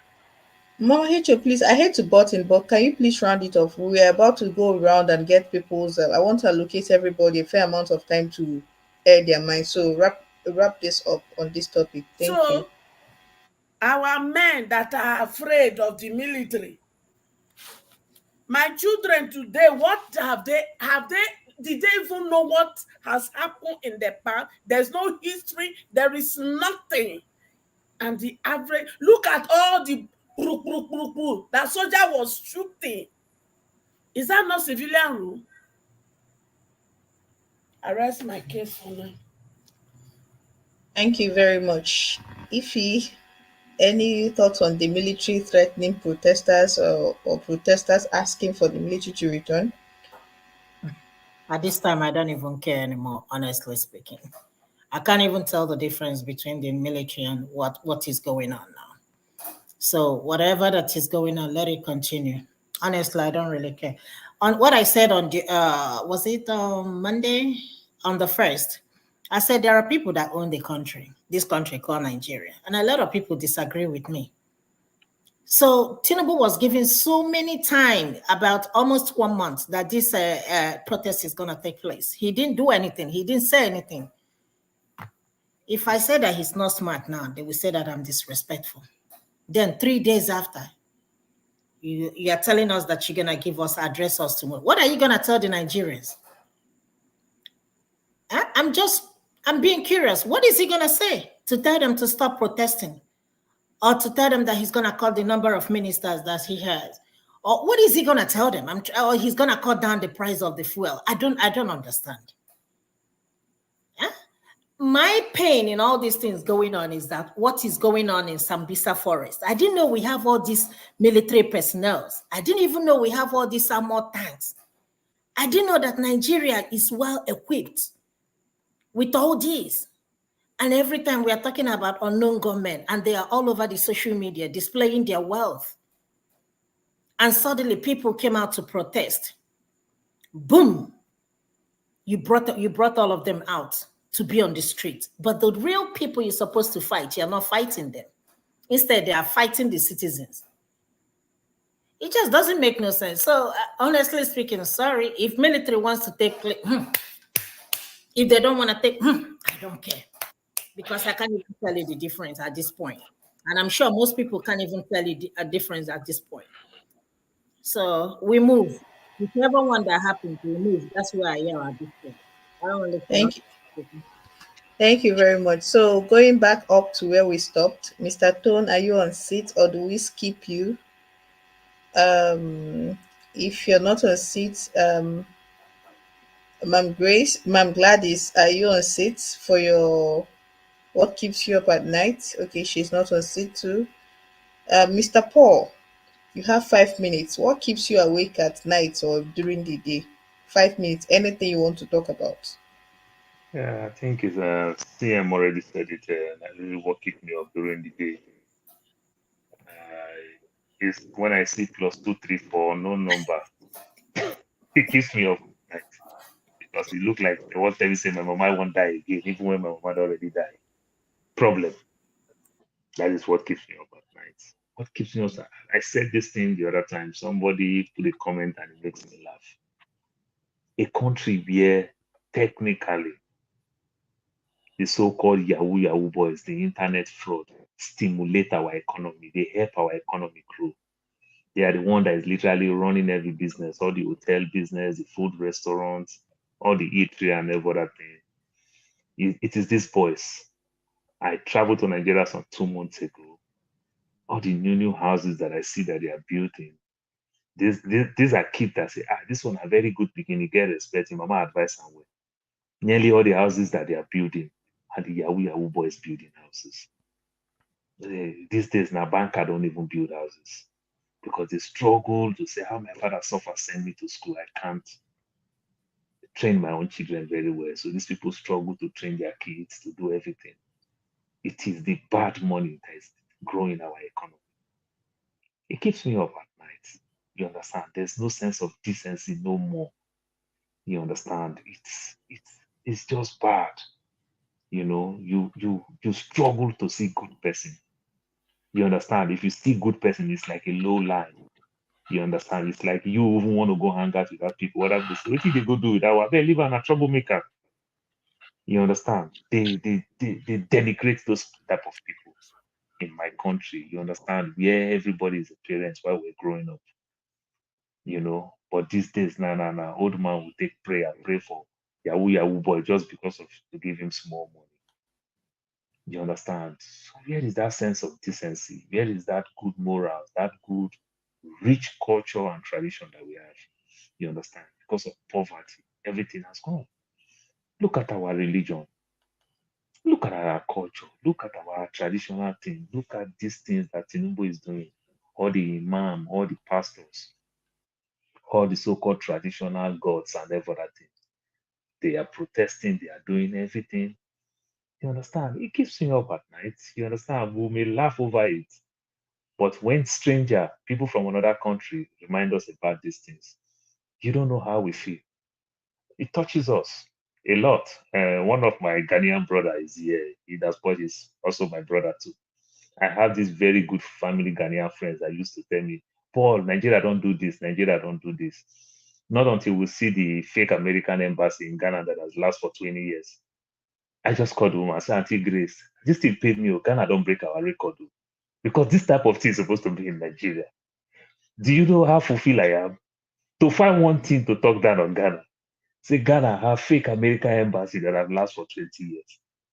I am so happy because every day they find flaws in Nigeria. And it's just easy for them to see. You understand? Just go online. You will hear one Nigeria don't do this, one Nigeria don't do that. You understand? So it is painful. You understand? It is painful. You know, try to send my little niece to school. You will call them, little niece and nephew, you will call them. They will tell you, and the person, my mentor, who is your mentor?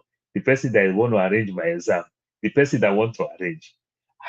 How will I even say that? The only barbaric thing I did when I was going to school is just to go to evening lesson when my parents did not ask me to go. Maybe because I was thinking of all those beautiful girls, just to go and hang out. Not to come out to look my parents in their face and say, somebody, I will go pay for somebody to help us write our exam.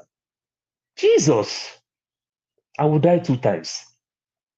You understand? But these days now, So parents Paul, you carry have their like children to 40 go write seconds, exam. bro. You have like Oh 40 yeah, seconds. I would just stop there. Parents carry their children to go do runs in exam. That is the country. We don't have that type of country. Where did we get it all wrong? Do you understand? That's why you see a PhD that will say, I don't know how to put it in English, but in Igbo, but in Yoruba, but Urobo, they used to say like this. You know that person don't pass through the 4 walls of school. That's why they don't know how to put it in English, but they can say it in their tribe. Thank you. Thank you very much. So, Mr. Tone, what keeps you up during the day or during the night?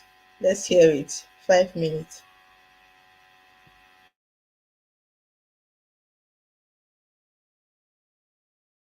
Mr. Tone, can you hear me? If Sorry, you're ready to to yourself. speak, your 5 minutes starts now. What Yeah, keeps you up during the day or during the night? What's on your mind? Anything. 5 minutes. personal life, man. Personal life. What keeps me off sometimes is Dr. Damages. Dr. Damages, Niger Watch. Yeah, my personal business has it. There's nothing. I mean, that's it. No, nothing specific. Thinking of new innovations in my own Not even my business. That's it really. There's no specifics. not even price of Gary for Nigeria. Mm. Not Gary for Nigeria. Not the Nah, no they worry you. Price of Gary. nah, It don't rise. no, it doesn't. Okay, I'll give you an example. Okay, let me give you an example because the people back home, that's part of the thing I'm talking about. Somebody has been calling me from last week, and I have decided not to pick up the call. So when it became too much, 3 days ago, I decided to pick. I said, okay, call me at X time. Before it was, the person started calling, and I picked. So what does it matter? I was just calling to ask of you. But however, um, I just need you to know I need some help. I said, yeah, I knew what was coming next. Person said they needed to go and do a surgery very urgently, blah, blah, blah. And they've done the surgery before, after uh, uh, the last time they went for the surgery was about 2 years ago. I said, you're going for the same surgery. Doesn't mean that the consultant that consulting with is, are you sure they know what they're doing? Why don't you? I directed her to go somewhere else for a second opinion just to make sure. She said, no, no, these people are very, the government hospital is University of Ibadan. And I said, it doesn't mean that it's not about name, it's about competency. Go and take a second opinion. I will strongly advise you to go for a second opinion. So, by the way, how much do you need for the surgery? Say 1.2 million. I said, okay, no problem. Go for a second opinion. And besides, I don't have the 1.2 million to give you now, but speak to me in some few days and we'll take it from there. Your safety is the most important thing. Even if it is going to be 3 million.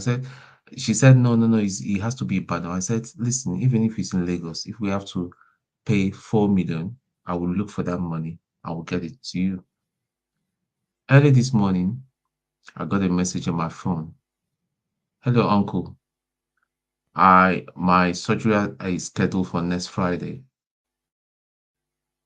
I was like, what's going on?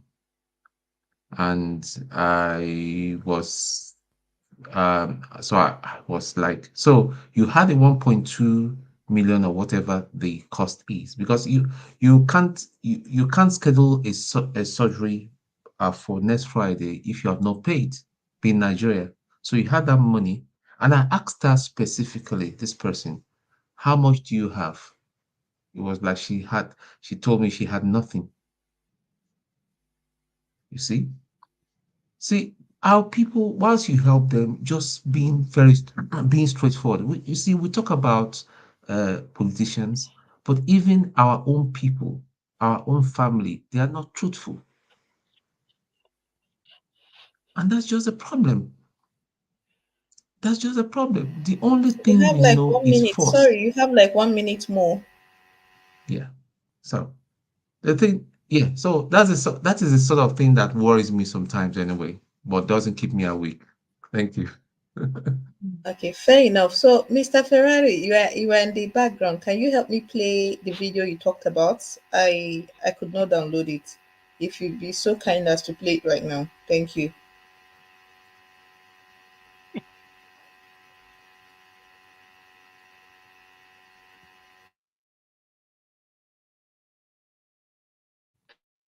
Fellow Nigerians, I address you today, not because you people have been calling on me to speak to the citizens of Nigeria. I am not doing this because some of you have been making noise on the streets of Abuja, Lagos, and Kano. Such behaviors do not move me. I am the Jagaban. Nobody pushes me around. ERO! If you don't know who I am, go and ask them in Lagos. I can rule Nigeria for 8 years without holding a single press conference or speaking to Nigerians in a live broadcast. Heaven will not fall. I make this exception today because I sent my vice president out to calm you all down, only for him to call the people protesting idiots in the ad. Let me make something very clear. I agree with my vice president that all of you protesting on the streets of Nigeria are idiots with 9 fingers. The only respect I will give to you is that I won't stand in front of you and count your 9 fingers. Of course, it is not out of fear, but simply because you are beneath me. I am the Jagaban. If you don't know who I am, go and ask them in Lagos. Out of the goodness of my heart, I took a break from enjoying Amala and Ewedu, as my brilliant brother, Senator Akpabio, is doing, to come and speak to you.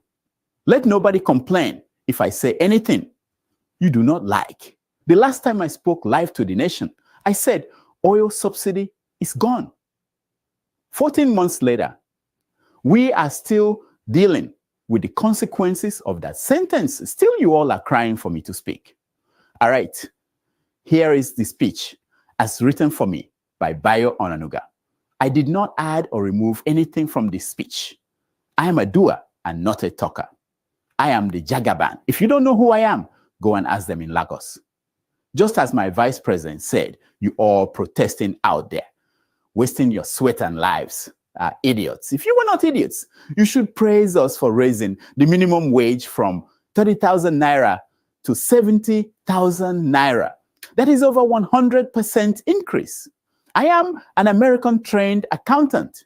I know my arithmetic. Where in the world have you seen such an astronomical increase before? Stop converting it to dollars to see the difference in value between May 29th, 2023 and today. You know they chop dollars for Nigeria.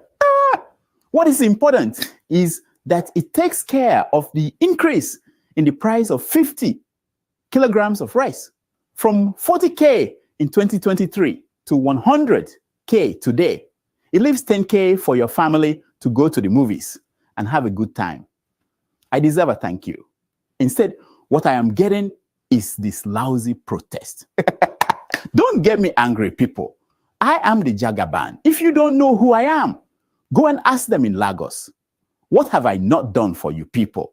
I found 30 billion naira in these hard times to establish a student loan scheme for about 2 million students in Nigerian universities. I had to get some of the money by cutting off some essentials needed for the office of the First Lady and in the home of my Vice President, Kashim Shettima. Because of you, we only spent in 25 billion on his house using an inferior Italian jacuzzi instead of the originals. Is that fair? And some of you wondered why we didn't let journalists into the VP's house, the people's house, during the opening ceremony. He ended up with a VP townhouse, with a town hall different from Abu Dhabi, Kuala Lumpur. For those of you gossiping that I do not deserve a new plane, I have news for you. I bought it already. All talks in the National Assembly are just to fulfill all righteousness. And there is nothing that any of you can do about it. I didn't check the price before I bought it. I am not used to such a poverty-induced lifestyle. I cannot come and die because you people begged me to rule you and save you from the government of illiterates and poorly educated fools. That I am letting the poor breed does not mean I should let them go mad in the marketplace. Am I making myself clear? It will take 10 years after my 8-year tenure before the benefits of my incredible vision for Nigeria become clear. If you doubt me, go to Lagos and ask them. There has been no governor in Lagos since I left who had any need to think to succeed. They just follow my template and become successful. Those who try to step out of line got the embodied treatment. So the benefit of what I am doing today in Nigeria will become apparent when David Umahi becomes Nigeria's president after 8 years of Shettima. I am the Jagaban, and I can tell you for free, you can't eat a good banana without its peels. Wow, I just built the most. Well, that was something else.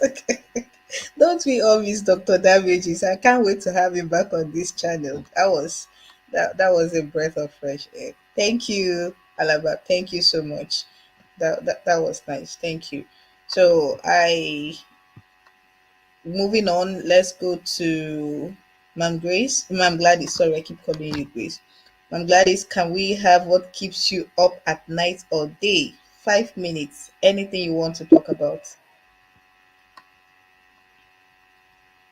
Well, worries about how things are going to turn out at the end of the whole tunnel. When we look at the way things are going in the country, it worries me at times, keeps me awake. I just think about so many things. That our children, what is it going to be like for them in the next few years? Is it still the same group of persons that will still be in charge of the country? And we can see a lot of things going on. Security-wise, a lot has taken place. Kidnappers have now turned it into a business outfit that people could be kidnapped at any point in time. And then they demand for some ransom. And then at times too, begin to wonder people that they claim that some girls were taken away and that they demanded some money that they have been returned. We look at it that the girl child is being traded for. That most of the things we are told, if we take a critical look at some of them, it's as if some of the things they look like fable stories. They're not facts. Just look forward to having a nation where our children will grow up and then be proud to see they are from there. Not that other nations are not going through the same teaching problems. They are. That we are being fed with a lot of lies. We need the truth. We need truthful people to rule us. It is that it is the youth that have to rule, and we need to elect them into elective positions. We should also allow them to come on board if the older generations have disappointed us. Because most of these people, they've been in government for the past how many years? They've accumulated so much wealth to themselves and their families. But this wealth should be for all of us if things are properly managed. And then we look forward to a situation where whoever has to be in charge has to know that you must carry your people along. You don't treat them like slaves. Like this comic we just listened to now is a comic. That's the way I look at it. We must have respect for others. We don't treat them and see them as if they are our servants that we can talk to them anytime, or you treat them. We know that in law of karma, what you think is bad today could become better tomorrow. And whatever actions you have taken now, you shall be judged by the same actions and deeds. My take is that we should be very careful whenever we are in charge of we're taking care of people. That these people we are taking care of, what of if they turn around to treat our children the way we have treated them in the past? Even from our graves, how are we going to feel? So we look forward to a better Nigeria where things will be properly put in place, where tribalism, religious inclination should not be the sentiment, but rather that the good people should be elected to be in offices. That is my take. Thank you. Thank you so much. Idimi is up to you. You left like 1 minute and some seconds. Thank you very much. So, Mr. Paul, let's have it. 5 minutes. What keeps you up during the day or during the night about Nigeria? Do I play APC and PDP? I just did my own. Remember? Oh, you have. Sorry, my Yeah, bad. I've already So, used mine. oh, so thank you very much. I've lost track of it. Thank you. So, Mr. Mori, 5 minutes. What is it about Nigeria that you can't sleep about? 5 minutes. Yeah, everything. Thank you for another opportunity. I am worried about the carelessness, the wickedness, and the insensitivity of our leaders. But I'm more worried about the division among the people. I thought that at a point we'll be able to reach an equilibrium, whether from the north, from the south, from the east, or from the minorities that are not even thought about like us. I thought at that point of equilibrium, something like suffering, hunger, starvation could bring everybody together, irrespective of our tribe and religious inclination. We are still divided, and this is what gives our wicked rulers enabling environment to foster. When we're back in the days in the school, in the struggle, there were a lot of our friends that told us that we're wasting our time. If a struggle is prepared for next week, by this time they're already taking their luggage, they're going to their villages or going somewhere to raise. They just thought we were wasting our time. But we really thought, from what we could do, from the result we could get, we were incarcerated, we were brutalized, we didn't care. We thought by now we just needed somebody that could come around and turn things around. I'm not worried that those that are in charge today, that were most of the people we look up to. They were like mentors to us, especially Jagaban today. He was a strategist in the days of Nadeco. He could give us a route to leave Nigeria without having a passport. He could go elsewhere and make brokers, concerning the bad governance in the state, against the military, against the military junta. Today they are in charge. What they are doing is even worse than what the military did to us. I'm worried that where do we go from here? How do we build bridges among the people? If there's anything they fear most, is the unity of the people. They fear each time the people want to come together, they fear and they want to run away. And they will do everything to destabilize or to divide the people along this religious, tribal, whatever sentiment. But now that we know that these things are the things that are working for them, what are we doing as as a people to come together so that we can take them as our common enemies, because they are the enemies of these people. It doesn't matter where you come from, whether you're Igbo, Yoruba, Hausa, whatever, even the Fulani we blame. They are suffering. I did my youth service in Bauchi. The average Fulani man is suffering. So, how do we build bridges among the people? What can bring, if hunger cannot bring us together, what can bring us together so we can work in unity as a people against our common oppressor? Thank you. This is what troubles me, and it keeps me awake. Thank you. Thank you very much for not using all your time. Thank you very much. Mr. Janaba, thank you for staying on this long. What is it about Nigeria that when you remember you can't sleep? 5 minutes. Nothing.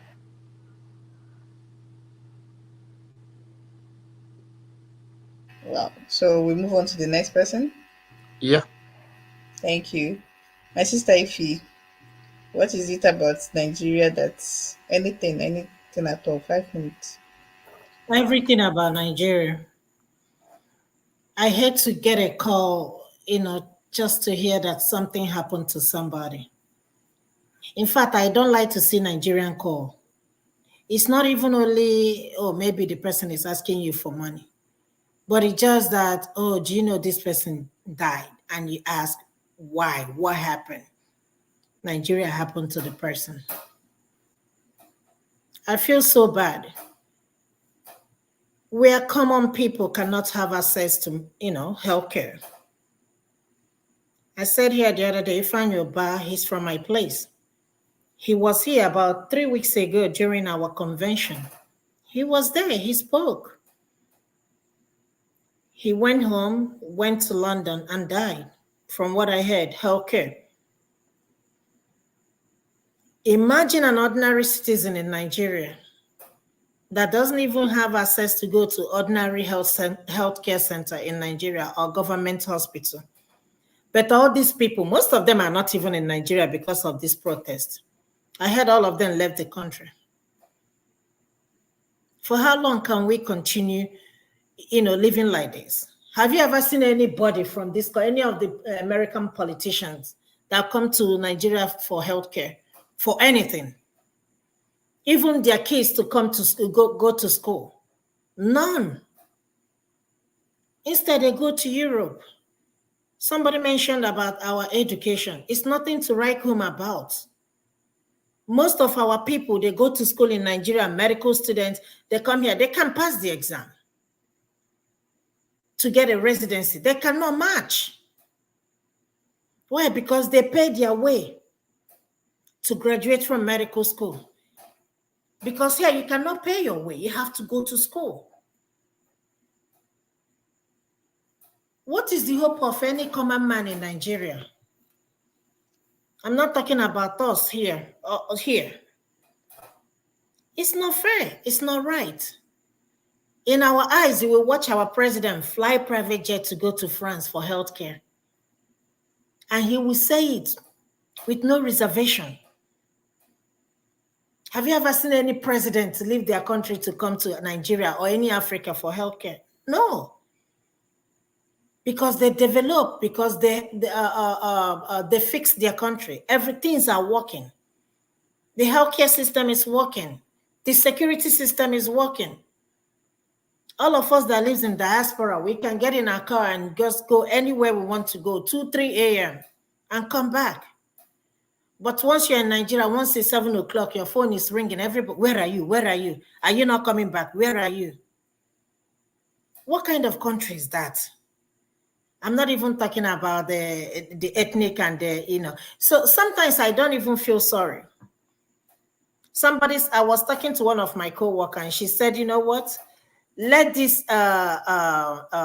protest begin with ourselves. Let us start from each and every one of us. And like I said the other day, Tinubu is not my problem. Let us start from the council. Let us start from the governors. How can a governor tell me that he cannot afford to pay 70,000 naira, but you can afford to fly and go to somewhere else? You can afford to, pay school fees for your kids, but you cannot afford. Can you live on 70,000 naira? Let us be realistic. Any governor in Nigeria, Any politician in Nigeria, can they survive on 70,000 naira? But you want to pay, even to pay that 70,000 naira, it was still hard. You're still saying that you cannot afford it.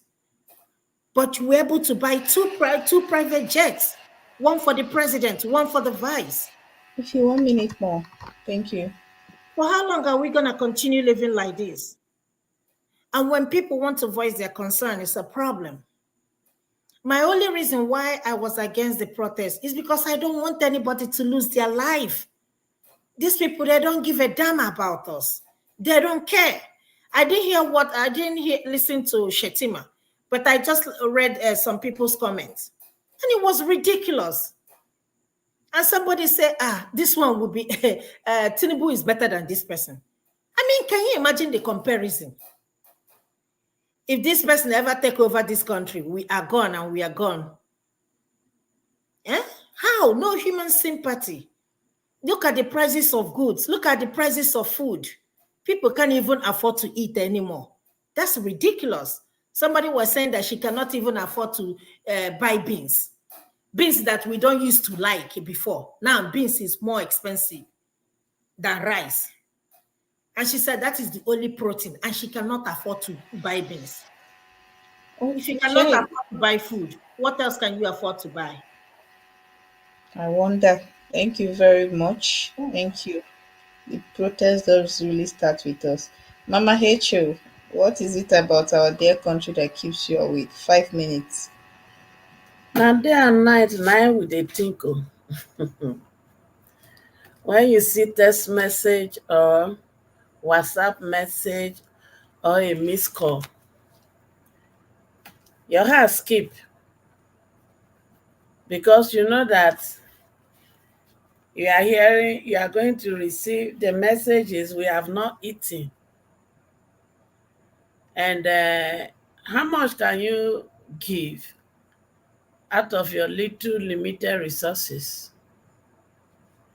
Then you hear people who has billions, and you begin to ask yourself, people steal all these billions and people are crying for hunger.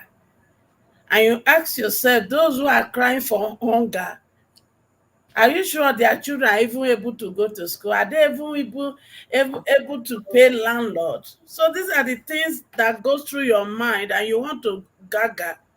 And when you come to space, you vent it out like this.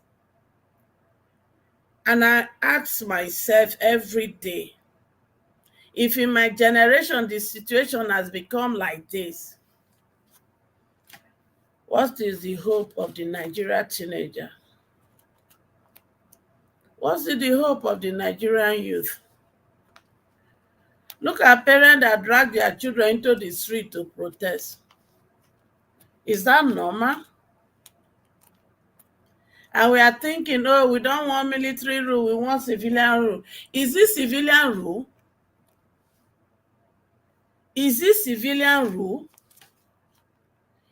Is it the definition of democracy?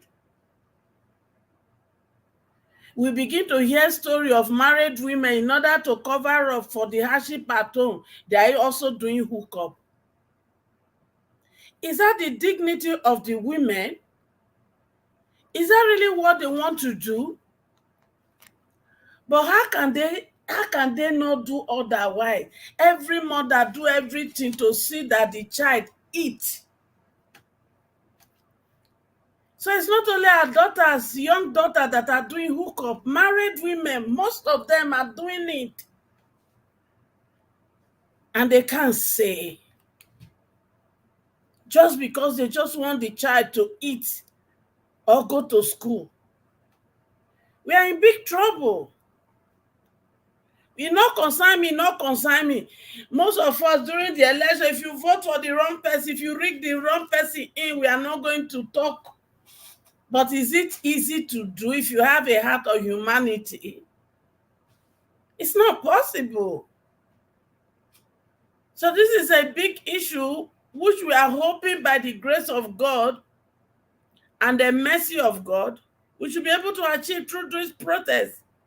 Just like our brother says, most of our sons, they are into what? Yahoo, Yahoo, they are the one renting hotel, they are the one building the choice. So the value, what we call value, is gone. And if we don't understand the implication, just like Paul said, when they say this thing, other nations say this thing in your face, the shame go catch you by force. And the question, are we going to continue like this? Or we are going to stand and support our children back home to fight this to the end? Me, I'm not expecting Jagaban to talk, because he has nothing to talk.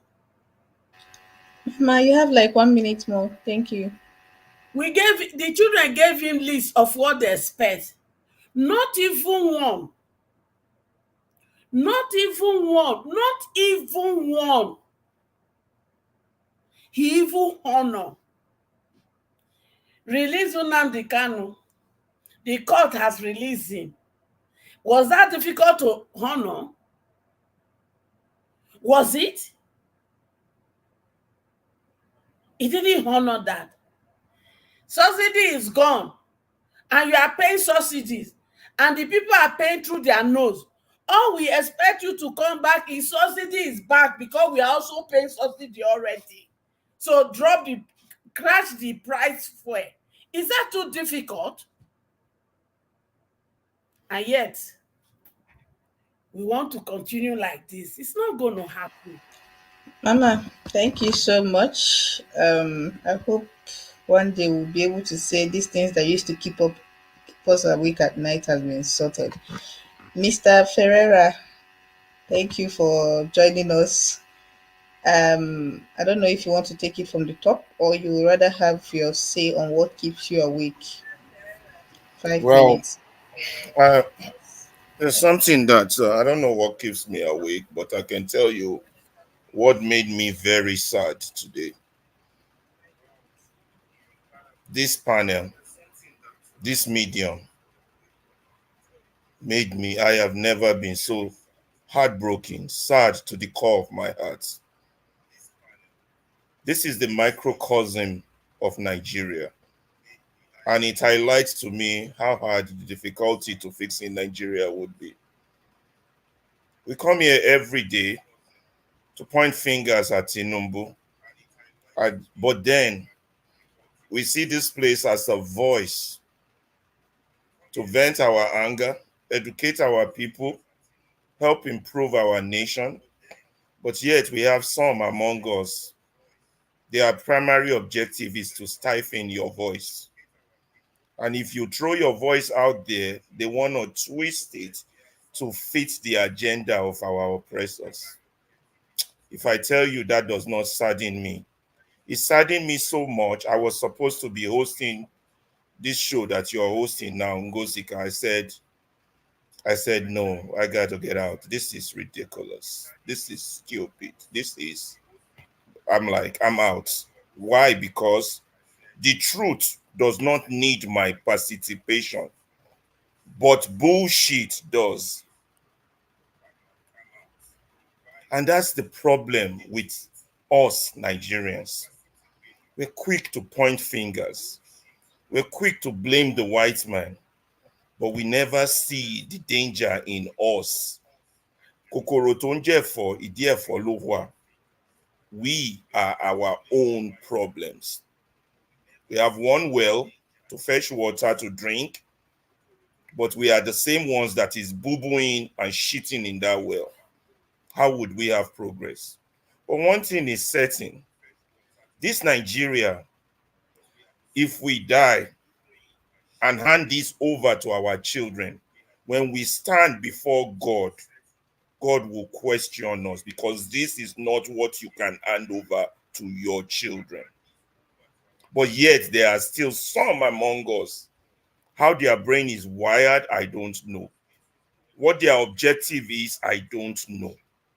But that saddens I have never seen anything saddens my heart that much. That's why I didn't host today. An incident happened today. I won't go into it, but I will go into the words of Dele Faurontimi, and I will translate it in simpler English because that man speaks big English.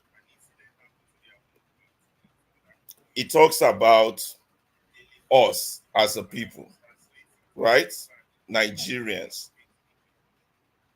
Let me look for it. It takes me. It talks about Nigerians, about how corruption has been our bane, or our bane, or what's the right word to use there? How corruption has been the tragedy of our existence.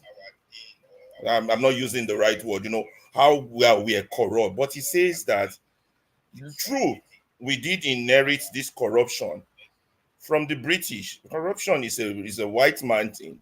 Corruption is not Nigerian invention. We didn't invent it, my people. Yes, the white man invented it. And that the credit belongs to them. But he said, but we have patented impunity. What does patented mean? That means we have gotten the pattern for impunity. Impunity means when people do wrong and get away with it. You don't punish them and then they do more wrong. Impunity. He said visionary stealing. We have improved it. We have patented impunity and visionary stealing. That is stealing that has not yet been invented. We're good at that. That is us. And not just that, and the part that strikes me the most is that we have an amazing capacity. You have the strength for you to subjectivization of the truth. That means what everybody sees is white. One way or another, a Nigerian will show it to you as red. What your brain tells you is black, a Nigerian will, beyond magic and beyond words, convince you it is blue. We have an amazing capacity to subjectivize the truth. That means, the truth is far from us. You see it Sorry, in our Mr. pastors. Ferrari, you have 1 less than minute, thank you. 50 I'm on it. seconds. I'm on it. The truth is, you see it in our pastors, in our leaders, in our big men. And to wrap it up all up, we are preoccupied with Allahu Akbar, Jesus my Lord, religiosity without righteousness. That is us.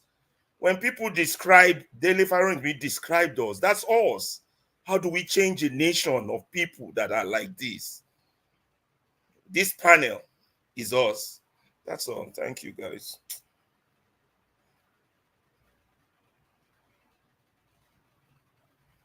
Thank you very much. So I think I have done my part here. Thank you all for joining in. I wanted to do this to the top of the hour.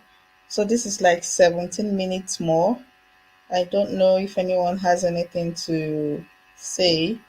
I want to shut this down in the next 17 minutes. So the floor is open. Just don't say anything that will make YouTube take Dr. Damage's forum down. That is where I draw the line. Thank you. So anyone, Mr. Well, Mori, you can I you just can want to yeah. say, as we march into the fourth day of the protest, home and abroad, let's give encouragement to these children in any way we can. And to our children,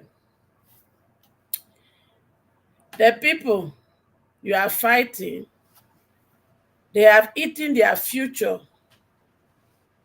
They ate my future. Do not allow them to eat your future. And do not let them eat the future of your children. Because if you don't stop it with this your protest, just know that not be double wahala for dead body. It go be triple wahala. That's what I have to say. Thank you. Thank you, Mama H. Yeah, Mr. Mori. I just want to say one thing. I want to support the protesters, keep encouraging them to keep doing it. They should not relent. And also, in private chat, there's a link here for the purported speech that will be given tomorrow. We No, don't you know. won't play it. No, it Eh? won't be played. It won't be played, please. Okay, that will No, be please, fine. it won't be played. Yeah, You it's know too that late. if Dr. Damages was here, he won't play it. So let's Yeah, not do what he will not do. it's actually not a video. It's just a page from Twitter, I think. I checked it, but it's okay. So let's encourage those people marching. They're not doing it for themselves. They're doing it for people that are yet to be born. If that country is good, it will benefit children, children, and great grandchildren. For those who think money is everything and continue to destroy that country, we wish them well. But the one day will be one day. That's all. Okay, thank you very much. Mr. Pansat, you don't have to tell them to promote me. You can come and take over. You can come and take over. We've asked you several times on this channel to be a guest. Why are you always running?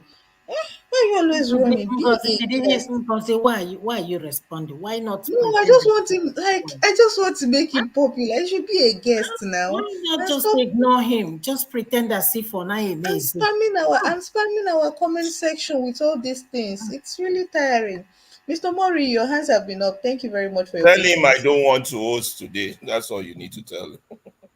Okay. He just wants the speech to be showed. That's all. That's his problem.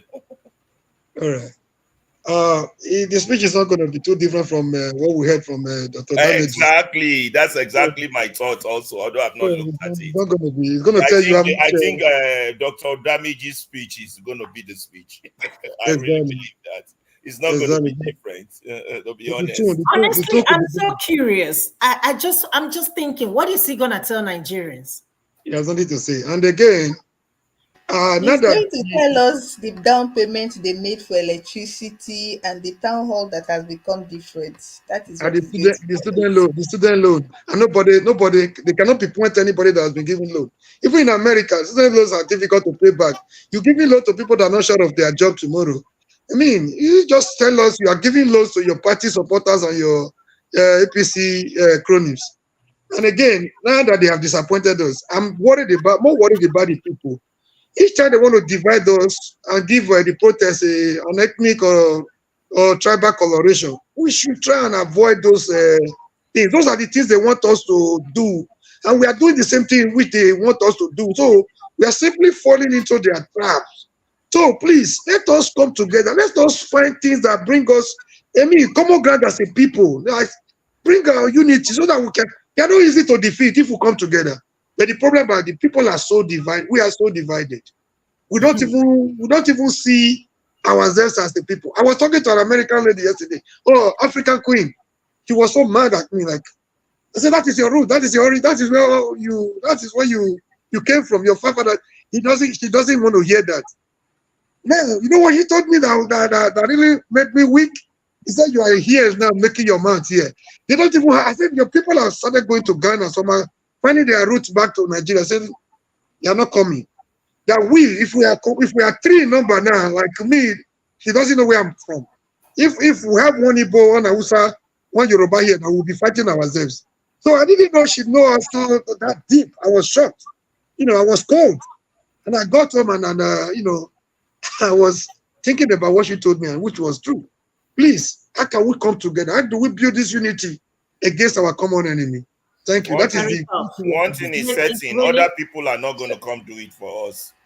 So it's really either tough. we do it now or we wait another 100 years to do it. It's really Because tough. it's ours. Can I have Honestly, my say it's really now? tough. Because It's really tough. I don't like butting when people talk. I just wanted everybody to have their say, but being a moderator, take me stepping out for 5 minutes to have my say as a Nigerian. So the things that keep me up at night, hmm, I think it's it's the gradual eroding of hope for the common Nigerian. I am a common Nigerian. I know most of you remember when this show started, I God, now in retrospect, not even the show. Let me take you back to the last 1 year, or the last 18 months. I was a completely different person from what I am now with regards to Nigeria. What has happened is that Nigeria has happened to me in more ways that I could ever think of. That now I would say that if I have any hope left for Nigeria, it is almost gone. It's one of the things that saddens me the most. And my friend, a Ghanaian, was telling me the other day, because we were talking the other day. He was like, "So why did you ever come back to Nigeria?" I'm like, "Why won't I come back to Nigeria? I'm from Nigeria." He's like, "Not like Ghana is better, but given what's obtainable now." He's like, "So how come you've never?" Because the first time we met, we were talking about relocation, and he said that he pities anybody that sees any chance to relocate from Nigeria and doesn't take it. That he's been in Nigeria for a while. He's lived in different parts of Nigeria working, and he works in the tech IT industry, and that he doesn't understand why anybody will see an opportunity. And I was like, no, for somebody like me, why do I want to? This is me. Then I used to think, why would I want to leave? I mean, if I can have a decent, while I consider myself ambitious, I'm not a discontented person. I'm a basic person. If I have my basics met and I have a spare on the side, the things that make me happy are not the regular things that shock people. Think why That's why I have very strong opinions, because you can't get me. I can't think of that thing that you're going to use to. I mean, I look at money and I think, oh, money can come at any time. As long as I keep working and don't give up, money can come. So those things.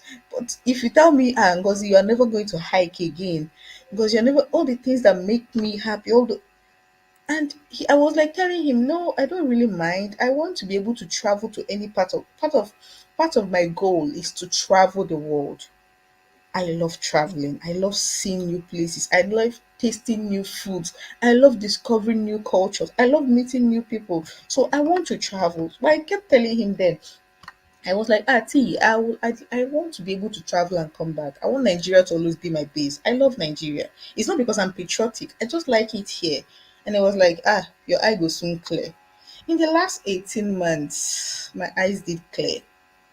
My eyes did clear. And it's not just me. We had a WhatsApp group, and the other guy, he's a software engineer. He was lamenting an opportunity he passed on to have migrated to the UK to start a job. And I just see all that and it makes me really sad to get to this point for the active workforce, for the youth to gradually get to this point. You know what it means? A whole generation is losing hope in their country. A whole generation is losing hope in their country. And it's not because they don't care, it's because Nigeria has so dealt with them that even with the best of intentions, they can't muster it. And it makes me sad, really, really sad, and it keeps me up at night. And that is why at almost 3 a.m. I am sitting here talking about Nigeria. I wish a solution would be found. I wish something would be done, but that's it. Anyway, so anyone that wants to speak has the floor till we shut down in a few minutes.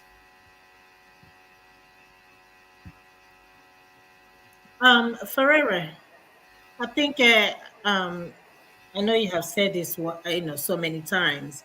Uniting together, to fight these people. How are we gonna do that?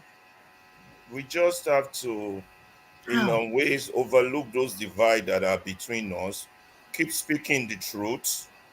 Keep speaking the truth, and then we have to understand one thing. Even if we have enemies, that there's no permanent friend or there's no permanent enemy, but a permanent interest. We have to define our interest, and once we've identified and said this person is in line with mine, then we work together. For the likes of me, I have never understood why the likes of Nnamdi Kanu Dele Farontimi, Obi. Who else? Who else? Who else is progressive? Falano. So Omoje Showere. Showore. Thank you. Showore.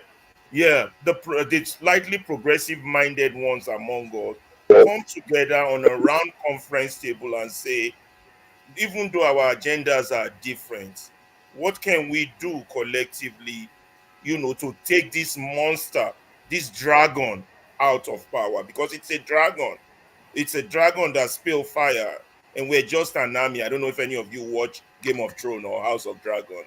Those are my favorite programs. So I see similarity, and it's more dangerous that this thing is like the Night King. It wins soldiers every day. The more of your own people it kill, it convert them to its own.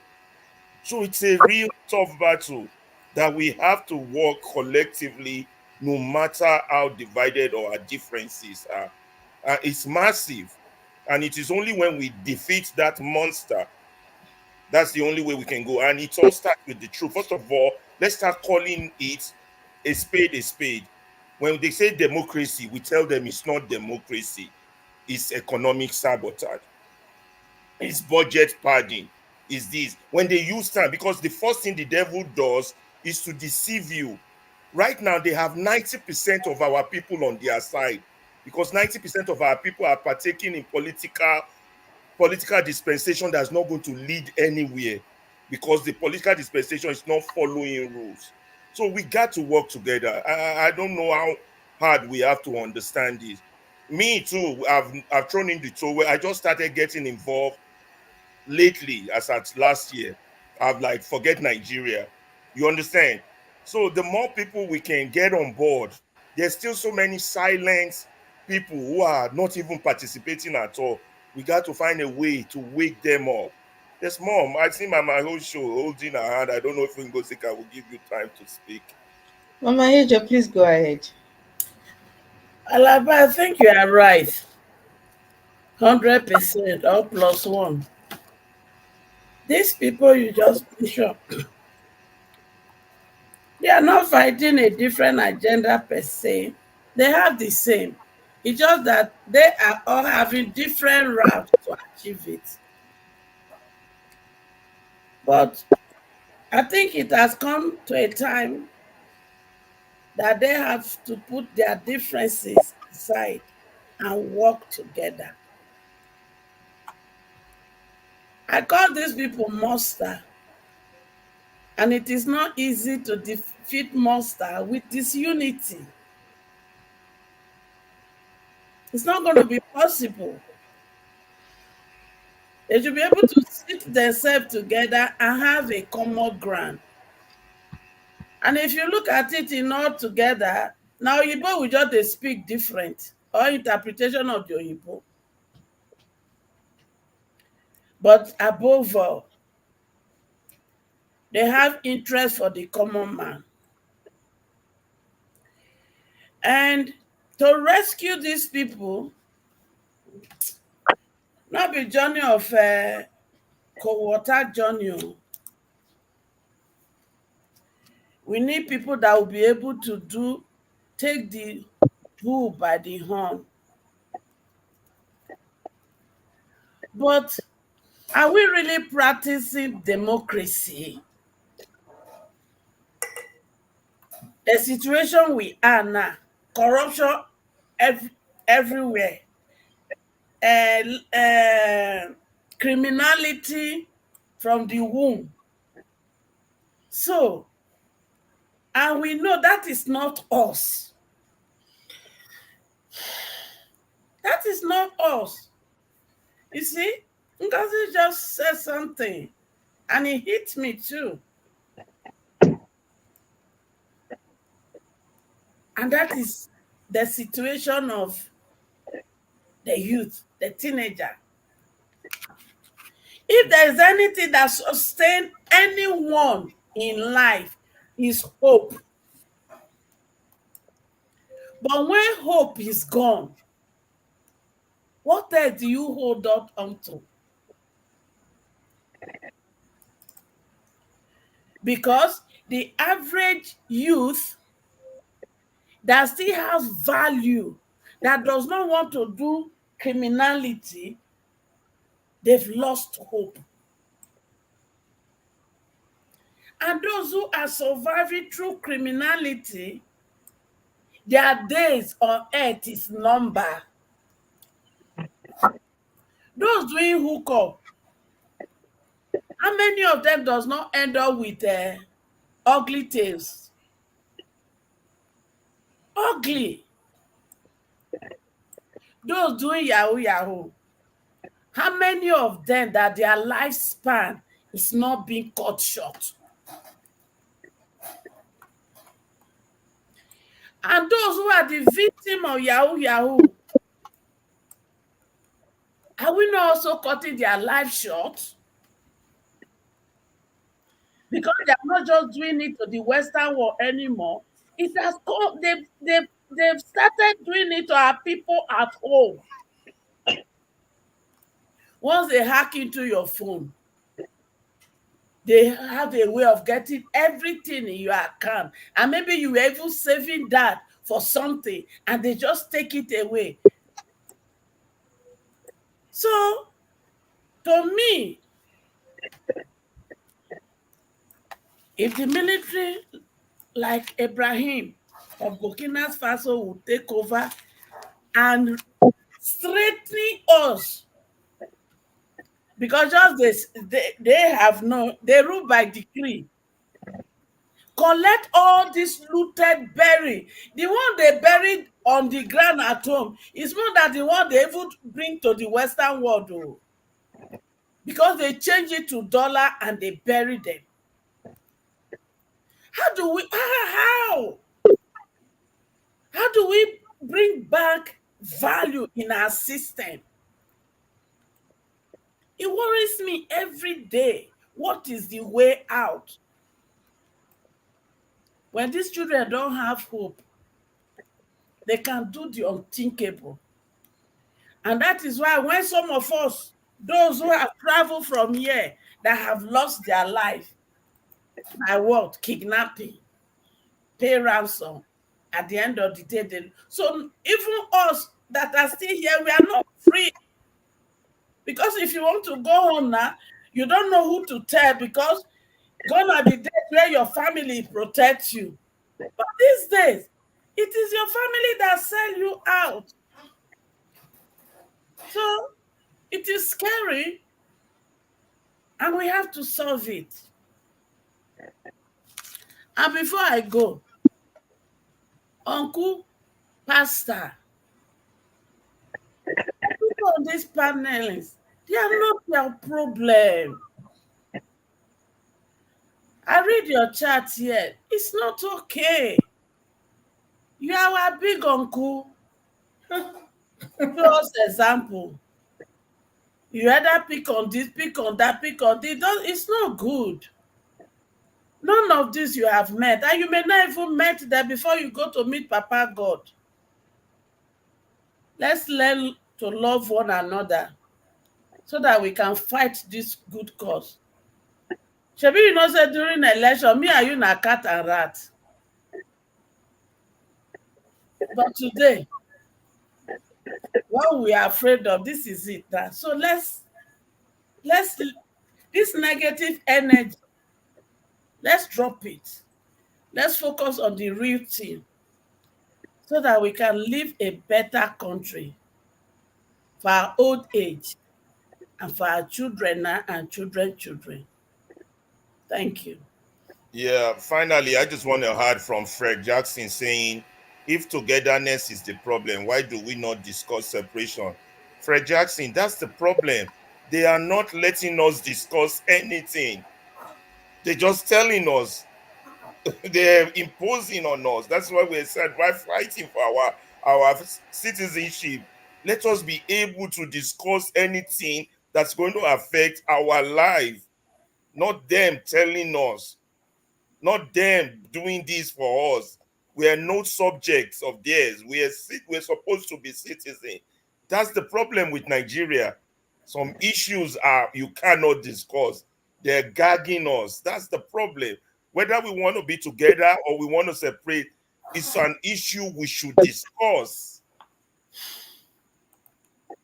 because it's what would affect our life, but they don't want that because they are stealing from a bad system that was put in place for them by the colonial masters. So they don't want to let go of the colonial master system for us to emancipate ourselves and come out free because of the gain they are getting. That's the problem. They don't want the discussion. And if you try, they say they label you a rebel, they label you a separatist, they label you unpatriotic. How do we know? How do we exist without being able to discuss who we are, what we want? That's the problem of Nigeria, and that's why it's going down because there's no discussion on anything.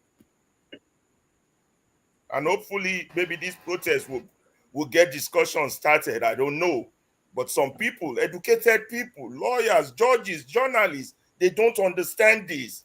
They are the first to want to gag you despite their education. So I like it when Rudolph, in that his Tinubu speech, said, I am ruling over illiterate and educated fools. That's our state. Okay, my good people, we have done it though. We have done 10 hours. Mr. KJ did 7, I did 3. I think we've done well for today. Thank you all so much for always choosing this channel. I can't wait to have Dr. Damages back You because, want to give a shout out to all those who donated on the list? I just put yeah, it up yeah. there. So, shout out to Miss Tokwe O, Black Beauty, Dr. Alexander Gomes, Tokwe O again, Cynthia, and one man went to Mo. Thank you all so much. We are here because you are. And I just want to say good morning. This is after 3. And I wanted actually I if this is on a lighter note, not as serious, but Mr. Pansat, I was being that he's behaving like a child whose toy was taken away from him in the comments, and I want him to have a good morning sleep. I actually wanted him to come on so that he can read it. You see, some people do not understand that there are community guidelines for YouTube. You just can't do anything. Dr. Damages cannot build his platform and you let people who have nothing to lose, who don't even have a single subscriber, come and make him lose it. Where is that done? You just want to come here and say anything, do anything, and this man will lose his platform. What for? Because you want to have an opinion? No, that's really unfair. So if he says he has a Tinubu speech, that's all right. Come and put your face on camera and read it. We're not going to put up something like that. It's not I going will to not be. even address him, honestly speaking. I will Yeah. not even give him that 1 second that he's No, asking for. What? Why? that Why are is you it. mentioning his name?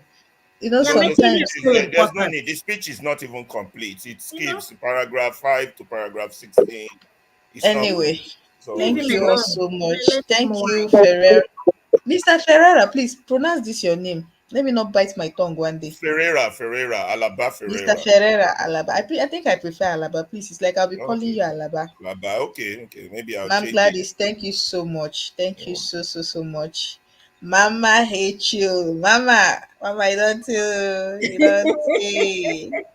Mama, welcome back. Like Ginger, I go welcome back. gather energy.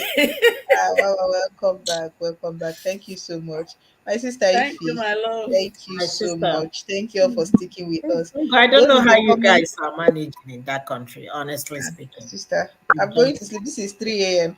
If anyway, sometimes if I do not sleep these days, I find it difficult to sleep because I'm doing some upskilling and I use this kind of time to take some courses. And it's, if you notice, my network did not go off. So when people are sleeping, the network calms down a bit. So if you really want to do anything that requires a stable network, this is just about the time to do it. Look at the kind of stuff we hear in Nigeria, a country of So TV or something. so it is what it is. Well, thank you.